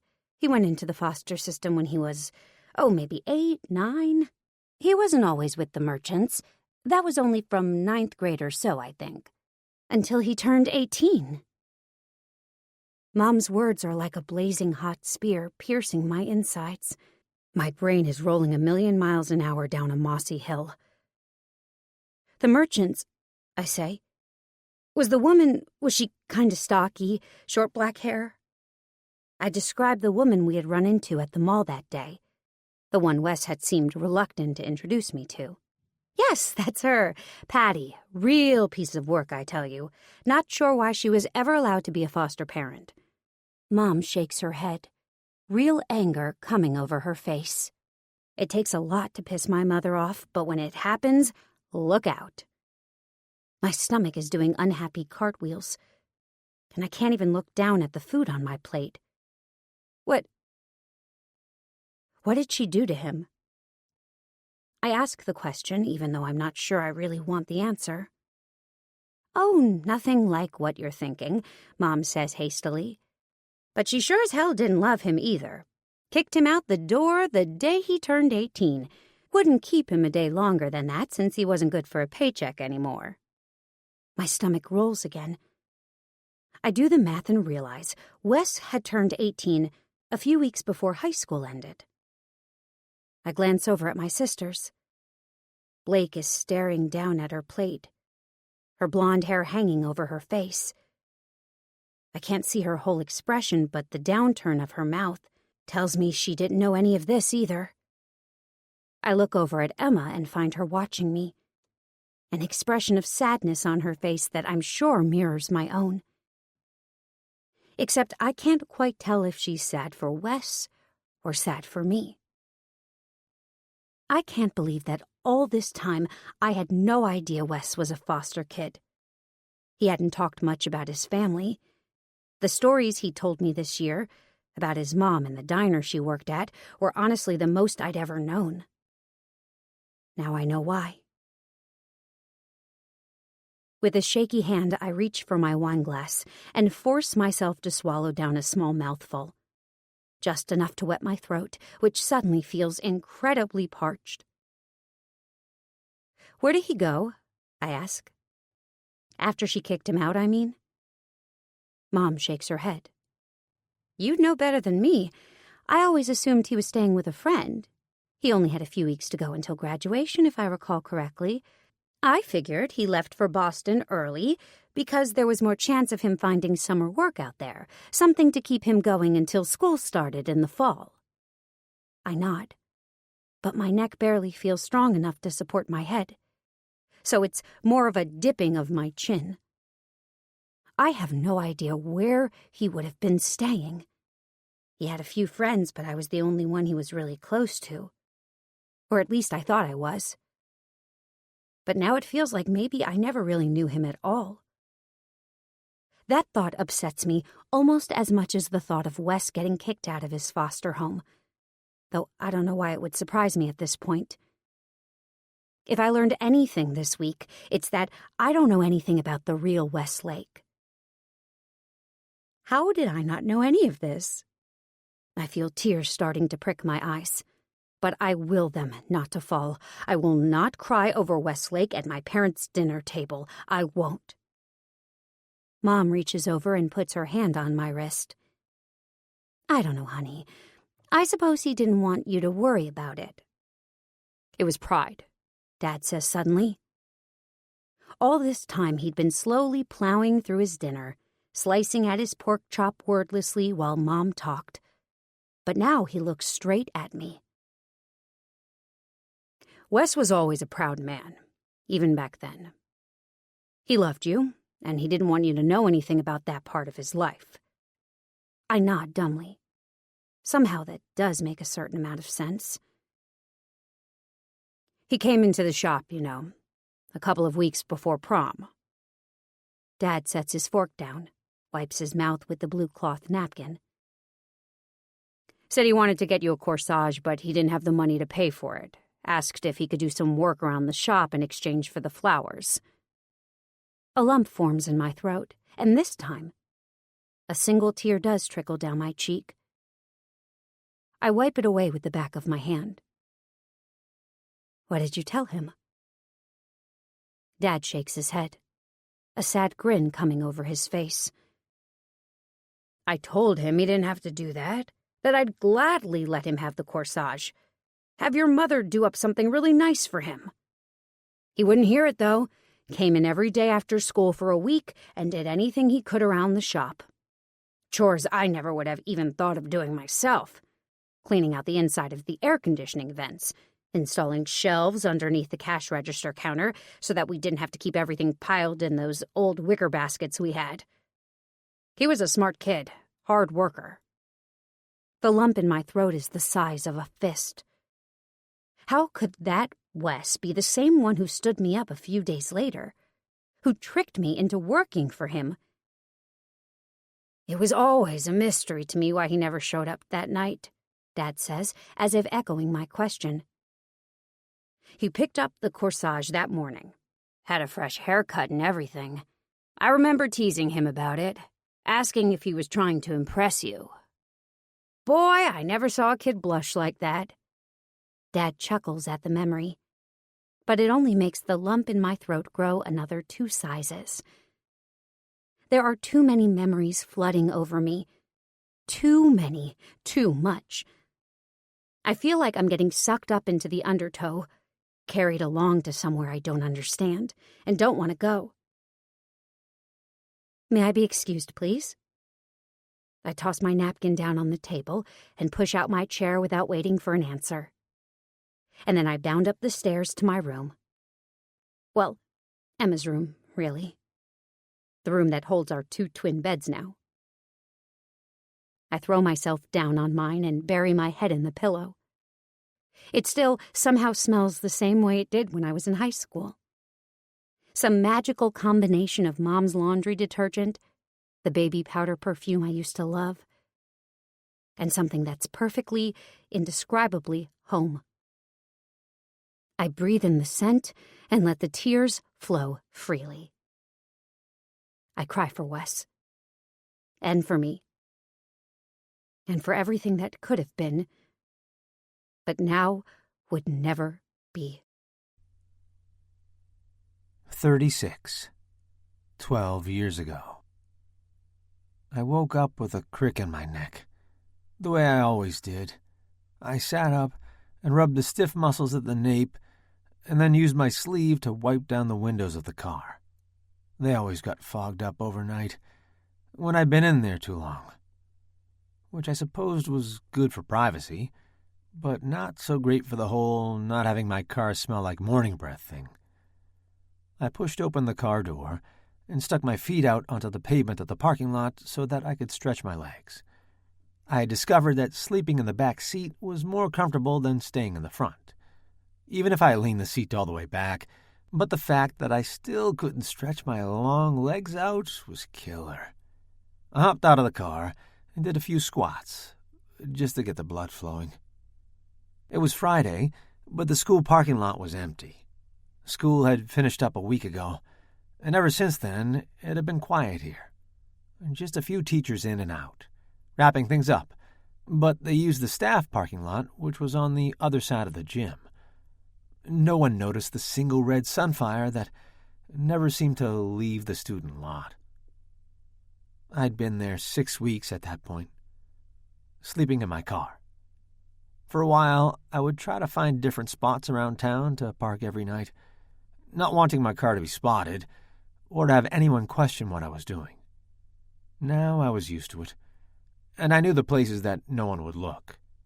No one would poke around. The school was safe enough, and it was quiet up here on the hill. Sometimes kids came up here to smoke or drink, but ever since summer had arrived, they'd found other spots to party. That was fine by me. I climbed up on the hood and let my legs dangle over the front of the car, while I went through my mental list of everything I had to get done that day. Pick up Rory's corsage from her parents' shop, stop by our friend Aaron's, where I was going to shower and hopefully iron my shirt, wash the car, find somewhere to stash all my stuff so that Rory wouldn't figure out that I'd been living out of my car for the last month and a half. Then I was going to pick her up and take her to the prom. And it was going to be fucking perfect. I decided to walk into town first, to save the gas. I'd been keeping the car gassed, a few dollars here and there, whatever I could spare, but I tried to walk as much as I could, since I didn't have a reliable source of income. I bussed tables a few nights a week down at Al's Dine and Shine, but most of that went towards food. I didn't like mooching off my friends, and I especially didn't want Rory to know anything about this. So I've been trying to keep up with our normal routines.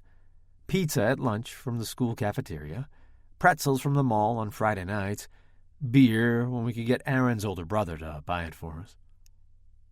It added up, but I didn't mind the expense. I'd do anything for Rory, to see her smile and to hear her laugh and to feel her lips against mine. She was a fucking angel, and about the only good thing in my life. So I didn't care if it meant I had to work myself till I was falling over the rest of the time. All I wanted to do was make sure my time with her was perfect. That was why tonight was so important. I wanted it to be the most magical night she'd ever had. Something she'd remember and hold on to for the rest of her life. It wasn't a long walk to the flower shop. When I got there, Rory's dad was standing behind the counter, whistling as he loaded a fresh roll of receipt paper into the cash register. "Morning, Wes," he said when he saw me. The smell of flowers was overwhelming in there, and my nose started to tickle immediately. It had been torture working in here all week. I'd spent the entire time feeling like my head was filled with cotton. But it would be worth it to see the smile on Rory's face when I gave her the corsage. "Hi, Mr. Holloway." He frowned. "How many times have I told you to call me Tom?" I grinned. "About 100. He chuckled. "And you're not going to listen, are you?" "Not about that, sir. Not as long as I'm dating your daughter." That made him smile. "I like you, Wes. I don't love the fact that my daughter has a boyfriend, but since I can't keep her locked in her bedroom, I'm glad she's with a nice young man like yourself." I tried to keep the smile off my face, but it was impossible. Rory was close to her parents, and knowing I had their approval meant a lot. "You get a haircut?" he said then, squinting. "Yes, sir." I touched my hair self-consciously. I normally wear it a bit scraggly, but I wanted to look sharp for tonight, so I'd taken the scissors to it in the bathroom of Al's. I tried to keep it as neat as possible, but I still thought it looked like a bit of a hack job. But Rory's dad grinned. "Look sharp," he said. "I'm sure Rory will love it." He winked, and my cheeks burned bright red. Thankfully, Mr. Holloway didn't seem to notice. "Let me get you the corsage," he said, closing the cash register and brushing his hands off on the green apron he always wore. "I assume that's what you're here for?" "Yes, sir." He shot me another look at the use of the word sir, but then disappeared into the cold storage area in the back of the shop.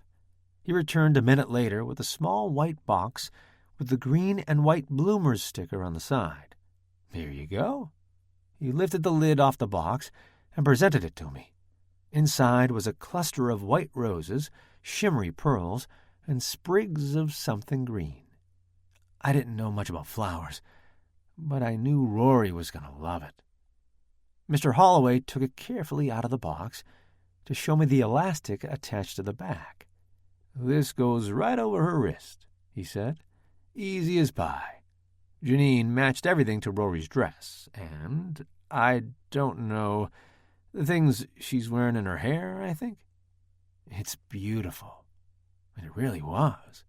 I could already picture it on Rory's delicate little wrist. Could imagine the way I'd catch her admiring it all night when she thought I wasn't looking. "Now, it's best to keep it cool for as long as you can," he said. "You don't want it to freeze, though, mind. Stick it in the fridge. Maybe on the door, if there's room. Whatever you do, don't leave it in the sun." "Got it." Of course, I didn't exactly have access to a fridge at the moment.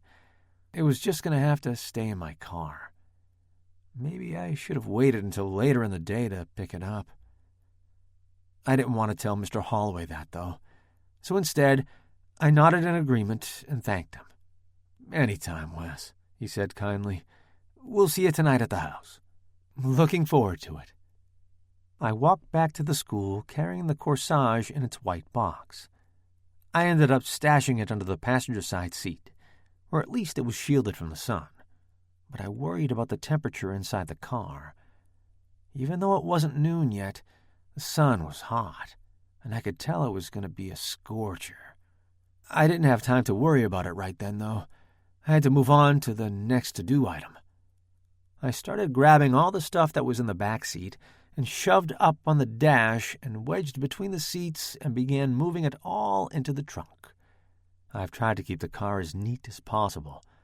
There's no trash or anything.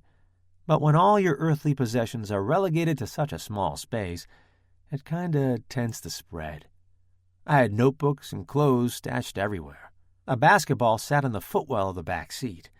The glove compartment was stuffed with toiletries, toothbrush and toothpaste, a razor, a bar of soap, and a plastic sandwich bag. I'd been showering at the school gym most of the time, but I was going to have to find a new solution now that school was out for the summer. I moved as much of the stuff as I could to the trunk, where it was out of sight and out of mind. The only thing I left out were the black dress pants and the white shirt I'd managed to take with me when I left Patty's. She'd bought them for me so I'd have something to wear to church, which was strangely important to her, despite the fact that she was a godless bitch. But at least it meant I had something to wear tonight. I really hoped Aaron's mom had an iron. When that was done, I started up the car. The engine turned over a couple of times, but finally caught, and I breathed out a sigh of relief. The last thing I needed was the car conking out on me. Not tonight of all nights. I headed from the school straight down to Al's Dine and Shine. I had worked an extra few hours this week in order to be able to come in and wash the car for free today, which I hoped would help make the car at least presentable. I wanted Rory to be comfortable. I did not want her to feel like she was driving around in the Morning Breath mobile. When the car was gleaming, and I'd dumped so much floral deodorizer into the interior that it smelled just like bloomers, I headed over to Aaron's. I was running low on gas, but I'd been tucking away a few extra dollars here and there, so I figured I'd be okay. This was going to be okay. Aaron's mom answered the door. "Hello, Wes," she said. "The boys are upstairs." She left me to find them on my own, which was fine.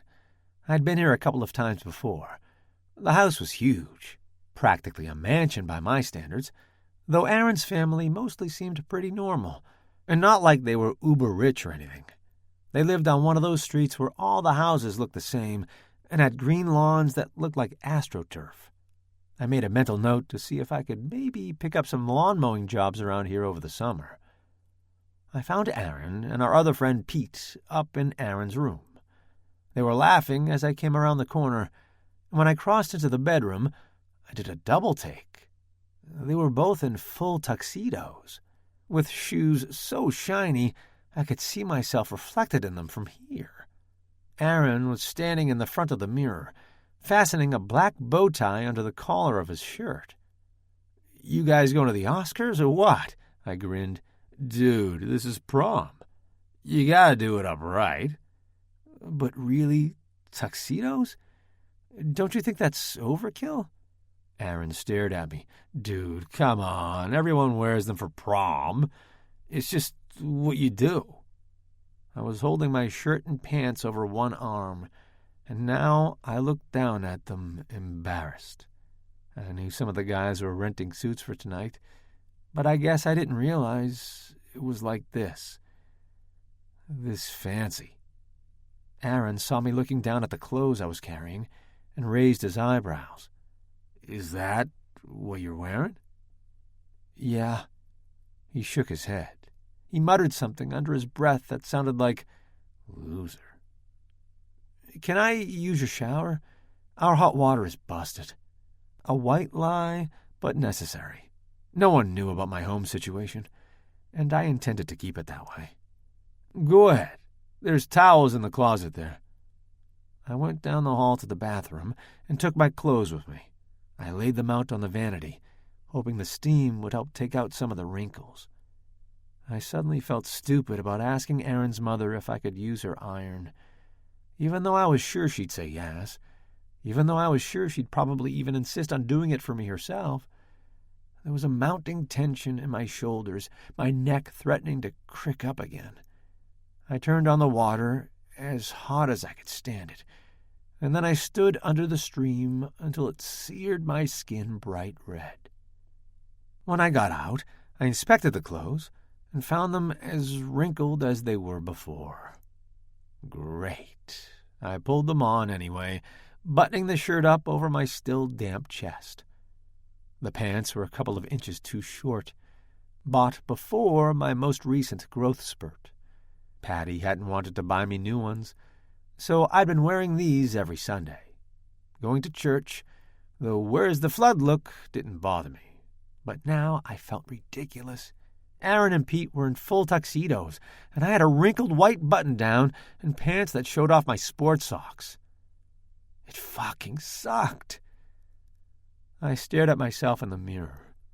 It was fogged up, so I could only see the most basic outline of my head and shoulders. I reminded myself that Rory wasn't going to care about any of this. She wasn't that kind of girl. She was everything. I was madly in love with her. I hadn't told her that yet, but I wanted to do it tonight, at prom. That I couldn't imagine ever loving anyone but her. That was what really mattered here, right? Me and Rory, being together. Not how much money I had, or what kind of clothes I was wearing, or the fact that I was living in my car. Except, doesn't Rory deserve better? I stared at my outline in the steamy mirror, considering that question. If I told her I loved her, she was going to say it back. I knew she would, because I knew how it felt when we were together. She was as in love with me as I was with her. But then what? Once we'd exchanged those 3 little words, we were going to have a conversation about what happened next. When we both went off to college, I'd been accepted on a full scholarship to Harvard, but Rory was planning to stay in-state. Did I want her holding herself back, waiting for me? The guy who lived in his car, who was relying on a scholarship just to get an education, who might still be living out of his car 4 years from now? Fuck. I wanted to punch the mirror, but given that this was Aaron's house, that probably wasn't a good idea. "Dude, what are you doing in there?" Aaron's voice came from outside the bathroom. "You better not be jerking off of my mom's face cream." I heard him and Pete laughing, and my face flamed red. "Shut up. I'm just trying to zip my pants up over my huge dick. I wouldn't expect you to understand." They laughed again, and I knew it was all in good fun, but I still couldn't help the overwhelming desire to be anywhere but there. I came out of the bathroom, and steam drifted out into the hallway with me. Aaron and Pete were finished getting ready, and I had to admit they cleaned up nice. Full tuxes, black bow ties, and Aaron had slicked down his hair with some kind of gel. They even smelled good, like one of them swiped their dad's cologne. Better than the gym shoes they normally smell like. Aaron eyed my outfit, but didn't say anything, which was actually worse than if he'd made a joke. We ribbed each other all the time about stuff, and if he wasn't saying anything about the fact that I was wearing flood pants, it was because he felt fucking sorry for me, which only made me feel even more pathetic. I don't deserve a girl like Rory. The thought struck me right in the gut, almost doubling me over. The truth of it was like a knife wedged under my skin. I didn't deserve her. The 3 of us went downstairs, and right away Aaron's mom started cooing over him. I stepped back when she turned her affection onto me. I knew she meant well, but having her fuss over me just made me uncomfortable and strangely sad. "I should get going," I tell Aaron. "Thanks for letting me use your shower." "Oh, Wes, you must stay for some pictures. Brianna and Kelsey are going to be here any minute. I want to get all of you." "I really should go," I protested. I really didn't feel like hanging out with Aaron's girlfriend, who, no offense, was the snobbiest bitch I'd ever met in my life. "Please," she said, "stay. We've got some snacks and leftover graduation cake." My stomach chose that moment to give off a loud grumble, and I realized I hadn't eaten all day. Aaron and Pete were still horsing around, but I knew Aaron's mom had caught the way I gazed at the kitchen. "Let me fix you a sandwich," she said quietly, pushing past me and heading straight for the fridge. I felt like absolute shit. But what could I say when she was being so nice? Quite a few of my friends' moms had been like that, including Rory's mom. I didn't know if they knew about Patty, or if it was an innate sense of mother's intuition, but they somehow seemed able to pick pathetic out of a lineup. I tried to be cool, but I wolfed down the sandwich she handed me. Next thing I knew, she had another one in front of me, and then she was shoving a piece of cake at me, a glass of milk, a bunch of grapes. I ate every stupid bite, hating myself a little bit more with each one. I was supposed to be a man, not a charity case. I ended up staying for part of the photo session, posing in front of their elaborate mantel while Aaron's mom took snap after snap of us. I eventually tore myself away, telling her I had to go pick up Rory, and flushing when she wrapped me in a tight mom hug. "Call me if you need anything," she whispered, "or tell Aaron." I couldn't look her in the eye after that, so I walked wordlessly out of Aaron's kitchen and out to my car. As soon as I climbed in, I was hit with a wave of heat and a waft of that familiar stale odor. Even with all the cleaning I had done earlier, it still reeked in there. Even though I knew Rory wouldn't say a word, I dreaded picking her up in this thing. I rolled down the windows to try to let some fresh air in, but the car was still a sauna. It was fucking baking. Shit. The corsage. I scrambled under the passenger side seat and hauled out the box Rory's dad had given me. "Please, no," I mumbled to myself. I eased the box open carefully. The roses, which had been so pristine earlier today, looked soft and wimpy now. They hadn't quite started to rot, but they still looked like shit compared to this morning. I should have brought the damn thing into Aaron's house and stuck it in his refrigerator while I got ready. I could already picture Rory's dad seeing them, and knowing I didn't listen to his advice, him thinking that I was just some punk who did whatever the fuck I wanted to. Worse, though, I pictured them on Rory's wrist, wilted and wrong. I pictured the way she'd smile anyway, kiss my cheek, or maybe even my lips, if her parents were looking. She wouldn't say a thing. In fact, she probably wouldn't even notice. But I'd know. I couldn't bear the thought of this piece of shit that I ruined sitting on her wrist. Rory was perfection, and her corsage should be too. This whole night should be. That was what she deserved. Instead, I was driving a piece of shit car that smelled like ass. I was wearing a suit that made me look like a fucking Dickens character. Not even a suit, for that matter, just a church outfit that belonged to the Salvation Army. And worst of all, I was going to be handing her a corsage that looked like I dug it out of the dumpster of her parents' store. I saw Aaron's mother peering at me from out their front door. Fuck. This was not the time or place to be dwelling on how shitty this situation was. I gave her a quick wave, tossed the ruined corsage into the passenger seat, and then backed out of their driveway. I knew I should go to Rory's. I was supposed to be there soon anyway, and I knew she and her parents wouldn't mind if I came by a bit early. Even if she was still getting ready, her sisters would be more than happy to entertain me with their usual stories and antics, I was sure. God, those girls were hilarious. Except when I passed the road where I normally turned off to go to the Holloway house, I barreled right past it. I didn't know why. It was like some force outside me forced me to keep my foot on the gas, to just keep going. I passed another road, where I could have doubled back and still found her street, but I didn't turn off there either. I kept driving until I was past the city limits, And then I drove some more. I drove until the sun went down, and I was so far away from Highfield I didn't recognize the trees or the fields or the street signs. I told myself I was doing the right thing, that Rory deserved better.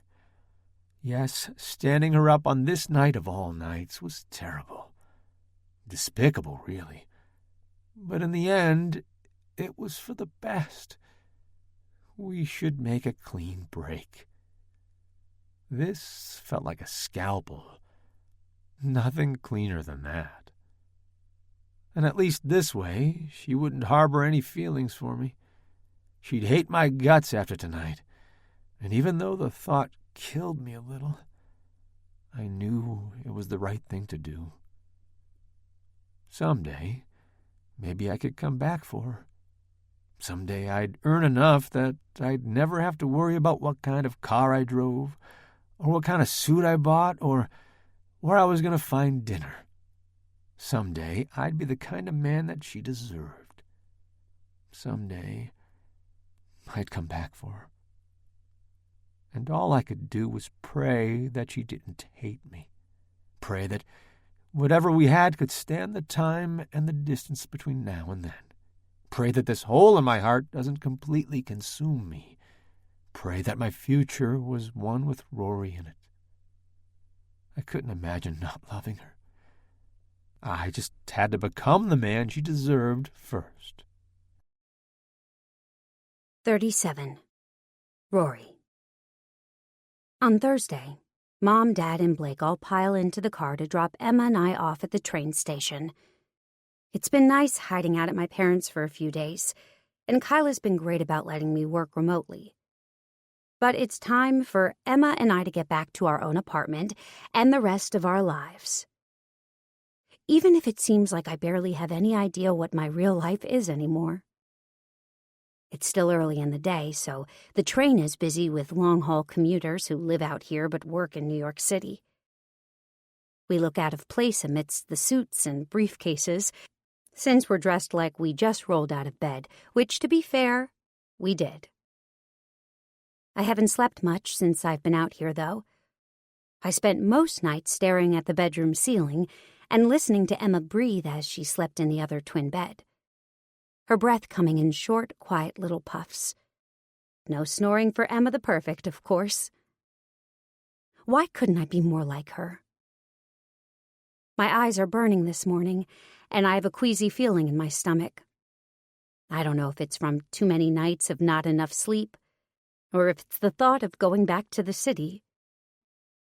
I've lived in New York for over 7 years, but the city feels like Wes's domain now. After all, he's had a hand in half of Manhattan's development projects over the last 10 years. Wes is building the city. I just live there. I keep replaying the conversation at the wedding over and over in my head, especially when I lay awake in bed at night. The look on Wes's face when I figured out what he was doing. The way he didn't even try to deny any of it. The literal shattering sound as my heart broke into 1,000 pieces. And when my mental viewing station gets bored of that channel, it switches to the other one. The one where I'm having dinner with my family and finding out that Wes had grown up in foster care. That I'd never really known him the way I thought I did. That one comes complete with the sound of the shattered pieces of my heart getting ground down into a fine powder. At the station, I give my parents and Blake tight hugs, and then Emma and I board the train. We find seats and slump down into them. I put my earbuds in right away because I'm not in the mood to make chit-chat with my sister for the next 2 hours.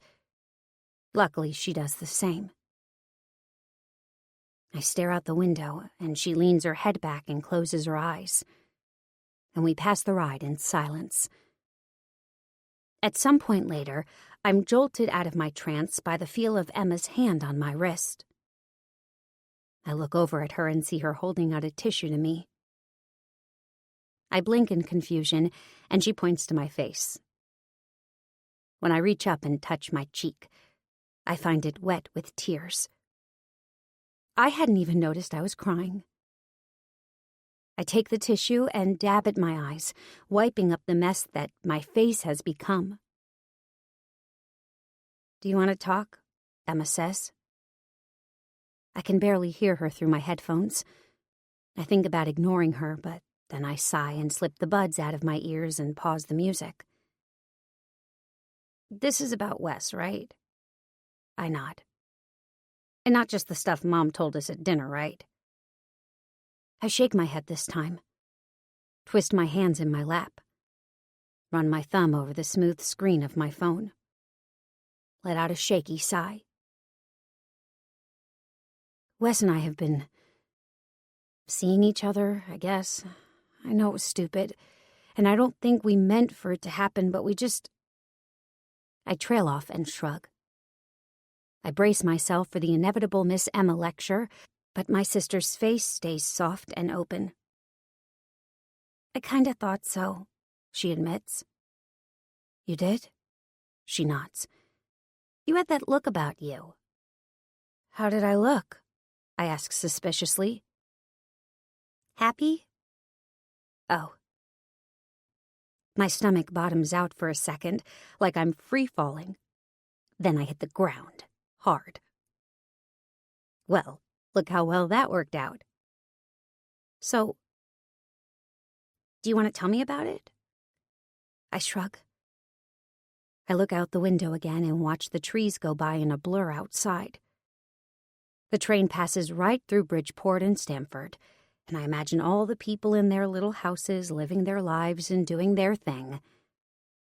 It's weird to think about that sometimes, that everyone in the world is out there, just like you, trying to live their lives and be happy. Sometimes it works, and sometimes it doesn't. Sometimes you get a happy ending, and sometimes you get this. "Rory?" Emma touches my wrist again. I brush away another stray tear. I turn to face her again. Her brown hair is piled on top of her head in a messy bun, and even without makeup on, her face looks perfect. Her skin is flawless, her eyebrows perfectly plucked. I'm sure in comparison I must look like a troll doll. But she's my sister, and the way she's looking at me now is with nothing but compassion. None of the judgment I was bracing myself for. This is the Emma that people write to, not the one who dishes out bitchy advice. And who knows, maybe this is the real Emma. The one underneath the polished exterior. The one with the heart big enough for strangers and all their weird and wonderful problems. The one with the heart big enough for her screw-up of a sister. So I do something that surprises both of us. I lean my head on her shoulder. She hesitates for a second, and then pets my hair. "You fell in love with him, didn't you?" I sniffle. I'm not sure I ever fell out of love with him, I admit. "Oh, Rory, that's not even the worst part." "What do you mean?" I take a deep breath, and then I tell her the rest of it. About the Gold Lake project and Wes's real reason for contacting me last month. Emma doesn't say a word while I'm telling the story, and she's quiet when I'm done, too. "You think I'm an idiot, don't you?" "No, not at all. Rory, no." She actually sounds surprised at the thought. "But he's a jackass," I sniffle, trying to smile. "Well, yes. Maybe." "Maybe?" She shrugs. "I saw you guys together at the wedding. Blake and I were both talking about it. It certainly didn't look like any of that was pretend for him, and knowing what he went through in the past, I don't know, Rory. It makes me think about things differently, you know?" "What do you mean?" Emma pauses as if considering her words. "If there's one thing I've learned from doing this advice column for the last few years, it's that people never really escape their past," she says. "You can grow up and you can change, but you've always got a piece of your past self with you. It's like a scar, you know? And for some people, that scar is tiny, like a little nick on your knee that you barely ever even think about. But for other people, the scar is deep and disfiguring, and it's all they see when they look in the mirror. I try to take in her words, but they make my chest ache. I dab at my eyes with the tissue again, and then try to smile at Emma. Has anyone ever told you that you're really smart? She laughs. Sometimes. Most of the time, they just send me emails telling me that I'm a bitch and that I don't understand their super special circumstances and that they can't stop doing whatever it is I told them to stop doing because of reasons. I giggle at that. Well, I won't tell you that. But even if you're right about Wes, how can I be with someone who would do something like that? I huff, flopping back against my seat.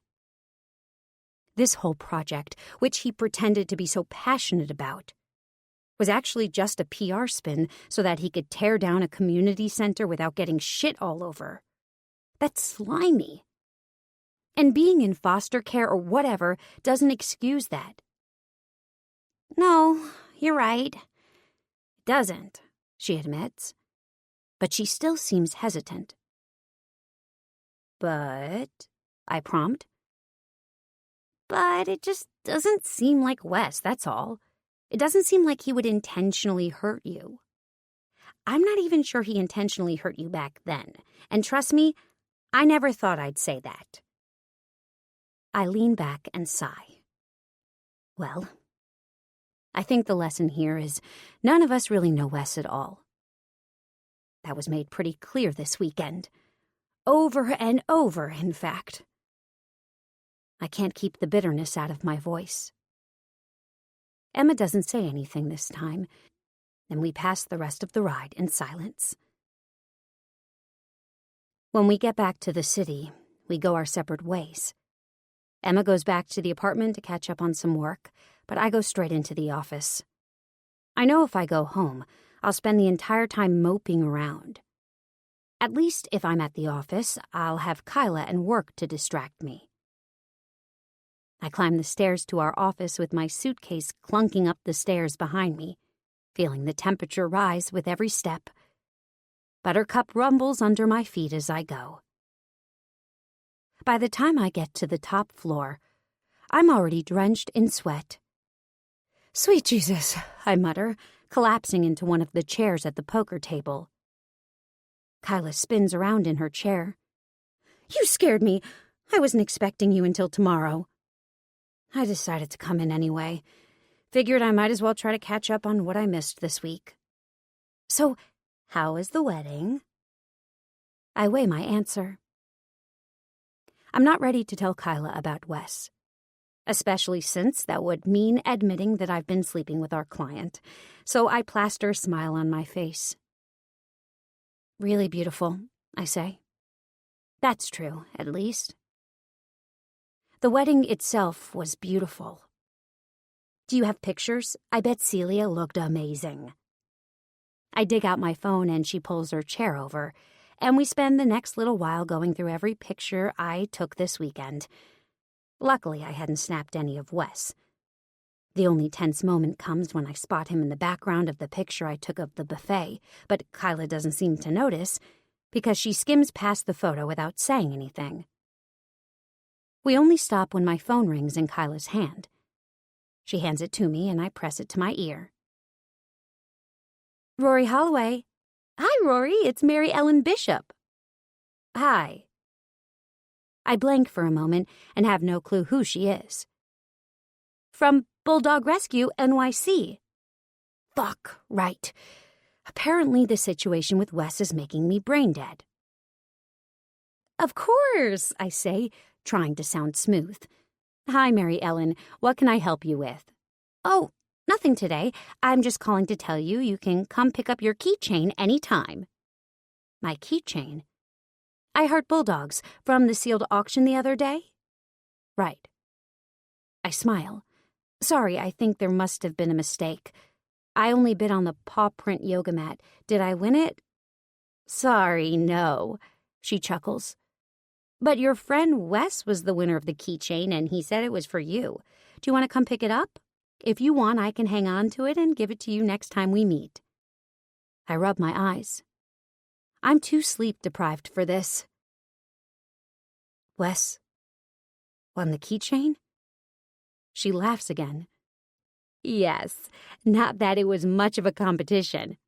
$50,000 for a keychain is a first for us, I'll tell you that. But oh, Rory, that money is going to be such a help for us and the dogs. If you can think of anything we can do to thank him, please tell me. I will, I stammer, even though my mind is cartwheeling. $50,000? Wes hadn't let me see his bid, but never in my wildest dreams had I imagined he would bid that much. That's incredibly generous, my brain whispers. I tell it to shush and go back to sleep. Thanks, Mary Ellen, I will. You can hold on to it for now if you don't mind. I think we're meeting in a couple of weeks anyway. We sure are, she says cheerfully. Looking forward to it. Me too.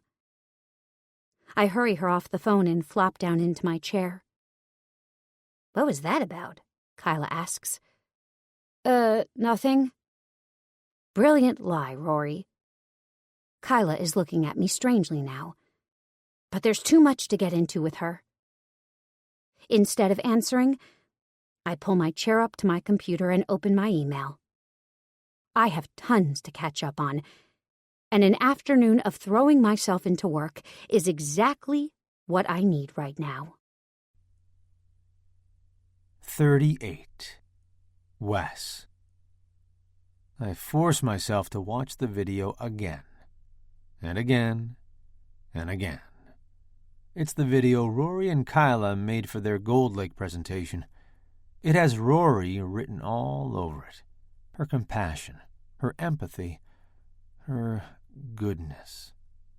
Right now, it feels like the only thing I have left of her. But it's Maria's story that makes my throat feel tight. Each time her words come through the screen, I feel shittier. And I keep watching it, just to torture myself.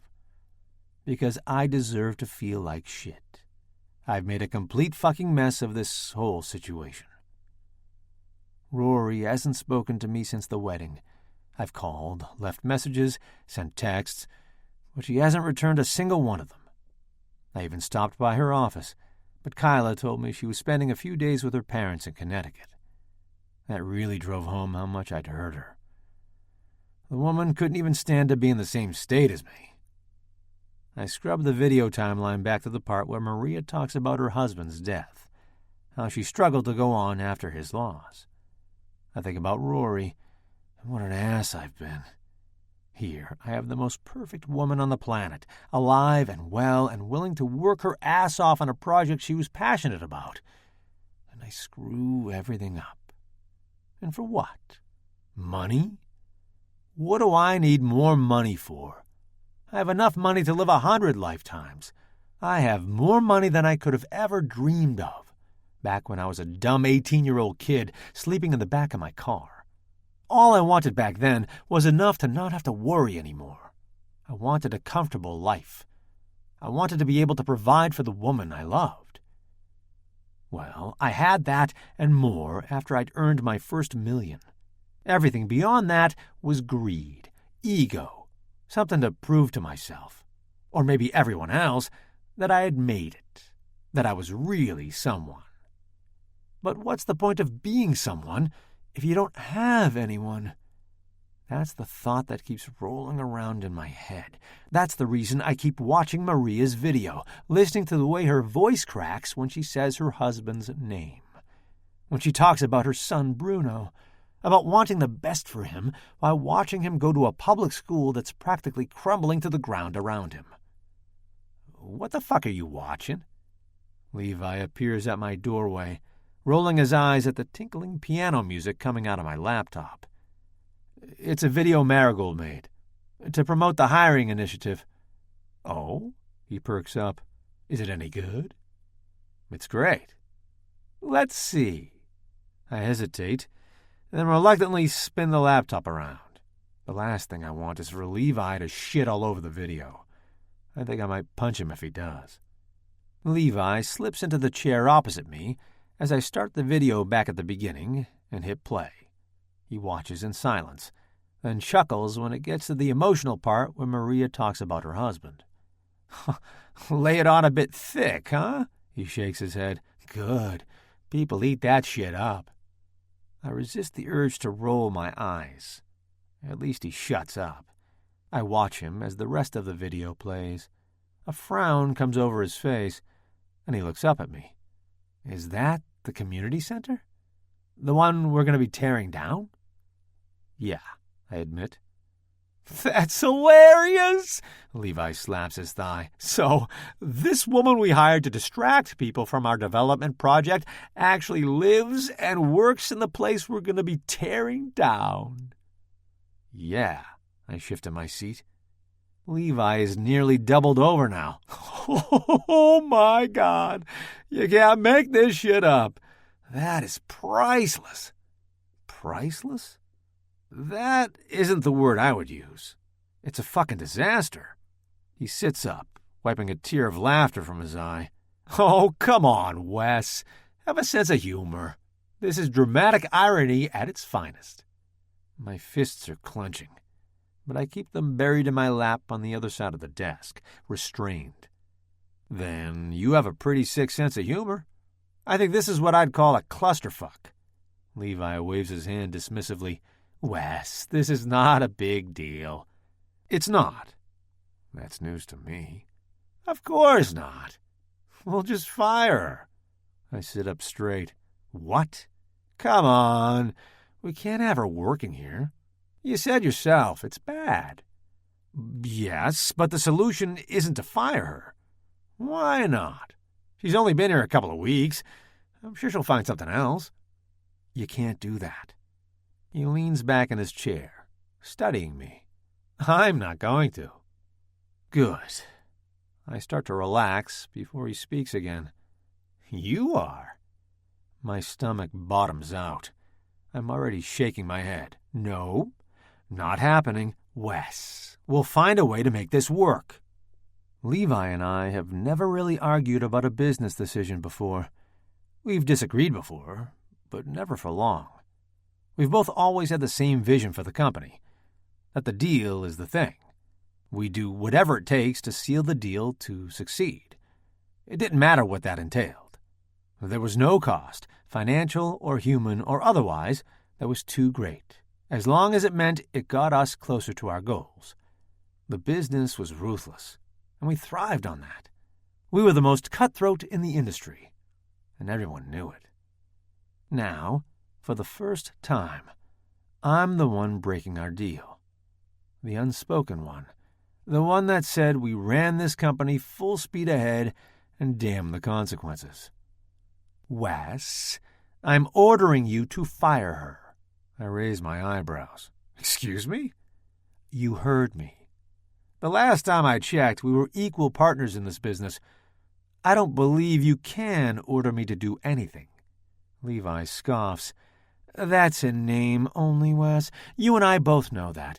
This business was built on my knowledge, my experience, my contacts. Let's not fool ourselves. My gut is clenching, and I have the nearly insurmountable urge to slug him. Why partner with me at all, then? I can't resist asking. He shrugs. I enjoy your youthful enthusiasm. You've always been committed to the cause. I'll give you that. But now I'm wondering if maybe I've been wrong about that. My rage is simmering beneath the surface, but barely. Levi, on the other hand, looks like he's enjoying this. Why have I never noticed before that this man is practically a sociopath? He seems to be taking genuine pleasure in the situation with Maria, and in twisting me up about it. I've never seen it before, but now it couldn't be more clear. I've been trying to follow in Levi's footsteps, trying to become more like him. Levi doesn't have attachments to other people. He doesn't get emotionally invested. That's what I wanted. I wanted to be aloof, alone, where nothing would ever hurt and nothing would ever remind me of the things I'd lost. My mom, Rory. Having her back in my life has torn down those walls I spent years building. Suddenly, getting emotionally invested doesn't seem like such a bad thing. In fact, it seems a little bit like the thing I've been missing all along. I look up at Levi. His gray eyes are steely, and I can tell that he's testing me right now to see whether I'll push back about Maria or whether I'll roll over for him. I weigh my options, but the decision itself takes only a split second to make. Leave it to me, I tell him with a resigned sigh. I'll take care of it. Levi nods, satisfied. He leaves my office, and I slam the laptop closed. I can't bear to watch the video again. I have the damn thing memorized now. Instead, I reach for my phone. 20 minutes later, I'm meeting Tyler at Veneer, a hot little dive bar in Manhattan. We used to come in a lot when we first moved to the city, but I haven't been here in a couple of years now. It's a pretty mellow place, with a mixed crowd and great 80s alternative rock blaring out the speakers. Exactly the kind of laid-back place I'm in the mood for right now. Tyler is already there, and I slide into the booth across from him. I catch the bartender's eye and gesture toward Tyler's drink. A minute later, I'm sipping the foam off a frosty amber ale of my own. I clink my glass against Tyler's. Thanks for meeting me in the middle of the day, I say, after I've had a couple of good swallows of the beer. I really had to get out of there. Hey, no worries. When you're rich and fun-employed, you can do whatever you want with your time. Tyler grins. So, what's up? Troubles at the top of the food chain? I let out a long breath and tell him about Levi wanting to fire someone who, by all accounts, was a great employee. When I'm done, Tyler looks serious. What are you going to do? Fire her? Fuck no, I huff. I told him to leave it with me, but that was so I could buy myself some time. What I really need to do is figure out how to deal with Levi, not Maria. Levi Goldman, Tyler shakes his head. Say no more. I still don't understand why you've stuck by that guy for so long. Everyone knows he's toxic. Tyler's assessment takes me by surprise. Oh? I didn't know you knew him very well. Oh, yeah. He used to be a member at Kinsman. Until he got himself kicked out. I snort. What for? Tyler shrugs. General assholery. And you know, that place tolerates a fair bit of rich boy antics, but Levi took it to a whole other level. I don't know the whole story, but I always suspected he crossed the wrong guy there. This was years ago, though. I only got the gossip secondhand, through my dad. Huh. I guess I always knew Levi was a bit on the arrogant side, but I didn't realize it was bad enough to get him kicked out of the Kinsman. I shake my head. Wish I would have known that about, 8 years ago. I grin ruefully. Tyler grins back. Sorry, man. By the time I heard about it, you'd already started Gold Lake. Figured there was no point in bringing it up. And hey, the guy could have changed. I don't think he has, I say, taking another drink from the glass in front of me. That sucks, Tyler nods. Yeah. I look up suddenly. How do you do it? Do what? Stay normal. I mean, you grew up with a fuck ton of money. Your father is Malcolm Grant, for Christ's sake. And yet, you're a good guy, down to earth. You haven't let it go to your head. Tyler chuckles. Well, I'm sure my father would like it if I was a little less down to earth. Or in his words, a complete fuck-up. Shit. Sorry, man. He waves off my apology. Don't worry about it. That's my issue. But I don't know the answer to your question, really. Where is this coming from? I shrug. Just thinking about stuff lately. My life now is, well, It's nothing like what I could have pictured when I was a kid. I didn't know money like this existed. Sometimes I wonder if I've become too singularly focused on it. I don't want to end up like Levi, you know? I expect Tyler to crack a joke, but instead he sips his beer thoughtfully. That happens, he admits. And I guess that's what happened to my father. Maybe that's why I've always rebelled against that life. I've always been happier being the party boy than the good son. Huh. Even though Tyler and I have been friends for over 10 years now, I don't think we've ever really had a conversation like this before. I've never thought about him being conflicted about his family's money. I know he likes the Playboy life, but I never imagined it was a reaction to the way he grew up. I guess there's always more to people than you realize. Tyler sips his beer again. Look, I don't know much about how you grew up. You've always been cagey about that part of your life, and I totally respect that. But you can't let the past eat your present, you know? It'll completely consume you if you let it. At the risk of sounding like a total cheeseball, today is all we have. That's how I try to live my life. We're both quiet for a minute. You know, you're a hell of a lot smarter than you look, Grant. Tyler grins. I'll take that as a compliment. Now, on to more cheerful topics. He sets his beer down on the sticky table with a loud thunk. How's that new lady friend of yours? Rory. My face falls. Tyler winces. Shit, man, sorry. Should I take it it's not going well? You could say that. What happened? You want to talk about it? No. I sip my beer. No problem.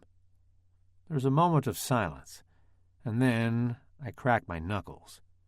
It comes back to what we were just talking about. I think I put my business before her, in a way that was, well, let's just say it was pretty bad. And now she's rightfully pissed at me. And I don't even know why I did it, because she's 100 times more important to me than Gold Lake. But now I don't know how to fix it, and it's killing me. I stop and finally take a breath. It feels surprisingly good to get that out. Tyler looks sympathetic. Shit, man, that's heavy. I don't know what to tell you. If she's more important to you than Gold Lake, well, that says to me that you're head over heels for this girl. Now, you gotta make her see that.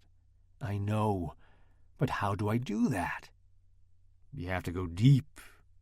It has to hurt, you know? Tyler's gray eyes are serious. It's not a real apology if it doesn't cost you something. And I don't mean in the financial sense. Damn. I shake my head. His words really resonate. Seriously, man, when did you get so smart? Tyler laughs. I guess it was all that time I spent partying in Europe after college. All those old philosophers rubbed off on me. I groan. Sure, let's go with that. But Tyler's words have lodged something loose inside me. I know now what I have to do. I have to be honest with Rory. I have to tell her everything, even the things I never wanted her to know. The things I was so ashamed of for so long. I have to let her see all of it. Tyler's wrong about one thing, though. Because if I'm going to do this right, it's going to cost me financially, too. It might just cost me everything. But when it comes to Rory, no price is too high. 39. Rory. Okay, sister dearest, it's Sunday night. You've been in bed all weekend. It's time to spend at least a couple of hours sitting upright and eating some vegetables. Emma tears off my blankets, leaving me sprawled on my bed in my Christmas tree pajamas, which were the only ones I could find Friday night when I put them on. Yes, I've been wearing the same pajamas since Friday, when I crawled home from the office and got into bed. I've been here since then, binge-watching sitcoms and trying to make myself forget about Wes. Emma thrusts a clear plastic tumbler into my hand. It's filled with some kind of sludgy green liquid. "What the hell is this, Em?" "Green smoothie. I figured I probably wouldn't be able to get you to eat any actual vegetables, but maybe I could disguise them for you." "They aren't exactly disguised." I tilt the drink and watch the green goop slide along the walls of the tumbler. "You won't taste them, I promise. Drink up." I took a hesitant sip. And surprisingly, she's right. It tastes like a regular fruit smoothie. "I told you," Emma says smugly. She grabs my pillow and strips the case off, then grabs the sheet underneath me and tugs on it. I go rolling off the side of the bed. "Jesus, Emma!" I barely manage to hold on to my drink. "Sorry, but these sheets probably stink.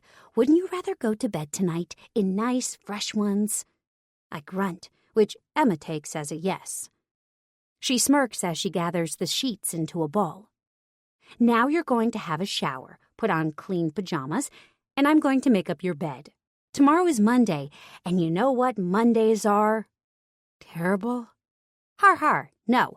They're the best time for a fresh start, and that's exactly what you need." I take another sip of the green drink and glare at her. A fresh start is a little easier said than done, you know. "I know that." Emma rolls her eyes. "But even if it's hard, it's going to be impossible if you don't at least try." Touché. I throw back more of the juice and fake a grimace. I refuse to let her know that it's actually freaking delicious. Yeah. She shoos me out of the room. "Go get in the shower before I have to call in the hazmat teams." I stumble into the bathroom and peel off the pajamas, which admittedly are a bit gross at this point, and climb into the shower. Much as I hate to admit it, Emma is right. I feel better when I get out. More like myself, at least. Less like a rank beast. When I come out of the bathroom, I find Emma has made up my bed with fresh, clean sheets, in the palest of yellows.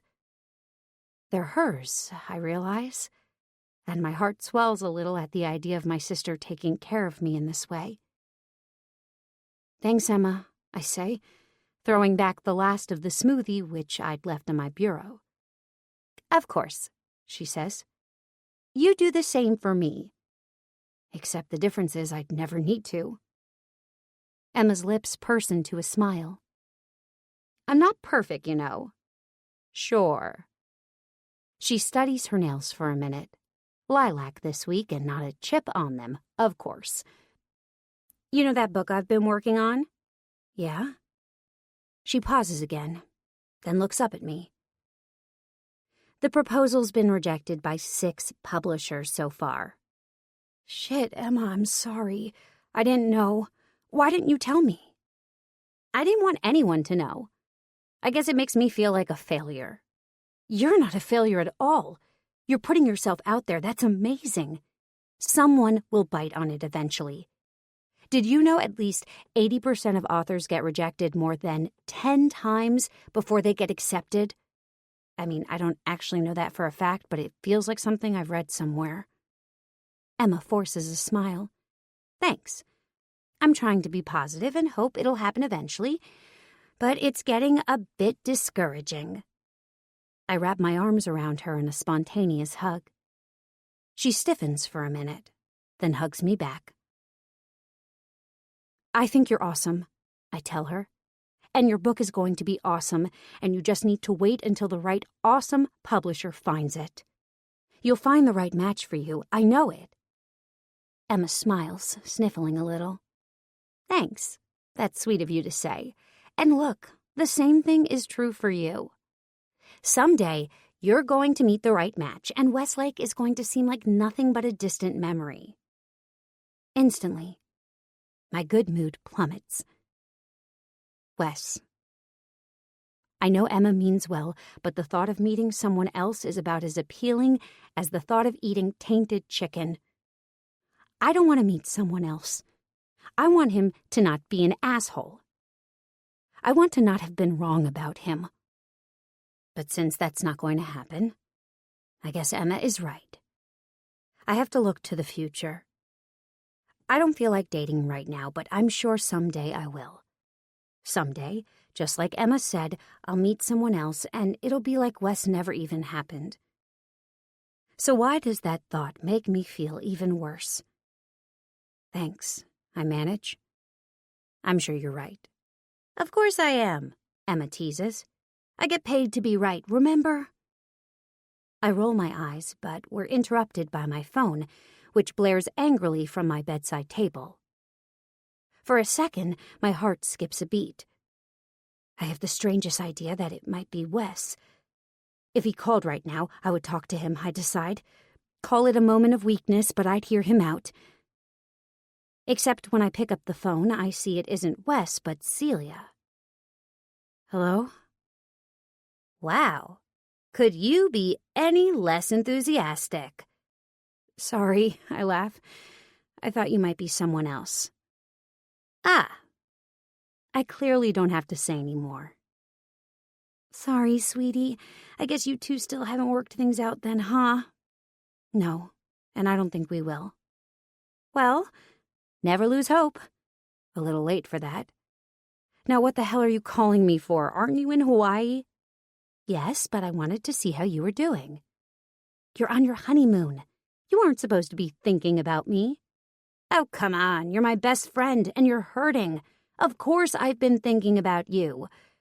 Well, I hope not at any critical moments, I tease. Celia giggles. No, I confess I haven't exactly been thinking about you 100% of the time. Good. So how's Hawaii? Oh my God, Rory, it's amazing. You have to come here sometime. Maybe we can do a girls' trip. It's the most beautiful place I've ever been. That's awesome, C. I'm glad you guys are having fun. That reminds me, she says. I can hear her hesitating over something. What? Can you send me Wes's mailing address when you get a minute? No rush, just sometime before we get back. Wes? Why? Look, I know you're not talking to him, but my mother would kill me if I didn't send him a thank you card for the amazing wedding gift he got us. He got you a gift? But I put his name on my card. I know, but I guess he wanted to do something on his own.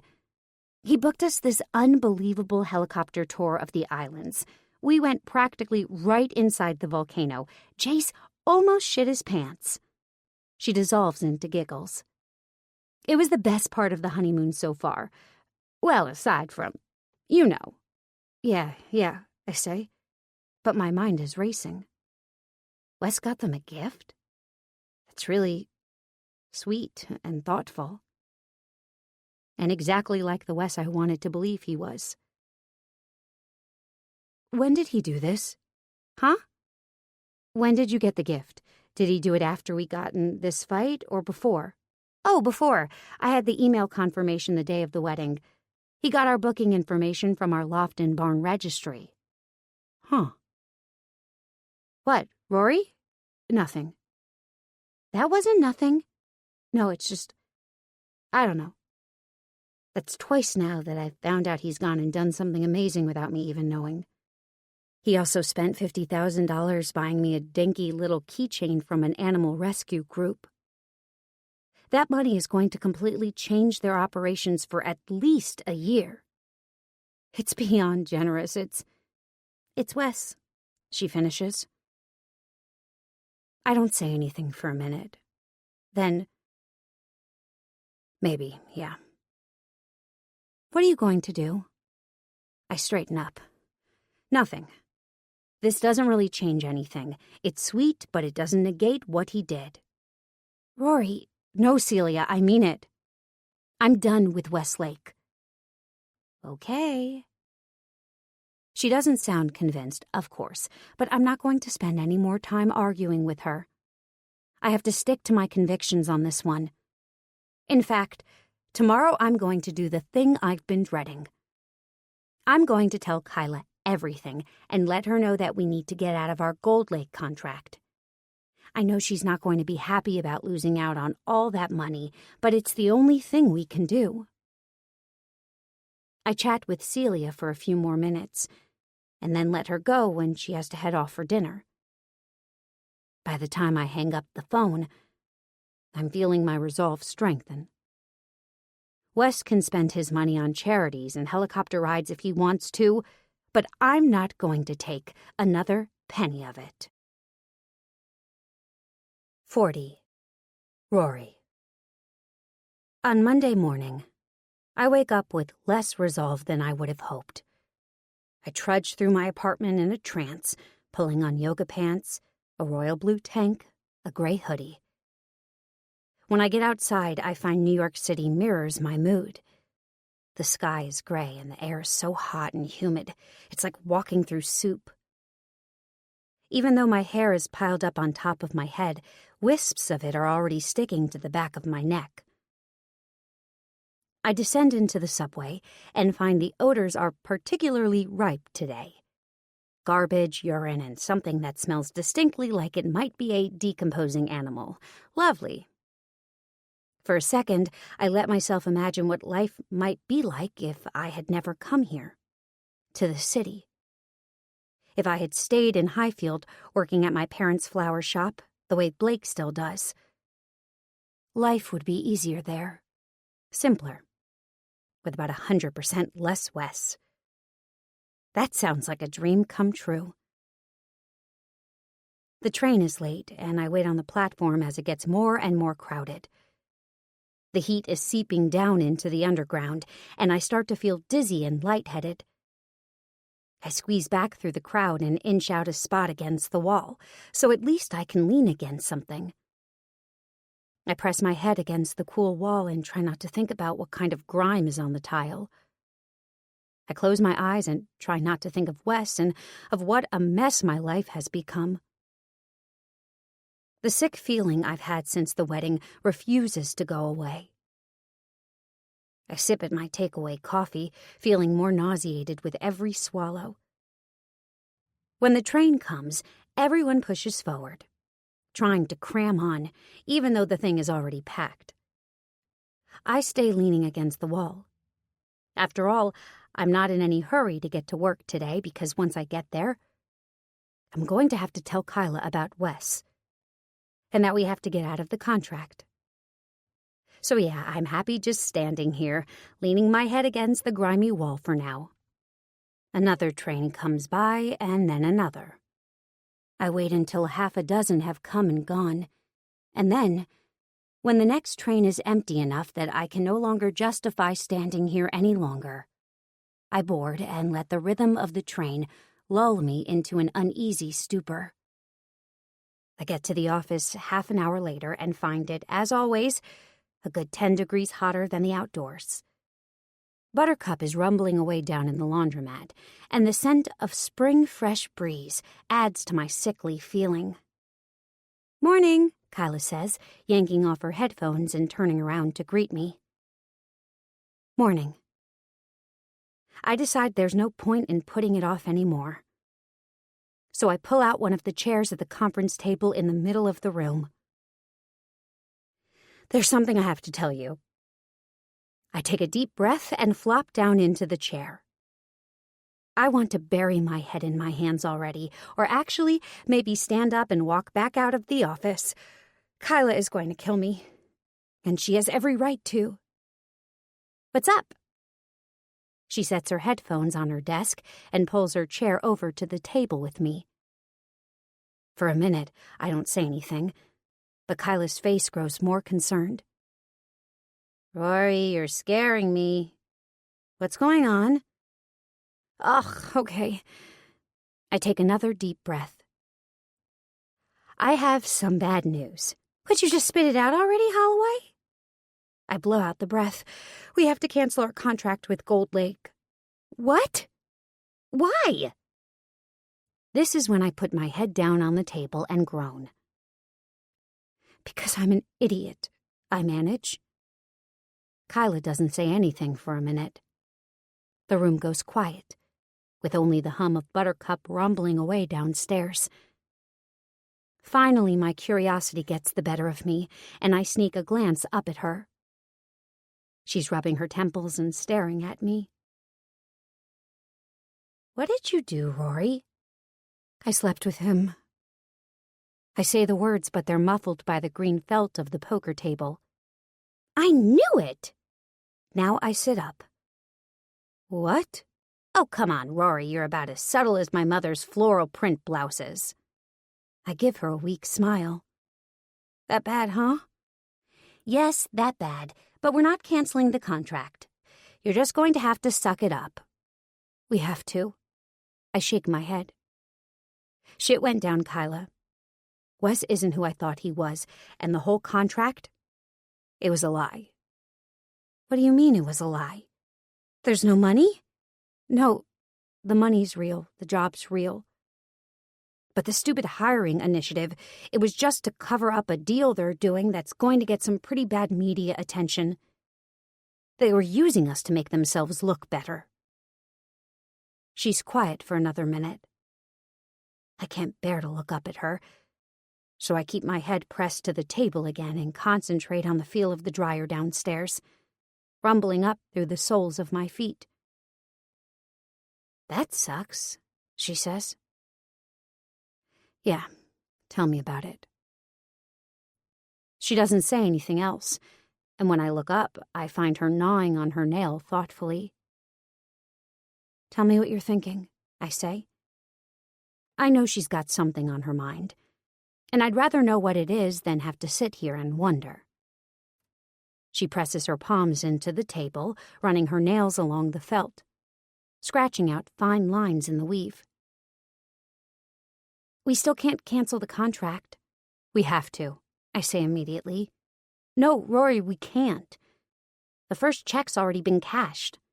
Some of the money is spent already." "No." I shake my head, straightening. My coffee sits forgotten beside me. We have to do it." "We can't, Rory, that's what I'm telling you. You read the terms of the contract.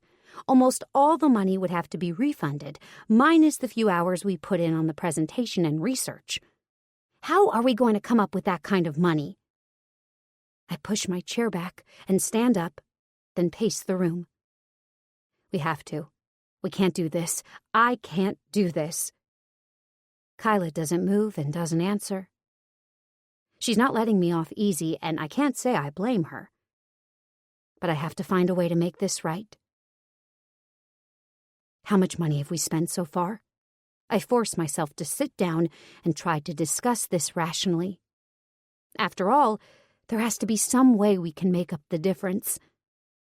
If I have to beg, borrow, or steal to do it, I refuse to spend another minute working for Gold Lake. Kyla shakes her head. "I don't know. I'd have to add it up, but we paid off all our outstanding bills, plus we've used some of it to fund other campaigns." "Rough estimate?" She shrugs. "I don't know, maybe 15, 20,000? My stomach sinks. It's more than I thought. I press my head down against the felt of the table again. I brace myself for Kyla's wrath, but instead, my phone rings, saving me from whatever she was about to say. I look at the phone and then look at Kyla. "You might as well get that," she says, shrugging. "If we aren't going to be working with Gold Lake, we better make damn sure the rest of our clients are happy." "Right." I swallow as I reach for the phone and press it to my ear. "Rory Holloway." "Rory, it's Maria." "Maria, hi." I find myself brightening. "It's really nice to hear your voice. How are things going?" If nothing else comes out of this, at least Maria was able to get a good job. Wes's hiring initiative might be a sham, but the jobs are real enough, and the experience and opportunity will be great for her. "Oh, goodness, Rory, things are amazing. I'm just calling to thank you." "Thank me for what?" "For everything. For connecting me with this job. It's changed my life, and now Bruno's too." That's great. But what are you talking about? They established a scholarship fund at the Sacred Heart Private School for Bruno. Well, not just for Bruno. They're going to take 10 kids a year from the Elmwood Gables community. It's a full ride, Rory, can you believe it? My baby's going to get to go to private school. For a minute, I sit there shocked. Kyla gives me a questioning glance, but there's no way to explain it quickly. Wow. Maria, that's great. Oh, I haven't even told you the best part. They're going to name it after my husband. The Luis Costa Memorial Scholarship. I can feel the pride and elation in her voice, even through the phone. My eyes fill with tears. I'm so happy for you. Wow, who did this exactly? Gold Lake? I ask incredulously. Yes, Gold Lake. Well, I think it was your friend Wes. That's what the director of the board at the school told me. I met with him yesterday, and I think the school is going to be an amazing fit for Bruno.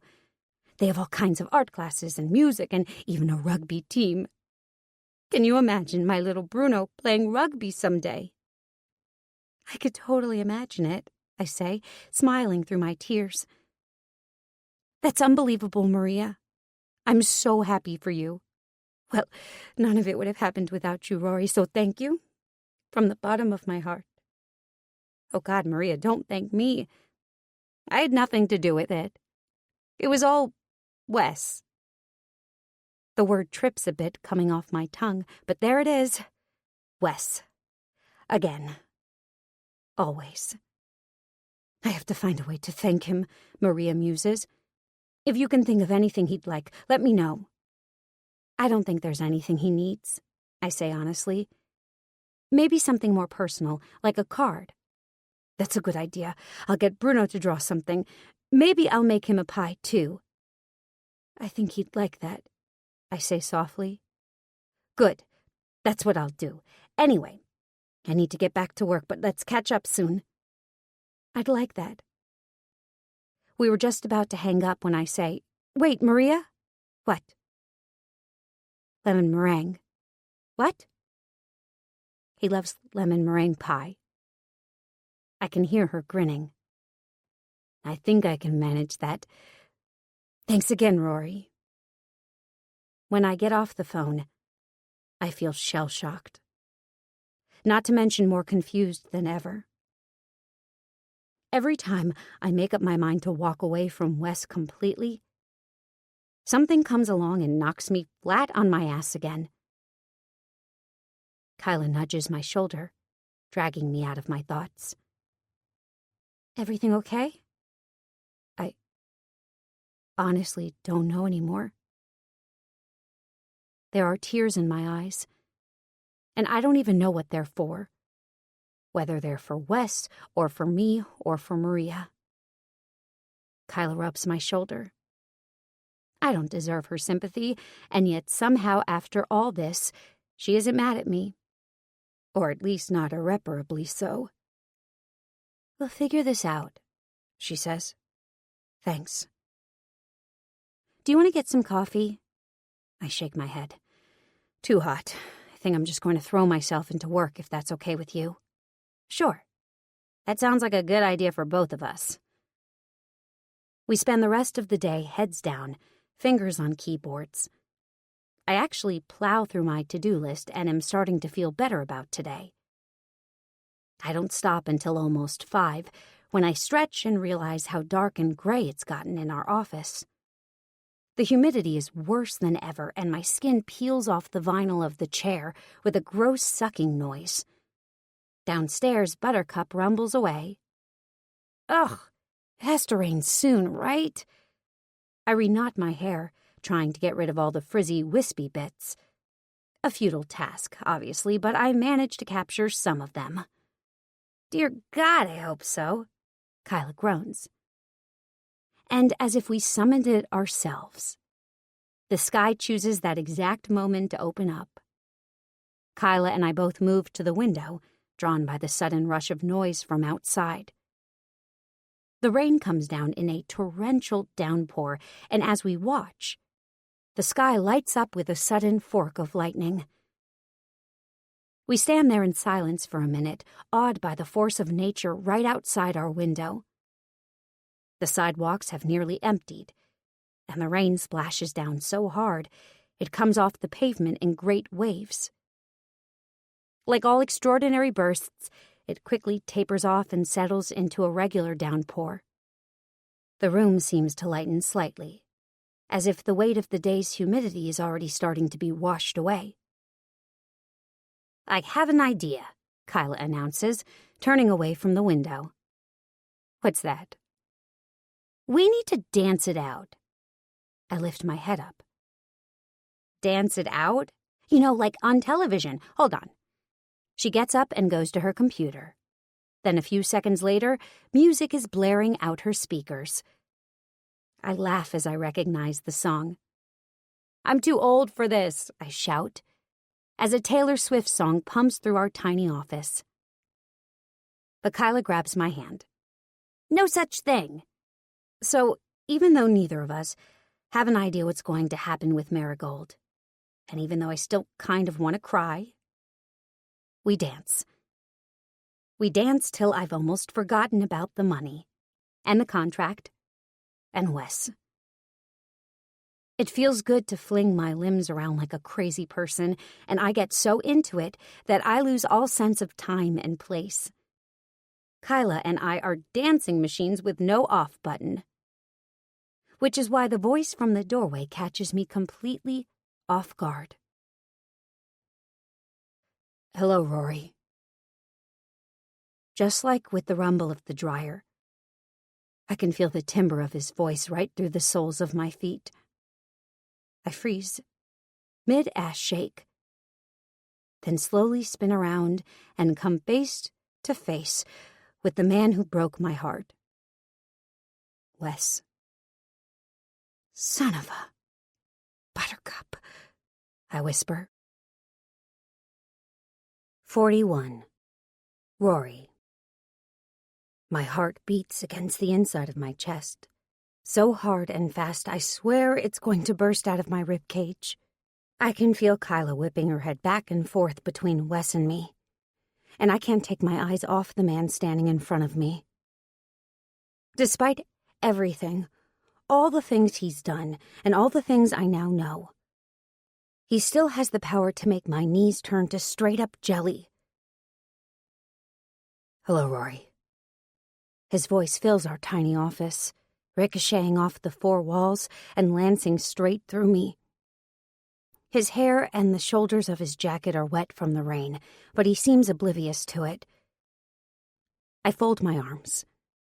I won't give him an inch, mostly because I'm afraid that if I do, I'll fall to pieces completely. And this time I might not be able to put myself back together again. Wes seems to be able to sense my new iron will because he clears his throat and then straightens his tie, something I've come to recognize as a nervous habit of his. For a second, my resolve weakens, just a hair. But I force myself to stay steadfast, rock solid. I don't even speak because I don't trust what might come out of my mouth. Wes runs his hand through his wet hair. "I was hoping we could talk," he says. Once again, the deep rumble of his voice fills the room, enveloping me like a warm blanket. I'm not sure we have anything to talk about. The words tumble like dry stones out of my mouth.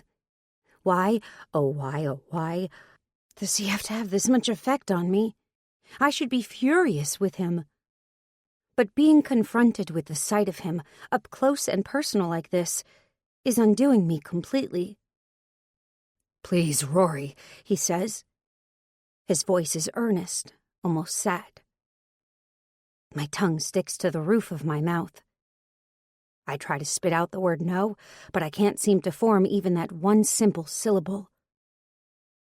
That's when he holds out a small white box I hadn't noticed he was carrying. My throat constricts, and I swallow down a lump. I recognize the box right away. The small green and white sticker on the side that says Bloomers. It's from my parents' flower shop, and judging by the size of the box, I know exactly what's in it. Wes keeps holding out the box, but I don't move to take it. "This is for you," he says, as if I couldn't tell by the way he's offering it up towards me. I know. I still don't touch it. It's not until Kyla elbows me in the ribs, hard, that I reluctantly step forward and take the box from him. "It's from your parents' shop," he says. He runs his hand through his damp hair again as I ease open the box. My throat forms a lump that I try to swallow. Inside the box is a corsage. A wrist corsage, like the one Wes was supposed to bring me for our proms so many years ago. It looks just like how I always pictured it. Small white roses, greenery, little silver beads like the ones I wore in my hair that night. "I had your mom recreate the same one I was supposed to give you that night," he says. His voice sounds thick, and I have to lean against the conference table as I stare down at the arrangement. Kyla is still staring at me. Even without looking up at her, I can feel her eyes boring straight into me, but I don't acknowledge her.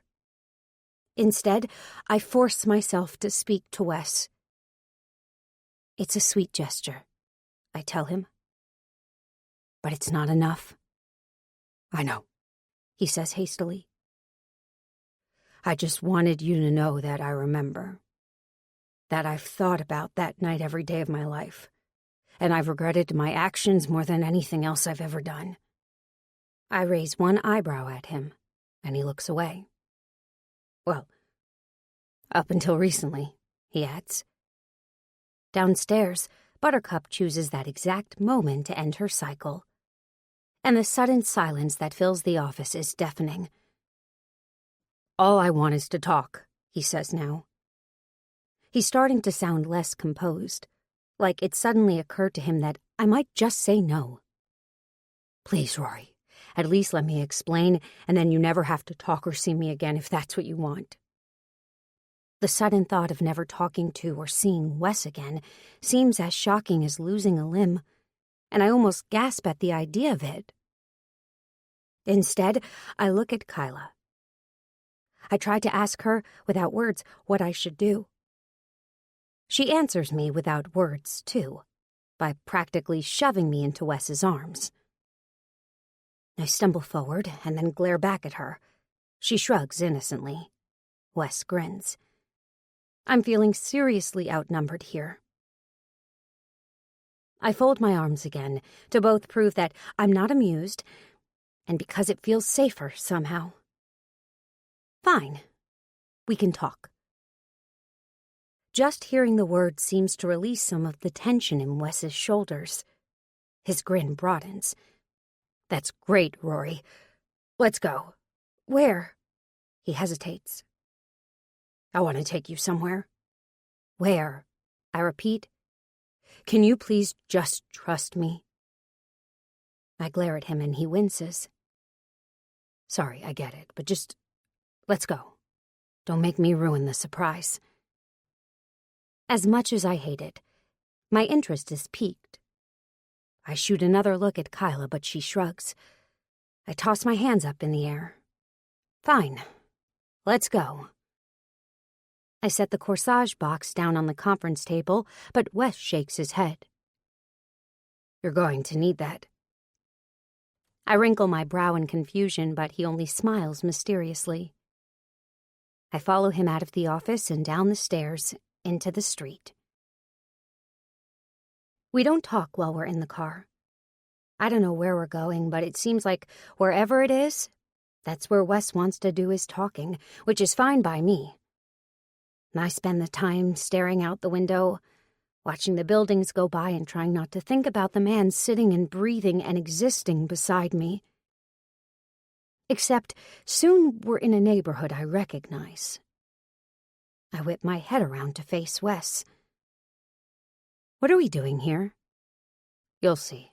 "Wes, Rory, please." "I asked you to trust me. Just give me this." "Fine." I sit back in my seat, but only for a second. Then I'm pressing my face to the glass again, watching as Wes's SUV pulls up in front of the Elmwood Gables Community Center. Before I can ask any more questions, Wes is out of the car and darting around behind it to open my door for me. Thank you. Should I take this? I gesture to the corsage box. He nods, his face still giving nothing away, except the ghost of a smile that he can't seem to keep off his lips. The humidity in the air has broken, and the sun is finally starting to burn through the gray, giving the sky that feeling that the city is waking up, coming alive again, even though it's evening now. A flutter of hope passes through me when I try hard to tamp down. Wes takes my hand and leads me up the cement front steps and pulls open the heavy blue door. After you. I step into the community center. Behind the front desk is the same bored Indian girl who sat there the last time I was here, only this time she looks excited to see me. She came! She hisses the words to Wes, and I can tell she's trying to be quiet and failing spectacularly. Wes winks at her and leads me down the long hallway. The smell of bleach and gym shoes hasn't changed, but there's something else in the air tonight, too. Something that feels like electricity, anticipation, excitement. A group of kids cluster at the doors of the gym area, watching us walk down the hallway and pointing. Barb, the director I'd met with on my first visit here, pokes her head out of her office and flashes us a thumbs up. I give her a confused wave and keep following Wes. We reach the back of the center, and Wes pushes open the heavy door, the one that leads out to the garden. The smell hits me first, just like it did the first time. That rich perfumed haze of the roses, the azaleas, the peonies, made all the more lush by the rain and the moisture in the air. For a second, I close my eyes and breathe it in. Then I feel Wes's hand on my lower back. The touch sends a shiver through me, and I breathe that in, too, just like the rich scents of the garden. Well, he says. There's a hesitation in his voice, a note of worry. What do you think? I slowly open my eyes, taking in the sight in front of me. I suck in a breath and look at Wes in amazement. What is this? He smiles, and now it's one that actually reaches the corners of his eyes, making his whole face look open and warm. It's what I never gave you before. It's our prom. 42. Rory. My mouth must be hanging just about down to my chest because Wes chuckles. Here, let me. He takes the white box from my hands and removes the corsage, then slips it onto my wrist. I let him, my hand limp in his, mostly because it feels like none of my muscles would actually work right now anyway. This is... I look down at the flower arrangement, now snug against my wrist, then back out at the garden. I shake my head. This is truly unbelievable, Wes. The garden, which had always been beautiful, has been completely transformed. Small cafe lights crisscross from one side to the other, glowing above the garden, and in between the lights hang tiny silver stars. Long white curtains have been hung up along the gazebo, giving it a romantic feel, and inside, a small table and chairs are set up. Somewhere there must be speakers because some kind of instrumental jazz is playing softly. Even the community garden section, which had been nothing but a huge plot of overturned earth last time I was here, is filled with new life. Herbs and tomato plants, and what even looks like a transplanted lemon tree. Everything feels fresh and beautiful and perfect. You like? I nod. He's smiling. his eyes crinkling warmly again, and I have to look away. I finger the elastic on my wrist. I have a sudden and overwhelming urge to launch myself into his arms, to kiss him into oblivion, to let him throw me down on the grass and make love to me under the twinkling lights so that we can both forget these last 2 weeks. It takes everything I have to remind myself that even though this is incredibly sweet, Wes has done a lot of other stuff that isn't so sweet. I can't let myself forget that stuff, even if he did throw me my own private prom. I gasp, suddenly looking down at my outfit. What? I'm wearing yoga pants to a prom. He chuckles. That doesn't matter. You could wear a garbage bag and still be the most beautiful woman in the room. My cheeks color and I look away. So, how does this work? He shrugs. However you want. We could dance, or we could eat, or we could talk first. I think we should talk. I don't let myself think about it. If I dance with Wes, I might lose myself, and I don't want that to happen.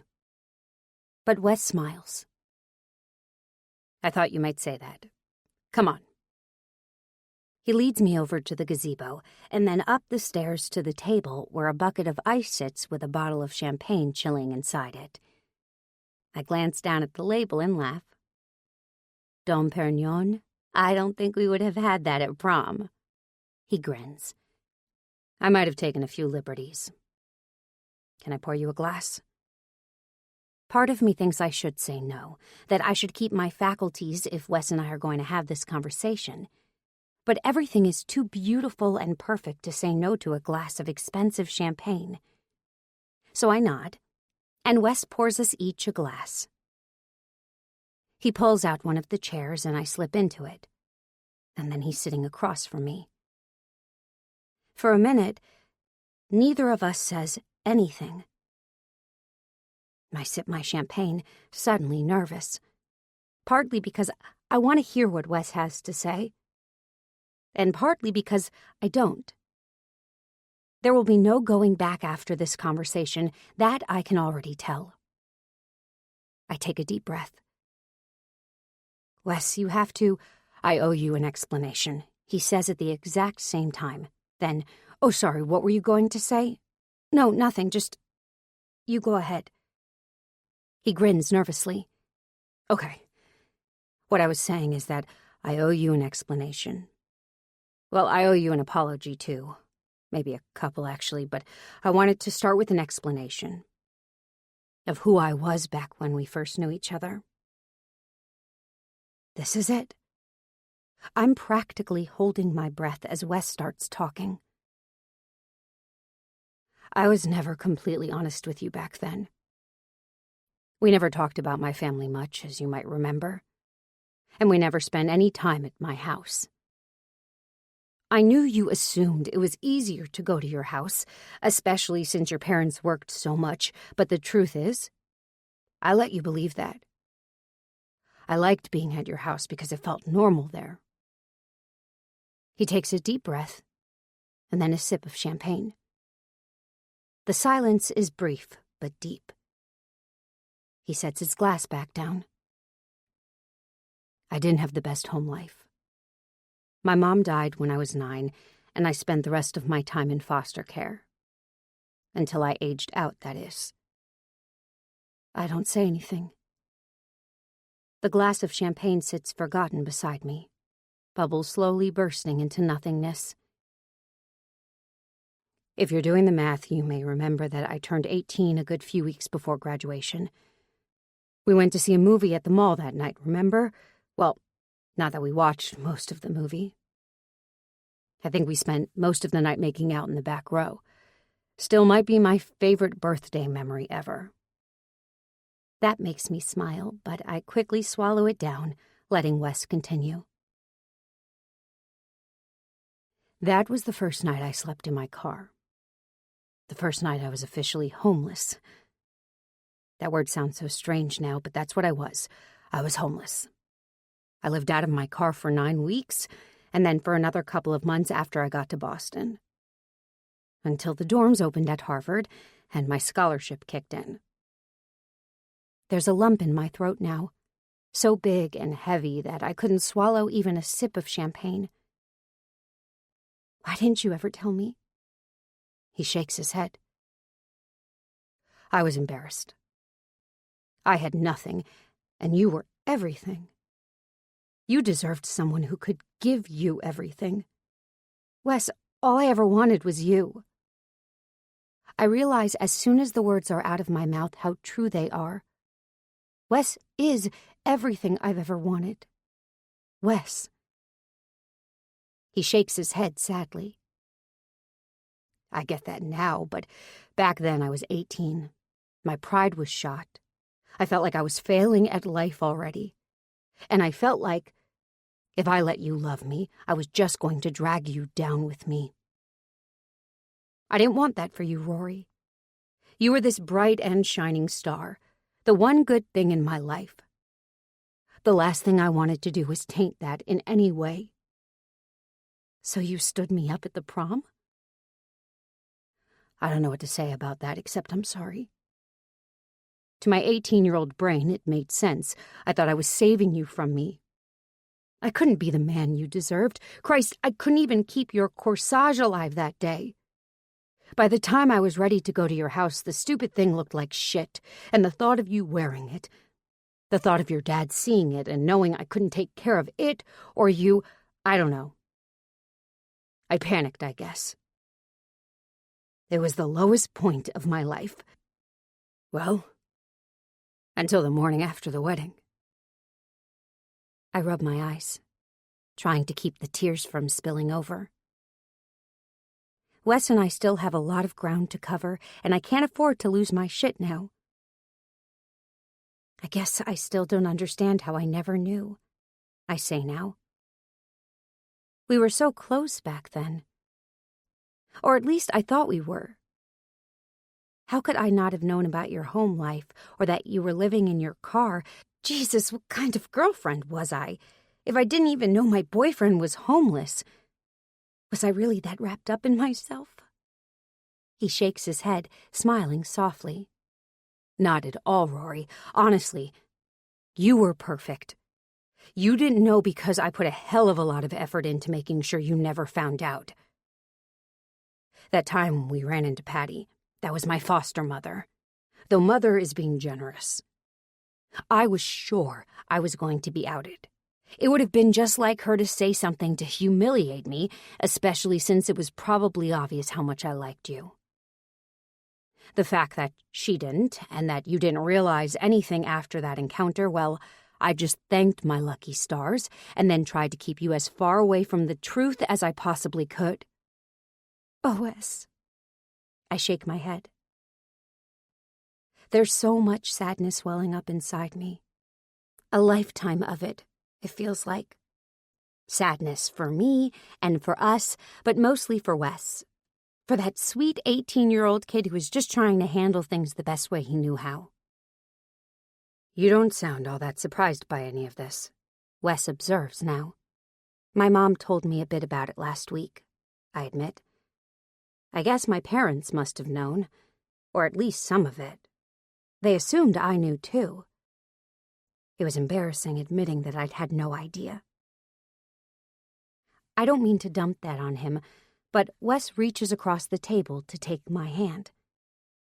I hesitate, then let him, feeling the instant warmth as his big palm envelops my smaller one. If I could do the whole thing over, I'd do it completely different, he admits. I should have trusted you with the truth back then. I run my thumb over his. Why didn't you? I ask softly. I don't know. Like I said, I was a kid. I was proud. I didn't know what was really important in life. That's what my dad says, I admit. Oh yeah? Wes chuckles. Your dad was always a pretty smart guy. He was. Still is.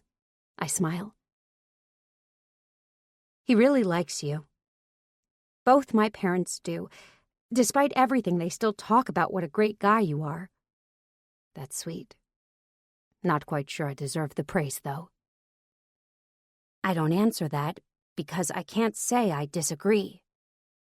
I understand our past a bit better now, and I have sympathy for the kid Wes was. But he's a man now, and he made his own choices. Wes is quiet, and I wonder if he's thinking the same thing. Finally, he takes a deep breath. I guess that brings us to today, he says. To this place. The garden. I look around. The sun is going down now, and the cafe lights seem to twinkle even more brightly above us. The silver stars catch the last of the dying light and reflect it back down on us, glinting and shimmering like something magical. The development project is off, he says. I want to start off with that. How? Excitement bubbles in my gut. The garden is too precious to be bulldozed over, and the fact that Wes sees that is encouraging. I'll get to that in a minute, but first, I want to apologize for using you. It was really awful. A low point in my life for sure, except that was only one of the reasons I wanted to hire you. I raise my eyebrows and try to brace myself. The truth is, I had never forgotten about you, Rory. This may sound crazy, but even after all this time, I thought about you every day. So when Levi and I hatched this plan with the hiring initiative, you were the first person I thought of. It was an excuse to see you again. I must look skeptical, but Wes chuckles. Come on, Rory. While it's true that we didn't want to use our own in-house marketing team or one of our usual global PR companies, there are still 100 other marketing firms in this city who specialize in nonprofits. We could have worked with any one of them. Hotchkiss Burns was calling us up from the day word got out about the project. We went with Marigold because I wanted you. Yeah, well, thanks a lot for that, I say sarcastically. I didn't think it would turn into such a shit show, he says earnestly. I really thought it would be a good opportunity for you, that it would maybe help even the score from what I did all those years ago. Didn't work, I say, though this time I'm smiling. A little, at least. Tell me about it. He pretends to roll his eyes. Look, I know I stepped in it. I have no excuse for it. I got caught up in the thrill of closing the deal. For so long, all I've been focused on was the money. I lost sight of what matters. What matters? I ask, holding my breath. You matter, Rory. I swallow. Wes's voice is so earnest and plaintive that I believe him. Thank you, I say now. It's hard to get the words out, but I force myself to persevere. For saying that. That was the worst part of all this, Wes. Thinking that you were just using me, that I didn't matter. Because you matter to me, you always have. You probably always will. I feel the same way, Rory. You're the only thing that's ever made my heart feel complete. Not the deals I've closed, not the money I've chased, only you, always you. Tears are springing to my eyes, but I brush them away and swallow. I feel like I should apologize, too, I say, though my voice shakes. Wes frowns. Why? Because I never gave you an honest chance. I made up my mind about you ages ago, and I didn't even bother to wonder whether you had your own reasons for doing what you did. And ever since you've been back in my life, I guess I've been waiting for you to do something wrong, so that I could be right about you, if that makes sense. I ignored every sweet thing you did and only looked for the bad. To be fair, there was some bad in there, Wes jokes. I grin. Yes, there was. But what you did for Maria, for Celia, you're a good person, Wes. I know you like to pretend you aren't, but I know the real you, remember? He smiles at me. There's a sheen in his eyes that wasn't there before, and he looks away for a second. I think this would be a good time to pause for dinner, he says, looking back towards the door of the community center. I turn and see 2 tuxedoed waiters emerge, each carrying an ornate platter topped with a silver dome. They wordlessly set them down in front of Wes and I, magically produce silverware wrapped in white cloth napkins, and then silently disappear again. What is this? I say. It smells great. I didn't realize until now how hungry I am. Apparently, emotional catharsis can make me work up an appetite. Why don't you find out? I glance at Wes curiously, but he gestures to the silver dome in front of me. I lift it up cautiously and peek underneath, then laugh. Macaroni and cheese. Fresh from Fran's Diner. I hope you like it. I do, but... I shrug, laughing. Were you expecting something a little fancier? Kind of, yeah. I think the fancy platter threw me. I mean, I love mac and cheese as much as the next girl, don't get me wrong. Good. You don't know how happy it makes me to hear you say that. Why? Because I want to make things work with you, Rory. I really do. But if we do, you're going to have to get used to eating this stuff, because starting tomorrow, this is going to be about all I can afford. What are you talking about? Wes picks up his fork and stabs a noodle, popping it in his mouth and chewing slowly, leaving me in absolute suspense. Wes, you're killing me here. What are you talking about? He grins. Starting tomorrow, Gold Lake Developments will officially be known as Cal Developments. Cal? What are you talking about? Carol Ann Lake. It was my mother's name.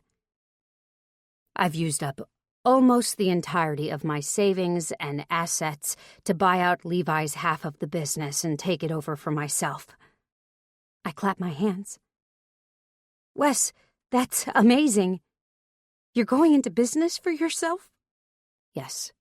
It's the same company, so I'll keep all the same active projects, but it'll be entirely my business now. I won't have to answer to anyone, and I'll be able to pick and choose the projects I really believe in, rather than the ones that'll turn the highest profit margin. Wes, I'm so proud of you. That's great news. I grab my glass of champagne, which is probably a bit warm and flat by now, but I hold it up anyway. To Cal Developments. Wes clinks his glass against mine. Thank you, Rory.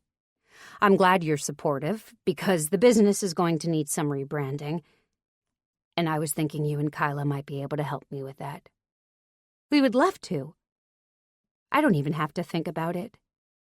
Somehow, listening to Wes's story and seeing the change that's come over him, I know that we'll be able to work together on this. Good. Wait. I pause, setting my glass back down on the table. You said all the existing projects will continue. What about the hiring initiative? It's still on. In fact, I'm going to expand it. Opportunities for people with disabilities, internships for at-risk youth. But it's not a media ploy anymore, so I'm afraid we won't be requiring any further marketing representation on that front. He grins, and I laugh. That's just fine with me. This all sounds great, Wes. I shovel in a bite of my macaroni and cheese, feeling fully relaxed for the first time since Wes picked me up an hour ago. There's one other thing. I'm still buying the Elmwood Gables land. What? My relaxation goes flying out the window. My entire body stiffens again, and I freeze. A forkful of mac and cheese halfway to my mouth. He nods. I'm sorry, but I have to. You don't, though. You can't. I mean, look at this place. I gesture frantically around us. I know it's special, Rory. I get it. That's why I'm not tearing it down. But I said I'm buying it. The city is selling it regardless, so whether it's me or another developer, someone's going to snatch it up. Hell, even Levi is still interested, once he figures out his next steps. So I decided to formally put in the offer from Cal Developments. Once I own it, I can officially preserve it. The ownership structure will have to change a bit, but your friend Barb has graciously agreed to step in and head an informal board of directors to run this place. So the garden is staying? It's staying. And no one here will be out of a job? People will still have their community? Nothing will change. Like I said, a few things on the governance side. But I think that will actually help grow this place. With a board of directors, maybe the garden can start getting more concrete funding opportunities. Give even more people access to the space. My heart swells with happiness. Wes, that's seriously the most amazing thing I've ever heard. I can't believe you did all this. His cheeks color, which makes me smile. It was the right thing to do, Rory. I kept thinking of my mother and wondering if she'd be proud of me, and finally had to admit to myself that she wouldn't. And of course I thought of you. I might have even played a little game of what would Rory do. I may not be perfect yet, but I'm trying. I think this is amazing, Wes, truly. You've outdone yourself. Thank you. Now finish your dinner because we have a lot of night still ahead of us. I laugh and spoon up a huge mouthful of cheesy pasta. I'm suddenly famished. I finish my plate in record time and then devour the lemon meringue pie that gets served up to us afterwards. We finish the champagne, too, and another bottle magically appears right after. We talk easily, laughing and joking as if none of the last 2 weeks had happened, as if none of the last 12 years had happened, in fact. It feels like it did the first time, getting to know Wes and getting carried away in the dizzy excitement of being near him. The sun has set fully now, and the garden is lit only by the cafe lights and the distant blue glow of the street lights. It's probably the most romantic setting I've ever been in my life, and being here with Wes is just... well, it's everything I've ever wanted. I smile across the table at him, and the smile he returns to me says he feels everything I'm feeling, and then some. There's an electricity between us, but more than that, a sense of completion, of life coming full circle, of both of us, after all this time, ending up exactly where we were meant to be. Rory. Wes clears his throat. I have to ask you something. Yes? I lean forward, barely daring to breathe. He hesitates a second, then holds out his hand. Would you like to dance? 43. Rory. Wes takes my hand and leads me into an open grassy area of the garden, in between the towering pink azalea bush and a low bed of daylilies. The music changes, from the soft, jazzy background soundtrack that played over dinner, to a perfectly cheesy 80s power ballad. I giggle as Wes sets his hands around my waist. I loop mine around his neck and let my body lean against his. We turn slowly in the grass, moving in time to the searing guitar solo. The lights twinkle above us, and the silver stars sparkle, and the whole moment seems to shimmer, like something outside of time and place. Something magical. Something perfect. I look up to find Wes smiling down at me. For the first time all evening, he looks relaxed and truly happy. I lean in closer to him, reveling in the warmth and comfort of his body, the familiar planes of his chest, the bulk of his arms, the stubble of his chin against my skin. the press of his erection against my stomach. I grin up at him as I pull him closer, and he growls into my ear. "Just creating an authentic prom experience for you," he murmurs. "Because trust me, if we had been dancing together in high school, there's no way I would have been able to control my reaction." I giggle, but a thrill of anticipation runs through me. I would hate for it to go to waste, you know. He growls again, nipping at my earlobe. "Don't tempt me. Unless you want me to fuck you in the grass right here in front of everyone at the community center." He gestures back towards the center, and when I turn, I find a group of people clustered at the door, watching us dance. Barb is there, one hand pressed to her heart as she watches us, and she gives me another excited wave. I laugh and wave back. "Show's over, people," Wes calls out. "Nothing to see here." "Just came to let you know we're all clearing out, Wes," Barb answers. "I'm leaving you the keys here. Lock up when you're done."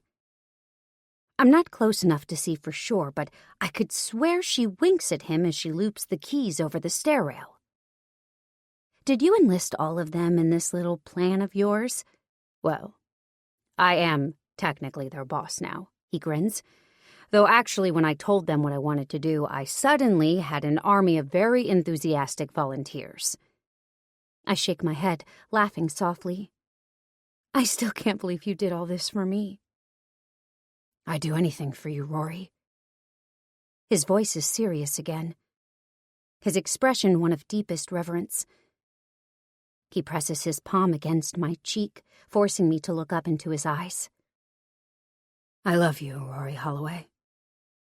I suck in a short breath, then lean my cheek into his hand. "I love you too, Weston Lake." His smile twists. It's been a long time since anyone called me that. It was my grandfather's name, you know. It's a nice name. It is. Now, are you going to kiss me, or what? Wes growls, swooping his head in towards my mouth. His lips cover mine, and he draws my body closer to his. I lean against him and let myself be carried away by his embrace. His lips, his tongue, his hands, all of it takes me away. Wes and I together, sailing away on the wave of our forever love. Because that's how this feels. Eternal, infinite. I pull away for a moment, breathless. Wes frowns. "What?" "Do you remember the first time we kissed?" He hesitates. I can see him thinking. Then he grins. "At the Spirit Club bake sale, right?" I laugh, nodding. "You bought my peanut butter cookies, but you didn't have change for my $5 bill. So you made me give you a kiss instead." "What? I thought that was quite charitable of me. It was for a good cause, after all." "The Spirit Club appreciated your contribution, but I think I appreciated it more." He grins. "Except then I had to spend the rest of the afternoon hanging around like a stalker, waiting for you to finish up so I could ask you out properly." I laugh, leaning my head against his shoulder. "I'm glad you did." "Me too." He sighs. "I'm just sorry I did all that other stuff in between then and now." I pull back, studying his face. His beautiful, handsome face. His blue eyes look gray under the light of the twinkle lights. And there's a hint of sadness in them. I kiss him softly on the lips. "I'm not." He raises his eyebrows. "Really?" "Really. You're the real estate developer. You should know this." "Know what?" "That sometimes you have to tear everything down to build something better." He shakes his head softly. "I don't think I could love you more, Rory." I feel the same way. I nuzzle my nose against the underside of his jaw and then find his lips with mine again. We kiss for a minute, a long, dizzying, heart-stopping minute, and then I pull away again. "Wes?" "Yes." "I'm tired of dancing." His eyes blaze. Me too. He scans the garden quickly. Don't move. Okay. I watch him bound over to the table where we'd eaten our meal of mac and cheese, then laugh as he yanks the white linen tablecloth off, tumbling used cutlery onto the gazebo floor. He rescues the champagne bottle before it spills and sets it on the step of the gazebo for later. Then he returns to where I'm standing, brandishing the tablecloth and floating it down to the ground in front of us. Come here, he growls. I slip into his arms and he lowers me to the ground, holding himself over me. I press my palms to his cheeks and bring his lips down to mine. We move together, his hands exploring my body as I tug at the tails of his shirt. I run my hands along the smooth planes of his abs, find the waist of his pants, move to the back to cup his firm ass as it flexes. Wes kisses his way down my neck, across my collarbone, then pushes my shirt up and kisses a line across my stomach. The combination of his lips and the warm night air on my skin makes me shiver. And Wes pulls me closer. His skin is burning hot, flaming with desire. He pushes my yoga pants down off my hips, and I kick them away. I don't even care that we're still at the community center, that there are neighboring buildings that might be able to see down into the garden. All I care about is Wes. About his touch. About being as close to him as possible. Please, Wes, I whimper. He finds my part, and I tremble as he strokes me. His fingers are deft, already knowing exactly the right way to touch me to set me on fire. I fumble with his belt, and he stops touching me long enough to help me push his pants down, and then we're both naked from the waist down, and our bodies are coming together on their own, already finding each other in the dark. Heat seeks heat. Do we need a... He stops, forcing himself to pull back, even though he's breathing heavily. I shake my head. It's just us now, Wes, right? Just us, he echoes, dropping his head to nip at my jaw. Forever. He's inside me then, bare and with nothing between us. It feels even more exquisite than I could imagine. His skin is soft and warm, and he fills me with his hardness and strength. I clench my body around him and he groans, thrusting his hips against me. Even through the linen tablecloth, the ground is cool beneath my back. But above me, Wes is a furnace, molten lava. I cling to his heat, to his energy. We move together as one until I can't take any more. I grab his shoulders and buck underneath him, whimpering into the empty night air as he kisses my jaw. Oh, God, Rory, he groans. His hips slam against mine, driving his cock deeper inside me as I come. I cling to his frame as I feel him twitch and then surge inside me. We come together like that, holding on to each other and riding the wave of some infinite thing. We lie there quietly afterwards, catching our breath and looking up at the twinkling lights above. Then I roll over to face him, propping myself up on one arm. Okay, seriously, did you make an entire playlist of these 80s power ballads? He chuckles. Yes. Actually, I had Joyce do it. You should have seen her face. She said it was the strangest request she'd ever gotten in her 40 years of working for corporate America. I still think she did a pretty damn good job, though. I laugh as I cuddle up against his chest. She did. Thank you for doing all this for me. Get used to it, he whispers, his lips against my hair. Because I'm going to spend the rest of my life doing things for you. Do you mean that, Wes? I feel so sleepy suddenly that I can barely keep my eyes open. I snuggle closer to him. I do, Rory. Absolutely do. He pulls me closer to him and holds me tight against his chest. I let my eyelids flutter closed, safe at last in the arms of the man I love. Because it's Wes. It's always been Wes. 44. 12 years ago. I stood at the entrance of the gym, near the doors. It was crowded in there, and I was waiting for the right opportunity, for the moment when she wouldn't be surrounded by so many people, and I could actually talk to her. I watched as she laughed, as she handed a sticky Rice Krispie square to one of the basketball players. Her dark red hair was pulled back into a swishy ponytail, and I swear I could see her hazel eyes sparkling from here. I thought of her eyes often. They were the exact same color as the sunlight glinting off the grass in the park I rode my bike home through. Her name was Rory Holloway. That much I'd already managed to suss out. She was in my English class, and she was on the volleyball team, and she had at least one, maybe two sisters. That was all I'd been able to piece together so far. I wanted to know more, but first I needed the balls to actually, talk to her. There was a small break in the crowd. Rory stood back from the bake sale table, surveying the busy pep rally with her hands stuffed into the back pockets of her jeans, over the ass that I'd spent many hours daydreaming about.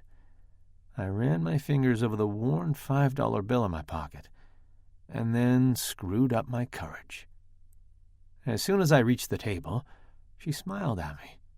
Her smile was a thing of beauty, wide and warm and open. It lit up her whole face. 50 cents each, or 3 for $1.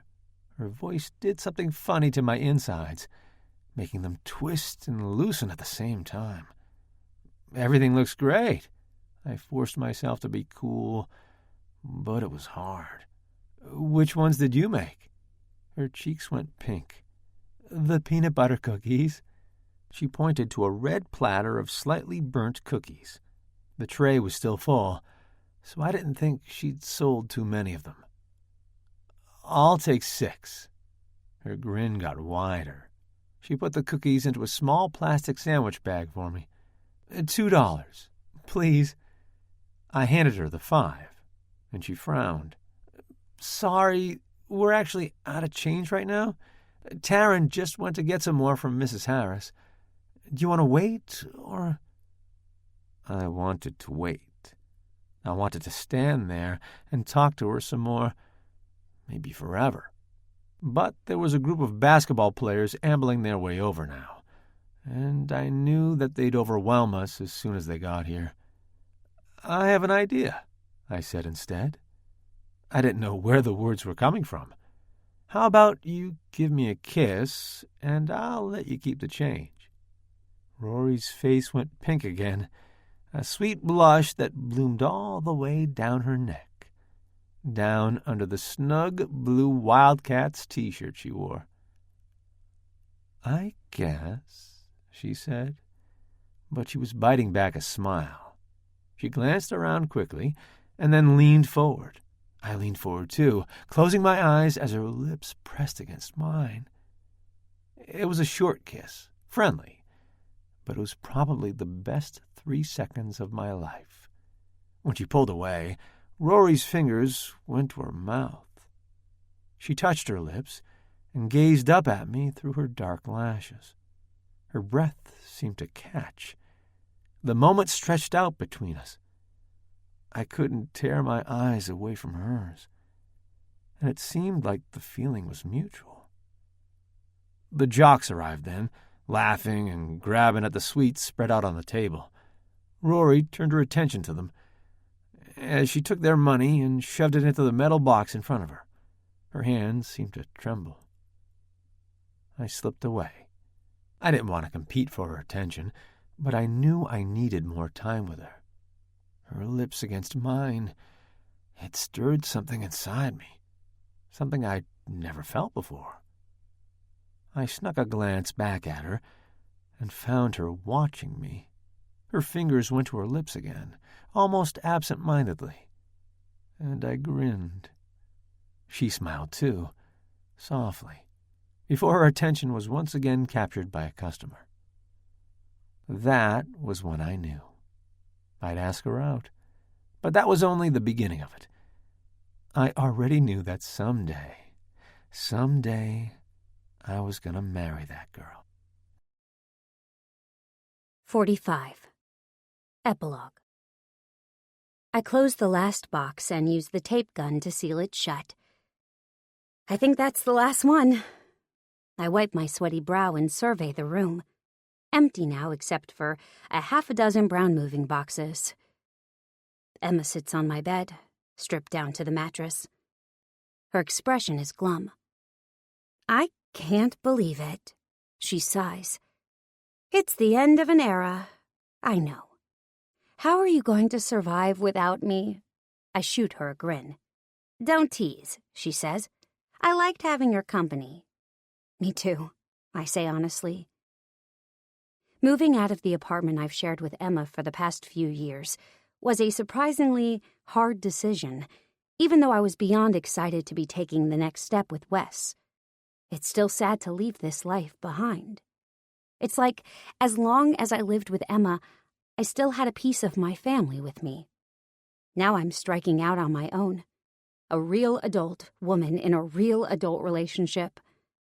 Except, I think moving in with Wes isn't like leaving my family at all. It's like finding a new one.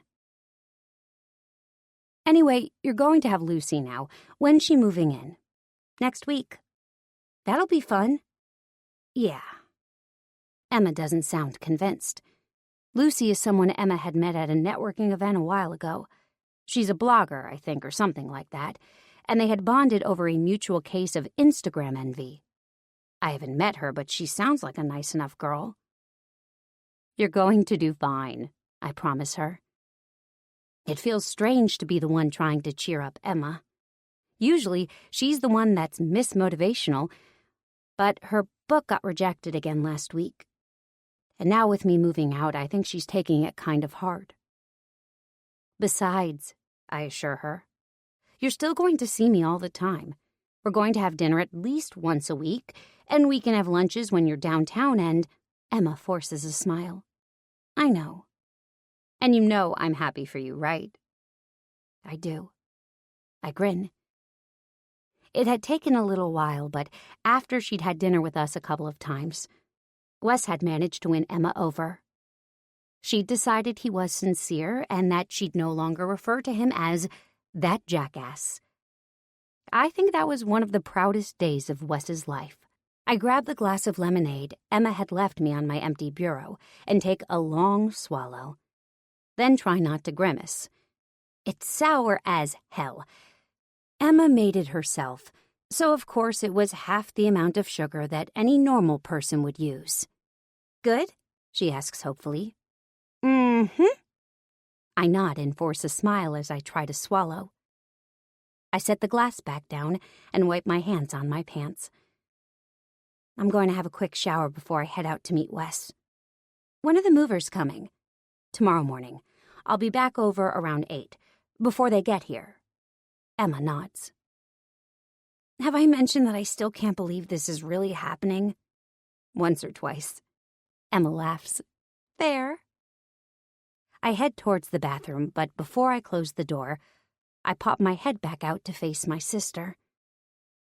She's still sitting on my naked mattress, staring at the boxes. I love you, Emma. She looks up, surprised. I love you too, Rory. An hour later, I'm climbing into the back of Wes's SUV with him. His driver hits the road as soon as I've closed my door, and Wes leans over to kiss me. Excited? He asks.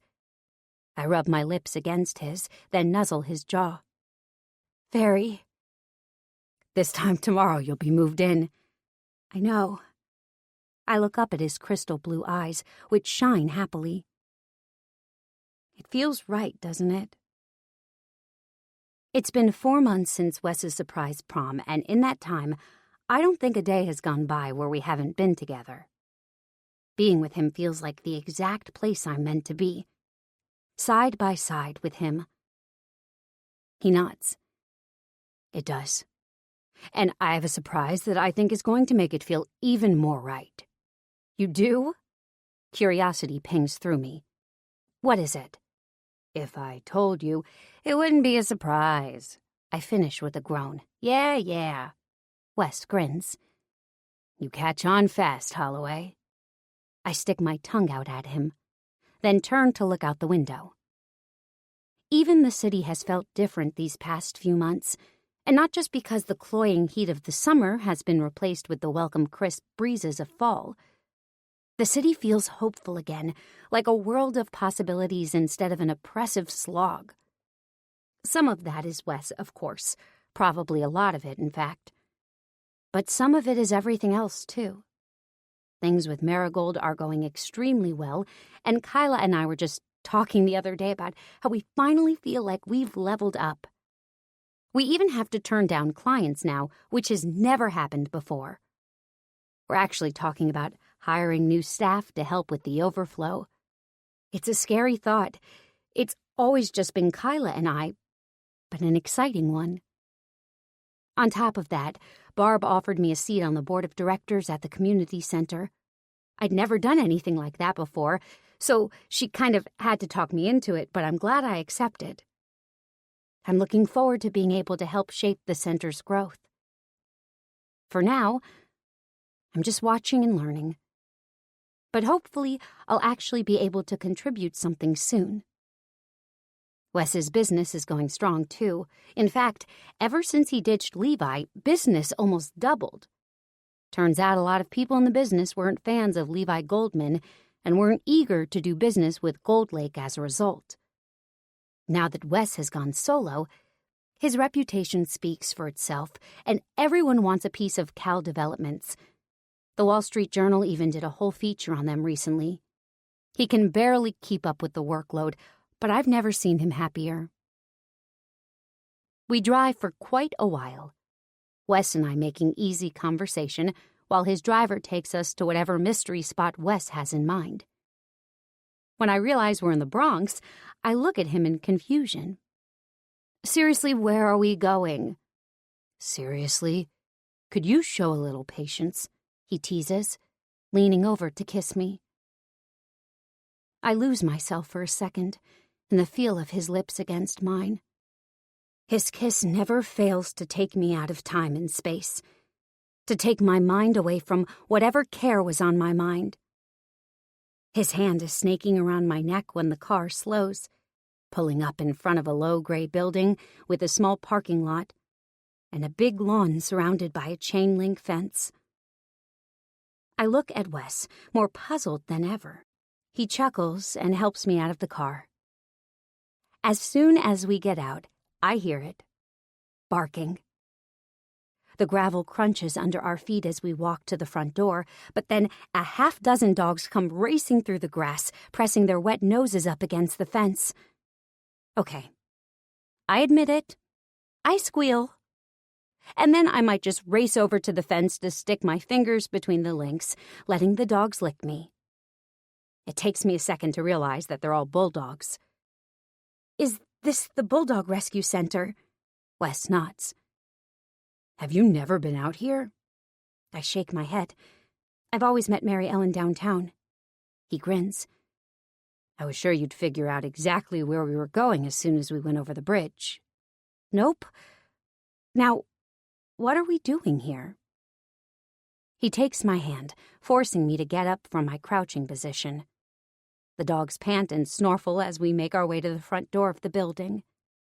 Inside, Mary Ellen greets us right away. Rory, so nice to see you. Wes mentioned you two would be dropping by today. Yes, he's very sneaky that way. I grin as Wes shrugs innocently. I understand you two are in the market for a new companion. We are? I look at Wes excitedly. We're getting a dog? I thought it might be nice to add a little four-legged buddy to the mix. I submitted our application last week, and they decided we'd be a good fit. I throw my arms around his neck. I love it. I love you. I kiss him and try not to let it linger too long, since Mary Ellen is still standing right next to us. After a minute, she clears her throat. I'll just bring you in to meet the dogs. How about that? We have some amazing dogs available for adoption right now. I reluctantly let go of Wes, and we both follow Mary Ellen into the back room. The dogs run loose here in a room with a dark gray rubber floor. There are beds strewn around the edges of the room, and some dogs sleep, while a volunteer plays with some of the others. I spot her immediately. Mabel. The same aging bulldog we'd seen at their fundraising event in Central Park. The one that had covered Wes in kisses. The one who was so ugly she was cute again. Wes. I elbow him and point, and he laughs as soon as he sees her, which means he recognizes her too. Do you think it's fate? He asks. I nod. Mary Ellen grins. That's Mabel. We don't know much about her backstory. She was just found wandering the street. We think she's about 10 years old now, so you'd be adopting a senior, but there are lots of advantages to doing that. They have a lot of love left to give. I wave my hand, cutting her off. You don't need to sell us on that part. I don't think. I look to Wes for confirmation, and he nods. Mary Ellen fills us in a bit more on Mabel, and we look at her recent vet records and talk about some of the potential risks now that she's older. But all of it goes in one ear and out the other. I think Wes and I have both already decided she's our dog. She sits down right on my foot while we talk, almost as if she knows she's ready to come home with us. I pet her velvety ears as Wes signs the paperwork. Mary Ellen looks like a proud mom watching her kid graduate high school. When everything's done, she hands us Mabel's leash and paperwork. Come on, Mabel, I call as I start to walk towards the door. She sits and stares up at me. Mary Ellen chuckles.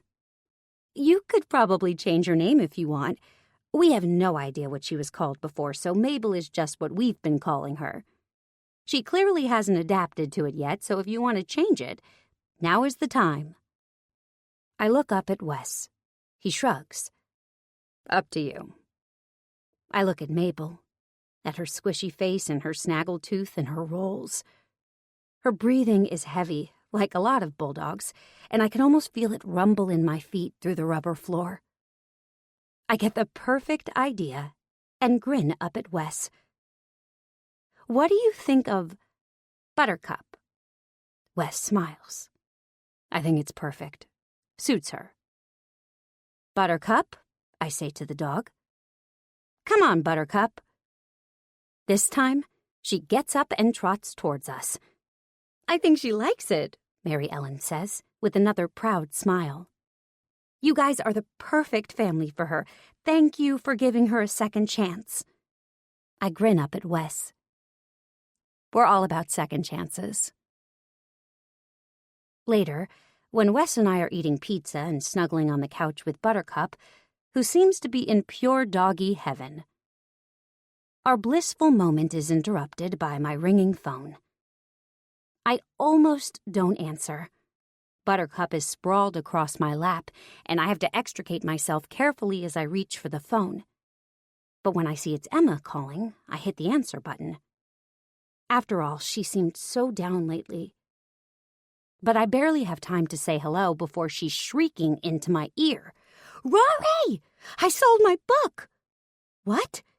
Em, that's amazing! I know I'm dying. After you left, I had a long nap, okay, and maybe a long cry. There might have been a full-fledged pity party, but I just checked my email now. And there it was. An offer. Oh, Emma, that is the best news I've heard all day. I'm so happy for you. Who's the publisher? They're called Good Grant Books. They're launching a brand new self-help catalog, and they think my book could be part of the flagship lineup. Wow, this just keeps getting better. Wes is looking at me curiously from the couch, but I give him the 1-minute finger. So, does this mean you're finally going to tell me what the book is about? She giggles. She sounds a tad delirious, actually, and it makes me laugh to hear her so out of sorts. It's a dating guide, she admits. Kind of a modern rules for dating type of thing. What? That's so cool. Have you called Mom and Dad yet? Not yet. I wanted you to be the first to know. You've always been supportive of me, and I really appreciate that. Oh, thanks, Em. Now go call our parents. Mom's going to flip. Imagine when she realizes she can tell people her daughter is a published author. Emma giggles. I know. She's going to be insufferable, isn't she? Oh, completely. I eventually say goodbye to Emma and snuggle back down on the couch with Wes. Buttercup opens one eye, confirms it's me, and goes back to snoozing. What was that all about? Emma's book is getting published. What? That's great. We'll have to take her out to celebrate this weekend. She'd love that. I nod. But guess who's publishing the book? He shakes his head. No idea. Good Grant Books. That's Tyler's dad's company, right? Yeah, it is. I'd heard they'd gotten into publishing. Small world. Very small world, I agree, thinking of Tyler and his handsome gray eyes. Almost the exact same shade as Emma's. I shake my head, grabbing the remote off the coffee table and turning off the television. Tired? Wes asks. It's nearly 10 o'clock, and we've got a long day tomorrow, moving all my stuff over to his penthouse. Instead of answering, I take him by the hand. While Buttercup snores on the couch, I lead Wes down the hallway to the bedroom. Oh, I see, he says gruffly as I begin unbuttoning his shirt. This weekend we'll celebrate Emma, I tell him. But right now,